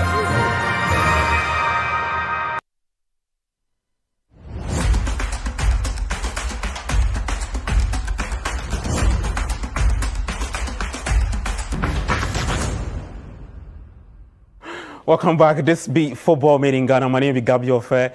My guest for today in show be Yao J Minta, the men, the ladies, the maments, them Bernard, the bake who watch it. Those are my two guests for today. Make we get into, you know, make you get into the Black Stars give us so for make the show. Because next time you go watch the AFCON for screen you back. Make I show you this chart, okay? This chart. So some group of countries be go the AFCON qualifiers. They don't win any game. Ghana they inside, yeah. So Ghana 3 draws, 3 defeats. Madagascar. No, the team for Tokamon. 2 draws. Countries that failed. Okay, that failed. So be a breathalyzer, man. Yeah. 4 defeats. Chad, Eswatini. Yeah, that be Swaziland. Then Swaziland. Yeah. Then Namibia. So me, what I want to be say, I always maintain. They talk something say. It go catch the time. This be where we go to find one body. These countries, there's it's a Edward and play the AFCON qualifiers, some prelim stage. Yeah, prelims before. Where Edward boys no really they follow. That be where we go there. So right now you go see say 2027 AFCON, we go to play plus Eswatini, then Sao Tome and Principe, then things. Then I will score you, then you know qualify. Yeah. This be where we dey. This be disgracing. See picture I dey here. See Ghana. This picture then the countries dey here. It be disrespectful. It be very, very disrespectful. 3 draws, 3 defeats. A vex. You see, that be the thing. Like against which teams? Against which team? Niger, Sudan, against Sudan, then Angola. Like no disrespect to these countries, but look, there no be one size. There no be one size. And if you, and for context sake, before I will make it come in, these 2 countries we go face them for the upcoming 2026 World Cup qualifiers. And make no shock, you say, well, we can't stand here. Where we go talk to the results with Madagascar 3, Ghana 1, Chad 1, Ghana 0. Then the World Cup 2, we know we'll qualify. The Otados stood their post. In the football, it's fine. Then we move. Yeah. So guys, that's in this. Yeah. That's in this. Right, the 24 countries, half of the African countries, they go play for Morocco. We will know they there. Yeah. In the BWE. Yeah. People know they understand. The thing, more people know they understand. The thing we say, Africa be 54 countries, 55 if you want include Western Sahara as a country. But right now, more countries will recognize them as a country. So we could do on 54. So 54, no, it will be all of the countries where then they play the qualifier. Some then commit them because they make them a body available. Say we don't get the funds, we don't get the infrastructure, so we don't go play some. Then can Eritrea, Djibouti, those countries. So we tear top come like 54, 48. We out of the 48, no, if be 2040 then they go play for the AFCON. So that be virtually half of Africa. No idea. Where a day. Where you want to tell me say Ghana out of 48 countries, we no fee be part of half of the countries where they go play the AFCON. It be dummy. Like saying people don't really understand how bad it is. Yeah. And you know when the reality go down on we? If next year December we they play the AFCON now, it's a CAF release the graphics. Yeah, we know the inside. Yeah. If you are take the graphic, they watch on like this. And some just in the talk say we know the land. See, Ghana we the land. If we just be say the people in charge where they know the land. Decisions, yeah. Because what we want make we do again. Exactly. We know the land. We don't go demonstration. What happened? We don't go demonstration. And this demonstration, it not be some football person where it go the demonstration, it lead the demonstration. No. It be sports journalists, some sports journalists with them front the demonstration. Yeah. Sports journalists cover the demonstration. Sports journalists offer solutions. Sports journalists offer petition. Individuals, they make appeal. Individuals, they bring about solutions. Everybody, they do things. Aside the people that be in charge. Because at the end of the day, we go feel shout, we go feel write petition, we go feel demonstrate. But if the people in charge no actor, nothing will happen. Because the GFA, it be private company. It's just like Channel 1 TV. what we they want be what we go do. Yeah, you know what we show you anything. The owners, the stakeholders, the investors of the company go they want no. That be what go happen. You know be what another company for outside go fit come talk way we go do. It about so the GFA as a body, as an entity, no, then for act because right now, no, what everybody for do, no, it they do. It be the entities, the GFA and the government, no, what that be where then for act because you the government, you they drop the money. Yeah. If you they drop money, it means they get some leverage, you get some power. So you the government, you they drop money way, then they squander no. You too, what they do you know go fit act. Because you no be be responsible for bringing about the money, no. It no be your money, no. So they enter you like that. Because at the end of the day, if they travel, the GFA they travel, government appointees to the travel some. If the money they come, no, per reports they come, the government appointees to then they benefit. Because if you know the benefiter, like how come say every day they dish money, they dish money, then they bring you bad results. Like you how you go be parents way every day your kid come daddy I want this you they give them but exams come out if they fail consistently then you still they give them money if you they pay the school fees it go pay you yeah. But because when a government officials them the money they just stay there so they just come and spend the money no repercussions so they know the base because if you be responsible personalities with them be involved in one sports from a government perspective. Like by now they attention the GFA. Like by now they attention the GFA without interfering. Because they provide the money. You go tell them say if you don't put this and this and this in place, we don't will give you the money. They go fall in line. They go fall in line. So them too that be where the government to the fail we. Then the GFA people, including the football, the delegates you won't tell me say the delegates they don't go feel mass up then talk say we won't drop petition we won't impeach Ketokweku. Yeah, then go the Congress them all go. They go fit do but why they know they do? Because at the end of the day them too in the long run they benefit in some way somehow. At the end of the day if Ket they go run for presidency for office or some travel camp then they give them slots. I be them more than they travel. So because of small travel, so you watch the team make it spoil. So it be them, they say it be your people now they will kill you. If the GFA people, they want football people, then now they kill the football. Then finish that, then go come pass back door, call we journalists. Oh, Muke be mine. And every day, Mr. Kwali talk this thing, Nathan Kwali talk this thing, say, in Ghana football people, you know, go talk them amateur again, and you never go feel pity for them when they suffer because you get the solution. The solution there your body, but you know they won't act. Then the matter sport finish, then go come pass back, then they call me sports journalist. Make I do help them. Actually, right here, the way forward is a. Yeah, it presents us with fantastic opportunity to do what? More we tend when a football down again. For example, we have fine coaches for the junior team level.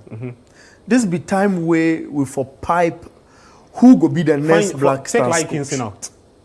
Lai will never go come do Ghana job. Again, on the lie points, this be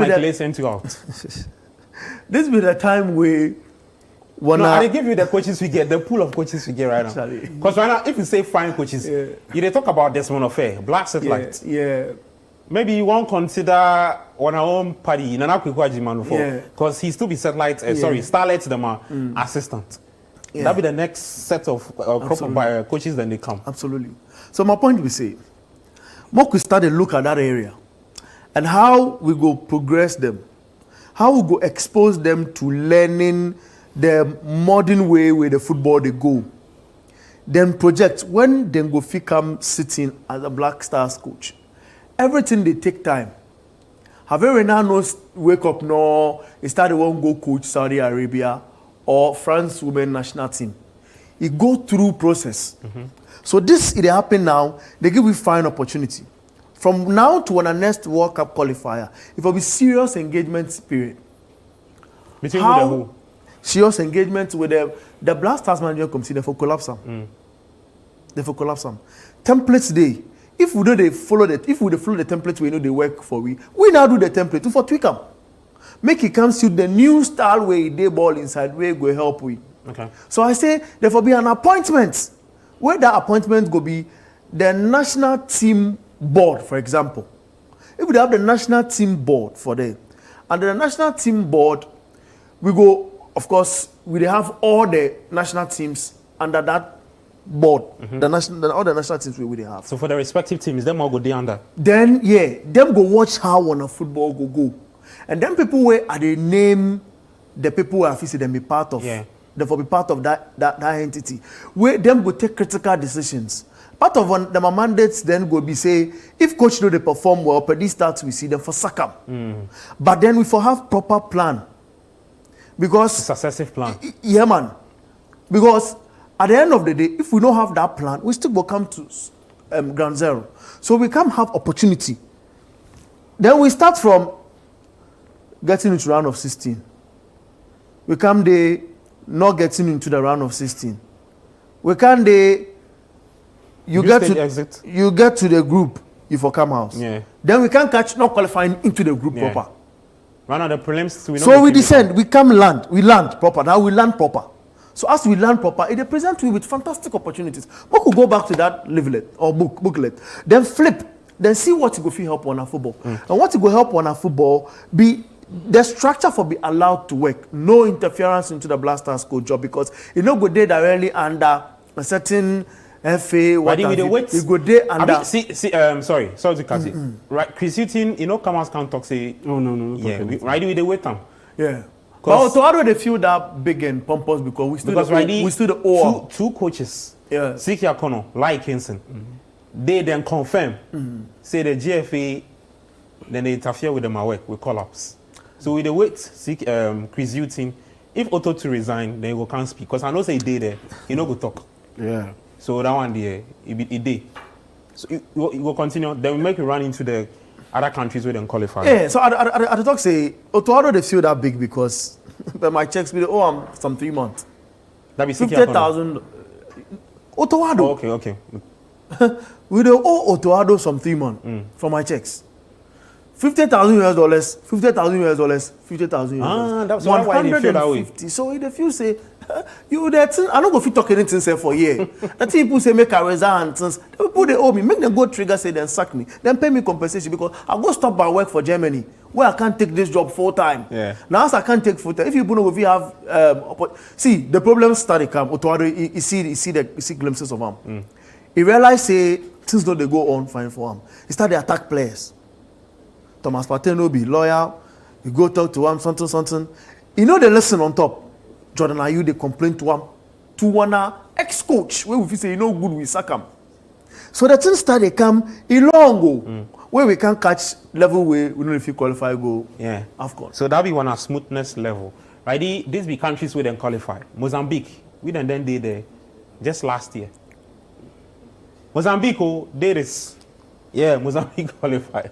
Tanzania today there, Botswana to qualify. This be the last week. The last 3 countries where they joined the 22 for AD. So then left three slots where these 3 countries pick them up. But Botswana then they do good things. The result from AD in own this big results. Some of the countries qualify already, like South Africa, Botswana qualify, Cote d'Ivoire. They be the defending champions. Then they inside. And so that be where the 24 teams, just in case you don't know where teams then they give you the 24 teams, you go get Morocco, of course, they be the host nation. So they qualifies, then play just to be competitive. Give opportunities to them other players where then go see Charlie, take some then carry go. So Ghana no day inside. So just watch and well. Maybe go support Nigeria, Tunisia or something. Yeah, where country go? You go pick from here.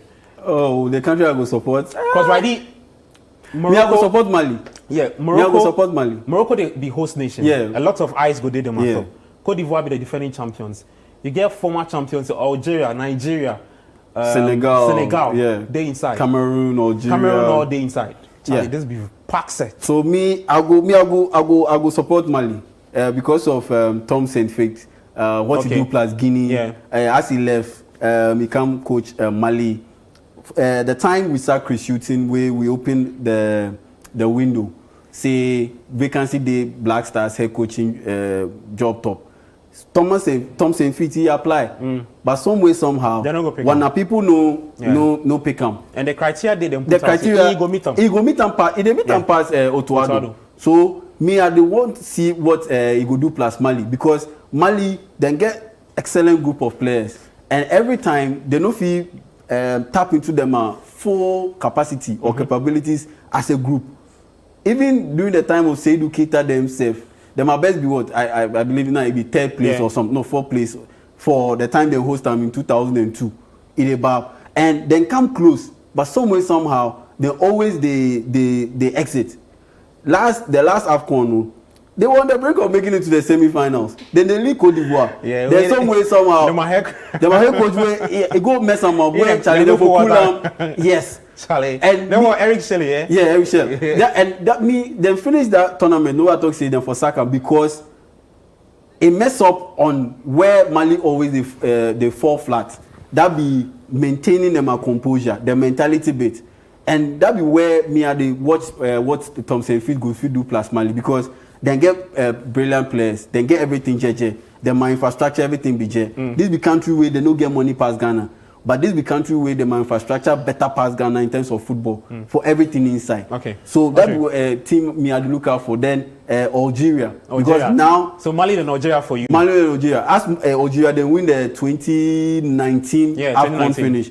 Then go through some then they can't slow some. Yeah, they go to some poor run where they sack them a coach. Right now, they bring in Vladimir Petkovic. Now he be the former coach for Switzerland. So I don't want to see how then go step up. Okay. So you get 60 seconds. Aside Morocco. Which countries you Nigeria, make no waste of time. Hey, I say Nigeria go win this AFCON, and if Nigeria win, sorry, the finalists for the last one.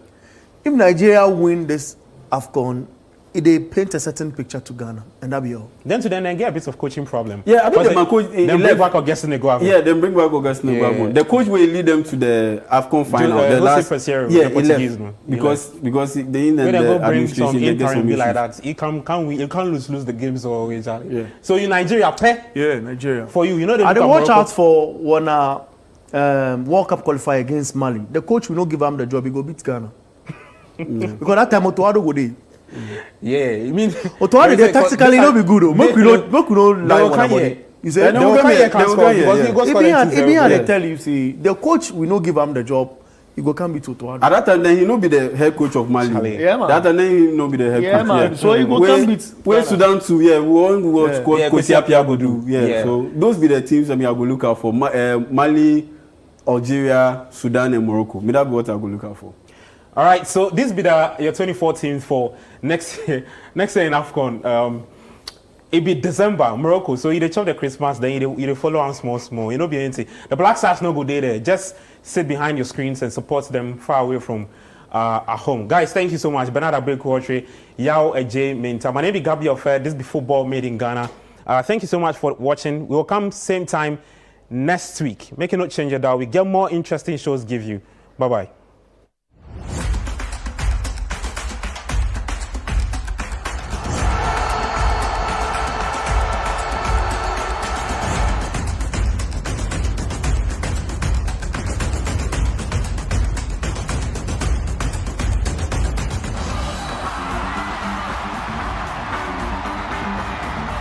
The celebration there. They get into the box for another goal. Out.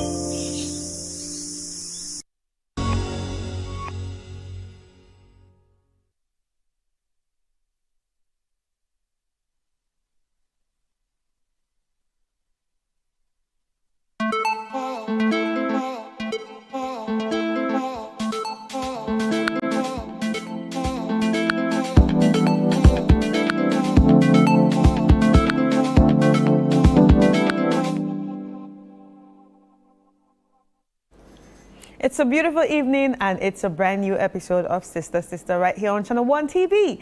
And if you're listening, this is 97.3 City FM. My name is Chris Carter and it's an honor to be here with you this evening, especially for the fact that we are going to be going through the letters some of you have sent, and the sisters are actually ready to help you with some of the problems that you have sent via the letters. Anyway, if you want to be part of this show by sending in your letters, send it via sistersisterisllive@gmail.com. And a very big thank you to Kivo, Powder Pepper, and also Cindy Rice for holding us down. Let's take a quick break, and when we come back, I will be introducing my sisters and we'll be checking out the letters of the day.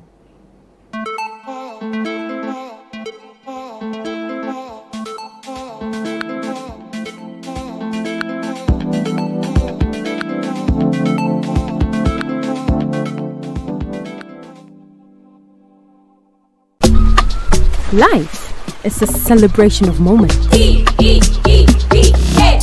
and small. The sun is scorching, I'm feeling the heat. With Piva Drink, every moment becomes a refreshing celebration. From the beach to your home, in every corner of your world, Piva Drink adds a burst of refreshment. Give me Piva cocktail and tangerine.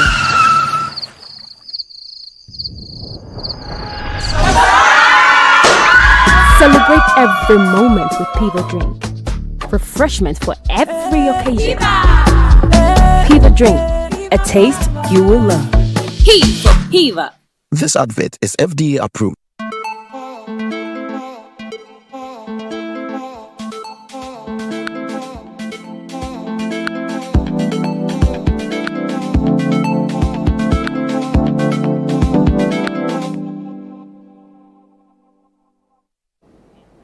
Welcome back. It's still Sister Sister right here on Channel 1 TV. And if you are listening, it's 97.3 City FM. So our letters are ready and it's time for us to meet the sisters. Ladies and gentlemen, Rosie is not yet back, so it's still Olivia and Gil.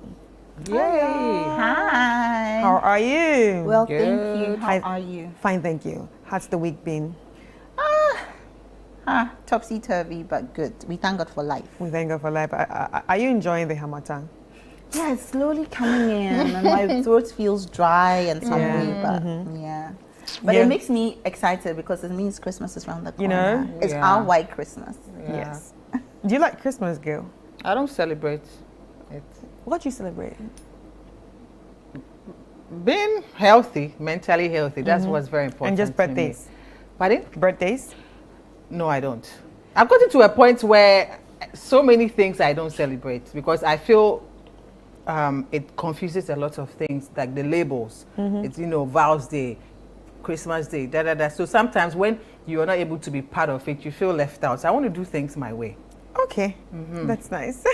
So every day I'm just happy to be healthy, mentally, physically. That's okay for me. Right, okay. So it's time for us to check out the letter of the day. So sisters, are you ready? All right, so let's go straight into it. Dear sisters, I'm in a situation I never imagined I would be in. I don't know who to turn to for advice. A few months ago, I discovered that my husband has been emotionally and possibly physically cheating with his ex. It was devastating, but in my hurt, I reconnected with my ex-boyfriend. One thing led to another, and now I'm pregnant. I'm lost. I never wanted to hurt anyone, but now I'm stuck between guilt, confusion, and fear. I don't know what to do next. Should I tell my husband the truth? Do I keep this secret and move forward with my ex, or should I walk away from both of them and figure it out on my own? Please, any advice would mean the world right now. I'm in deep and hot waters as I type this letter. Walk away. Walk away. Because the whole situation is a hot mess. When it comes to marriage, right, it's a contract, sort of. So when you're ready to make things official, there should be some terms and conditions. You have to define things. What are we? The purpose of being together. It has to be defined. You understand? But you're saying that your husband was cheating on you with his ex and all. So obviously he's checked out. That's what I think. And you even found out. And instead of having a conversation and maybe saying that, hey, this is not what I signed up for. We're supposed to do this together. And so if this is how you're feeling, then there should be a decision. Maybe he has to move on with that person. And then you two, Charlie, you check out or whatever. But you also now went to see your ex. You're pregnant for him. So now there's a kid involved. So that's the main thing for me. The child is the main thing now. Because you're going to make a decision for somebody who has nothing to do with the situation. Do you understand? So the question to you is, are you even going to keep that child, number one? If you're going to keep that child, you obviously know that it belongs to your ex.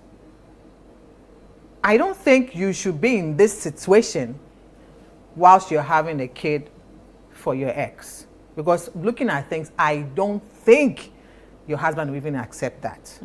I'm just speculating. But if it were me, I'm going to check out. I'm going to walk out because you mentioned confusion. She mentioned a few words.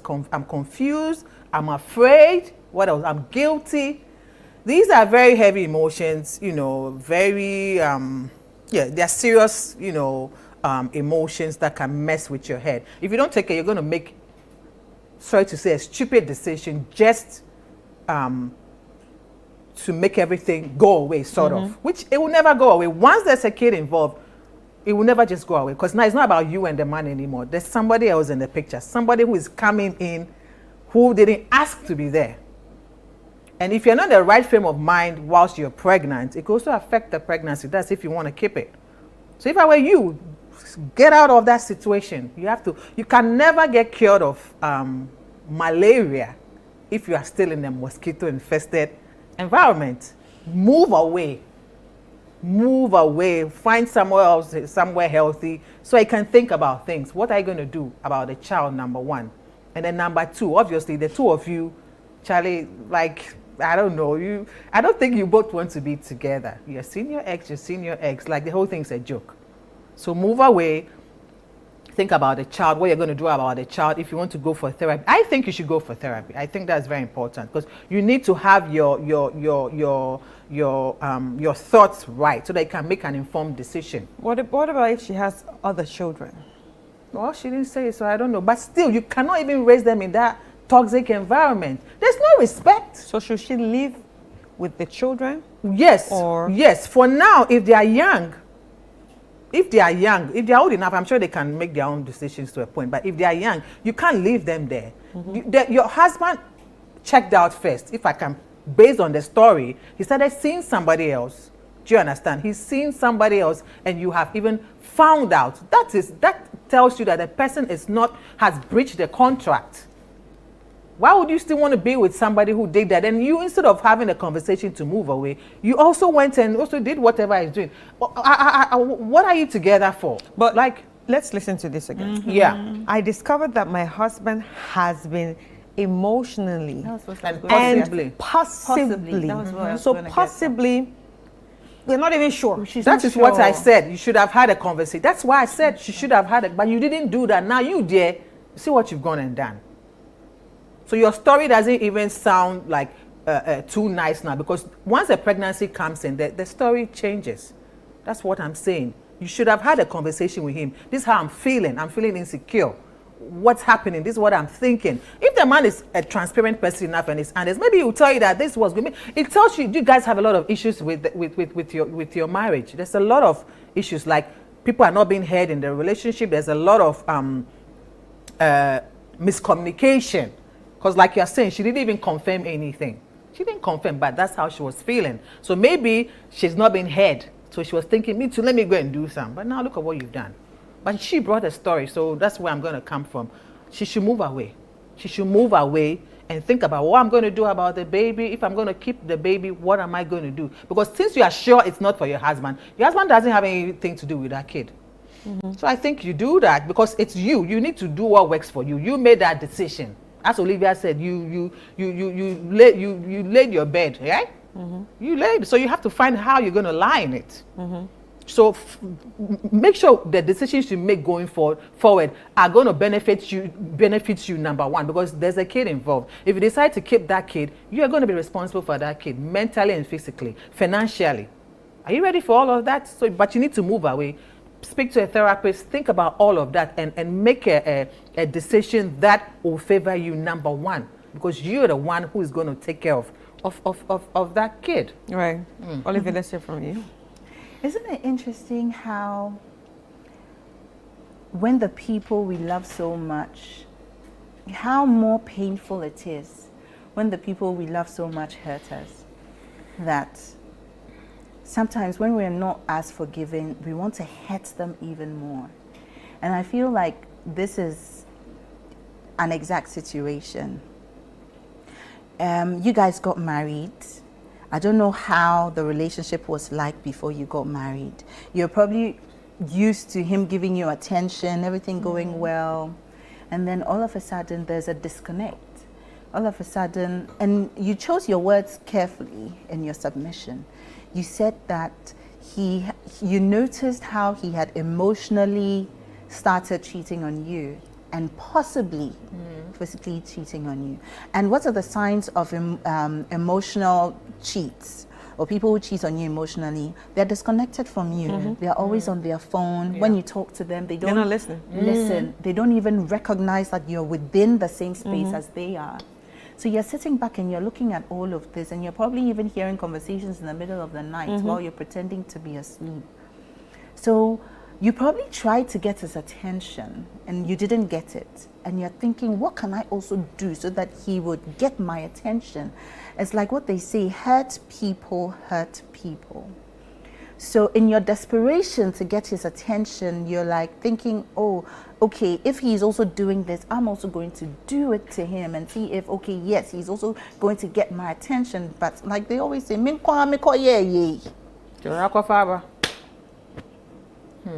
so sometimes marriage can be tough, especially within the first 5 years. It can get topsy-turvy. Sometimes you wonder, people who've dated for 10 years, everything is okay, but the day that they say I do, after the honeymoon and the lovey-dovey, and then life really sets in, it's like, is this the same person I got married to? I thought I knew you for 10 years. What has happened? Why have you changed?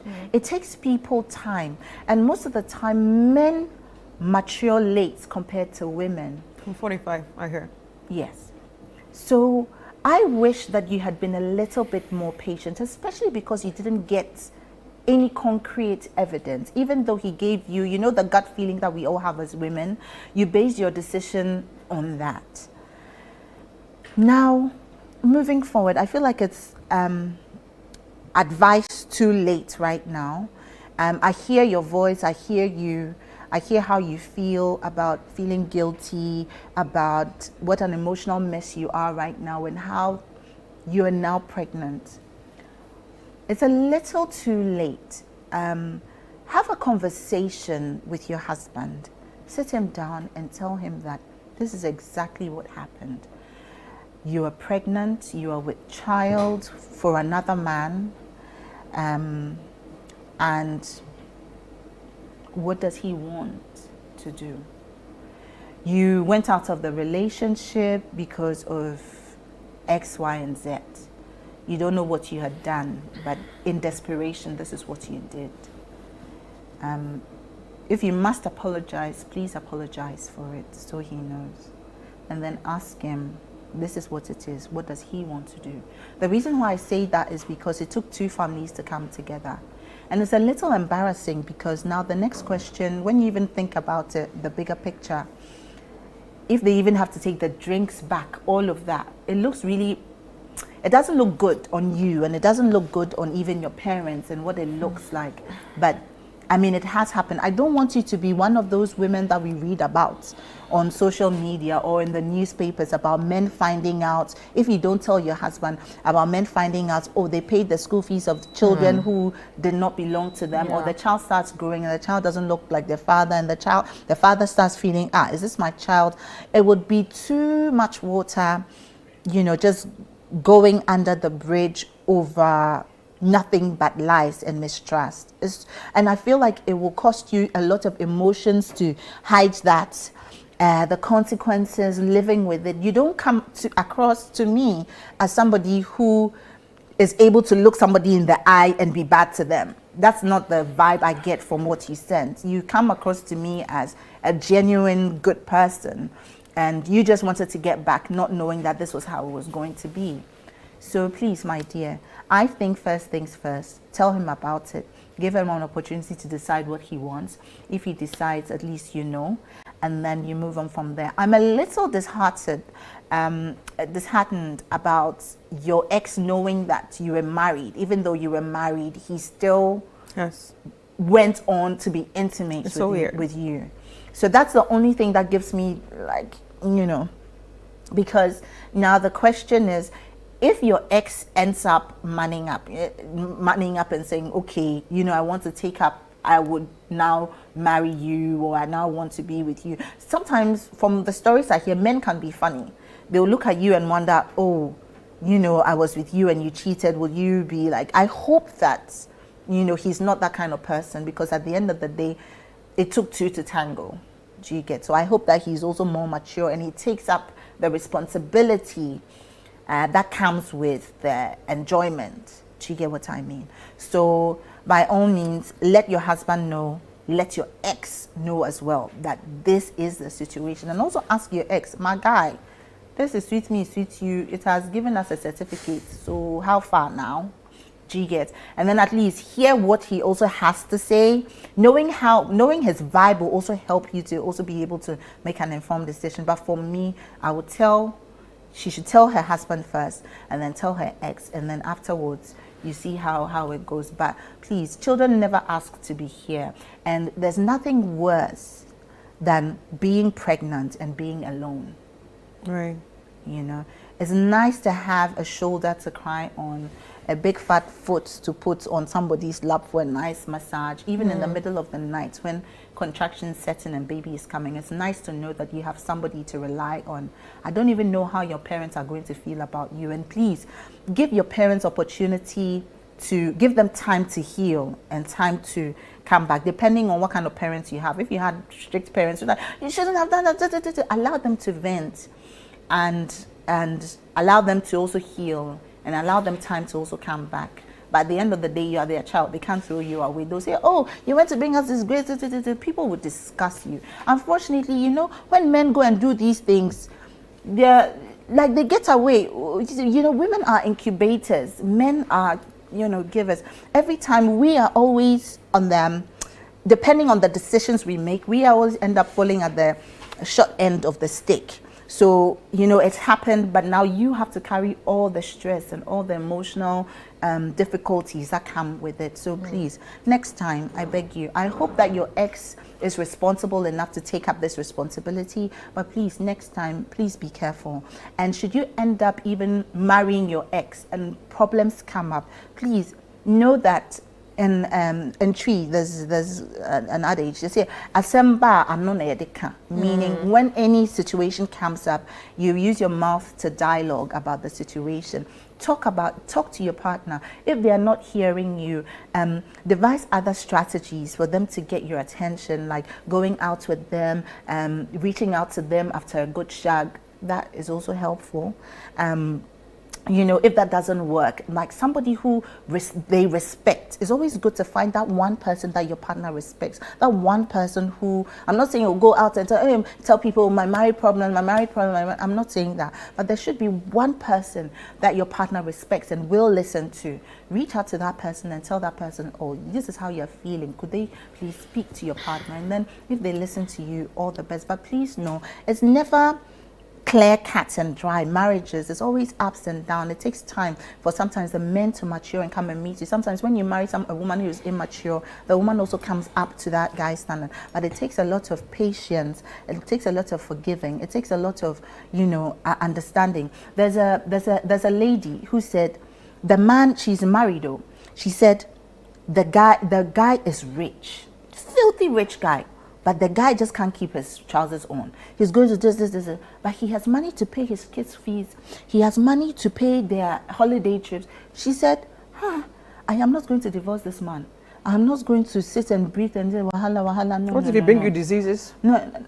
He doesn't care about that? No. Maybe when it gets there, she would figure out a way how to deal with intimacy moments. All I'm saying is that this is her strategy of coping with the fact that she doesn't want her children not getting school fees. She will leave the man for some baby mama. Her marriage will be on the rocks, but she's prepared to sit it out and not emotionally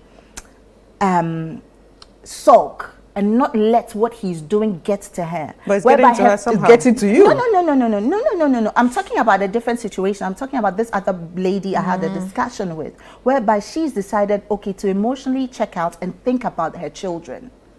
So but sometimes, is that healthy? Nope, it's not. But that's the thing. You can't raising force kids is not about paying school fees. You can't force. Hold on. You can't force somebody to love you for the sake. She is ready to. Some marriages, right? 50 years, 60 years. Not everybody has it smooth. Some people sacrifice. Some women sacrifice for the. It's always the women sacrificing. It's always the women sacrificing, but she's seeing the future. She's looking for opportunities for her children to grow up in an environment. So she won't cause chaos. That's a toxic environment. She won't cause chaos in her marriage. But that's the point. Like, that's another problem that we have. You said she's now thinking about the children's life. What about her own life? A woman's supposed to be happy for the children, be able to give what, to be happy. Take care of her kids. You cannot give what you don't have. Yeah. So this is the case, right? She has because even if she leaves today with the children, it's the man's kids. He will take care of them. Yes, he's supposed to take. I don't have to be with you to take care of your kids. I can move out of the situation and then you take care of your kids. That's better than you being with him and you bring you diseases. It all depends on the individual and the individual's threshold for pain and what the person can take or not take. Some women will be like, no, I can't take this. She has emotionally decided to be strong for her children. I'm not saying all women should go out and do it. I'm not saying that this case is one for everybody, but this is the decision she has had to take because she wants the marriage to work for her the way she wants it to work. She wants her children to be in a situation. She wants to be able to take care of herself. Let's just say she wants she wants the peace of mind taken care of her kids. And she's decided that she's not going to allow what the guy is doing to affect her mental health. So that's what I'm talking about. But the day she gets HIV, then it will affect her mental health. I'm not saying that she is I'm not there when she's intimate with her husband, but she would know. A woman who knows that her husband goes round, you don't think for the sake of her children, if she's holding on so much, why would she protect herself? But I don't get this thing where going back to my point. All that I'm saying is that with regard to your situation, just know that no situation is permanent. There's ups and downs. Sometimes we need to be more mature. We need to be more patient. Pray through it. Unless push comes to shove and there's really nothing you can do about it. And then by all means, you speak to the people that you're supposed to speak to. If you decide a separation you want, please by all means go for the separation. But please do not allow this to repeat itself. Once you have at the back of your mind that, oh, there's ups and downs, you're a bit more patient about it. That's all I'm saying. All right. Thank you, sisters. You know what? We're going to take a quick break. And when we come back, we'll be looking into our second letter.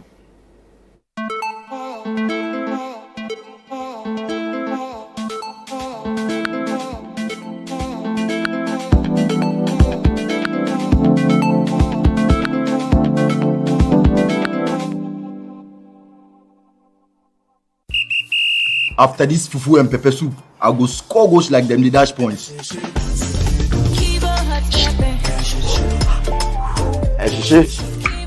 Kivo 100% natural hot pepper. Good for your jollof, stew, soup, shito, spaghetti, and noodles. Kivo hot pepper. Moko show. I'm a match winner, but the real champion is Kivo 100% natural hot pepper. Champion taste. This advert is FDA approved.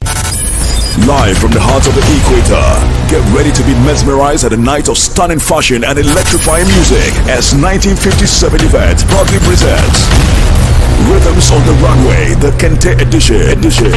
From Accra, Ghana to the world, this is a spectacular fusion of fashion and music to ignite your spirit. Enjoy live performances featuring the legendary Asabia Kroppa, Edem, Amanziba, Nasi, Episode, Kamido, Kwabna, along with comedy from DKB. Join us at the Grand Arena on Saturday, November 30th. Red carpet starts at 7 p.m. Showtime 8 p.m. Visit www.rhythmsontherunway.com to purchase your tickets or call the hotline on 053-553-4756. 200 cities for standard, 400 cities for premium. This event is brought to you in partnership with Beyond the Return and sponsored by Johnny Walker, Caveman Watches, Ghana Tourism Authority, Goldcrest Refinery. Step out in style with a hint of Kente and dress to kill. Rhythms on the Runway, the Kente edition is a 1957 event. Media partner, City FM and Channel 1 TV.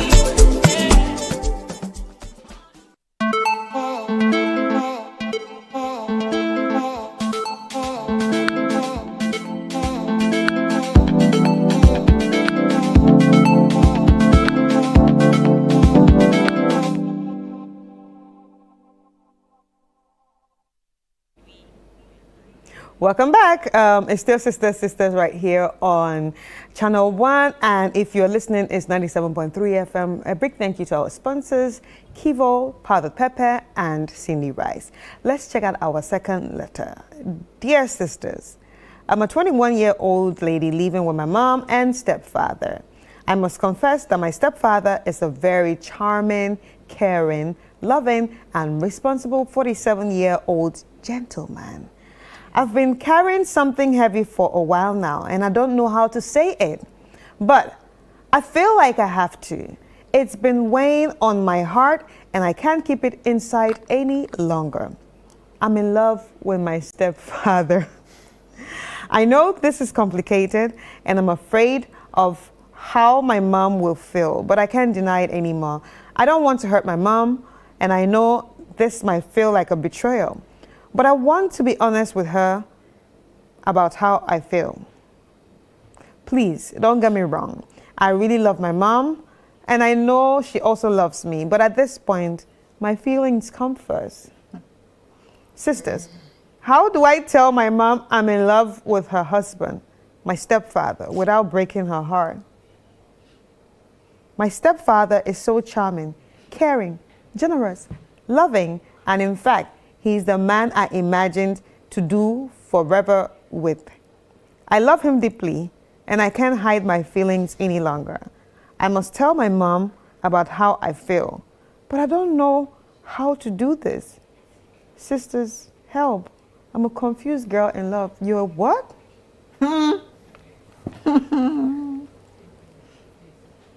Okay.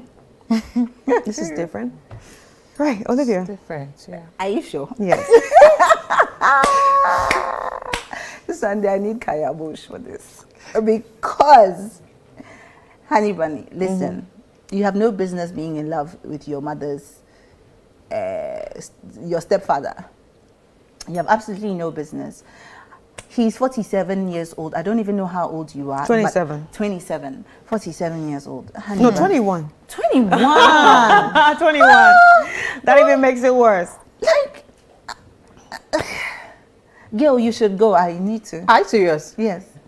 I don't want to blast too much. Okay. So I feel like she has daddy issues. Okay, One. yes. You see, first off, you want to tell your mom, and then what? Why exactly? Yeah, you want to tell her, and then what next?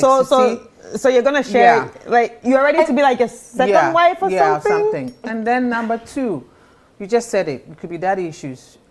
If the man is the stepdad, I don't know how long he's been his stepdad. Maybe she was younger, maybe before, maybe 10 years I or something. think if when she was your younger, mom- she wouldn't have felt that way. She wouldn't be saying, I'm in love with you, because she would see him as daddy.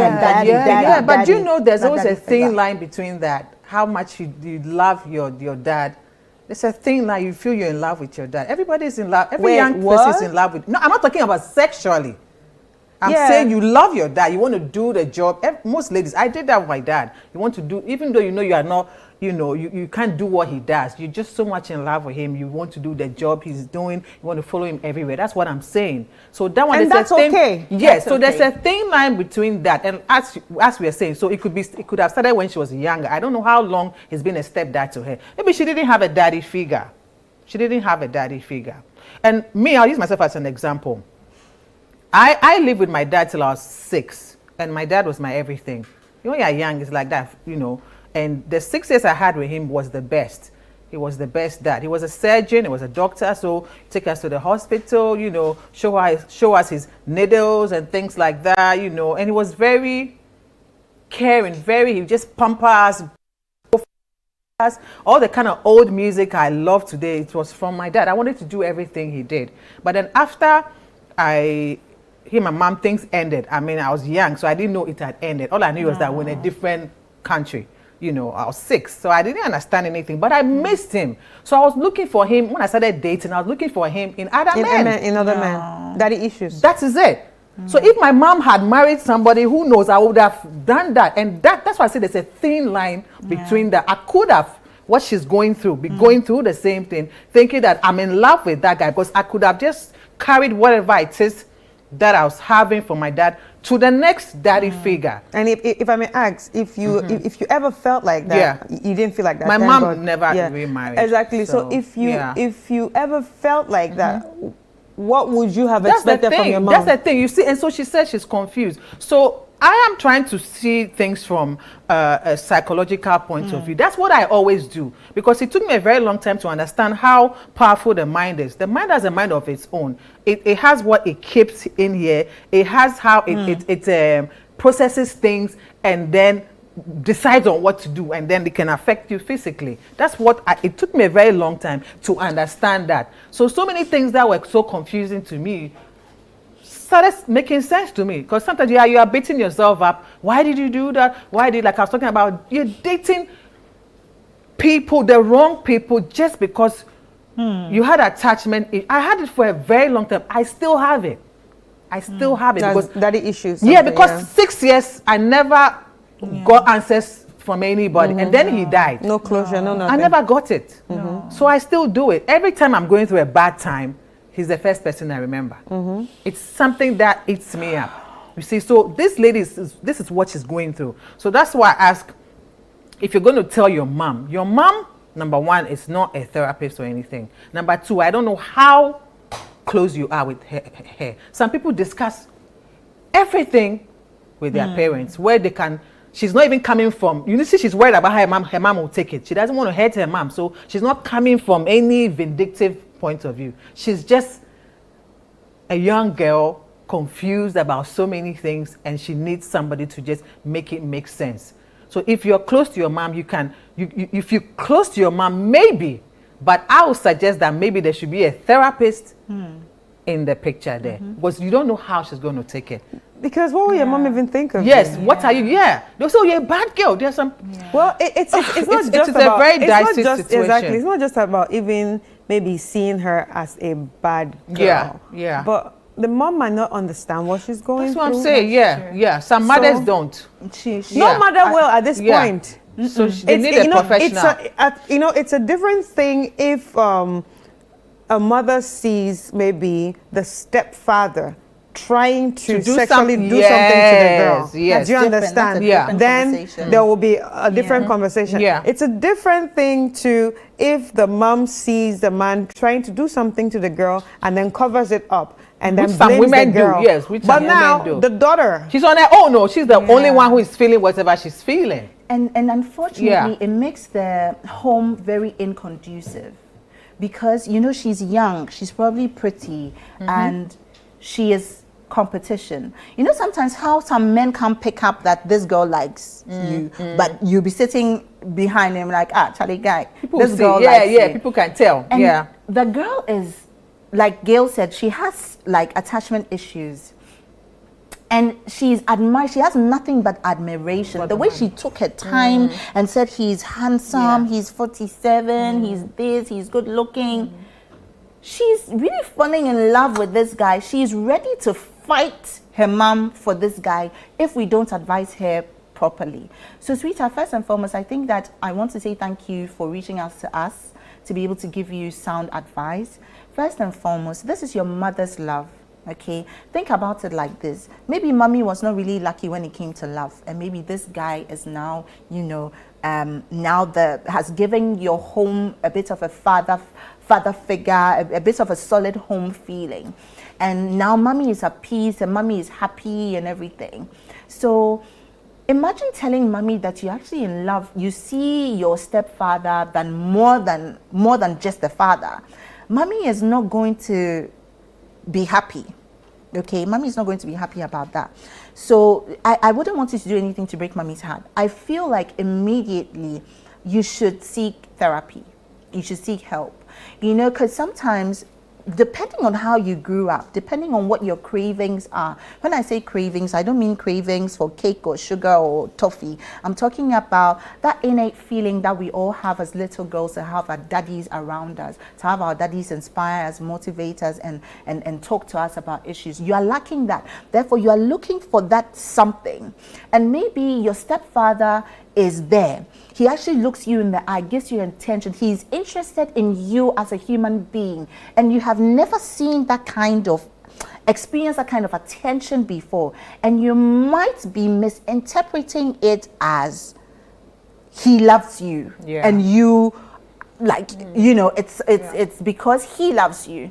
But it's probably not that kind of love, because he's with mommy because he loves mommy in a more intimate way, and he loves you as a daughter. And he's probably a good man who's decided, oh, you know, he's going to love mommy and love his daughter for you. So the way that you're probably interpreting it is not how your stepfather is seeing it. And it would surprise you to know that even if you confess your emotions to your stepfather, he's going to end up even telling your mom, and it's going to make the whole relationship murky. He's going to stop giving you that attention that you desperately need. It's all part of the learning process, my dear. I don't think she needs attention. She has the attention now. Yeah, she has the attention now. Maybe she didn't get it from the past. That's what I mean.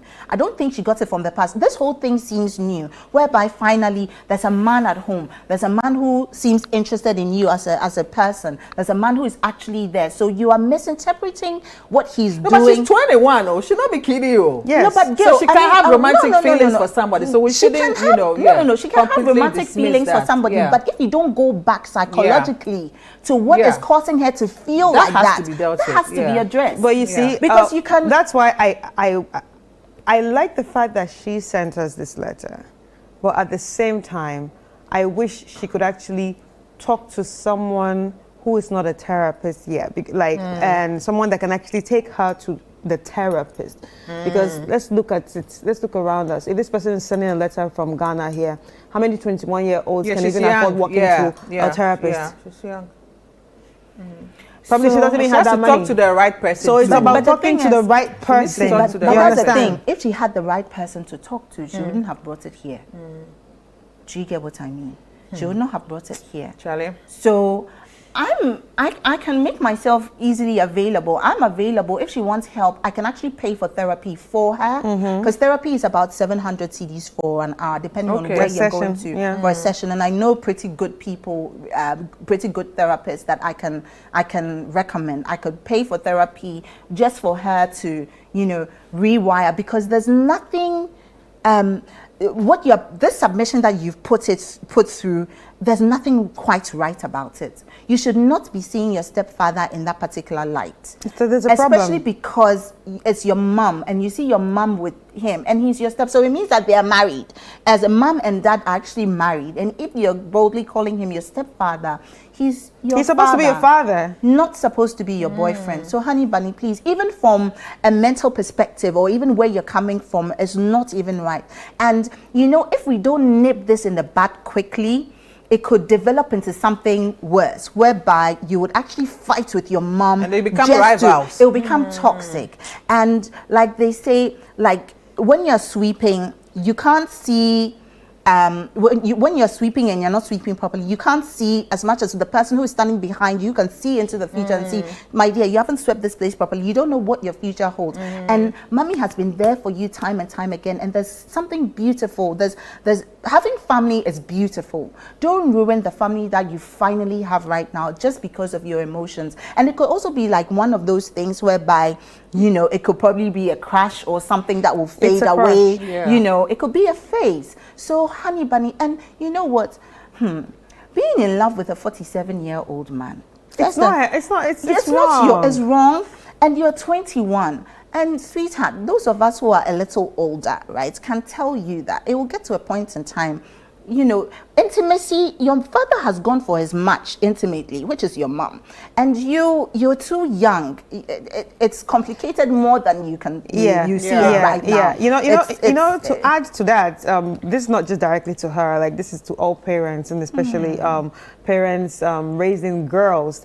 It's important that we allow the young daughters date their age mates. That's one mistake. That's one big problem that we have. I'm speaking for sub-Saharan Africa, that we have here. You see young people, young as 18, telling you they're dating somebody in their 30s, telling you they're dating somebody in their 40s. That's a problem. Date your age mate. When you're 16, date a 16-year-old. Date a 17-year-old. I'm not saying you should tell your kids to start, you know, dating around, but obviously when they're that age, some of them are actually dating in secondary school already. You understand? Let people date their age mate. That's why, like, when you go to places like the States or even like in Europe, we see it. You see people dating their age mates. And that's why also we have problems with Africans when they travel. You see older African men texting people that are 14, texting people that, you understand? Because there are some things that we allow in our society that, like, because of abject poverty sometimes. You see some families say, oh, why are you dating that small boy? What will that small boy give you? What can he do for you? Then the girl is programmed to be to be dating someone that is way older, and then that's something that fuels men, and they start going out for underage kids and all that because we allowed it. And it's not normal. It's only in our society. And then when these men go to Europe, especially England, they're always getting caught. They're always getting caught talking to underage players. So it's always like it's Europe that corrects them. Meanwhile, we see these things in our environment. We don't talk about it because most of the mothers are pushing them. We condemn our daughters going out with their age mates. You can't. That's what they do. They stop them from befriending their age mates. Don't befriend them. What will he give you? It's about things. It's always about material things, and it's a problem. And that's why when I look at it with this girl's issue now, or when I try to intertwine it with this girl's issue. Who knows if she grew up in an environment like that? An older man. Who knows if that's what she's seeing around her? Maybe that's what all her friends are doing. My question to her though is, what does she really want? To marry the man. Like you said, the way she listed his qualities. So if she wants to marry the guy, is very dangerous. She wants to be second wife.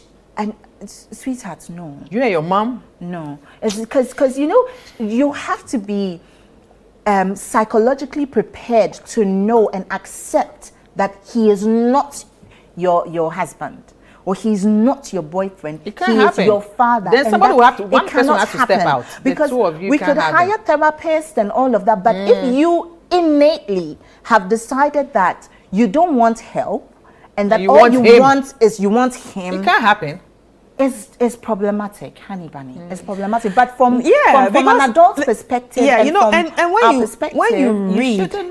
you read everything, even having sexual thoughts. She said her feelings comes first. That's what. Yeah, you said that's what she said. So she's ready to fight her mother. So yeah, you should not. Yes, it's imagine. There's no blessing in it. First and foremost, and secondly, your stepfather might not even feel the way. Maybe he doesn't even like you. He doesn't even like you like that. Way. I think it's not right. It's not right. I'm sorry. That's why I keep saying, like, I wish it was someone else that sent this letter, not her, because we can say everything now. Whatever she wants to do is what she will do. Because she's young. Yes. So yeah, you know, so, her like, mindset is.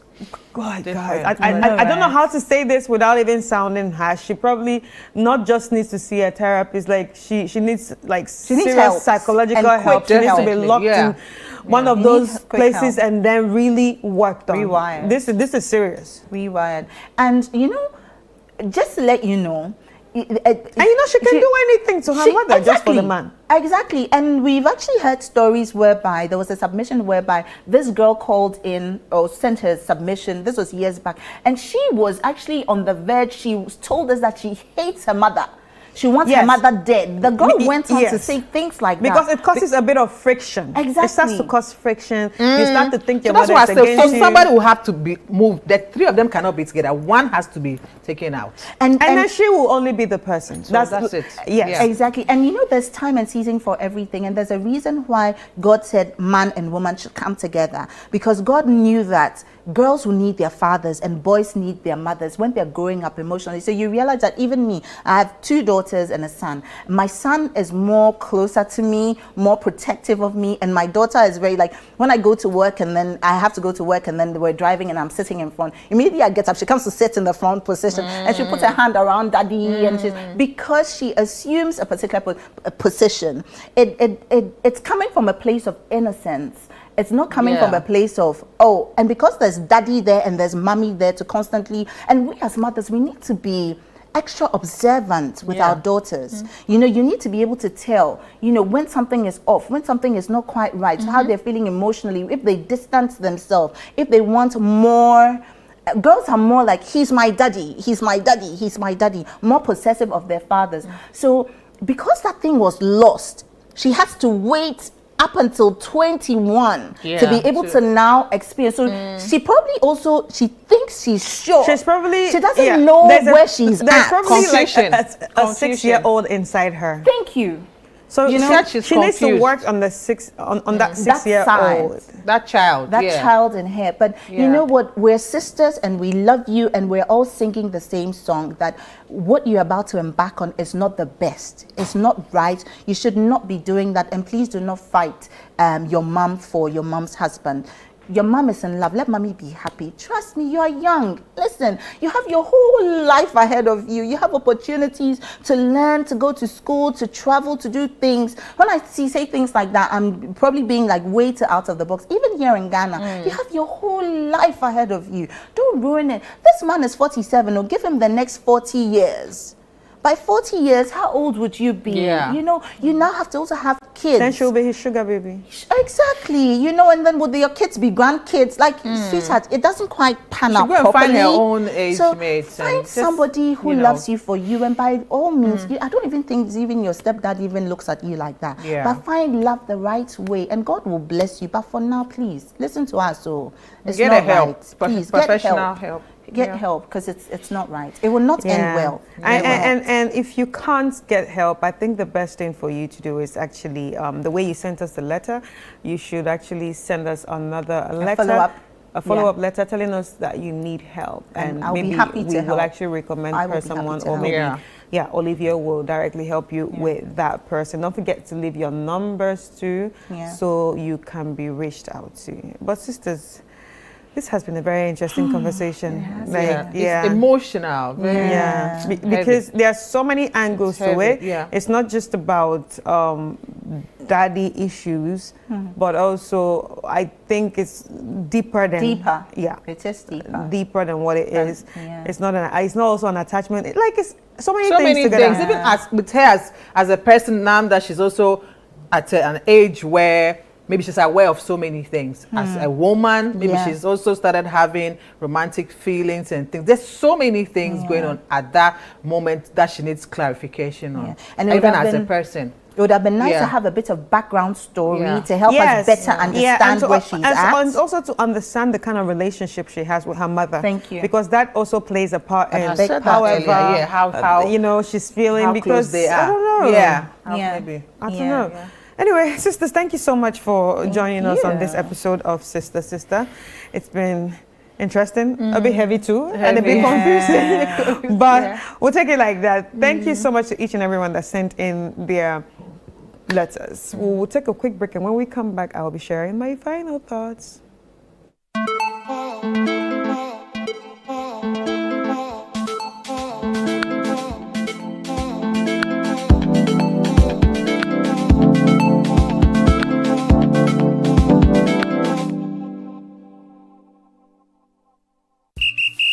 After this fufu and pepper soup, I go score goals like them the dash points.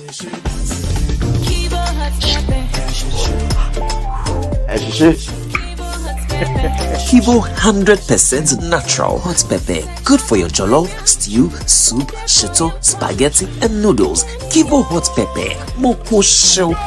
I'm a match winner, but the real champion is Kivo 100% natural hot pepper. Champion taste. This advert is FDA approved.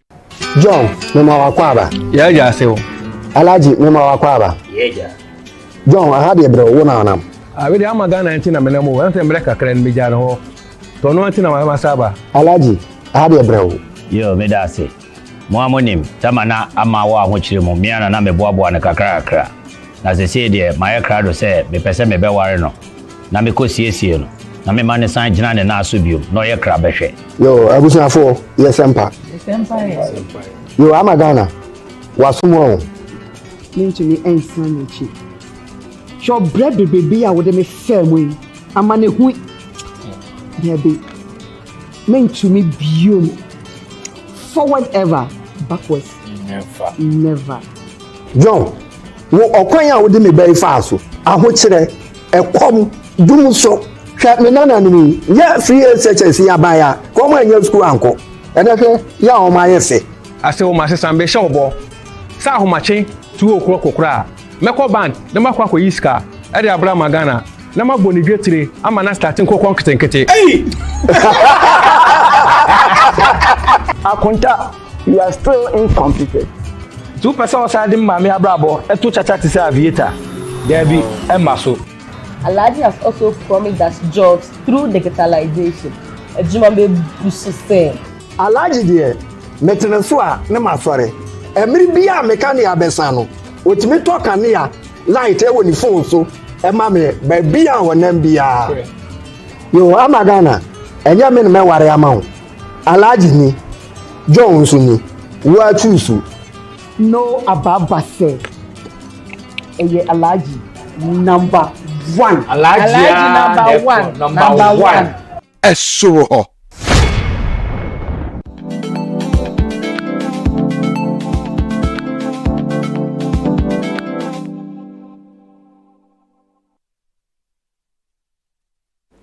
Welcome back. It's time for me to share my final thoughts on every letter that was sent here.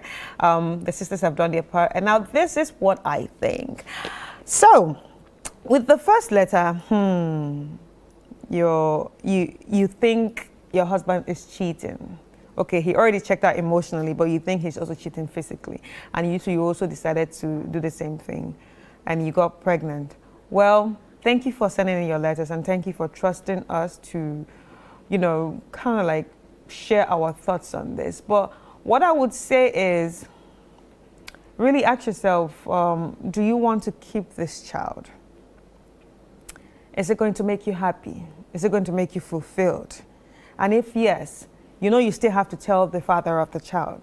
You still have to tell your current husband about everything. It's not going to be easy. It's going to be very heavy. You have to actually be prepared for it. You have to prepare for the outcome, especially for the fact that you are still married to somebody. Like Olivia said, there's so many things involved. Families are going to be involved, and things are not going to be normal anymore. So I am saying you have to be mentally prepared. You are already emotionally destabilized. Just be mentally prepared because it's not going to be easy. I'm not going to say do not keep the child or anything like that. It's all your decision to make. But you also have to tell the other guy that impregnated you that, okay, this is it right now. And maybe from what he says is what will determine what happens next. So good luck to you. And it's very dangerous for us to take decisions based on assumption. I think this could have been avoided if you spoke to your husband when all these things started. You should have known where he was at the moment by explaining how you feel and also listening to him talk. You understand? And if all that was put on the table earlier, you would have known where you stand and maybe walked out of the marriage gracefully or worked on your marriage. But now this has happened. I'm not going to kick your butt while you're already down. So good luck to you. But just know it's not going to be easy. Anyway, the second letter about this 21-year-old girl in love with her 47-year-old stepfather. I really don't have much to say. The only thing I have to say right now, since you're the person that sent in this letter, is you need help. You need serious help. Everybody has said what I was going to say, like, don't do it, don't do it, don't do it. But to wrap everything up, you need help. And that help, you have to see a therapist because there are deeper problems that have not been solved. And that's what is causing the ripple effect that we are seeing now. And don't be shy. Don't be shy. Send us a letter again and let us know, how we can actually reach out to you and find you the help that you need. Prayer is not going to do it alone. You actually do need psychological help. Some things need to be looked at and some things need to be put back again. Okay? So don't be shy. But thank you so much for trusting us. I'm not going to bash you. But just know that you need help because this is not normal. Anyway, my name is Chris Carter and this has been a wonderful episode of Sister Sister. Like I said, quite heavy, but yeah, we just had to go through it. And a very big thank you to the sisters for making this possible always. And also our sponsors, Kivo Pepper and Cindy Rice. Thank you so much for holding us down. And obviously, the most important people right now, the viewers. You are the real MVP because without you, we don't know how this will be possible. Thank you so much. My name is Chris Carter. See you next week.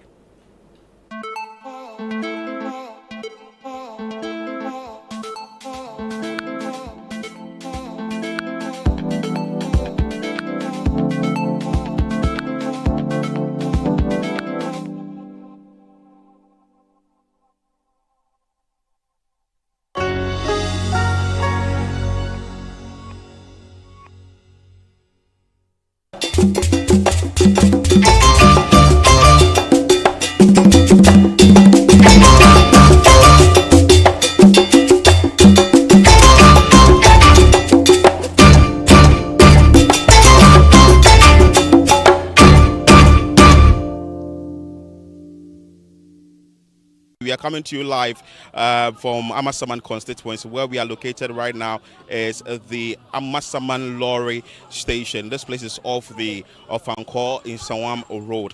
Well, in this particular constituency, it's so interesting that in 2004, the New Patriotic Party was able to secure the seat, and that was won by Aite Ato, who became the Member of Parliament for this area. But the NDC snatched it in the 2008 elections, and Ernest Atukwe Amma won the elections in this constituency. In 2012, the NDC retained it again with a new candidate, Emmanuel New Okanlai, who went on to take it again in the 2016 elections. Unfortunately for him, in the 2020 elections, he didn't make it for the parliamentary primaries and lost the elections. That is the parliamentary primary. So Sedem Apenyo of the NDC took over as the NDC parliamentary candidate, facing off with Efifa Mensah, who stood on the ticket of the NPP. Fast forward after the 2020 elections, Efifa Mensah won this constituency, and now there is a new candidate on the ticket of the NPP. But all that will come up in our conversation. But first, let's engage constituents, drivers, individuals who reside in this constituency, and also people who matter in this constituency before we engage the political actors. Eja, what are you saying? You're from Edward Ashanti. Edward Ashanti. Oh, okay. Where you are? Me a driver. Where you driver? Yes. I'm a lorry station. Ejumane konesek. Oh, ejumane de say emo ade de. But send o man akwaya no. See akwese say unni adwuma and kombedo. Because say Ghana ade de. But enye Ghana hanko na ade. Obi anim ne esi wo wiase. Fana nyina. Even say kwa Kenya mpo no. Omo say omo rush parliament. Say omo holding. Yale ba na mawi na aba. Na ni na nsem pabo ne na ebon say ye pekane de obaba ye adwuma ma aboa ahiafo. Kane de oba oye social intervention aboa ahiafo ebekọ ase nkrase eno na nsie ye hwe. Ma sese ano ye wa say ye adwuma amasama ha say no. Na first of all na ekwan na haye. Ekwan na haye. Sese ano onipa osane candidate no ya kase mu no. So on so start say on so eboa my kwan so omo ye sese most ekwan na ha mo ekwan ben say e move kwan ni fani na ha if you amasama ekọ towards to obom kwan so bia me yeduma ko achiama outside say kwan so amasate ye ye na beboa ma ye cars no so ho beto aha ntinu kakra me kan say sisi ano obi obaba obaye adwuma ama aboa akọ efom mo ehiafo awon na sisi ye bon pa say So now Efifa Mensah and I also as member of parliament for this area. Sisiano Kasima ba ewo NPP tickets. So but answer let me just give you a brief of what he said. He says that though the economy or the country, it's very difficult coming by money. He thinks that it's everywhere or in most parts of the world, countries in the world, and that they are looking out for a candidate who is going to change things in this country. He stated that their roads are very deplorable. He's a driver here, and he says that the NPP parliamentary candidate, that is Yaya Kasim, has started some grading works on most of the roads, of which I asked him what really are the issues with the roads and which roads are affecting drivers here. He outlined them and all that. We are going on to have conversation about the fact that the current member of parliament, Efifa Mensah, who is not contesting anymore, how he assesses his work or what he's done so far in the constituency. In the end, I can say Efifa Mensah, what's not for 4 years? Ejumana why no? Who is saying? Efifa Mensah no so ba no, ono so ye ne de but the way no antimi am why yan da no. Because any problem uto pass be na say this year na kasim na ba no say ono na start say ono so esese kwana ma ohwe ya ono amaye this is ono ni obi a this year no ya hwe say ono be ba na oboa ono me so say oba be community man aboda be ni na. Okay, one na ye adwuma ha as driver in semben say and a hamo as drivers e wa ha ya has the station has no adeba kwa ya ha kakra no say e do su top na ya has no ana emwaye enso no penfo no baam ka say ekwan nti na ma station has no etimi successful no nti no isi mo se ye ntwen na ekwan no wie peye ekwan no wie ansa na o bi se aso amaye nti no na se ye wa twen ye ma ye twen eba ne self feel in sem ne nyabanyama na wo country ni mo no amo ne say feel obo na ni ya ekoto ma mo I say fu ebo no de de bia se fu e men fanya politics enu kra se fu e no emu ade first no na aban na kuta fu e no but mama time no what the individual say ekosoro a na wa so pe no so atum tina ma fu e sem no ayesa no we first na aban na ekuta nti na edu ba bia no to me manage ama fu e ma yeso hoto kakra but mama time no ojama individual no say obi handle nti eba na sana obi apa no oyo Ghana ha efu esem no ti say uko ba bia bebu ha e wosoro bebu ha e wofom so say obi ato ne de obi apa customers It for some day. Mama time no man for some no. We are then. Na I didn't want to ne. Say to me. Tineno. Aka 19 days I to about to aba. Me to papa. O to ama wan. Me mom there. Me hwe abanya otimi social intervention. Social intervention is say abana ya de na abu ahiafo. Me say madwin na say me to my MPP because when who say oba otimi social intervention. Say MPP ti so dada. What so?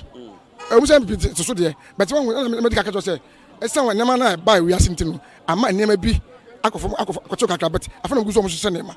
Say nema beko ya ma yina. Wo so no MPP abana oba otimi ya de ma ebu ahiafo. Even tamana kufo home pono. Wo so national insurance. Free maternity care. Wo free school feeding. Ina uta no ekwa form ma aka ahiafo nyina. Kufa so buy welfare education. Wo sa drone ya buy abu ayalefo. I say obi yale baby etimi ko. Baby etimi ko. Wo hwe na say school for exam say mo betro ya. Na uko flamante mo na ka bi etimi ko. Drone de people etimi ko we. Nti so wo hwe aban a wo ye ndem bi say ya. Wo say ono no wo ya de ma eboa ahiafo ekofom nyina ma ka ahiafo. Timi fi say metuma MPP abeboa. Free education aboa. Aboa papa. Free education aboa. Ni tebe ka aboa say hwe first no na obi ton ntoma. Na obi ton ntoma. Ade man ba eco school. Okona de kono ntoma obi ko bobesia o de man ba eco school. But see no free education ba ye no. Eso obi ko bobesia say o de ba eco school bi. Obi ko ton ntoma ko na ho de so de man ba eco school. Esa say free education ba ye ntina ma obia wato no. No o mu say ne man no na no boarding but first na school fees nko na to na ma de ma ba eco school. Yes ya wo to ama ba omia ne ya Kasim. Yate odi bio. Medini Ashanti aka Apostle. Ubejem. Inti Apostle, you're hearing that from Apostle there, but we will engage a lot more. What he has said briefly is talking about the free senior high school policy that has really worked. He's also spoken about the fact that the current government has done well when it comes to infrastructure development and all that in this constituency. The issues they have here at this particular station is that they need some sort of renovation at the Amasaman Lorry station, and the roads too. He said that the current PC with the NPP is doing some work. We will engage a lot more of the drivers and find out from them what their concerns are, whether they are voting or not, what will inform their decision, who they are voting for. We are coming to you live from Amasaman Lorry station. You can join us. It's interactive. Hashtag City Verified, hashtag Ghana Post 2024, and a hashtag Election Bureau. Eja, udini saying? Medina David Jochi. Uye jumawa? Uye jumawa. Abrabono ane juma na yakone saying. Okay, abrabono anokwe onyamenem. Abrabono dia eyedin. Anya easy maye. Yehwe challenge ya face no anya easy. Yehwe yefu ane spare parts to no. Eyedin amaye. Special say top petrol. If I say 2012 na petrol 1 liter. 1 liter no. Na 1 liter nye sena ye hunu sisi ano. Sisi ano 1 liter ana 1 gallon sisi ano na 70 Ghana cedis. Enti ama ye problem no aye hard ama ye. Enti ye face challenge ye top fuel a ama ye hu ano kakra na ka no asa na edini aka no de akọ aboso kan ama ye felisi challenge bebre. Sisi ano o driver wa ha mo driver ko hefa na mo makwan no so etesen. Okay, yeah, that we call Dubru, Obeye, any free Amasama to Kujua Ashon, any Obum. Baby, I have a corner, your corner and the crown, I mean, corner and near my yay. Say, every election time now, my home and I start almost as a year free chili junction, Echo, Obum side, but Tiziano, almost a stop, or when you view, and am I a problem now, a petrol consumption, a castle, no problem. A common. Assembly we know that this year brave from 2012, 2016, 2020 MPP be FAP seats no. Do you think say it's a broad near problem or say a bind bet me solve your mamo and I'm honest saying? Okay, now our hold that I bet. Since I know now omu year campaign no mo ka say especially MPP time no omu year campaign mo ka say omu ba kwa no omu ya maye. Ye hu betoye. But still no one trust every election time no I feel almost at a baby kakra say omo ye kwan say na be ya ye be hwe no so ato aba mom.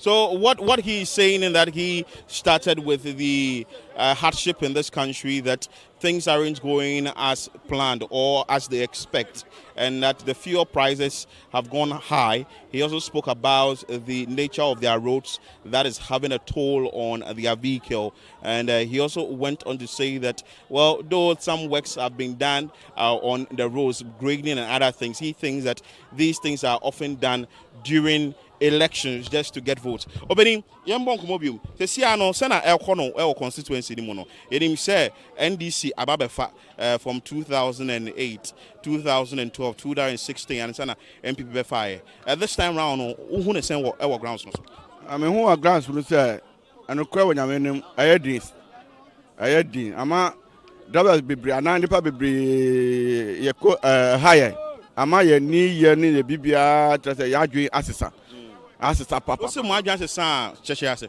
ya adwe asesa ne se na sesia no ye hwe iron rod sesia 1 ton and am 90 and am 100 million ana ultra cement 1 bag sesia no am 100 and be 110 cedis nti ama ye face a lot of challenges ama ya adwe asesa wa nyama bebere hu anka first no ye adwe se anka do election time anka aban sisa nyama bom nyama aba form me imagine say anka be pesca bi to ho say be say do election time omo titi iron rod na cement so a na me to bi na me ye na say me ye me de pesca to ha ma hwa up to today obo na kosro amba form da ama ya ye basa what aba abada me to aba pa me tuma NDC chese otwama JM ne wan Victoria JM ni we said them apenyo na said them no oba 2020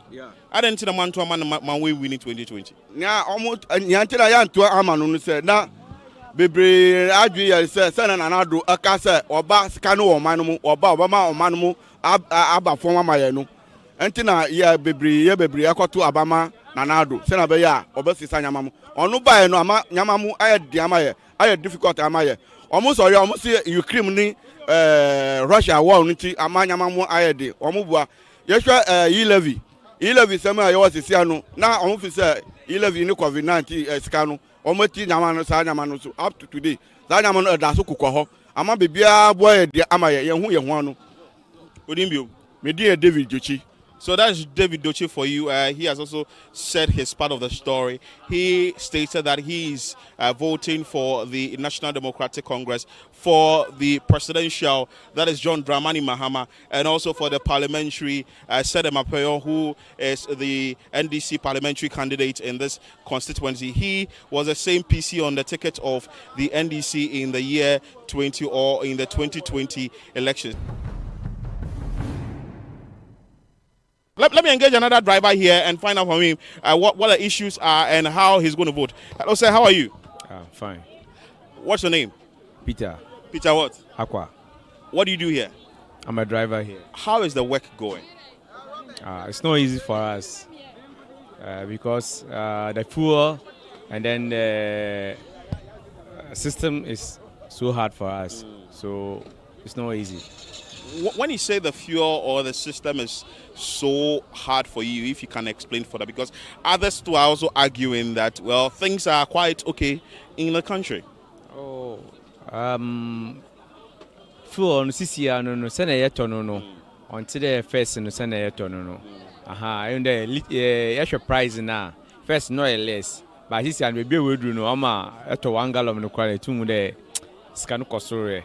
And this is also extra in your mom hygiene kakra nti the back there amino mu de in your ma hard nyoma hard yeah and they are now also say aban we be no onye oh why be but bebreni na no ntu wan ya man bi today the madam asem yo dubai any the me yani yehwe yesia yen dollar rate na de na okoso too much okokra at least odon ko manage ni nanka odu baby a anya so fi the marketing be okay amen And so more the cars no FR road no so issues no more roads are ewa hane bani say they are now more person buying more roads no so no which me ya na akwane de ebi wo wa ya man ye hwe this ya main road na edum de oye but major ana me feel nkitinkiti owo konesa inner roads no yeah ye botumi so drivers ye botumi be for ye benya ye no ono de onye oye bad man nti ono na say de corners no obohwe na nka wa ye ono amayen bani say health and education wo constituency we mu as a driver o corners education at say one education sisi ano free education ni buy ni there there waboa ebinum bebre ebinum de ehwa waboa nim ebinum ehwa so ebinum so bakade wonya hwimfim because nkola no ko school a woni didim ni nyoma tokra oboton pokra no onye easy but ebinum so wo hunde nkola no start here no nyoma the one what start beginning of batch start no on no hunde free education no oye ba sisi ano no on your mind, on your mind. So he started with the fact that fuel price is high and this is having a toll on their business. He went on to talk about the dollar cedi issue that the cedi has depreciated, and this is also affecting them as drivers in terms of the buying of spare parts and other things. He says that some of the roads that they actually wanted constructed in this constituency, he's saying that government is doing or fixing some of these roads, and he went on to talk about the free senior high school policy that the current government implemented, and a number of children have been enrolled or they've been able to get access to education. Let me ask him that very critical question. Ubevoti. I mean, there since I may my card there, I'm to about I feel the motto about no corner. No, ever since on to about. Nothing to about. I didn't hear. On your BBI, but I feel there motto about. I feel better more. On the road, you will be on the side here. Uncle for that in the also. There were a crowd on corner on the offer be being taken on count.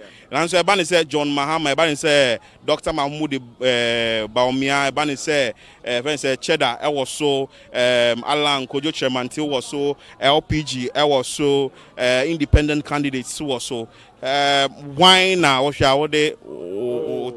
Me promoting or a friend Cheddar. Hey, Cheddar. Yeah. Why Cheddar? Tell us about it. Because on moment na do that. Now at the same time, so no young no ni bibia but ni campaign any nyoma kakra ehun de oreye nya no obo be no etumu de oba obobo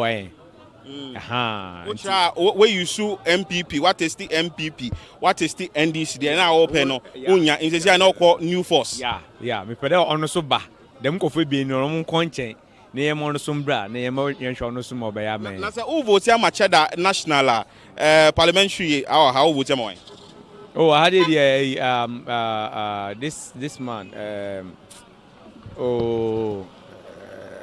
the man is it the NDC or the MPP? MPP. Oh, so you're talking about Kasim. Kasim, yeah. He's a good man. So that means why be a man on the in the oba or between why in your man. And so who votes skirt and blouse? Oh, them never no.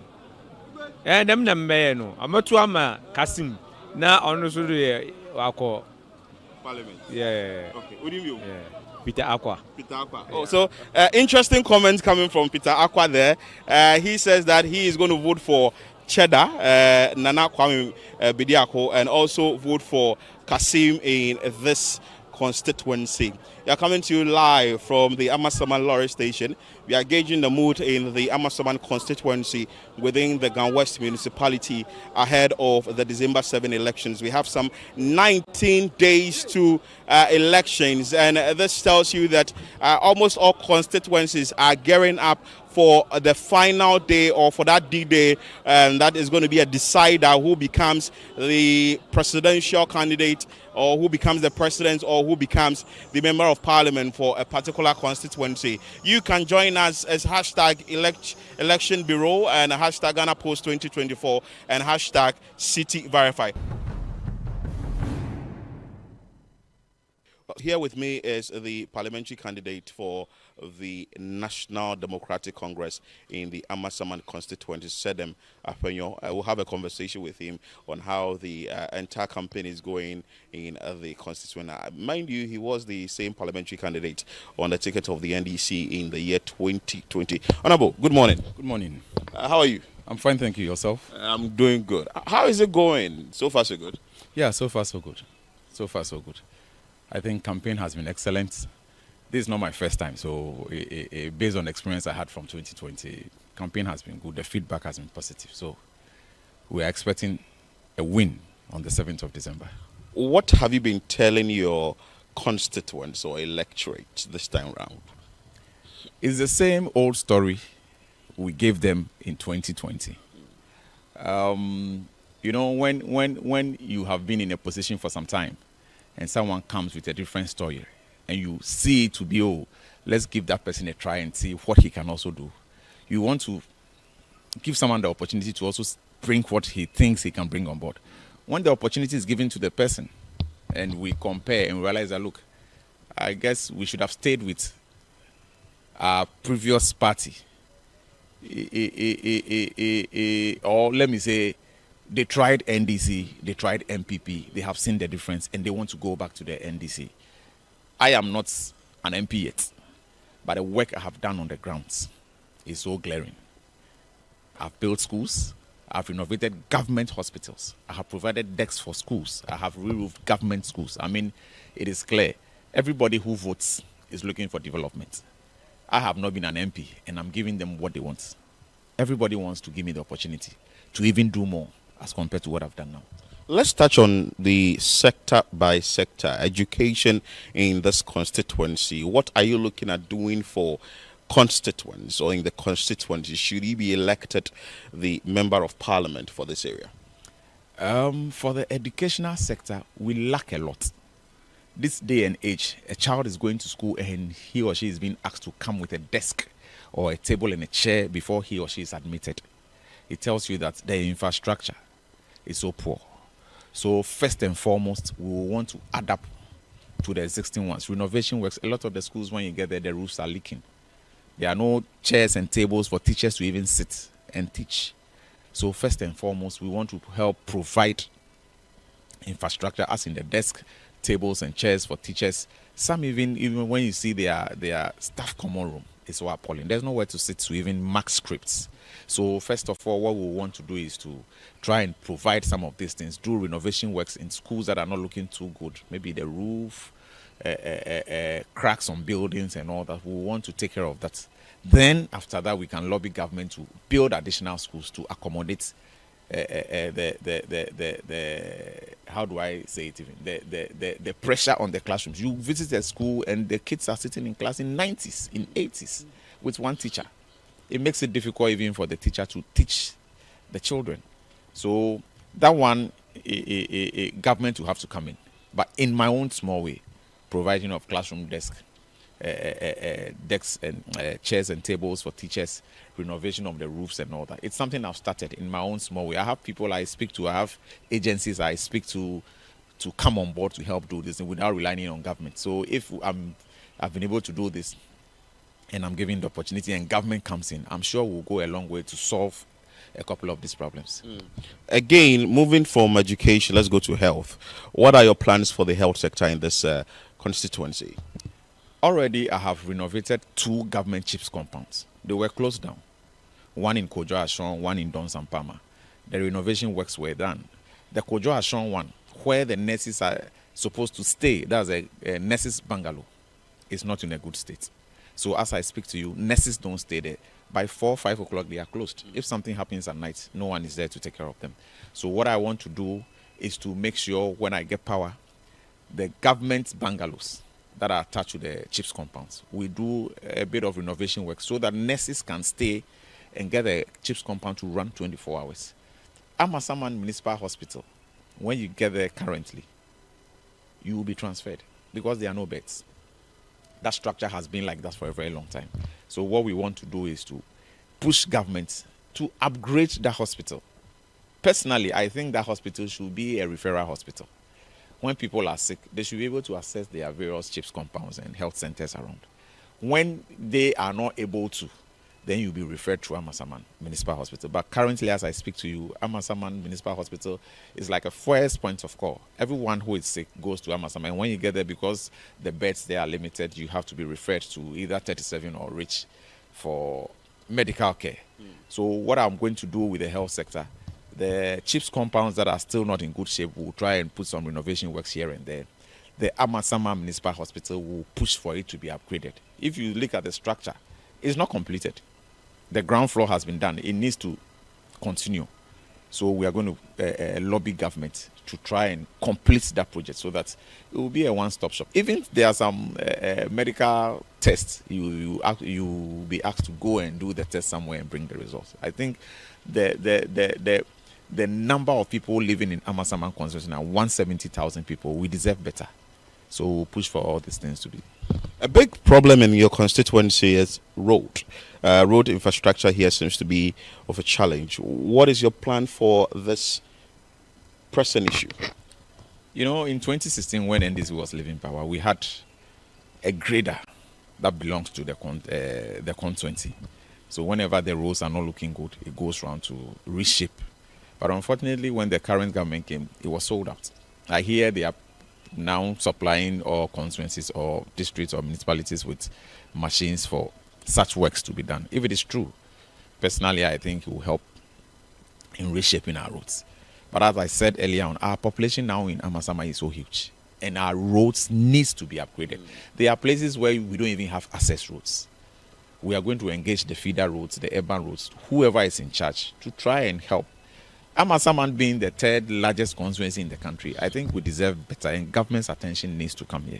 The last time His Excellency John Dramani Mahama came here, he spoke about the fact that he wanted Amasaman towards Nsawam to be an industrial hub. If the roads are not good, these things will be difficult to achieve. So I am sure in his plans and in my plans, we are going to come together and then make sure we improve upon the roads in the constituency so that whatever he has in mind in terms of making Amasaman an industrial hub will come to the limelight. The 2020 elections, you lost by some over 3,000 votes, and you lost to Efifa Mensah. Assessing your opponent's performance, what will you say? Well, he as an MP has done his bit. Maybe if I should say, the expectation from him was a bit on the higher side. I don't know what message he gave to his people, but people keep saying that perhaps the promises he gave them is making them say what they are saying. I cannot tell. I wasn't there when he was promising the constituents of Amasaman. So for me, he has done his bit. He's no more on the card. Sedem and another candidate is there. So I think my focus should be on the new candidate and not him, because he is exiting. So even if I talk much about him, it wouldn't benefit me in any way. What are some of the strategies, and do you think that this time around you'll be able to clear the over 3,000 votes and get additional votes to win this constituency? For the strategy, I can't discuss my strategy in public, because elections are won through strategies. But I can assure you that what we have done on the grounds on the 7th of December is a straight win for myself and His Excellency John Dramani Mahama. I told you earlier on that promises get people to do things they are not supposed to be doing. They come with one district, one factory, one this, one that. Amasaman, we don't have the one district, one factory. They promised us $1 million for each constituency for developmental projects. We never got any of this. His Excellency JM promised us an E-block. And in Amasaman, we have an E-block. This alone attests to the fact that, look, two political parties promised us. One delivered, the other one could not deliver. And the constituents are seeing it. They are feeling the pinch. Ghana is difficult now. Things are difficult. A ball of kenke in 2016 was 1 cedi. Today in Amasaman, they sell a ball of kenke for 7 cedis. People are looking at their pockets to go and vote. So I can assure you this time around, we are going it one touch. What do you make of your new contender, that is Kasim, who is now on the ticket of the New Patriotic Party? Are you scared? Never. I mean, this shouldn't get me scared. He's doing his bit. I'm watching him. Let's allow him to also do his bit. On the 7th of December, the constituents will decide. What will you say that the constituent should look out for or should look at in terms of deciding on who to vote for in this constituency? I think I'll go with the same message the MPP gave us in 2016. They told us, I'm giving them the same message. Compare 2016 to 2024. You have been promised for 8 years. Nothing has been done. Amasaman Constituency, if I want to talk about infrastructure, I can't mention one infrastructure development the MPP has brought to Amasaman. You think so? Because they're also saying that they are building schools, they are building hospitals, they are building roads, among other things. So why will you say that you're not seeing any infrastructure in this constituency? Well, if I haven't seen it, because if a chips compound has been closed down and government couldn't fix it, and an individual has to go and fix a chips compound that has been closed down, 2 of them, I'm building up a school. When you go to Akwachiri, from foundation level, they sit under sheds to learn. So if they are claiming they are building schools, communities that have no schools, they should have built one there to prove to us that they are bringing development to the doorstep of the people of Amasaman. When it rains and even school roofs go off, nothing has been done. I had to roof one of the schools in Kutunse, Emi. It cost me over 80,000. So if government is telling us that they are putting up schools, they are building schools, and a roof should go off and you can't replace it, then I don't know what they claim in terms of development they are doing in Amasaman. Closing the numbers, will you want to share with us a percentage you are looking out for? Maybe you are winning by 50% or you are getting this number of numbers by close of the December 7 elections? Well, for specifics, I can't give you specifics, but I am telling you, you will be blown away. You will be blown away with the difference.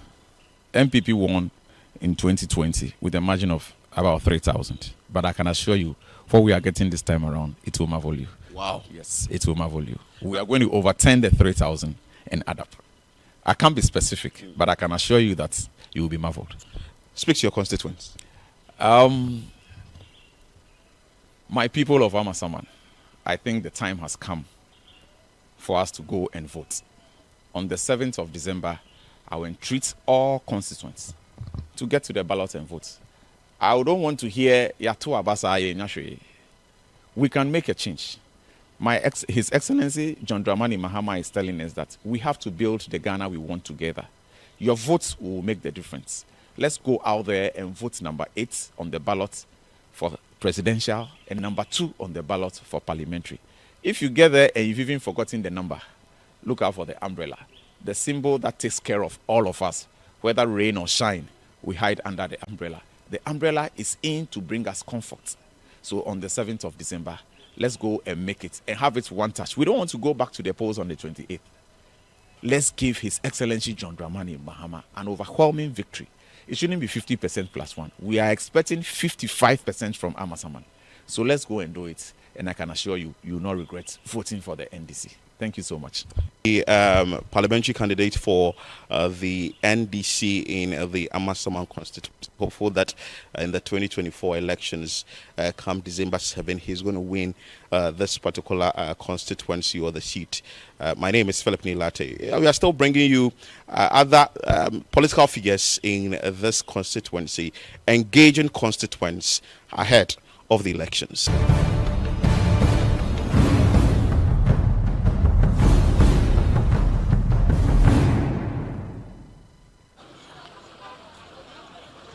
So that is the parliamentary candidate on the ticket of the NDC, Sedem Apenyo, stating what he's going to do in this constituency if he becomes the member of parliament for the area, and also asking constituents to vote for him come December 7, 2024 in this constituency. We'll speak to the MPP side, that is the parliamentary candidate, hopefully. But before that, let's engage some market women because we definitely cannot do the show without speaking to them. They are the people who go to the market or who sell at the various markets, and they know the issues on the grounds, how sort of the economy has become, what is bothering them, who they are going to vote for come December 7, among other things. Mind you, we are coming to you live from Amasaman Lorry Station in the Amasaman constituency in the Gan West municipality. We are live on Breakfast Daily.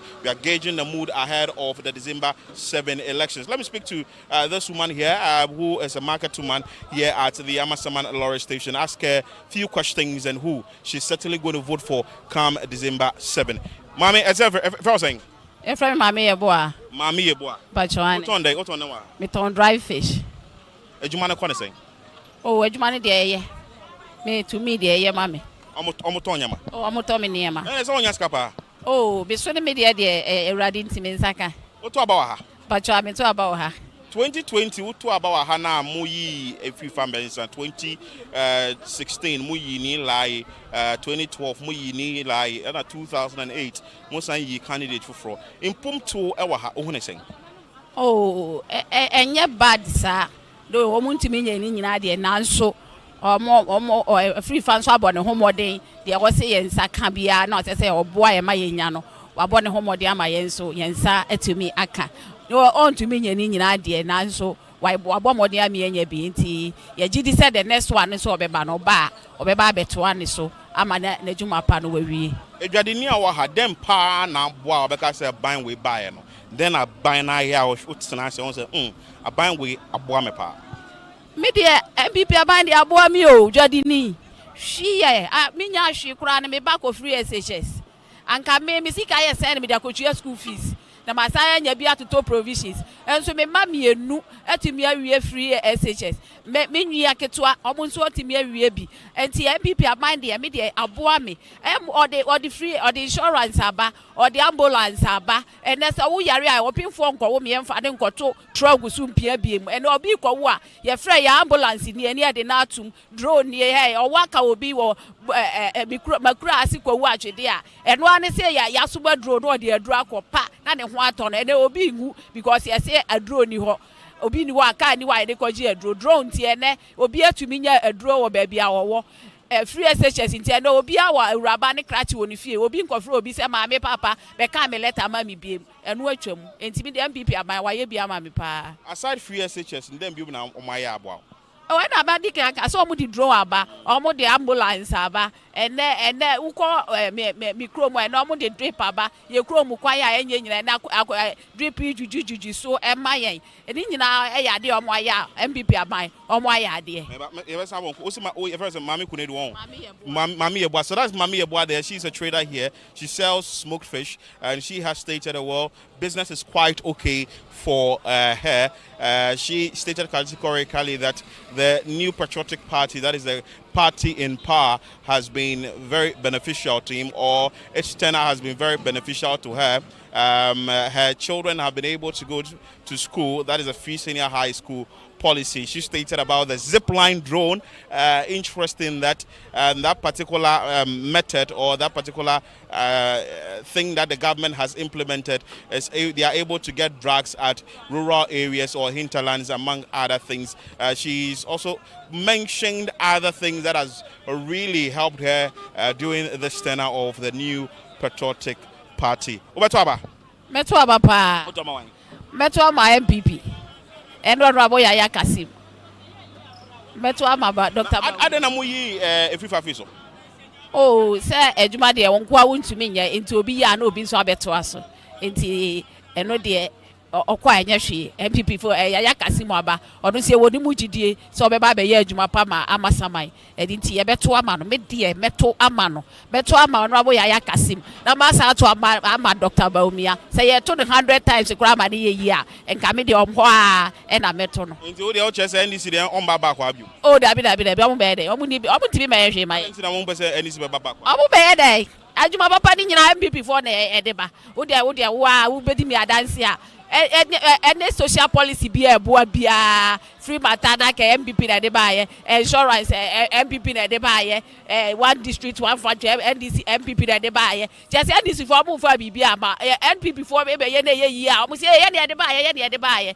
So nya de omo na de baye. Nti say ye ka by papa odwi your mind for odwi Ghana for ho no tie Ghana for su fredia. Na ye MPP ama. Nti say me ye beto 10 times 100 times ye MPP ana me meto ama no. Honorable Yaya Kasim and Dr. Mahmoud Baumia. Omo ana me dey vote no. Me dey ma wo. So she stated there she's voting for Dr. Mahmoud Baumia and Yaya Kasim come December 7. Mommy Mdase, Honorable, you are live on Channel 1 TV. This is Breakfast Daily coming to you live on Channel 1 TV. Yaya Kasim, how is the campaign going? Very well. Thank you very much, my good brother. My name is Yaya Kasim Ata, your servant from Ankomako. Indeed, I'm the parliamentary candidate in Amasama constituency here. The campaign is going on very positively, because, you know, MPP, I'm always saying, this only party, as when this party is on power, everybody, every single Ghanaian, you know, get his quota. Not to start from road infrastructures, as we can see, these are exhibits from Accra to Nsahom High Road. When you get to Isakina, when you get to Manya, when you get to Joma, when you get to Agbazome, everywhere across 17 electoral area in Amasama constituency, there is, you know, ongoing construction here and there. And I can clearly confirm, because of this road infrastructure, we are going to break the 8 and retain our seat 100%. Because we have, actually did a very massive job, and we are hoping the good people of Amasama and Ghana will look at it and, you know, vote for MPP #1 coming 7 December. Myself, as a parliamentary candidate, as I'm always saying, we need a creative leader. Especially Amasama is the third largest constituency.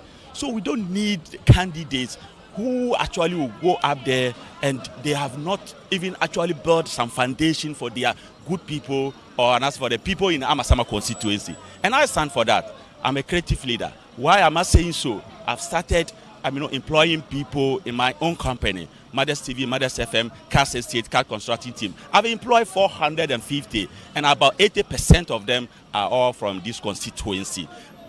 Casual workers to 600, and about 70% of them are all from this constituency. Again, I've built not less than 5 police stations. One is Accra region, one is in my hometown, Ankomako, and this very one here, Amasama here, is one of my, the SBIT, 2-story building, in terms of the security, So Amasama is one of the biggest concerns, as I said. So due to that, we have so many rural areas, which we need more policemen to be on ground. Aside that, I've realized that Amasama, our road network, as government is doing its part, I, as a PC, we can't leave everything to the government. I've bought a grader machine, which is, about 400 and something million. And again, I bought one barcode machine, tipper cars, purposely for the reshaping. Across all 17 electoral area, you will see the handwork there, you see the SB there. And as I'm talking to you, the machine is currently at media electoral area working. You understand? For free. I foil it, I operate everything, I take charge of it. Again, Amasama constituency. Education is very keen. So due to that, my government have given us free education since 92. And this Fourth Republic, this government have done a marvelous job, because the free education policy in the year 2000 that His Excellency Nana Addo and his government, which is myself, I'm part of it, we brought it, and every single Ghanaian, whether direct or indirect, have benefited out of this free education policy. Myself, I'm building a school which I think it will take about 8,000 students. When I become an MP, inshallah, coming 7 December, I'm going to at least serve the good people of Amasama with as a free private school as well. Again, in every sector, not even talking about the religious body, the Christians, today, Amasama constituency, I use my Mothers TV, Mothers FM, I've gave them free airtime, about 182 churches. 182 churches for free. You understand? Because I know we can't build this nation without the, churches, because they are part of the contribution towards this nation. When it comes to election too, they pray for us, and they, the peace talks and other things organized by them. So I realized that there's nothing as a PC I can do without the churches. So when you go to every church as well, about 51 churches, I've supported them with the building materials, you understand, which all is on record. At the same time, when you go to the religious body like Muslims community, today I've given them 50 plot of land in the vision that they will use it for university, they will use it for hospital, in all, like office complex. You understand? And that 50 plot of land with the title, I handle over to the National Chief Imam and the Chief Imams for Amasama Constituency and all the Sarikis in the Zongo in Amasama Constituency. Again, when you go to the traditionalists, today, Niamasa and his, let's say traditional body, they also approach me that they need an office because normally they do have their meeting in the office complex. That's assembly hall. Normally, sometimes they do crash with the assembly members. So when they appeal to me, I say, no, you are the Nime Kaname. The Gan land belongs to you. Amasama is for you. You shouldn't, worry at all. So currently, when you get to the assembly there, I've paid, let me say, extraordinary office for them. Currently, we are at the flow level. And very soon, I'll get it complete and handle over to them. And today, when we go through the policies that we have in Amasama constituency here, not less than 70 policies, you see my handwork there too as well. Because, one of my companies, SA Developer, is Cast Estate and a Cast Construction team, and I started with them. They are my foundation, so we need to honor them. So the Nime Kaname, I'm here for them. And Amasama entirely. Today, when we go to the market women as well, I've supported not less than 175 women with the interest-free loan policy that I actually intend to, support and funds with our market women, because they are the foundation of our nation. They are the foundation of the Amasama constituency. Because we're able to invest and empower women, then we should know Ghana will get there better. And doing to that, I will plead with Amasama constituency. They should look at the Ayakasi matter coming 7 December, #1 on the ballot paper, so that I can continue and do what I've started. But now again, I'm going to ask you this question. Now that you've done everything, when you come, what are you going to do? Thank you very much. Oliver Twins always ask for more. There's more to do. That's why I'm trying and pleading with my good people with Amasama constituency. They should push me up there, because Amasama people, they still need more. So when I get there, I'll do more, because there's more to do. Yes, as you said, I've done so many things. That's why I'm pleading that, yes, still Amasama need more. They should push me up there so that we can extend it more for them. I'm here to serve them. I hope when I get there, I'll serve them better. The belief is that this particular constituency is for the NDC. Do you think that you come in now after Ififa lost the primaries and has been on for 4 years, there's been something significant done in this constituency that the NPP would be considered again in the 2024 elections? My brother, thank you very much.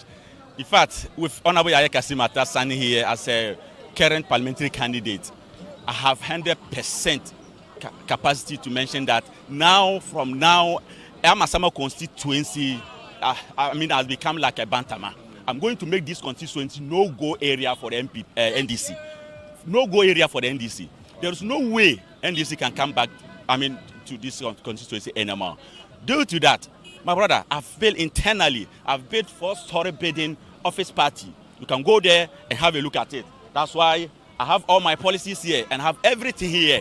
You understand? So aside that, my brother, Amasama constituency, you should bear in mind, that is then. That NDC, as you just said, was a tradition seat for NDC, but from in the year 2020, Honorable Afrifa and myself and the party member, we managed to take it up. And today, as I'm talking to you, we are going to retain it, and it will continue as such. Are you saying that the numbers will be boosted here when it comes to the presidential, Dr. Mahmoud Bawumia, and also for the parliamentary candidate yourself? What is the margin you are looking at to win the elections? My brother, thank you very much once again. As for His Excellency Dr. Mahmoud Bawumia, in Amasama here, I'll tell him he should go and sleep. We are giving him not less than 80%. Oh. Yes, I'm giving him not less than 80%. And I know why I'm saying so. Because across all the 17 electoral area, in NDC, I'll tell you, their hope is in the Zongo communities. And their hope is the Gans, their weight is in the Airways. Today, when you go all these 3 communities, you see my handwork there. Yes, I'm building boreholes to the Airway communities, giving them the support here and there.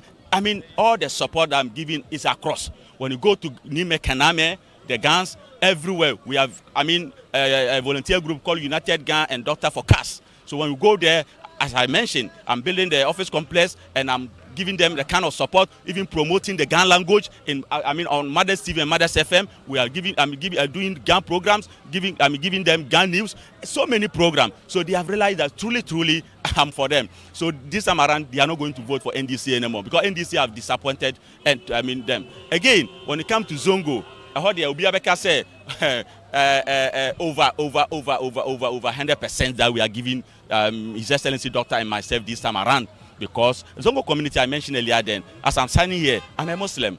Although I'm from Ankumako, but my religious background, I'm a Muslim. So I've done so many things in Zongos, especially the 50 plot, which I do mention earlier then, I handle over to Chief Imam, purposely for the office complex. In the future, they'll be having their own universities, they will have their own hospital, and we'll make sure we promote Zongo at that level. So they are also foreseen this time around, I'm their own, and I've come to save Zongo. NDC always use Zongos and damn them, and the evidence are clear. Since '92, even a vice president, Zongo never had. You know, my brother, you understand. During His Excellency former President JJ time, we know his vice president. During Atames, it's time to we know his vice president. During the Mamanta, we know, and on His Excellency former President Kufuor, we know his vice president. And His Excellency Nanado, we know his vice president. And currently, we know what is going on. The vice president now become, inshallah, coming 7 December, the president of this Republic of Ghana. So Zongo have testified, also almost so as one son. They've now seen the thickness of the two elements. Now speak to your constituents. Which other language? Twi, Ga, Ewe, Hausa, any of them you can speak? I think with my constituency, they know me very well. And they know I stand for Ejuma. I'm a creative leader and I'll continue to be same. That's why today I have at my hand my manifesto. Mesremo, my brothers, my sister, my mamimu, and then I'm a constituency. Baby, Ejina no ohoyetro.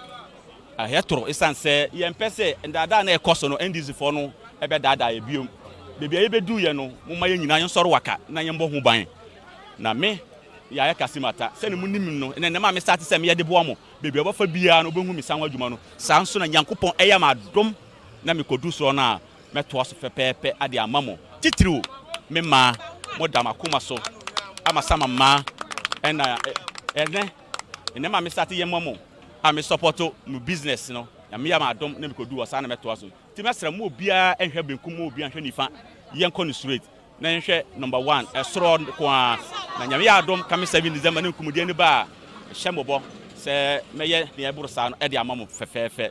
Ti medam ase na gidi a manya wo MPP mu na me nankasa ene me papa Dr. Mahmoud Bawumia na nto aso se ya na yembo mpaye na yemfa mu support emaye na nto aba no come 7 December boom e de mami ankasa na me papa so Dr. Mahmoud Bawumia number 1 on the ballot paper na go de muku jama musulmai na farko na ba ku assalamu alaikum wa rahmatullahi ta'ala barakatuh na roko ku ne Allah ya yada come 7 December na kasa saboda Allah ku yi shi saboda la ilaha illallah mu yi shi saboda muslim aka ne manzon mu Muhammad sallallahu alaihi wasallam ya ga muna we ko wani time ndan wa mu na cikin ba mu duba mu yi shi saboda bangiji Allah akai aka jama nake rokoku ni ne diyanku keninku misaya kasimata bando kowa ina rokoku ne na kasa ku duba mu vote mu ba dan wa mu His Excellency Dr. Mahmoud Bawumia a vote aba misaya kasimata kuma ina rokoku da kowa ku yankuri inna lillahi wa inna ilaihi rajiun insha Allah muka kai wurin kuma mu kuma zamu yi alkawali ne muka doku da ku mu zamu yi shi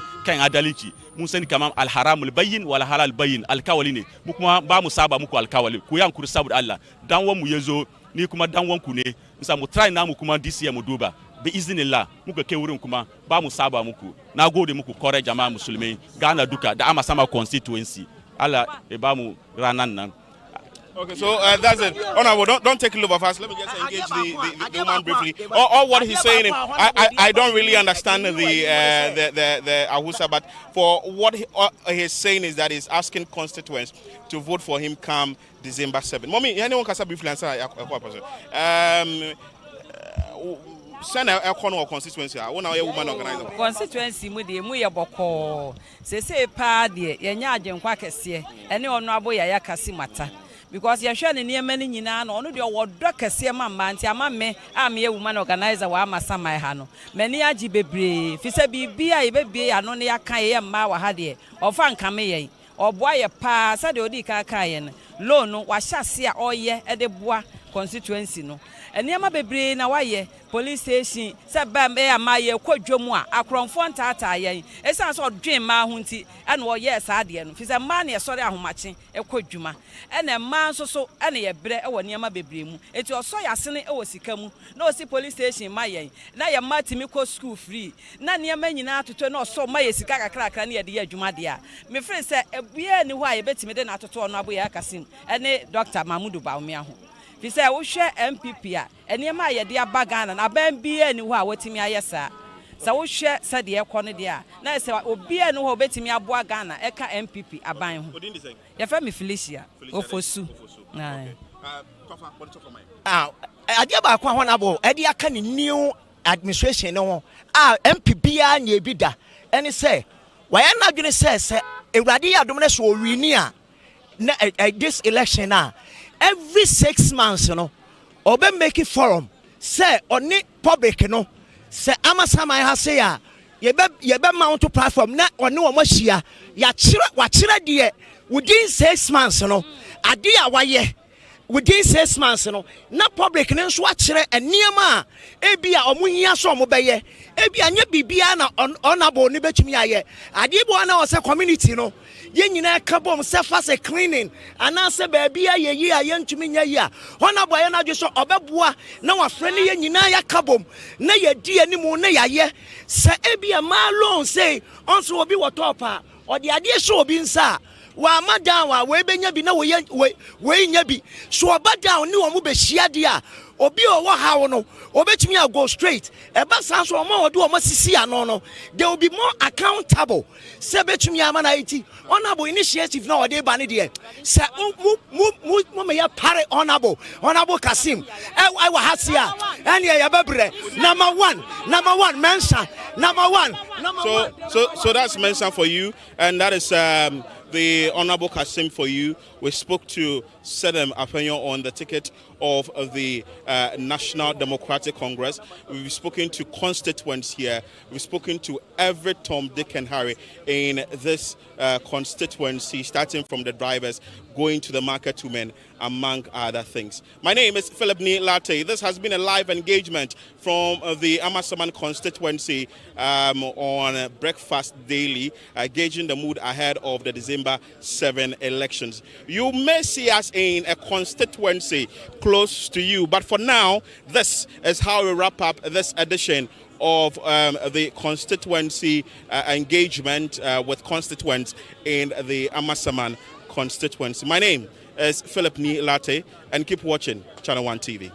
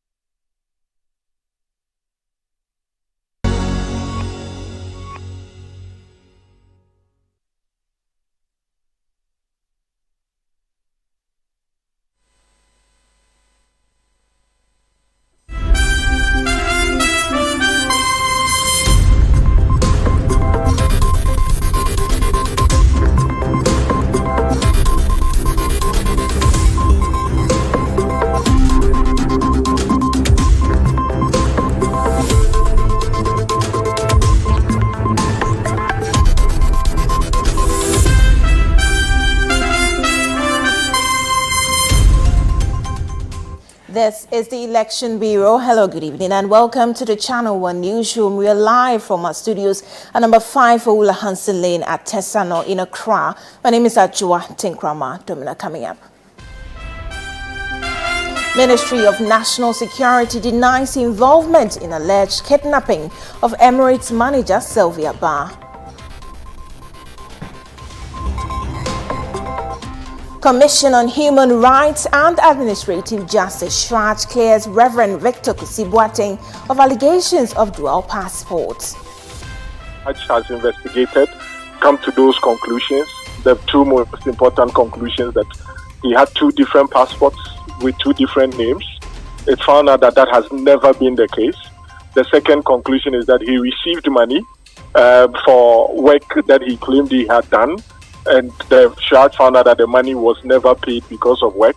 Also coming up, Ghana's Vice President Dr. Mahamudu Bawumia unveils comprehensive plan to address housing deficit and reform land administration.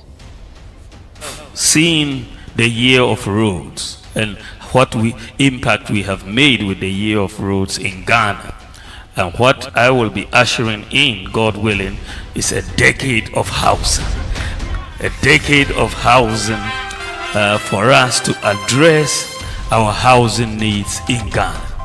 And later, NDC flag bearer John Dramani Mahama blames corruption for 35% decline in Ghana's petroleum production. Look at say oil production I come from by almost 35%. And also I can't Juma oil companies no. Subcontracting Coming up in CNR Business.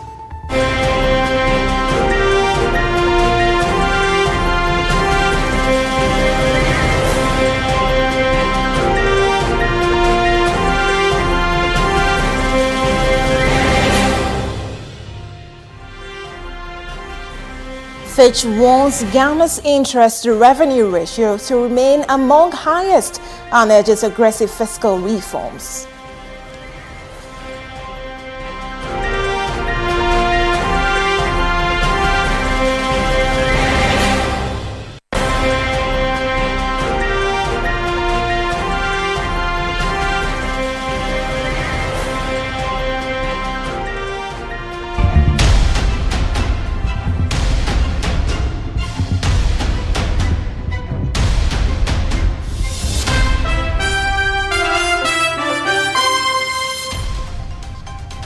Grateful for your company. Tonight we begin the bulletin on matters of security, and the Ministry of National Security has denied any involvement of its officers or those from the National Intelligence Bureau in the alleged kidnapping of Sylvia Ba, the airport services manager for Emirates. A chilling expose by the Herald newspaper revealed that Sylvia Ba was abducted by national security operatives after she was abducted by the national security operatives after she reportedly refused, to delay a Dubai-bound flight for high-ranking officials of the National Signals Bureau. However, the Ministry of National Security has strongly rejected these allegations. Charles Owusukumi has more in this report.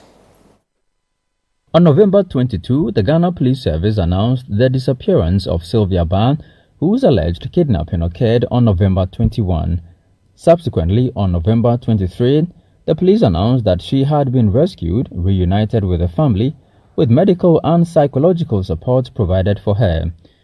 However, according to a November 25 expose by the Herald newspaper, Director General of the National Signals Bureau, Kwabena Eduboahene, Director of Operations of the National Signals Bureau, Benjamin Ansa, and Rashida Sani Nasamu missed a Dubai-bound flight after the airport operations manager for Emirates, Sylvia Ba, refused to delay the flight schedule to take off at 6:55 p.m. According to the Herald, 2 days after the incident, Sylvia, who was returning from the gym, was accosted and kidnapped by national security operatives. She was then taken to an undisclosed location for 24 hours and eventually abandoned at Ashaiman on November 22, where she found her way to a nearby restaurant and was picked up later by her husband. But the National Security Ministry has issued a statement to deny the involvement of its officers. Part of the statement reads, the ministry wishes to categorically state that no officer from the ministry or the National Intelligence Bureau was involved in the alleged abduction of Sylvia Ba. Meanwhile, the ministry has initiated investigations into the circumstances surrounding the alleged abduction. The ministry further wishes to assure the public that culprits of the alleged abduction will be made to face the full rigors of the law following the conclusion of the investigations. The public is therefore urged to treat the allegation by the Herald newspaper with the contempt it deserves.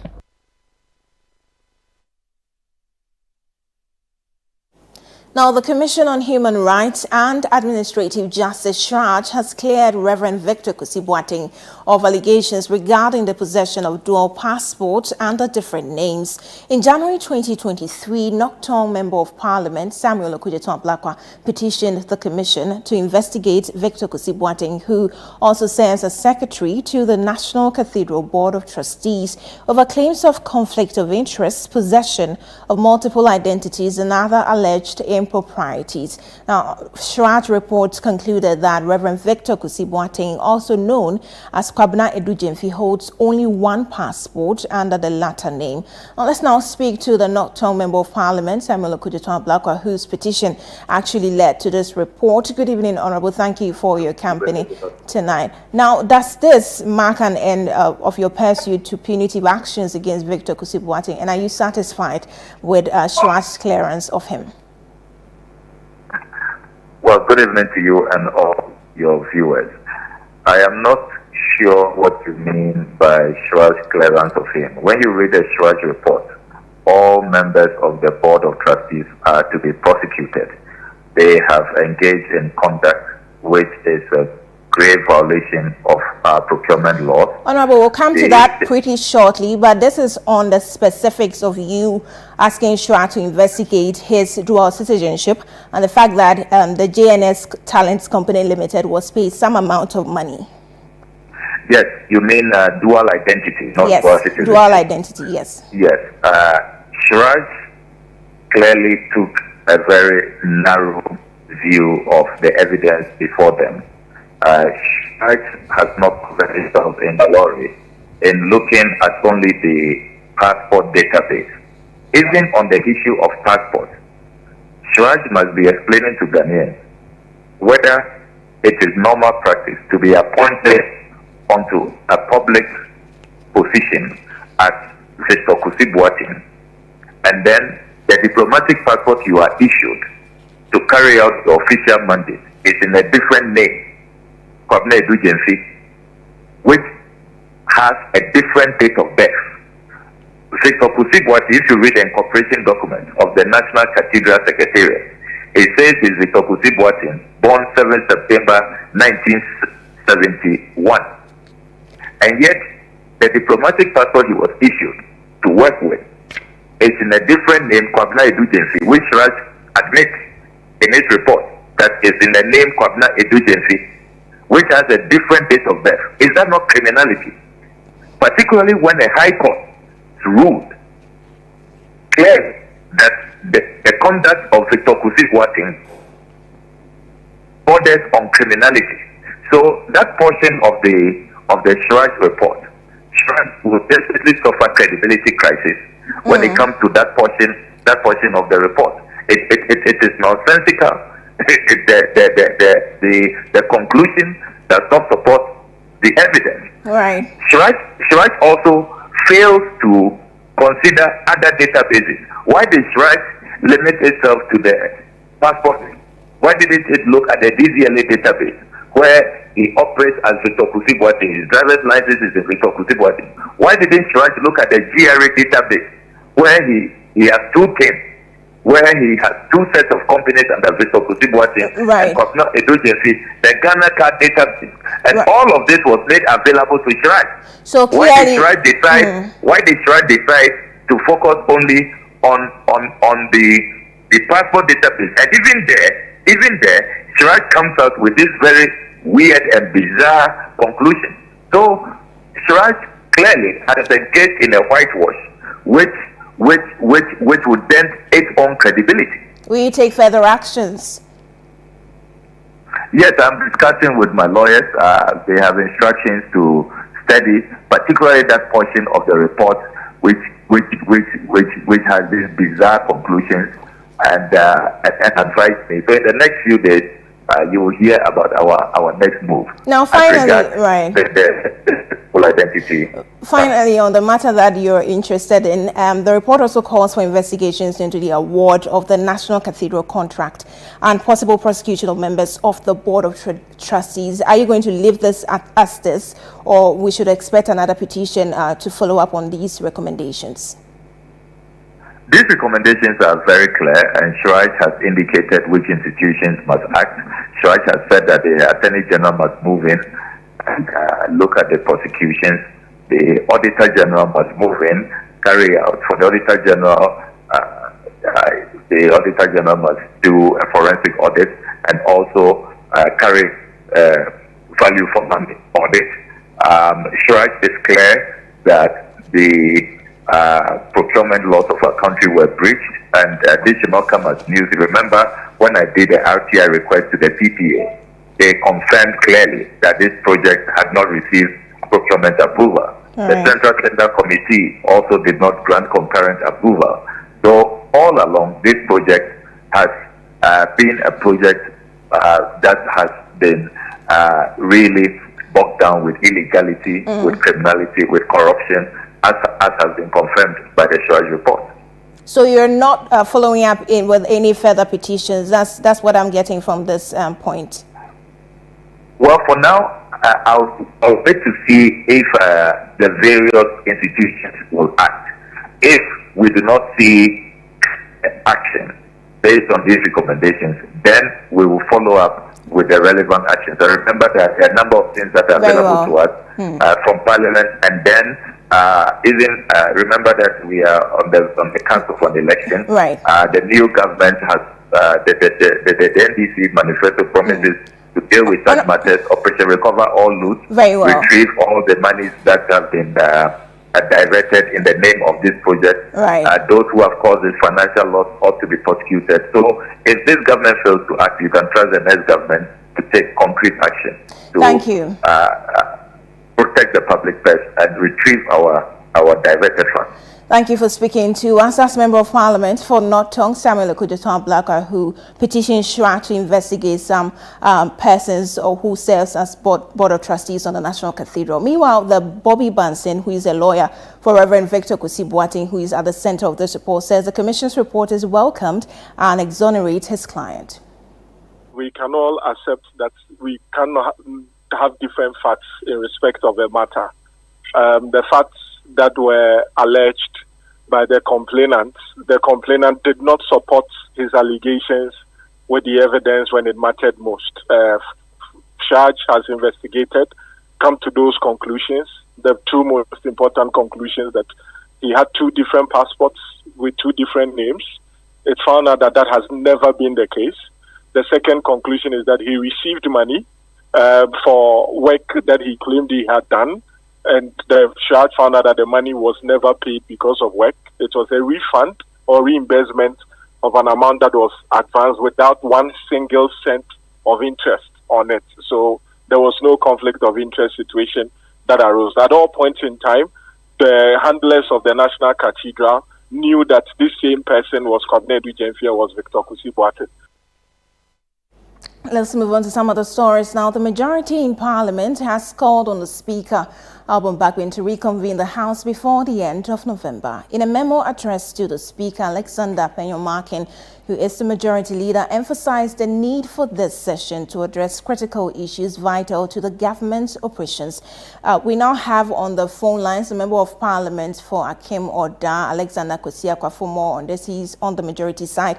Good evening. Thank you so much for joining us. Now, we have limited time to the December 7 elections, 12 days to be specific.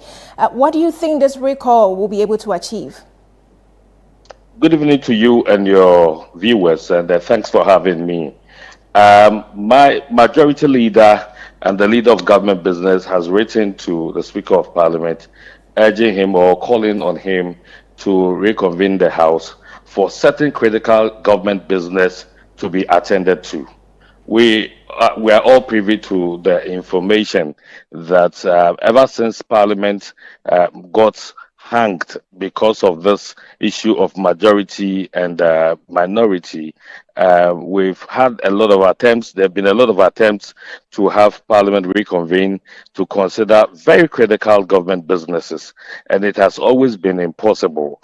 But with the final ruling of the Supreme Court, it becomes incumbent on us to now appeal to the Speaker to give us the opportunity for us to meet. And if you check the memo that was written by the majority leader, the Honorable Alexander Afenyomakin, he stated that this will give the opportunity for Ghanaians to know that Parliament is on its right track. Right. Because as we know, as of now, a lot of Ghanaians will look at Parliament with some pinch of salt.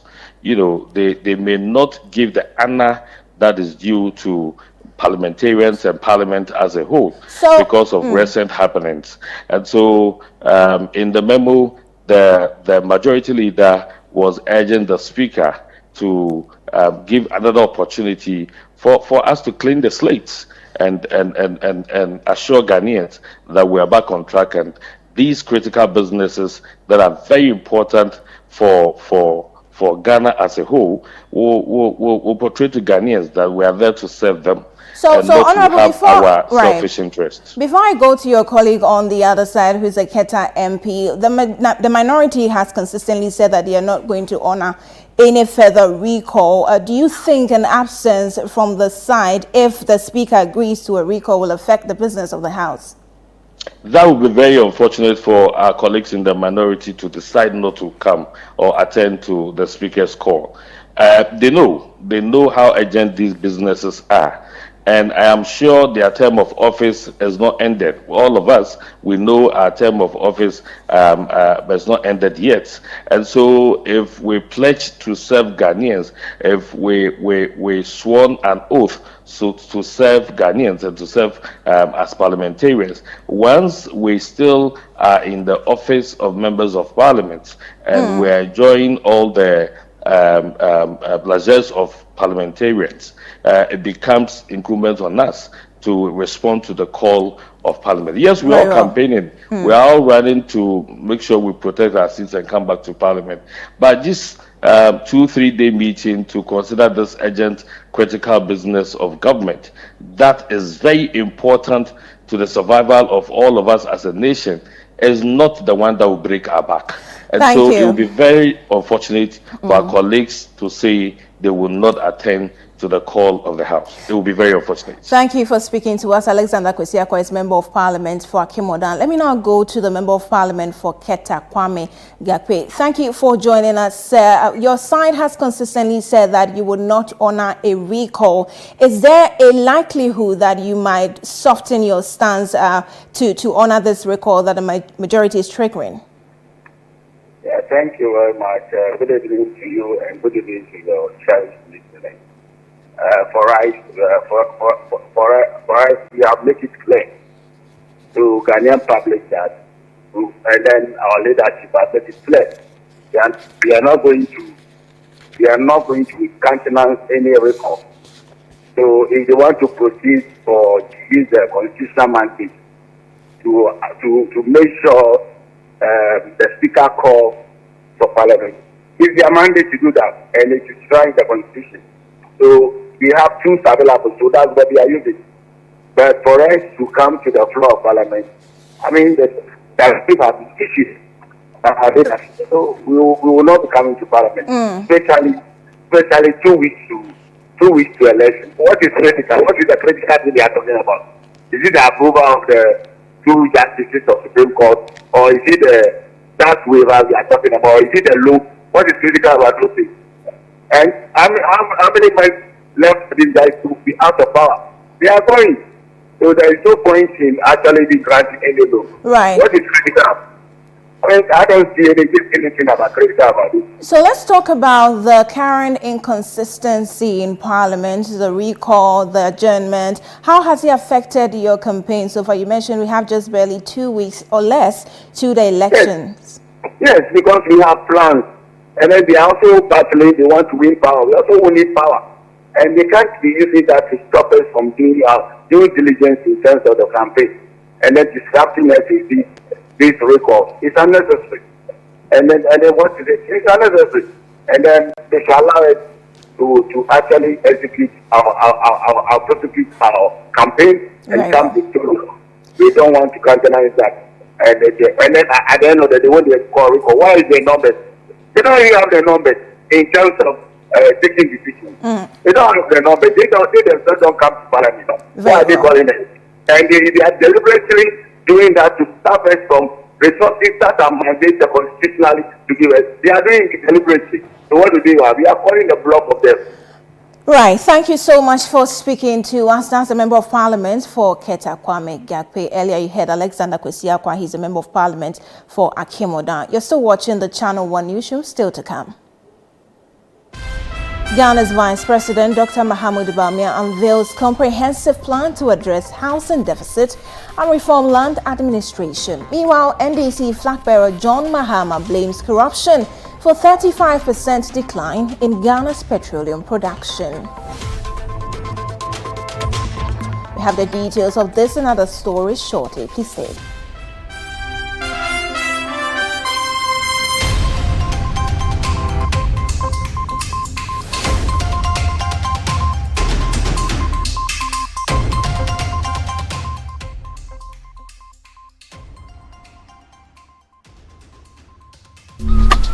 Life is a celebration of moments. Big and small. The sun is scorching, I'm feeling the heat. With Piva Drink, every moment becomes a refreshing celebration. From the beach to your home, in every corner of your world, Piva Drink adds a burst of refreshment. Give me Piva cocktail and tangerine.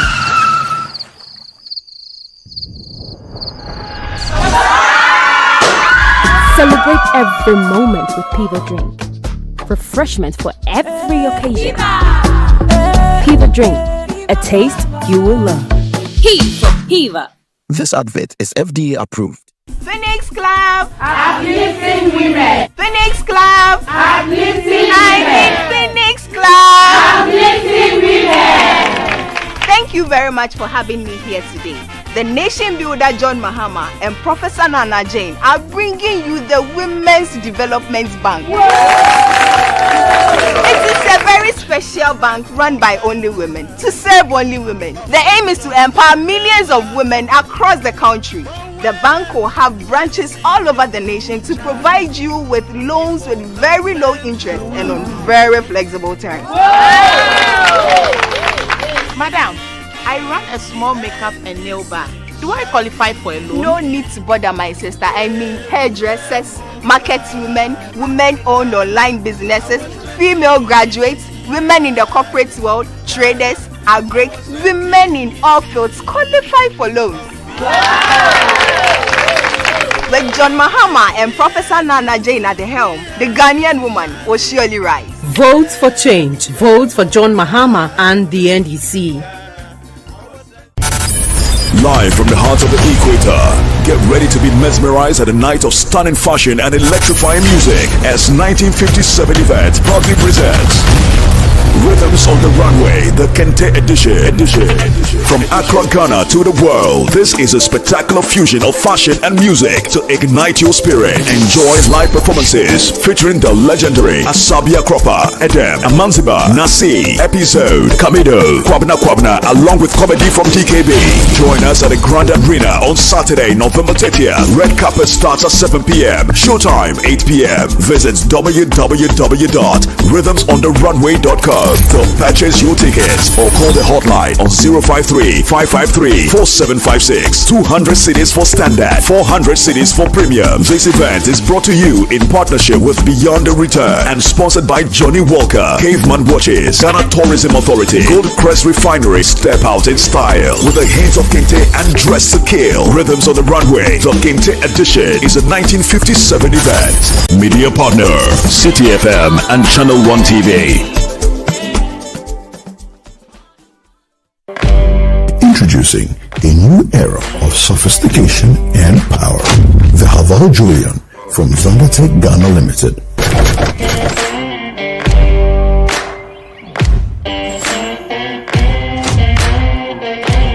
The Julian is packed with features that elevate your journey.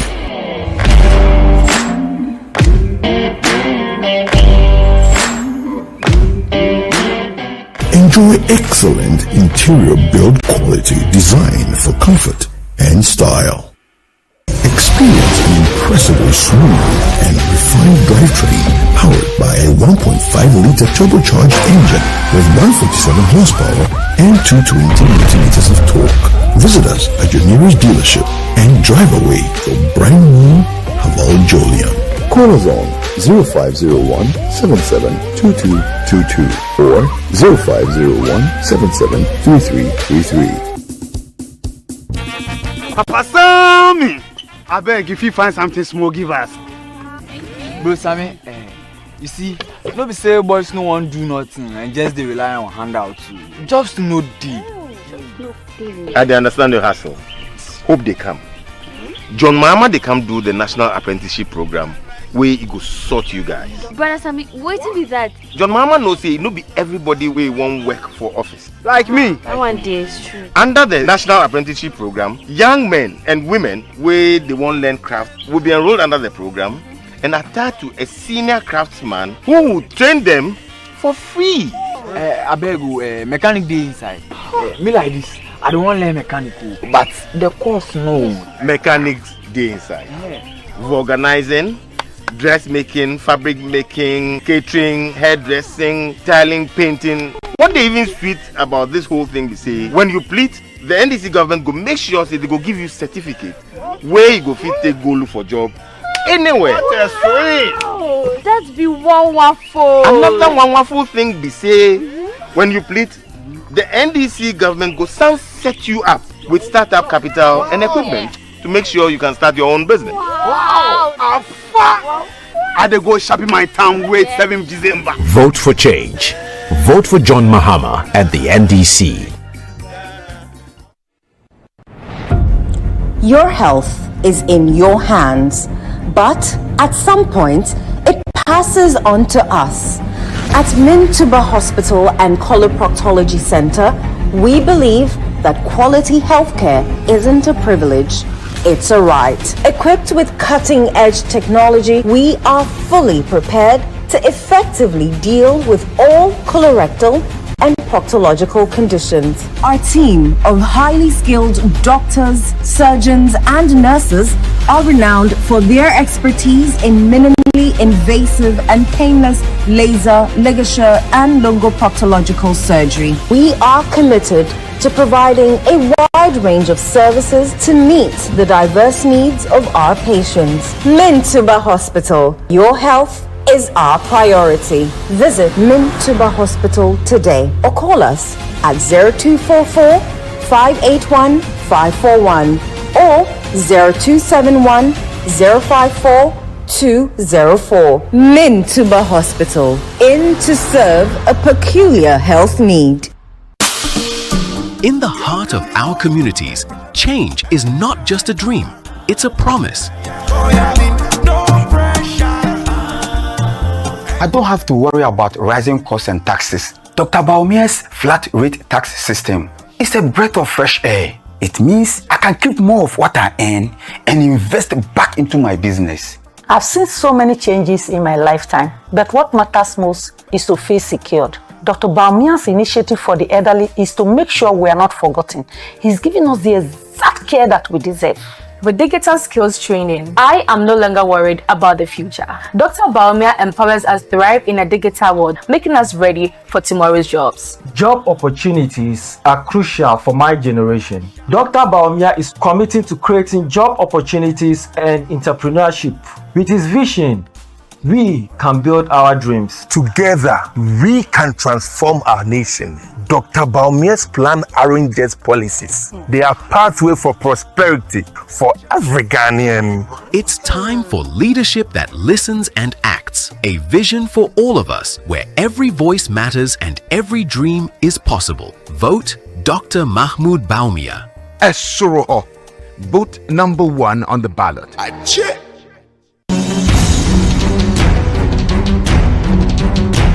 This election season, Channel 1 TV is bringing you closer to every vote, every constituency, and every result.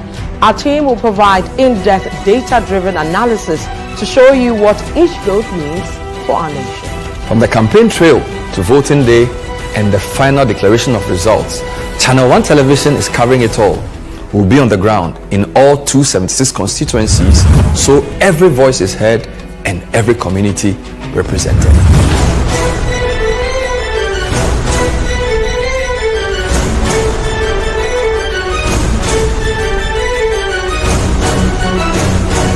Our comprehensive election coverage brings you every key moment and every voice. With updates from all stakeholders nationwide, this is election news you can trust, powered by the latest data and expert analysis. Join us on Channel 1 TV for election coverage that keeps you informed and engaged. We're here for every step of the journey. Channel 1 TV, your election bureau.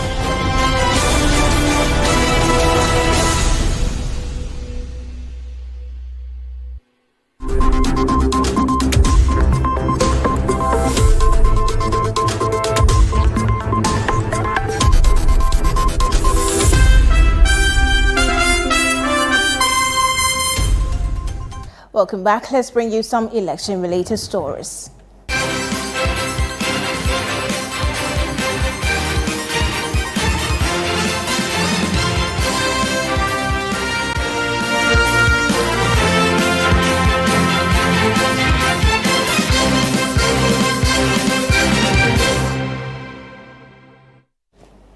Ghana's Vice President, Dr. Mahamudu Bawumia, has unveiled a comprehensive plan to tackle the country's housing deficit and reform its land administration system as part of a broader effort to stimulate economic growth and development.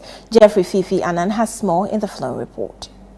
On Monday, the Vice President inaugurated 2 key projects: the new Lands Commission headquarters in Accra and 1,000 affordable housing units in Tema Community 26. Speaking at the commissioning of the new Lands Commission head office in Accra, Dr. Bawumia emphasized the importance of an efficient land administration system for Ghana's economic development and social cohesion. He discussed the challenges the new facility aims to address and reiterated his government's commitment to building a robust land administration system with a focus on digitalization and other critical reforms. Ghana's land sector continues to play a critical role in our economy, in the development of our communities, cities, and our nation as a whole. The Ghana Statistical Service estimates that some 90% of our population derive their livelihoods directly or indirectly from land. A well-functioning land administration system is therefore essential for sustainable economic development, social cohesion, and a vibrant investment climate. That is why building a robust and modern land administration must be a priority for all.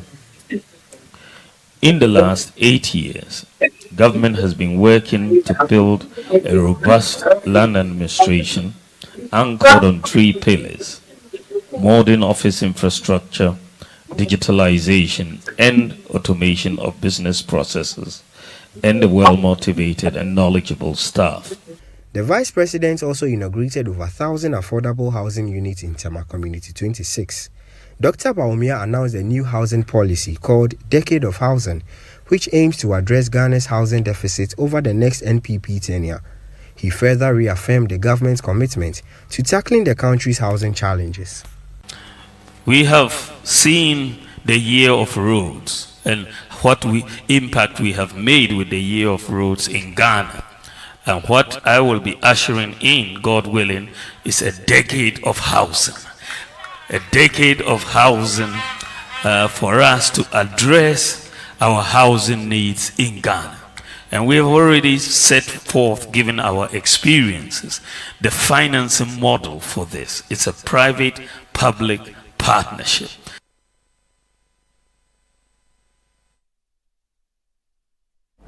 Now to the camp of the National Democratic Congress, and its flag bearer, John Dramani Mahama, has attributed the 35% decline in Ghana's petroleum production to corruption within government corridors.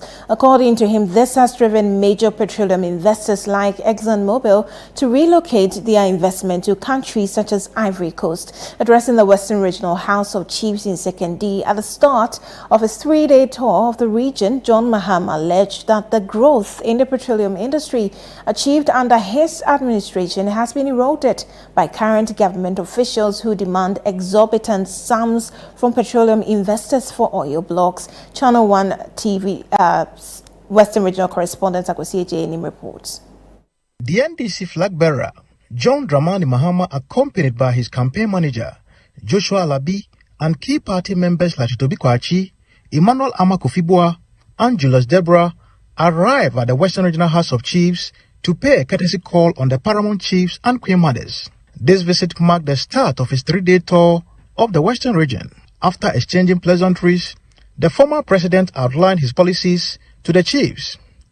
These included plans to revamp the railway sector, complete unfinished projects, address illegal mining with the involvement of chiefs, and tackle the challenges in the petroleum industry. He noted that his administration's investments in the petroleum sector had spurred development in the Western region, but lamented that recent corruption has led to a significant decline in production. He promised to make the industry attractive to investors once again if elected. And the council says opposite O2 Safran. And so a view nipe be and remove any other day in aka fonsa and aka so say ya twasa enti and also ewo and ENI ya breso and omuban and omu yejuma and ya breso and omu started say omu tu frango almost on beka on frango ayi to e man pejai I just say Magamana, almost 170,000 barrels of oil a day. Many can say oil production I go from by almost 35%. And also I can't in Juma you be almost oil companies. Almost no more subcontracting Bibri Atutum. The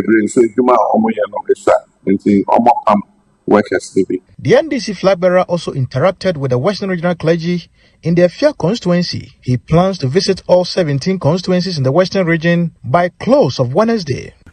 For the NDC flag bearer John Dramani Mahama, his interactions with the chiefs has been fruitful, and for that matter, the way has been paved for him to actually commence his 3-day regional tour of the Western region, but he's assured them that the Western region is actually going to have a key place when it comes to his next government if he should win the next election. For Channel 1 TV News, I'm Akwasi Ejenim, Sekondi. This is still the Channel 1 Newsroom, broadcasting live from our studios at Tesano in Accra. Still ahead. President Akufo-Addo calls John Mahama a failed president and cites Dumso as his legacy. We have details shortly. Please stay.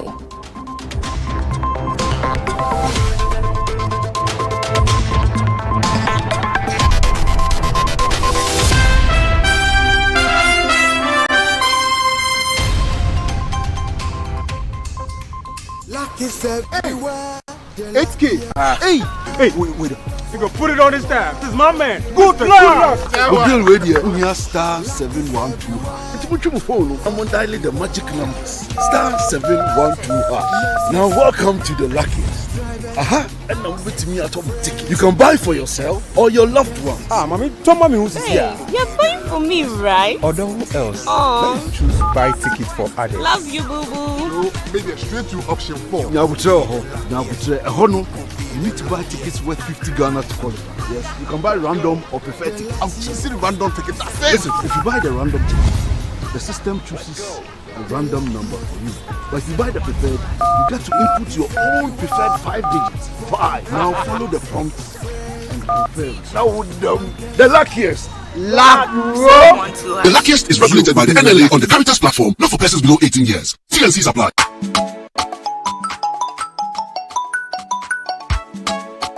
Hey, Ma. How are you and the kids? Grandma, I miss you.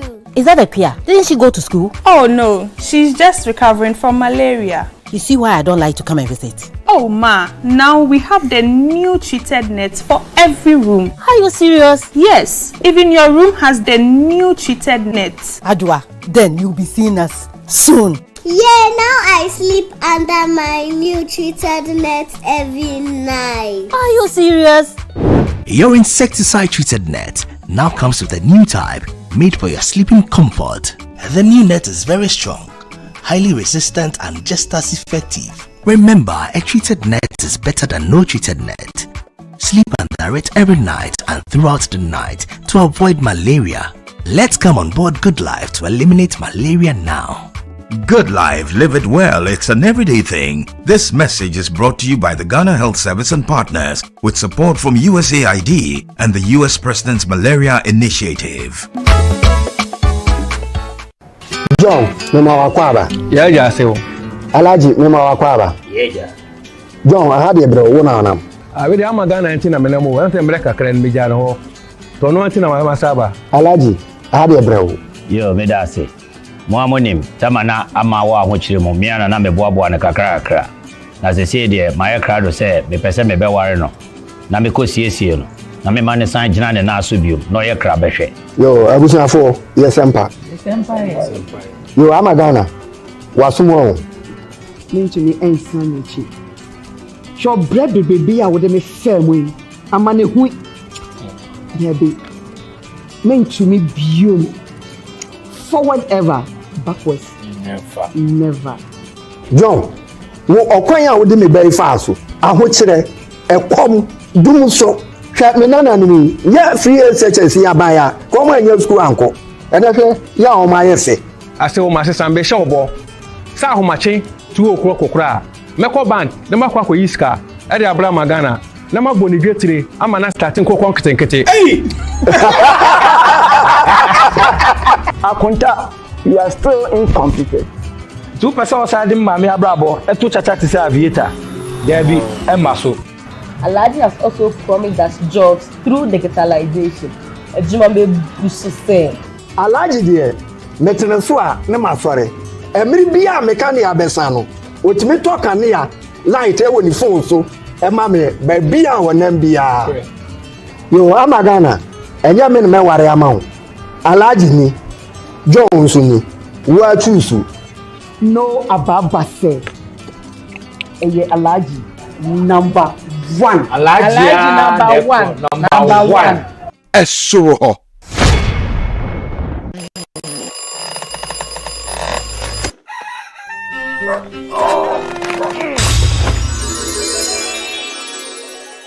Who are you? Who are you? Charlie, I'll be you from the future. Who doesn't sleep on that slice of bread you call mattress anymore? Don some slippers, then follow me. You just buy the mattress we did the front there. Yeah? That'll be the mattress where the dead for me. Wait, what are you doing?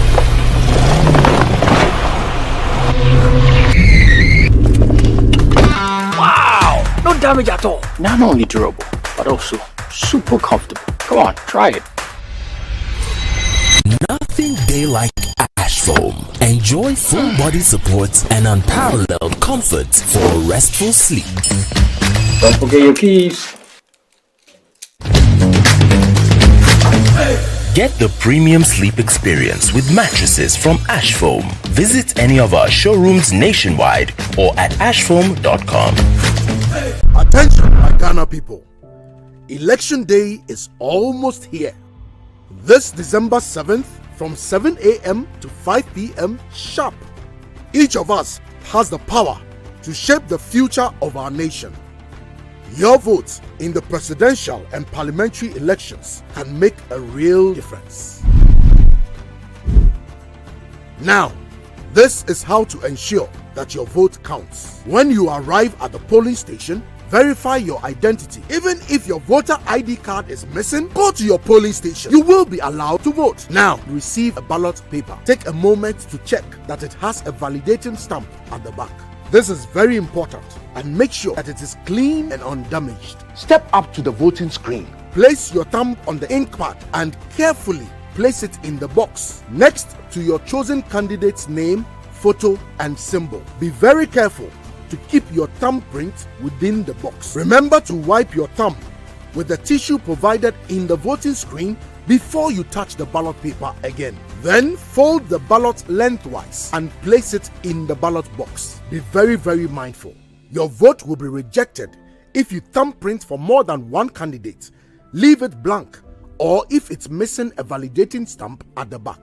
So take note. After voting, officials would conduct a transparent count.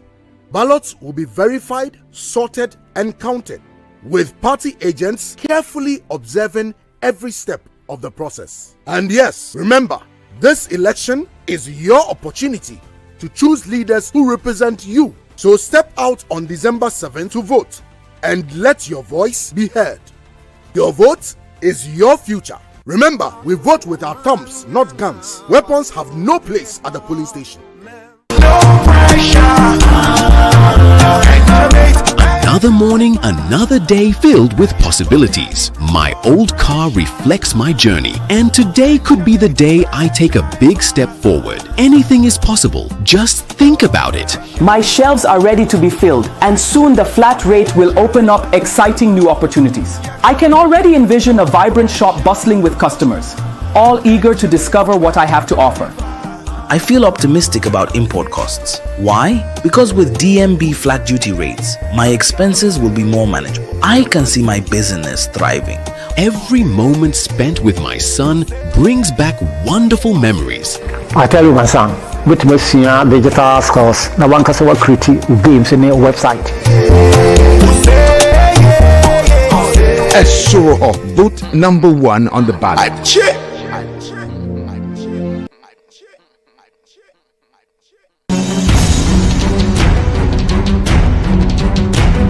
This election season, Channel 1 TV is bringing you closer to every vote, every constituency, and every result. Our team will provide in-depth data-driven analysis to show you what each vote means for our nation. From the campaign trail to voting day and the final declaration of results, Channel 1 Television is covering it all.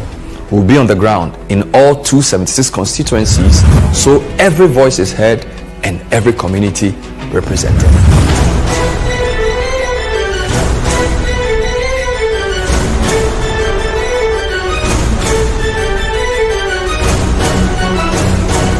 Our comprehensive election coverage brings you every key moment and every voice, with updates from all stakeholders nationwide.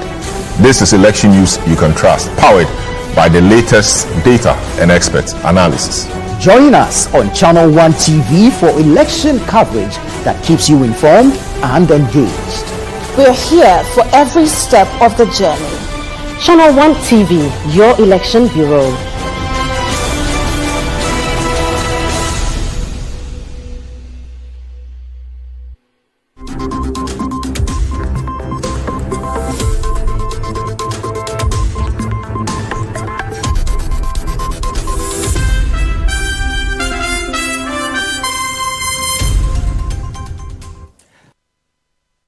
Thank you for staying with us. Let's stay in politics. And Ghana's President Nana Addo Dankwa Akufo-Addo has described John Dramani Mahama as a failed president, stating that Mahama is the only president who performed poorly and was not given the opportunity to continue in office. According to him, all past presidents are recognized for their significant contributions, except for the NDC flag bearer, whose legacy is defined by doing so.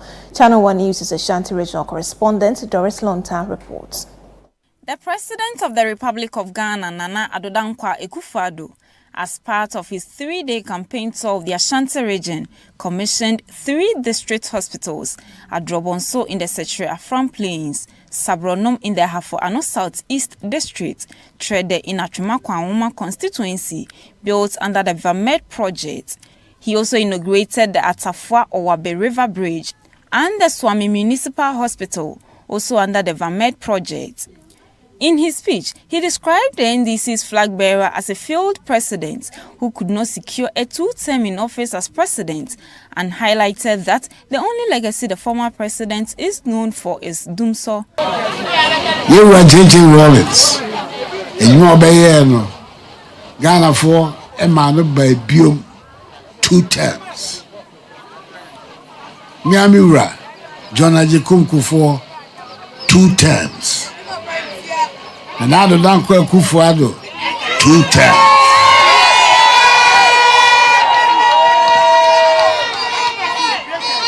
Only Baba Coupe, any Amado Quine, Amba be 2 terms. You said the 1 term obedi, you will say, Ajumanu, Russo. He criticized the NDC's proposed 24-hour economy, questioning how their flag bearer, John Mahama, could implement such a policy since he could not keep the lights on for 12 hours during his tenure as president. And now also about the 24-hour economy, Beba. 24-hour economy. Also, I hear the Udinya, the actual Dumso. 12 hours to me, my light this. So I better wrote me about a 24-hour economy. Not 12 hours here, the Suma, not 24-hour economy, no. What is going to be the use of that? The Samo, Ma, Ubia, Nada, say, and the Assam. President Nana Addo Akufo-Addo has highlighted the success of the free SHS policy, describing it as a game changer in the educational sector and urging the public to vote for Dr. Mahamudu Bawumia because he is the ideal man to continue his legacy. Reporting for Channel 1 News, I'm Doris Lonta, Ashanti region. From the Ashanti region, let's come back to the Greater Accra region, and First Lady Rebecca Akufo-Addo is urging voters in the Ododo constituency to elect Dr. Bawumia as president on December 7. She believes Dr. Bawumia is the best candidate to continue her husband's legacy and sustain key policies like the free senior high school program. During her campaign tour, Rebecca Akufo-Addo says Dr. Bawumia's intelligence, visionary leadership and expertise in shaping Ghana's economy landscape is unparalleled. The small in this report by Ni Aikwe Okai. The First Lady Rebecca Akufo-Addo on Monday embarked on a campaign tour of the Ododo constituency, precisely the Agbogboloshi market, where she engaged traders and solicited for their votes for Dr. Mahamudu Bawumia, the flag bearer of the New Patriotic Party, and Abdul Manaf Sowa, the parliamentary candidate of the NPP for the Ododo constituency. She believes that Dr. Bawumia is the only presidential candidate that could build upon the accomplishments of her husband, President Akufo-Addo. Ni iwu Akufo-Addo leke free SHS ba. Ne ke ba fi akenye efe. Akenye efe. Efe kolo. Efe nejegbe efe. 8 years ne. Ni money banye channel. Ni waya wonye di Dr. Bawumia. Dr. Bawumia na obetumi atra Nana Akufo-Addo ejuma so anya sa. Yana yenim ni ya starti. Yana yebetumi atwa so na yakoye nim. Dr. Bawumia nyami no di no abache yen wo Ghana. Me ka kire mu se obia ni Dr. Bawumia oni size o. Oni se obia to me Dr. Bawumia. Dr. Bawumia oba be fire akoye nim ankasa. It's more beyond that. And a reminder to you that this is the Election Bureau. Stay tuned for comprehensive and timely coverage of the 2024 elections. You can follow us for real-time updates and join the conversation using the hashtag GhanaPost2024. Let's bring you some other stories now. The management of Sonona Sukli Power Limited has announced a resumption of operations following days of shutting down its power plant. Now, this development comes after the Ministry of Finance released emergency funds to address the independent power producers' financial challenges. In a statement, the company expressed gratitude to the Vice President, Dr. Mahamudu Bawumia, for his intervention, as well as to the Minister for Finance, Mohammed Amin Adam, and the Minister for Energy, Herbert Krapa, for facilitating the emergency funding. The statement reads in part, and I quote, "We wish to express our sincere appreciation to the Minister for Finance, Mohammed Amin Adam, and the Minister for Energy, Herbert Krapa, for their intervention to release emergency funding to address our critical financial needs. We have returned to operations today, Monday, 25th November 2024 at 3 p.m. End of quote. Now, Sonona Sukli further disclosed that it has submitted the final version of the restructuring term sheet to the Ministry of Finance and the Electricity Company of Ghana, ECG, in August for finalization and signing. The company reiterated its commitment to ensuring the stability and reliability of Ghana's energy sector, while urging to the ECG to adhere to the spirit of the contract and fulfill its financial obligations under the power purchase agreement. The management says it remains optimistic that a mutually beneficial solution will soon be achieved to sustain Ghana's energy supply. You're still watching the Channel 1 Newsroom. Next is CNR Business with Netele Nete Ajaho.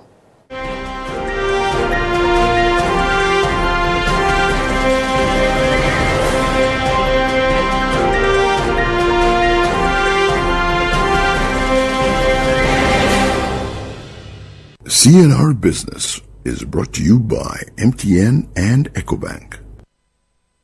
Hello and welcome to CNR Business, proudly brought to you by MTN and EcoBank. My name is Netele Nete Ajaho. Although Ghana has restructured a significant portion of its debt, Fitch Ratings has cautioned that the country will continue to face substantial liquidity challenges in 2025 and 2026. The UK-based credit rating agency highlighted that Ghana's interest-to-revenue ratio will remain among the highest in its rated sovereign portfolio. Estimates already indicate the ratio will reach 29% in 2025 and 30% in 2026, nearly double the average of 16% for emerging markets. Calling for drastic fiscal measures, Thomas Garu, Associate Director for Europe, Middle East and Africa Sovereign Ratings at Fitch, stressed the need for aggressive fiscal reforms to address Ghana's economic challenges. Despite these, Garu acknowledged that Ghana's efforts at fiscal consolidation, citing a 4.6 percentage point primary fiscal adjustment achieved between 2022 and 2024.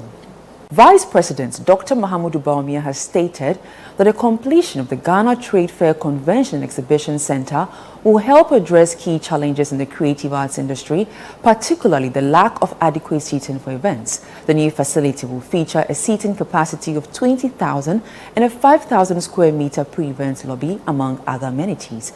Daniel Odro-Mensah reports. During a tour of the construction site, Dr. Bawumia described the project as a crucial development aimed at easing the burdens faced by the creative arts sector. Take this opportunity to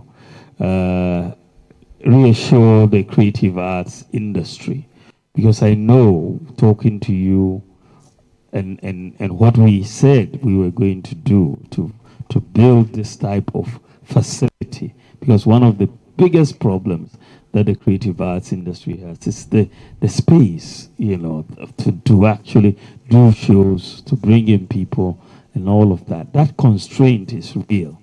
But I want to assure you that by the grace of God, with the continuation of this project, we should have something for you in 8 months' time that is world class. He further emphasized that the initiative reflects the government's commitment to leveraging private-public partnerships to complete vital infrastructure projects. I also want to take the opportunity to make the point that what is happening in trade fair today and why we have been able to make the progress we have made, and we are 8 months from completion, is because of the new... And that's all. CNR Business, it was proudly brought to you by MTN and EcoBank. My name is Nete Ajahu.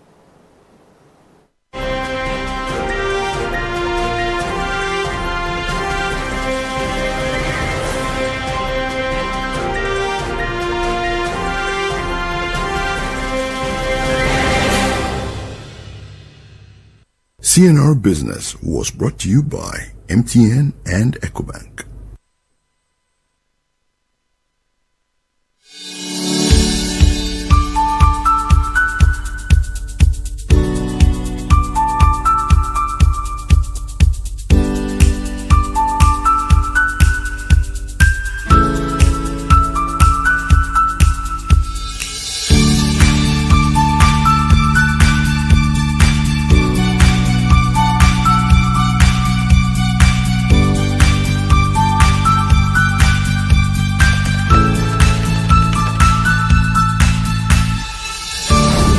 Doing never stops until the job is done. Turn your home and business into an internet highway and experience the revolution of working and playing without limits.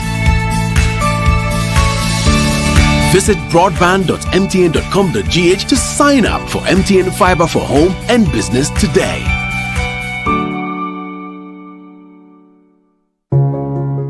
Every day, people have money emergencies. Ma, I need my school fees emergency. Mommy, chop money emergency. Emergency. Catch it. I be ready. Emergency. Now, there's a new emergency number in town. More money, challenge and enjoyment. At the top life we got. Dial star 770 hash for all your money emergencies and chop life. Dial star 770 hash for money emergencies and get easy and quick access to your money, loans, and other banking needs. EcoBank, the Pan-African Bank.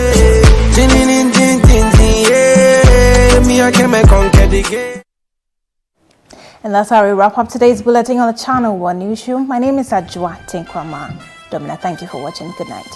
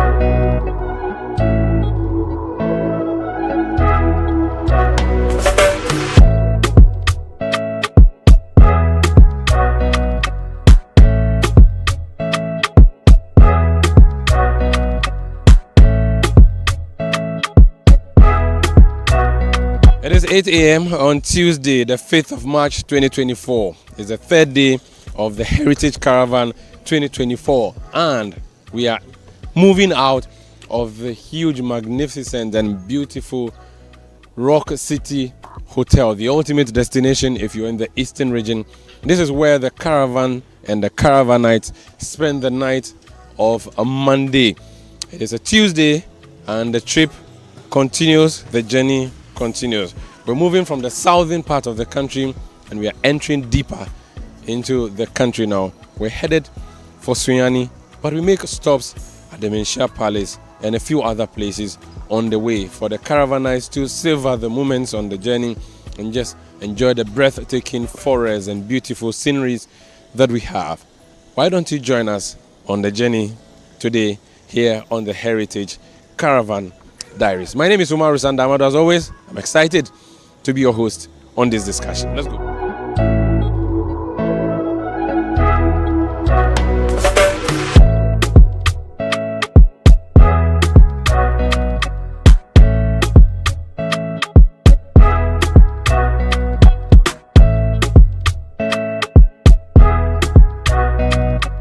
Purchase your track today.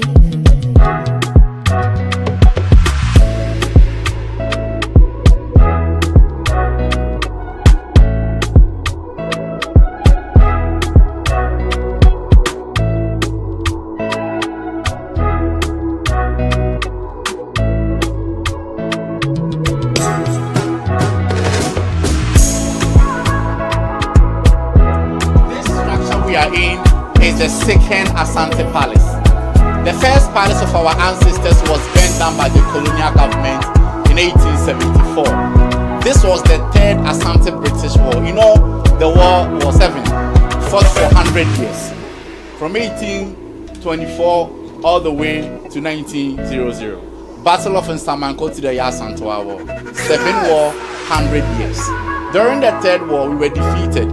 In the archives of British colonization, they called that war the Great Invasion of the Ashanti Kingdom. They burnt everything down, including our first palace, which was at Adum, where the Armed Forces Museum is. That was the very place the palace was. They burnt it down. That enclave was actually where it was called Kwaman, which became Kumasi.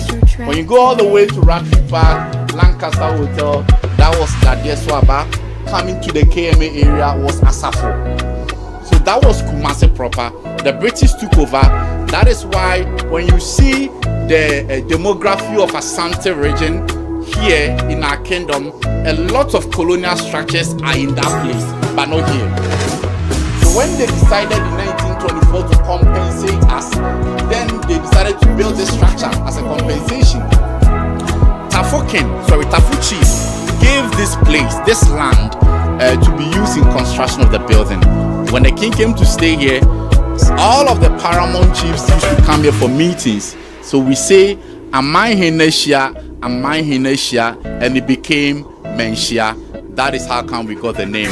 3 kings stayed there as their palace. Nana Prempe first, Nana Prempe second, Nana Pukuari second. Here was their office. We see here their telephones, their chair, their chair and then their table. But what I'm going to show us is this: the Ashanti flag, older than the Ghana flag, designed in 31st January 1935 by the King Prempe II. 3 colors: yellow, black, green. Yellow represents the gold of the land, black represents the people, green represents our forest of vegetation. So we say the rich black man living in his forest. Usikeni obipinia otene kwayo. Now the symbol here is not kotoko. Kotoko is only for the warriors. But this is the emblem of the entire kingdom. We call it the Nchemche, the crocodile hat, made up of 3 animals. It's here the beak of an eagle, tail of a crocodile, tail of a python, which means the eagle is stronger in air, crocodile is stronger in water, python is stronger on land. Meaning no matter where you find yourself, you must be strong.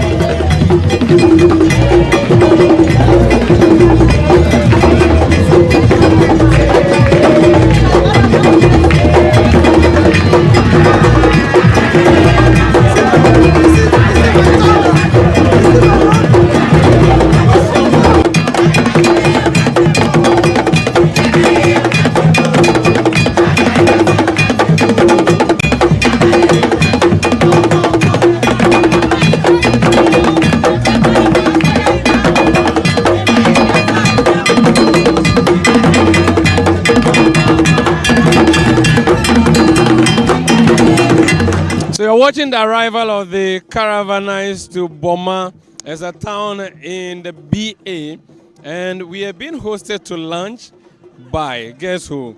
The NPP parliamentary candidate for this particular constituency, also the spokesperson of the Vice President, Dr. Mahmoud Bawumia, Dr. Gideon Boako. This is his house, and when he heard that the caravan was going through his region, he said, listen guys, come stop by and have lunch. And there's a beautiful kitty group that is performing cultural tunes for us as the guests enter. We have been received by the cultural troupe.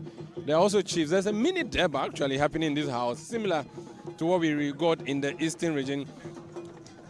Guests and patrons have been treated to coconut as they arrive and go through the main gates.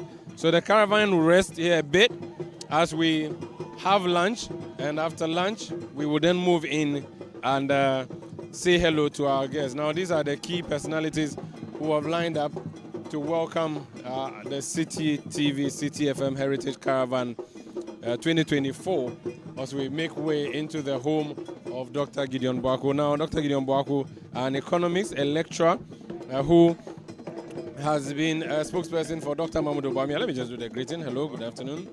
Good afternoon. Hello, thank you so much. Thank you so much. Thank you so much. Ma, good afternoon. Good afternoon as well. Thank you so much. So Dr. Gideon Boako agreeing here to host us to lunch, and we indeed honored. The whole caravan is very, very happy. We are going to enjoy indigenous food. Yes. No, don't worry. We'll deal with it. But Gideon, how are you doing? I'm doing well. I'm happy to finally come and know where you live. Exactly. Your house is far from Accra, Baba. I know. I had to travel. Where come from? I've been traveling for 2 days. But this is all the brains are. Oh, I like it. Have you heard of Boma Cocoa before? Have you? Boma Cocoa. Yeah, when you are 2 months, you have to eat water lily. Wow. That's what gives you the brain. Wow. Yeah.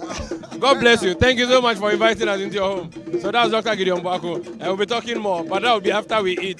For right now, I'm going to get coconut, just take some juice to rest after some hours of traveling from Kumasi through to this particular town and community.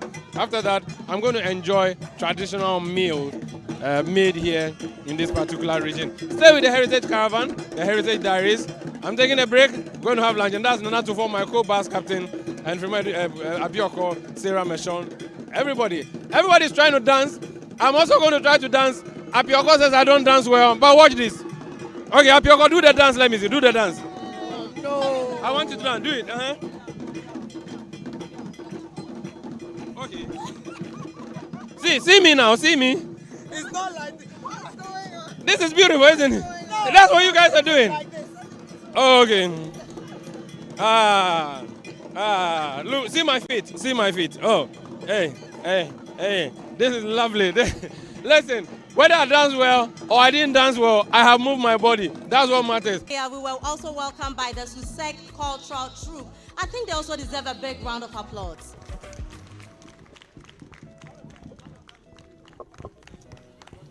Nana Hima, Nana Nom, with them patch of Mr. Mwenidi Kasakakra. Ladies and gentlemen, you are welcome. This is Boma in the Ahafo region. We are being hosted by the Honorable Gideon Boako. I think he deserves a big round of applause.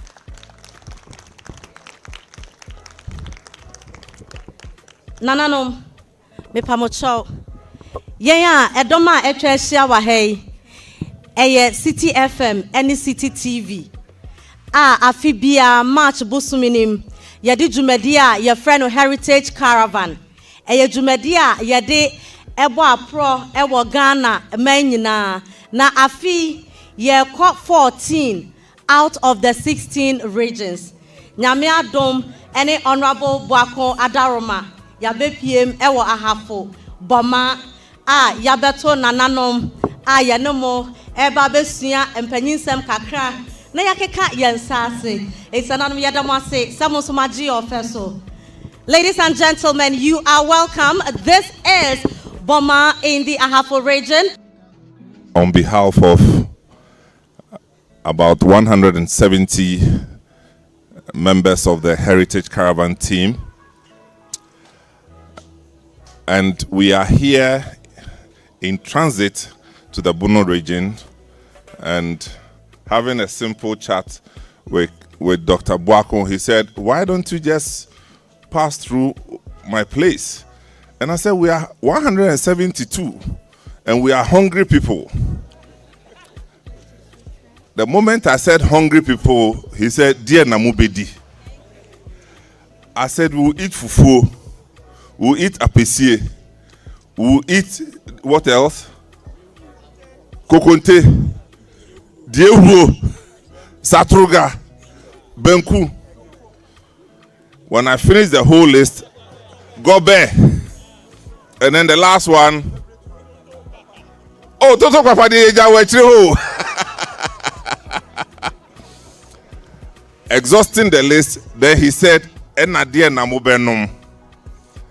Dear Namubenum, media minum Fanta. Niaka Naka. Kofi Manfo. Oh, yes, dear Niabenum. And I was in self-fu and self-fu. Doka. Apeteshi. He offered to host us with his team and also invited the chief and the queen mother. And so, Dr. Boakon, I present the Heritage Caravan family, Heritage Caravan 2024 family to you.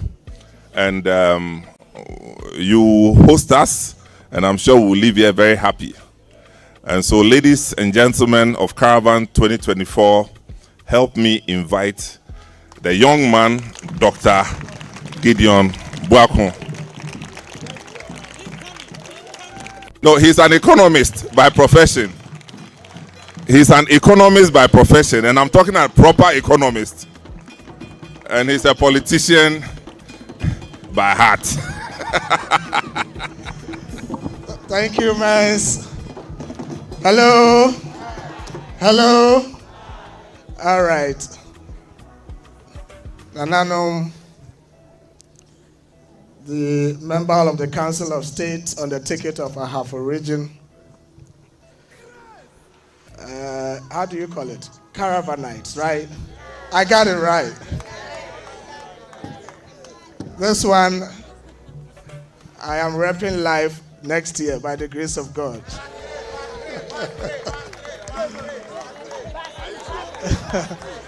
Oh, verse 3, don't worry, it will go to 4. So, I stand on all existing protocols and in all humility, welcome each one of you to this beautiful city. So, a few days ago, some men either called me by accident or on purpose to invite myself and somebody to his old school anniversary. Is this Suesco? Suesco. It's not better than Boma Secondary School. Anyway, I schooled at Boma Secondary School here. Then it used to be called Boma Community Day Senior High School. That is where I had my senior high school education. The beginning, I did 1 year there and moved on to Presec, not the proper Presec. It's a Presec be somewhere here. We are also kings in our own corner. So, a short form, Bosco, great boss, and I'm a boss, no bumpre. So, in our conversation, I told Samens I was coming to the office to see him. And then, so you could come. And then when I went to the office and we were having the conversation, this caravan thing came across. And I'm like, last year I met you guys at Eastbet Hotel. And all the hotel rooms were booked. So I had to fight for them to, give us a few rooms because the vice president was also coming there at the time. I would say Heritage Caravan had taken all the rooms. So I said, for treating us badly last year, for not giving the vice president accommodation, this year your caravan must pass through my hometown. Madam Asibibri, Abusia, Adehye no a nyame ya adom a ya twa ahia awie mefa akwanya we so na mada dua ya nkwanta na mada dua nkwanta manhema mada nadi e de akire edom a ahia ha de edikan yawo manhema nana manhema ne chiame nana adoma chirekua wono na ugina menchen ha no nana manhema eba nyo no nko na ba ya aboafo bebre eka ho yawo nana afia akoma dia nkwanta manhema ne mpono ahema no nana ma wonsa so enu achi yawo nana ankobi ahema nana dufie ampuma dia nkwanta manhema na ankobi ahema eno no yawo nana chiame nana pokua nana maunsa so anso hwa yawo nana empono ahene ewa ha nana yawo buadi dia nkwanta manhene ne mpono ahene eno no yawo nana yawo enkroma kurobi hye kotia ho yefore ho bredi dikuro no nana krobia Ashanti dia nkwanta manhene ne ba mu hene eno no yawo nana entwi bafo dia nkwanta benkum hene eno no ene yawo ye nana amiao Basoa osaye state member nana Basoa eno no oye kronko ehene mi amejina ha mi twa gu so ya fra me nana chiame opon yeboa nana hima eba no nyo no nko eno obaaye ni nuanom ne abusuan ne ma bebre so eka no ho a yeba ebeja no na makana na hima nana hima menyi ni nkyerɛ me mo ni din afei na yirempimu asiedu mi beyi no akire dia ya nkwanta manhema wo hima ba akopɛ wo hima tuntum wo hima ya bɔno mra ne sɛ adutwa mu hima nana sewa nyako ampafo brakatu dia ya nkwanta manhema no ampafo brakatu a odikan absia ya damase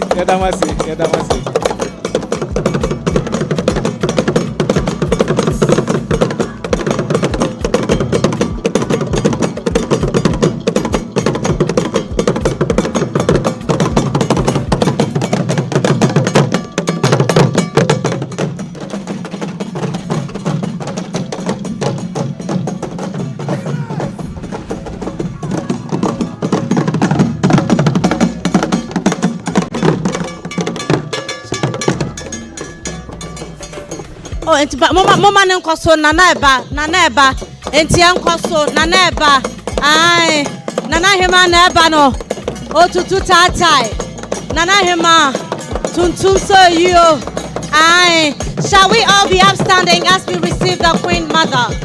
Yes. Oh hema na eba no ai nana bro nana boko nana bro boko nana neba no ai nana neba no nana tutu tatai ohema neba no ai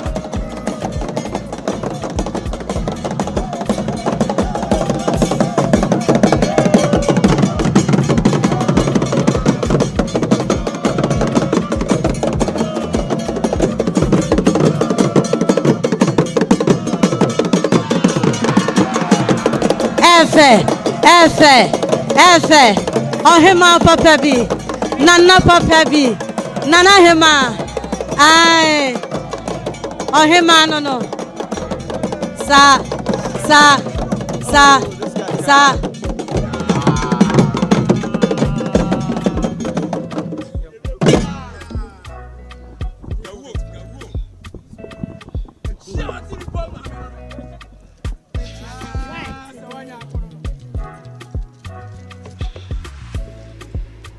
Hello. Nedikai, Daddy Asida Bema, Otredian Ponyankopon. Send net day. Yes, she moha. Daddy Asidan Subema, Dr. Gideon. Send ne, Mpura Mutu Yena, Mode Abakayan, Elbomaha.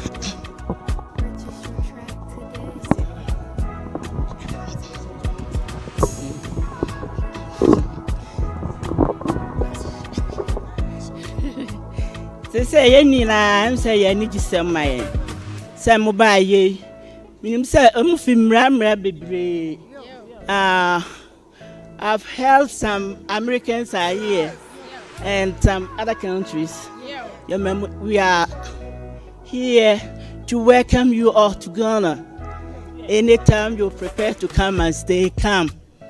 At this region, I live in Biayankwanta, where I'm the Queen Mother. Please, anytime you come to Ghana, just ask for Biayankwanta, wherever you are. We are in a half region. Come. You have a sister here. I'm going to welcome you all to help you with whatever you want to do to help Ghana. And also, I know you all know some of you are from here originally. And we are no mama council. Mi mo bi akwa and midi kan kai no yeda Dr. Gideon Masi pa sene wa mabia so yeso ewo bomaha nti de mo abai de mu behunu ene niema esem ba mo ya madwen se mo de beba besom anase mo de beba ba bomaman no anase amabia to Ghana man no. We are welcome to receive you all. So I'm not going to say much. I'm here to say big thank you, and you all are very welcome to Ahafo region. Things I see inside life, I think I tell you the things I see. Don't live to impress nobody. Have my thing, don't forget it. Say only good then you me. Oh no, oh no. Why you do judge me like say you the only boss?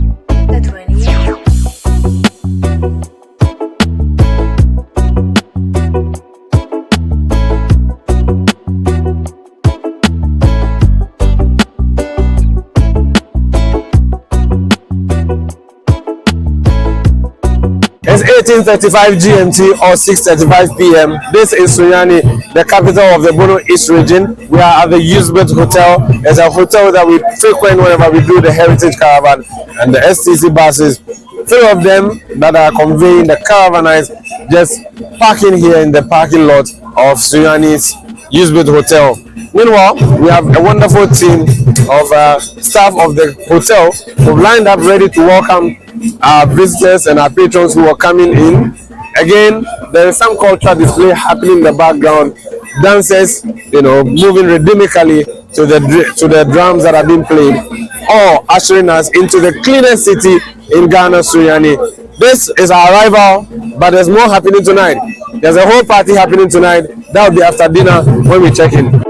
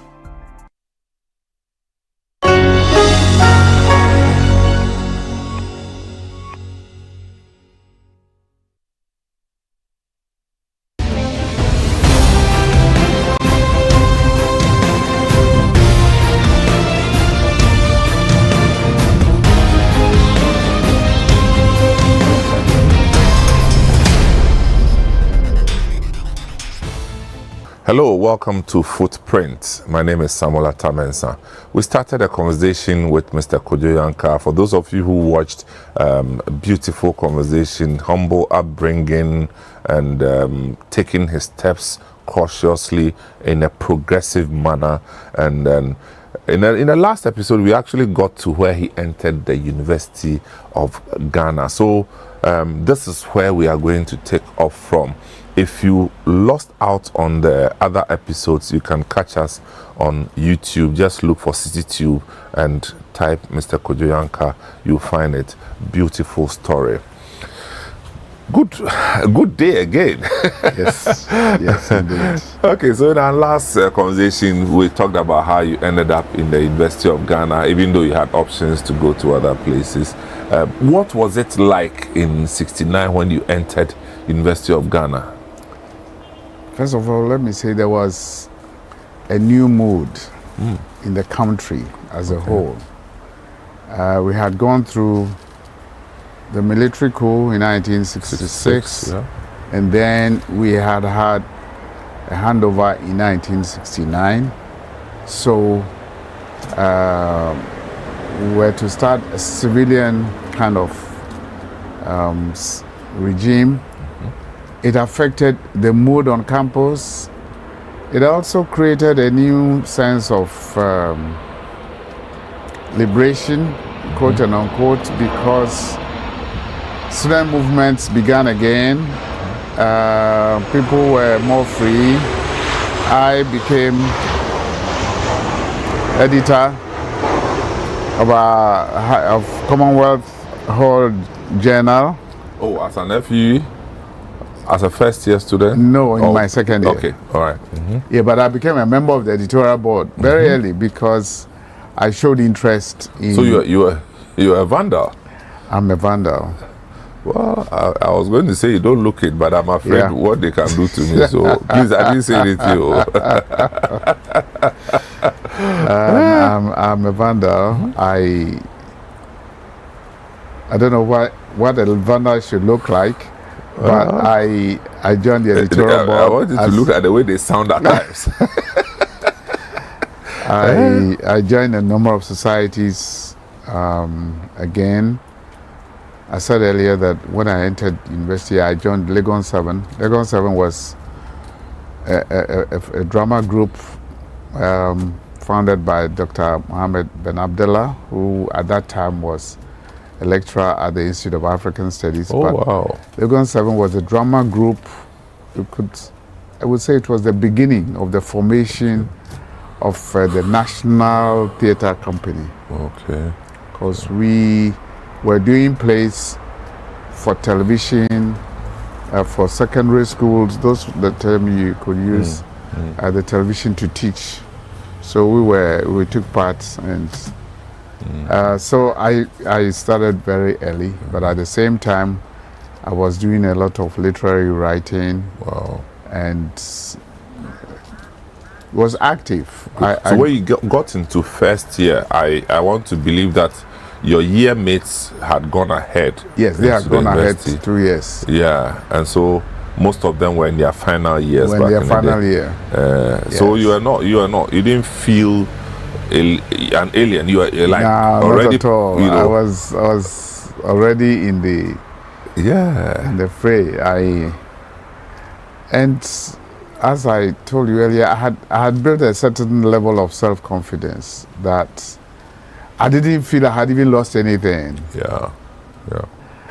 I moved in, did what I wanted to do, started winning, academic prizes. Professor Kwapon was the vice chancellor at the time. Yeah, and creative writing. I won one at the end of the first year. I won another one at the end of the second year. The Nicol Prize for creative writing. But what course? Langston Hughes. I was reading English. I chose English, French. English, French, and linguistics. Okay. Then I dropped. Which one did I drop? But you ended up with English, of course. I ended up with English, but I added Swahili. Oh, nice. I added Swahili because it was one of the languages, even during my young pioneer days, that Kwame Nkrumah had recommended that African youth should study. The idea being that we should know more about ourselves on Africa and start developing, getting closer to developing African languages that could unite all of us. So I took my Swahili very seriously. And I remember my teacher from Zanzibar, and until lately I was corresponding with him by letter writing. He's back in Zanzibar. Wow. So even now when I go to East Africa, I remember, I pick up some of my Kiswahili, and I loved it. Wow. But I ended up the last year with English. English, okay. Right. For my bachelor's. But in school, Legon, who are some of the strong voices that you met, influential guys that you met? Sometimes it's so difficult to, on the spur of the moment. Yeah, remember the names. To like remember that. the names like that. But your time was Kwesi Botwe and the team there. Oh, or they were ahead if of you you. Talk about Kwesi Botwe, no, Kwesi Botwe was ahead of me. Oh, okay. Actually, Kwesi Botwe, why Kwesi Botwe is interesting is that he came back from the US with a flashy red car, sports car, and everybody noticed him on the campus. It was a guy about town. But I think he came when I was doing my postgraduate work. Okay. But, to teach law, right? To teach law. Okay. Chachu and others were in the system at the time, at the law school. And there was that group of, if I should use the word again, progressive leftist lecturers. But you always tilted towards a leftist orientation. Because of my Kwame Nkrumah upbringing, I could, and it was more liberational, to be in the leftist mode and progressive and wanting changes to come up. Okay. So you don't recall readily some of the names of the people you were with in Legon who later on had the kind of public the life Ahoys were all in Commonwealth Hall. Within the same period where you were? Kwame Ahoy was there. Was Kwesi there? No, Ato was already out in the US, but Kwesi Ahoy was there. Kwame Ahoy was there. Ato Dadzi was there. But he was your senior, right? No. Oh, I see. Atadazi is also an Santa Clausian. He was behind me. Wow. Yeah. Wow. And we later had But you people defined the new Ghana because all the people you mentioned were actively involved one way or another in the governance of this country for at least some two and a half decades. That's true. Most people came out of that generation. Yeah. I stood for elections. I was hall president at a point in Commonwealth, and Professor Kofi Kumado, a whole lot of other. They were all students at the time. They were all my mates, contemporaries. Wow. And campus was active. Very active. With the names you mentioned, man. So at the time, did you have this chief priest concept? Is it chief priest they call it? Of Vandal? Chief Vandal, yes. Chief Vandal. Yes. We had it. Who was your chief Vandal then? Kwame Ahoy. That I can say without. I wanted to draw that from your lips. Oh, lovely. Yes. Okay, so you left Legon, and what were the options available when you left? In fact, my headmaster at Adisada did not give me a breather. Wow. He came before we even did our examinations to request that 2 or 4 of us old boys go back to teach at Adisada. National service hadn't come, but he thought he needed some old boys to go back to teach. Because again, that was the time most of the white people were going away. Back, yeah. So, and particularly for English, and then two other colleagues of mine for science, he needed some of, in his own words, some of the best students to come back to teach. So those days, the choices were to go into the civil service or to teach. The corporations, again, were not doing very well because after Nkrumah, most of the corporations that had been established were kind of closing down. Like the State Farms Corporation. We had State Fishing Corporation, State Fishing Corporation, State Transport Corporation, State Housing Corporation, all that. Yeah. We even had Mr. Tamensa as head of State Farms. State Farms. Yeah. And then we had and then we had Gehok, as I will talk about later, because I later joined Gehok. So most of them were closing down. Civil service was open. We needed people in the foreign service, in information service, in other services. I had a choice between information service and foreign service. Then I had teaching. Headmaster took me away. So I went to Adisala to teach for 2 years. I taught English. And some of the students I taught in Form 1 are now bigger than I am, and some have better gray hair than mine. Remember some names? Oh, I probably should save them. But yeah, those were students. Yeah, it's exciting. From the short time you spent teaching, what kind of career path were you looking at from teaching? What then would be your next logical step? Straight, I was going into information. Information. Was it attractive at the time? Why information?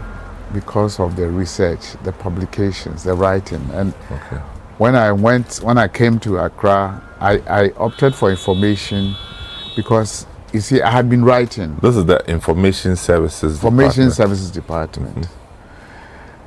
And if you want to broaden it, it was in line with my communication line. I loved writing, I loved reading, I loved editing. I was editing at Legon, I was editing everywhere. There in the university, I was even in secondary school when I taught, I was the master in charge of the publications. So I've been a publications guy in the media. And so from there, I applied to the Information Service Department. It was not easy, it was not difficult at all because I had a background. And the thing about it is that I should have stayed maybe much longer to qualify to go for my postgraduate studies. But after 1 year, I worked so hard. I know I worked hard. That they left me they agreed for me to go on study leave back to the University of Ghana for my graduate studies. Okay. So at this point, which course did you do for your postgraduate? Journalism and communication. Oh, wow. At the School of Communication Now you are Studies. coming home. Right. Whoa. Right. Those were the Paul Ansan days. I was going to mention. That's right. So Paul Ansan was a teacher then, a lecturer then? He was a lecturer before he became the director. Oh, of course, yeah. Yes. Yeah. There was a white guy who left and then Paul Ansan took over as the But he taught me directly. Yeah. Influenced you in a way. In a lot of ways, he was a prolific writer. Seriously. He and Legon Observer at that time had come up, so he encouraged a lot of writing. He was writing, so he encouraged.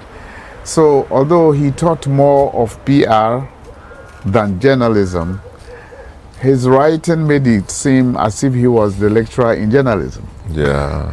But that was his hobby that affected and influenced most of us. But he was a French scholar too. was a French scholar. He put the French aside and did a lot more writing. I wish I could have Dr. Yes. Esiansa as young. She was very young. Oh, she was tell her little. father's story Right. on an episode like this, Yes, because as for Polansa, the name should not die. No. The name should not die. He was a phenomenon. Yeah, And I traveled with him a couple of times, and he was writing every moment. Although his bottle of beer was very regular, but I mean that was Uncle Paul. Wow. Yeah.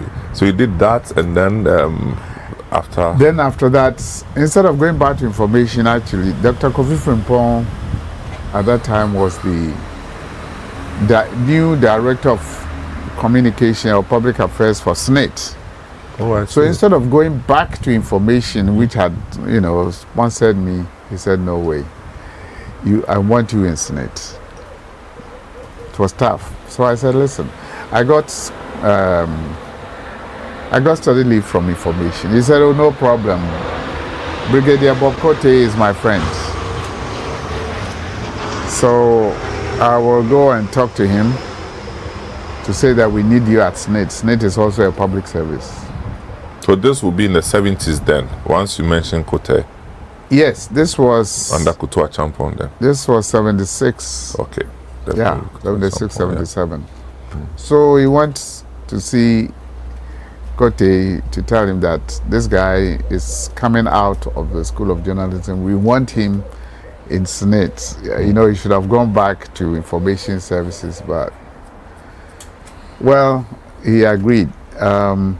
The other directors were not very happy. They wish I had come back. But no, as fate will have it, I came back later as Deputy Minister of Information. But I went to SNIT. Yeah, at the time you used to call it Social Security, Social right? Security. No, we had the bank and we had the SNIT. Yes, SNIT, yes, yeah. but Social Security. Yeah. And that was the most prestigious public organization you could join to. You could join at the time, and riding in Cetra buses. But of course, I went in as a manager. Gave me a car. They gave me, housing, and it was something to stay on. But even then, public relations. I was using my time to do a lot of broadcasting. Okay. At some point, you found yourself in I don't know whether it's you, because I was at a conference in Nairobi some years back, and somebody had mentioned that Mr. Yanka used to teach in their school in Nairobi. I don't know whether it's you or any of your brothers. No, it's me. There was a special course. Okay. At the University of Nairobi that I was invited to attend. That course should have taken place at the Institute of Social Studies in The Hague, in the Netherlands. Okay. So they brought the course to. Okay, so you were there for a period. I was there for a period. Yeah, because he mentioned, and That's I true. I was a bit lost. That's true. Okay. So I was in the University of Nairobi. Wow. Your Swahili came It in handy? helped. I within few weeks, I was speaking Swahili. You will? Yes. Once you are immersed in the system, it makes it easier. Yes. Yeah, I used to be a regular visitor to Nairobi. Oh, really? Until this back and forth thing happened. Okay. No, I loved Kenya. I love Nairobi. Okay. So again, at some point, you were involved with Daily Graphic. That was much later. Much later. Okay, so let me not jump. So this is Footprint with Mr. Kujoyanka. We'll be right back.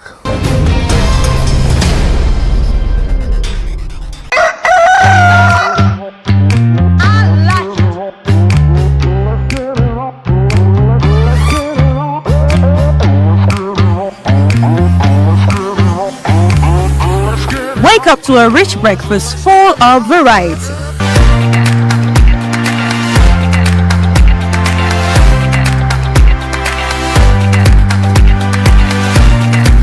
End your scrumptious watching with an energetic news review.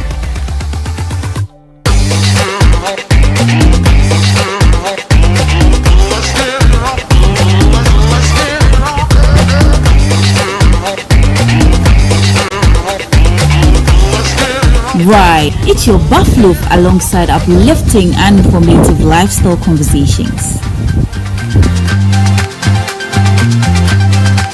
It's me, Chris Carter. Spend your mornings with me.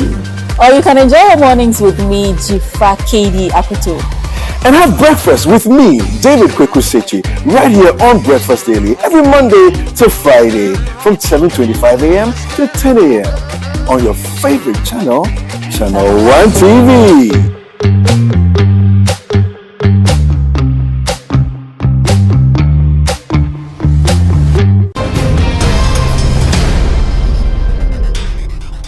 Welcome back. This is Footprint, and on this episode we are with Mr. Kojo-Yankah, and he's taking us through his own footprints, and it's been wonderful so far.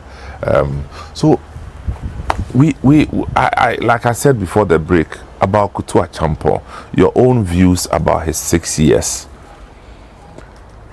I think he started very well. He was a very quote and unquote selfless soldier. I think he had a bit of the sense of the Nkrumahism in him. It was obvious. He wanted to bring back that spirit of Nkrumahism, and some of the highlights of Nkrumah's policies. Though he clothed them in certain words, it was clear that he really wanted a revival of it. It went well, of course. See, one thing about Achampong, he knew his shortcomings. So he also invited very eminent, people around him, economists. Dr. Abe. Dr. Abe. Omabo. Omabo. Yeah. He had. That's Ian Omabo. Ian Omabo. The former chief. Right.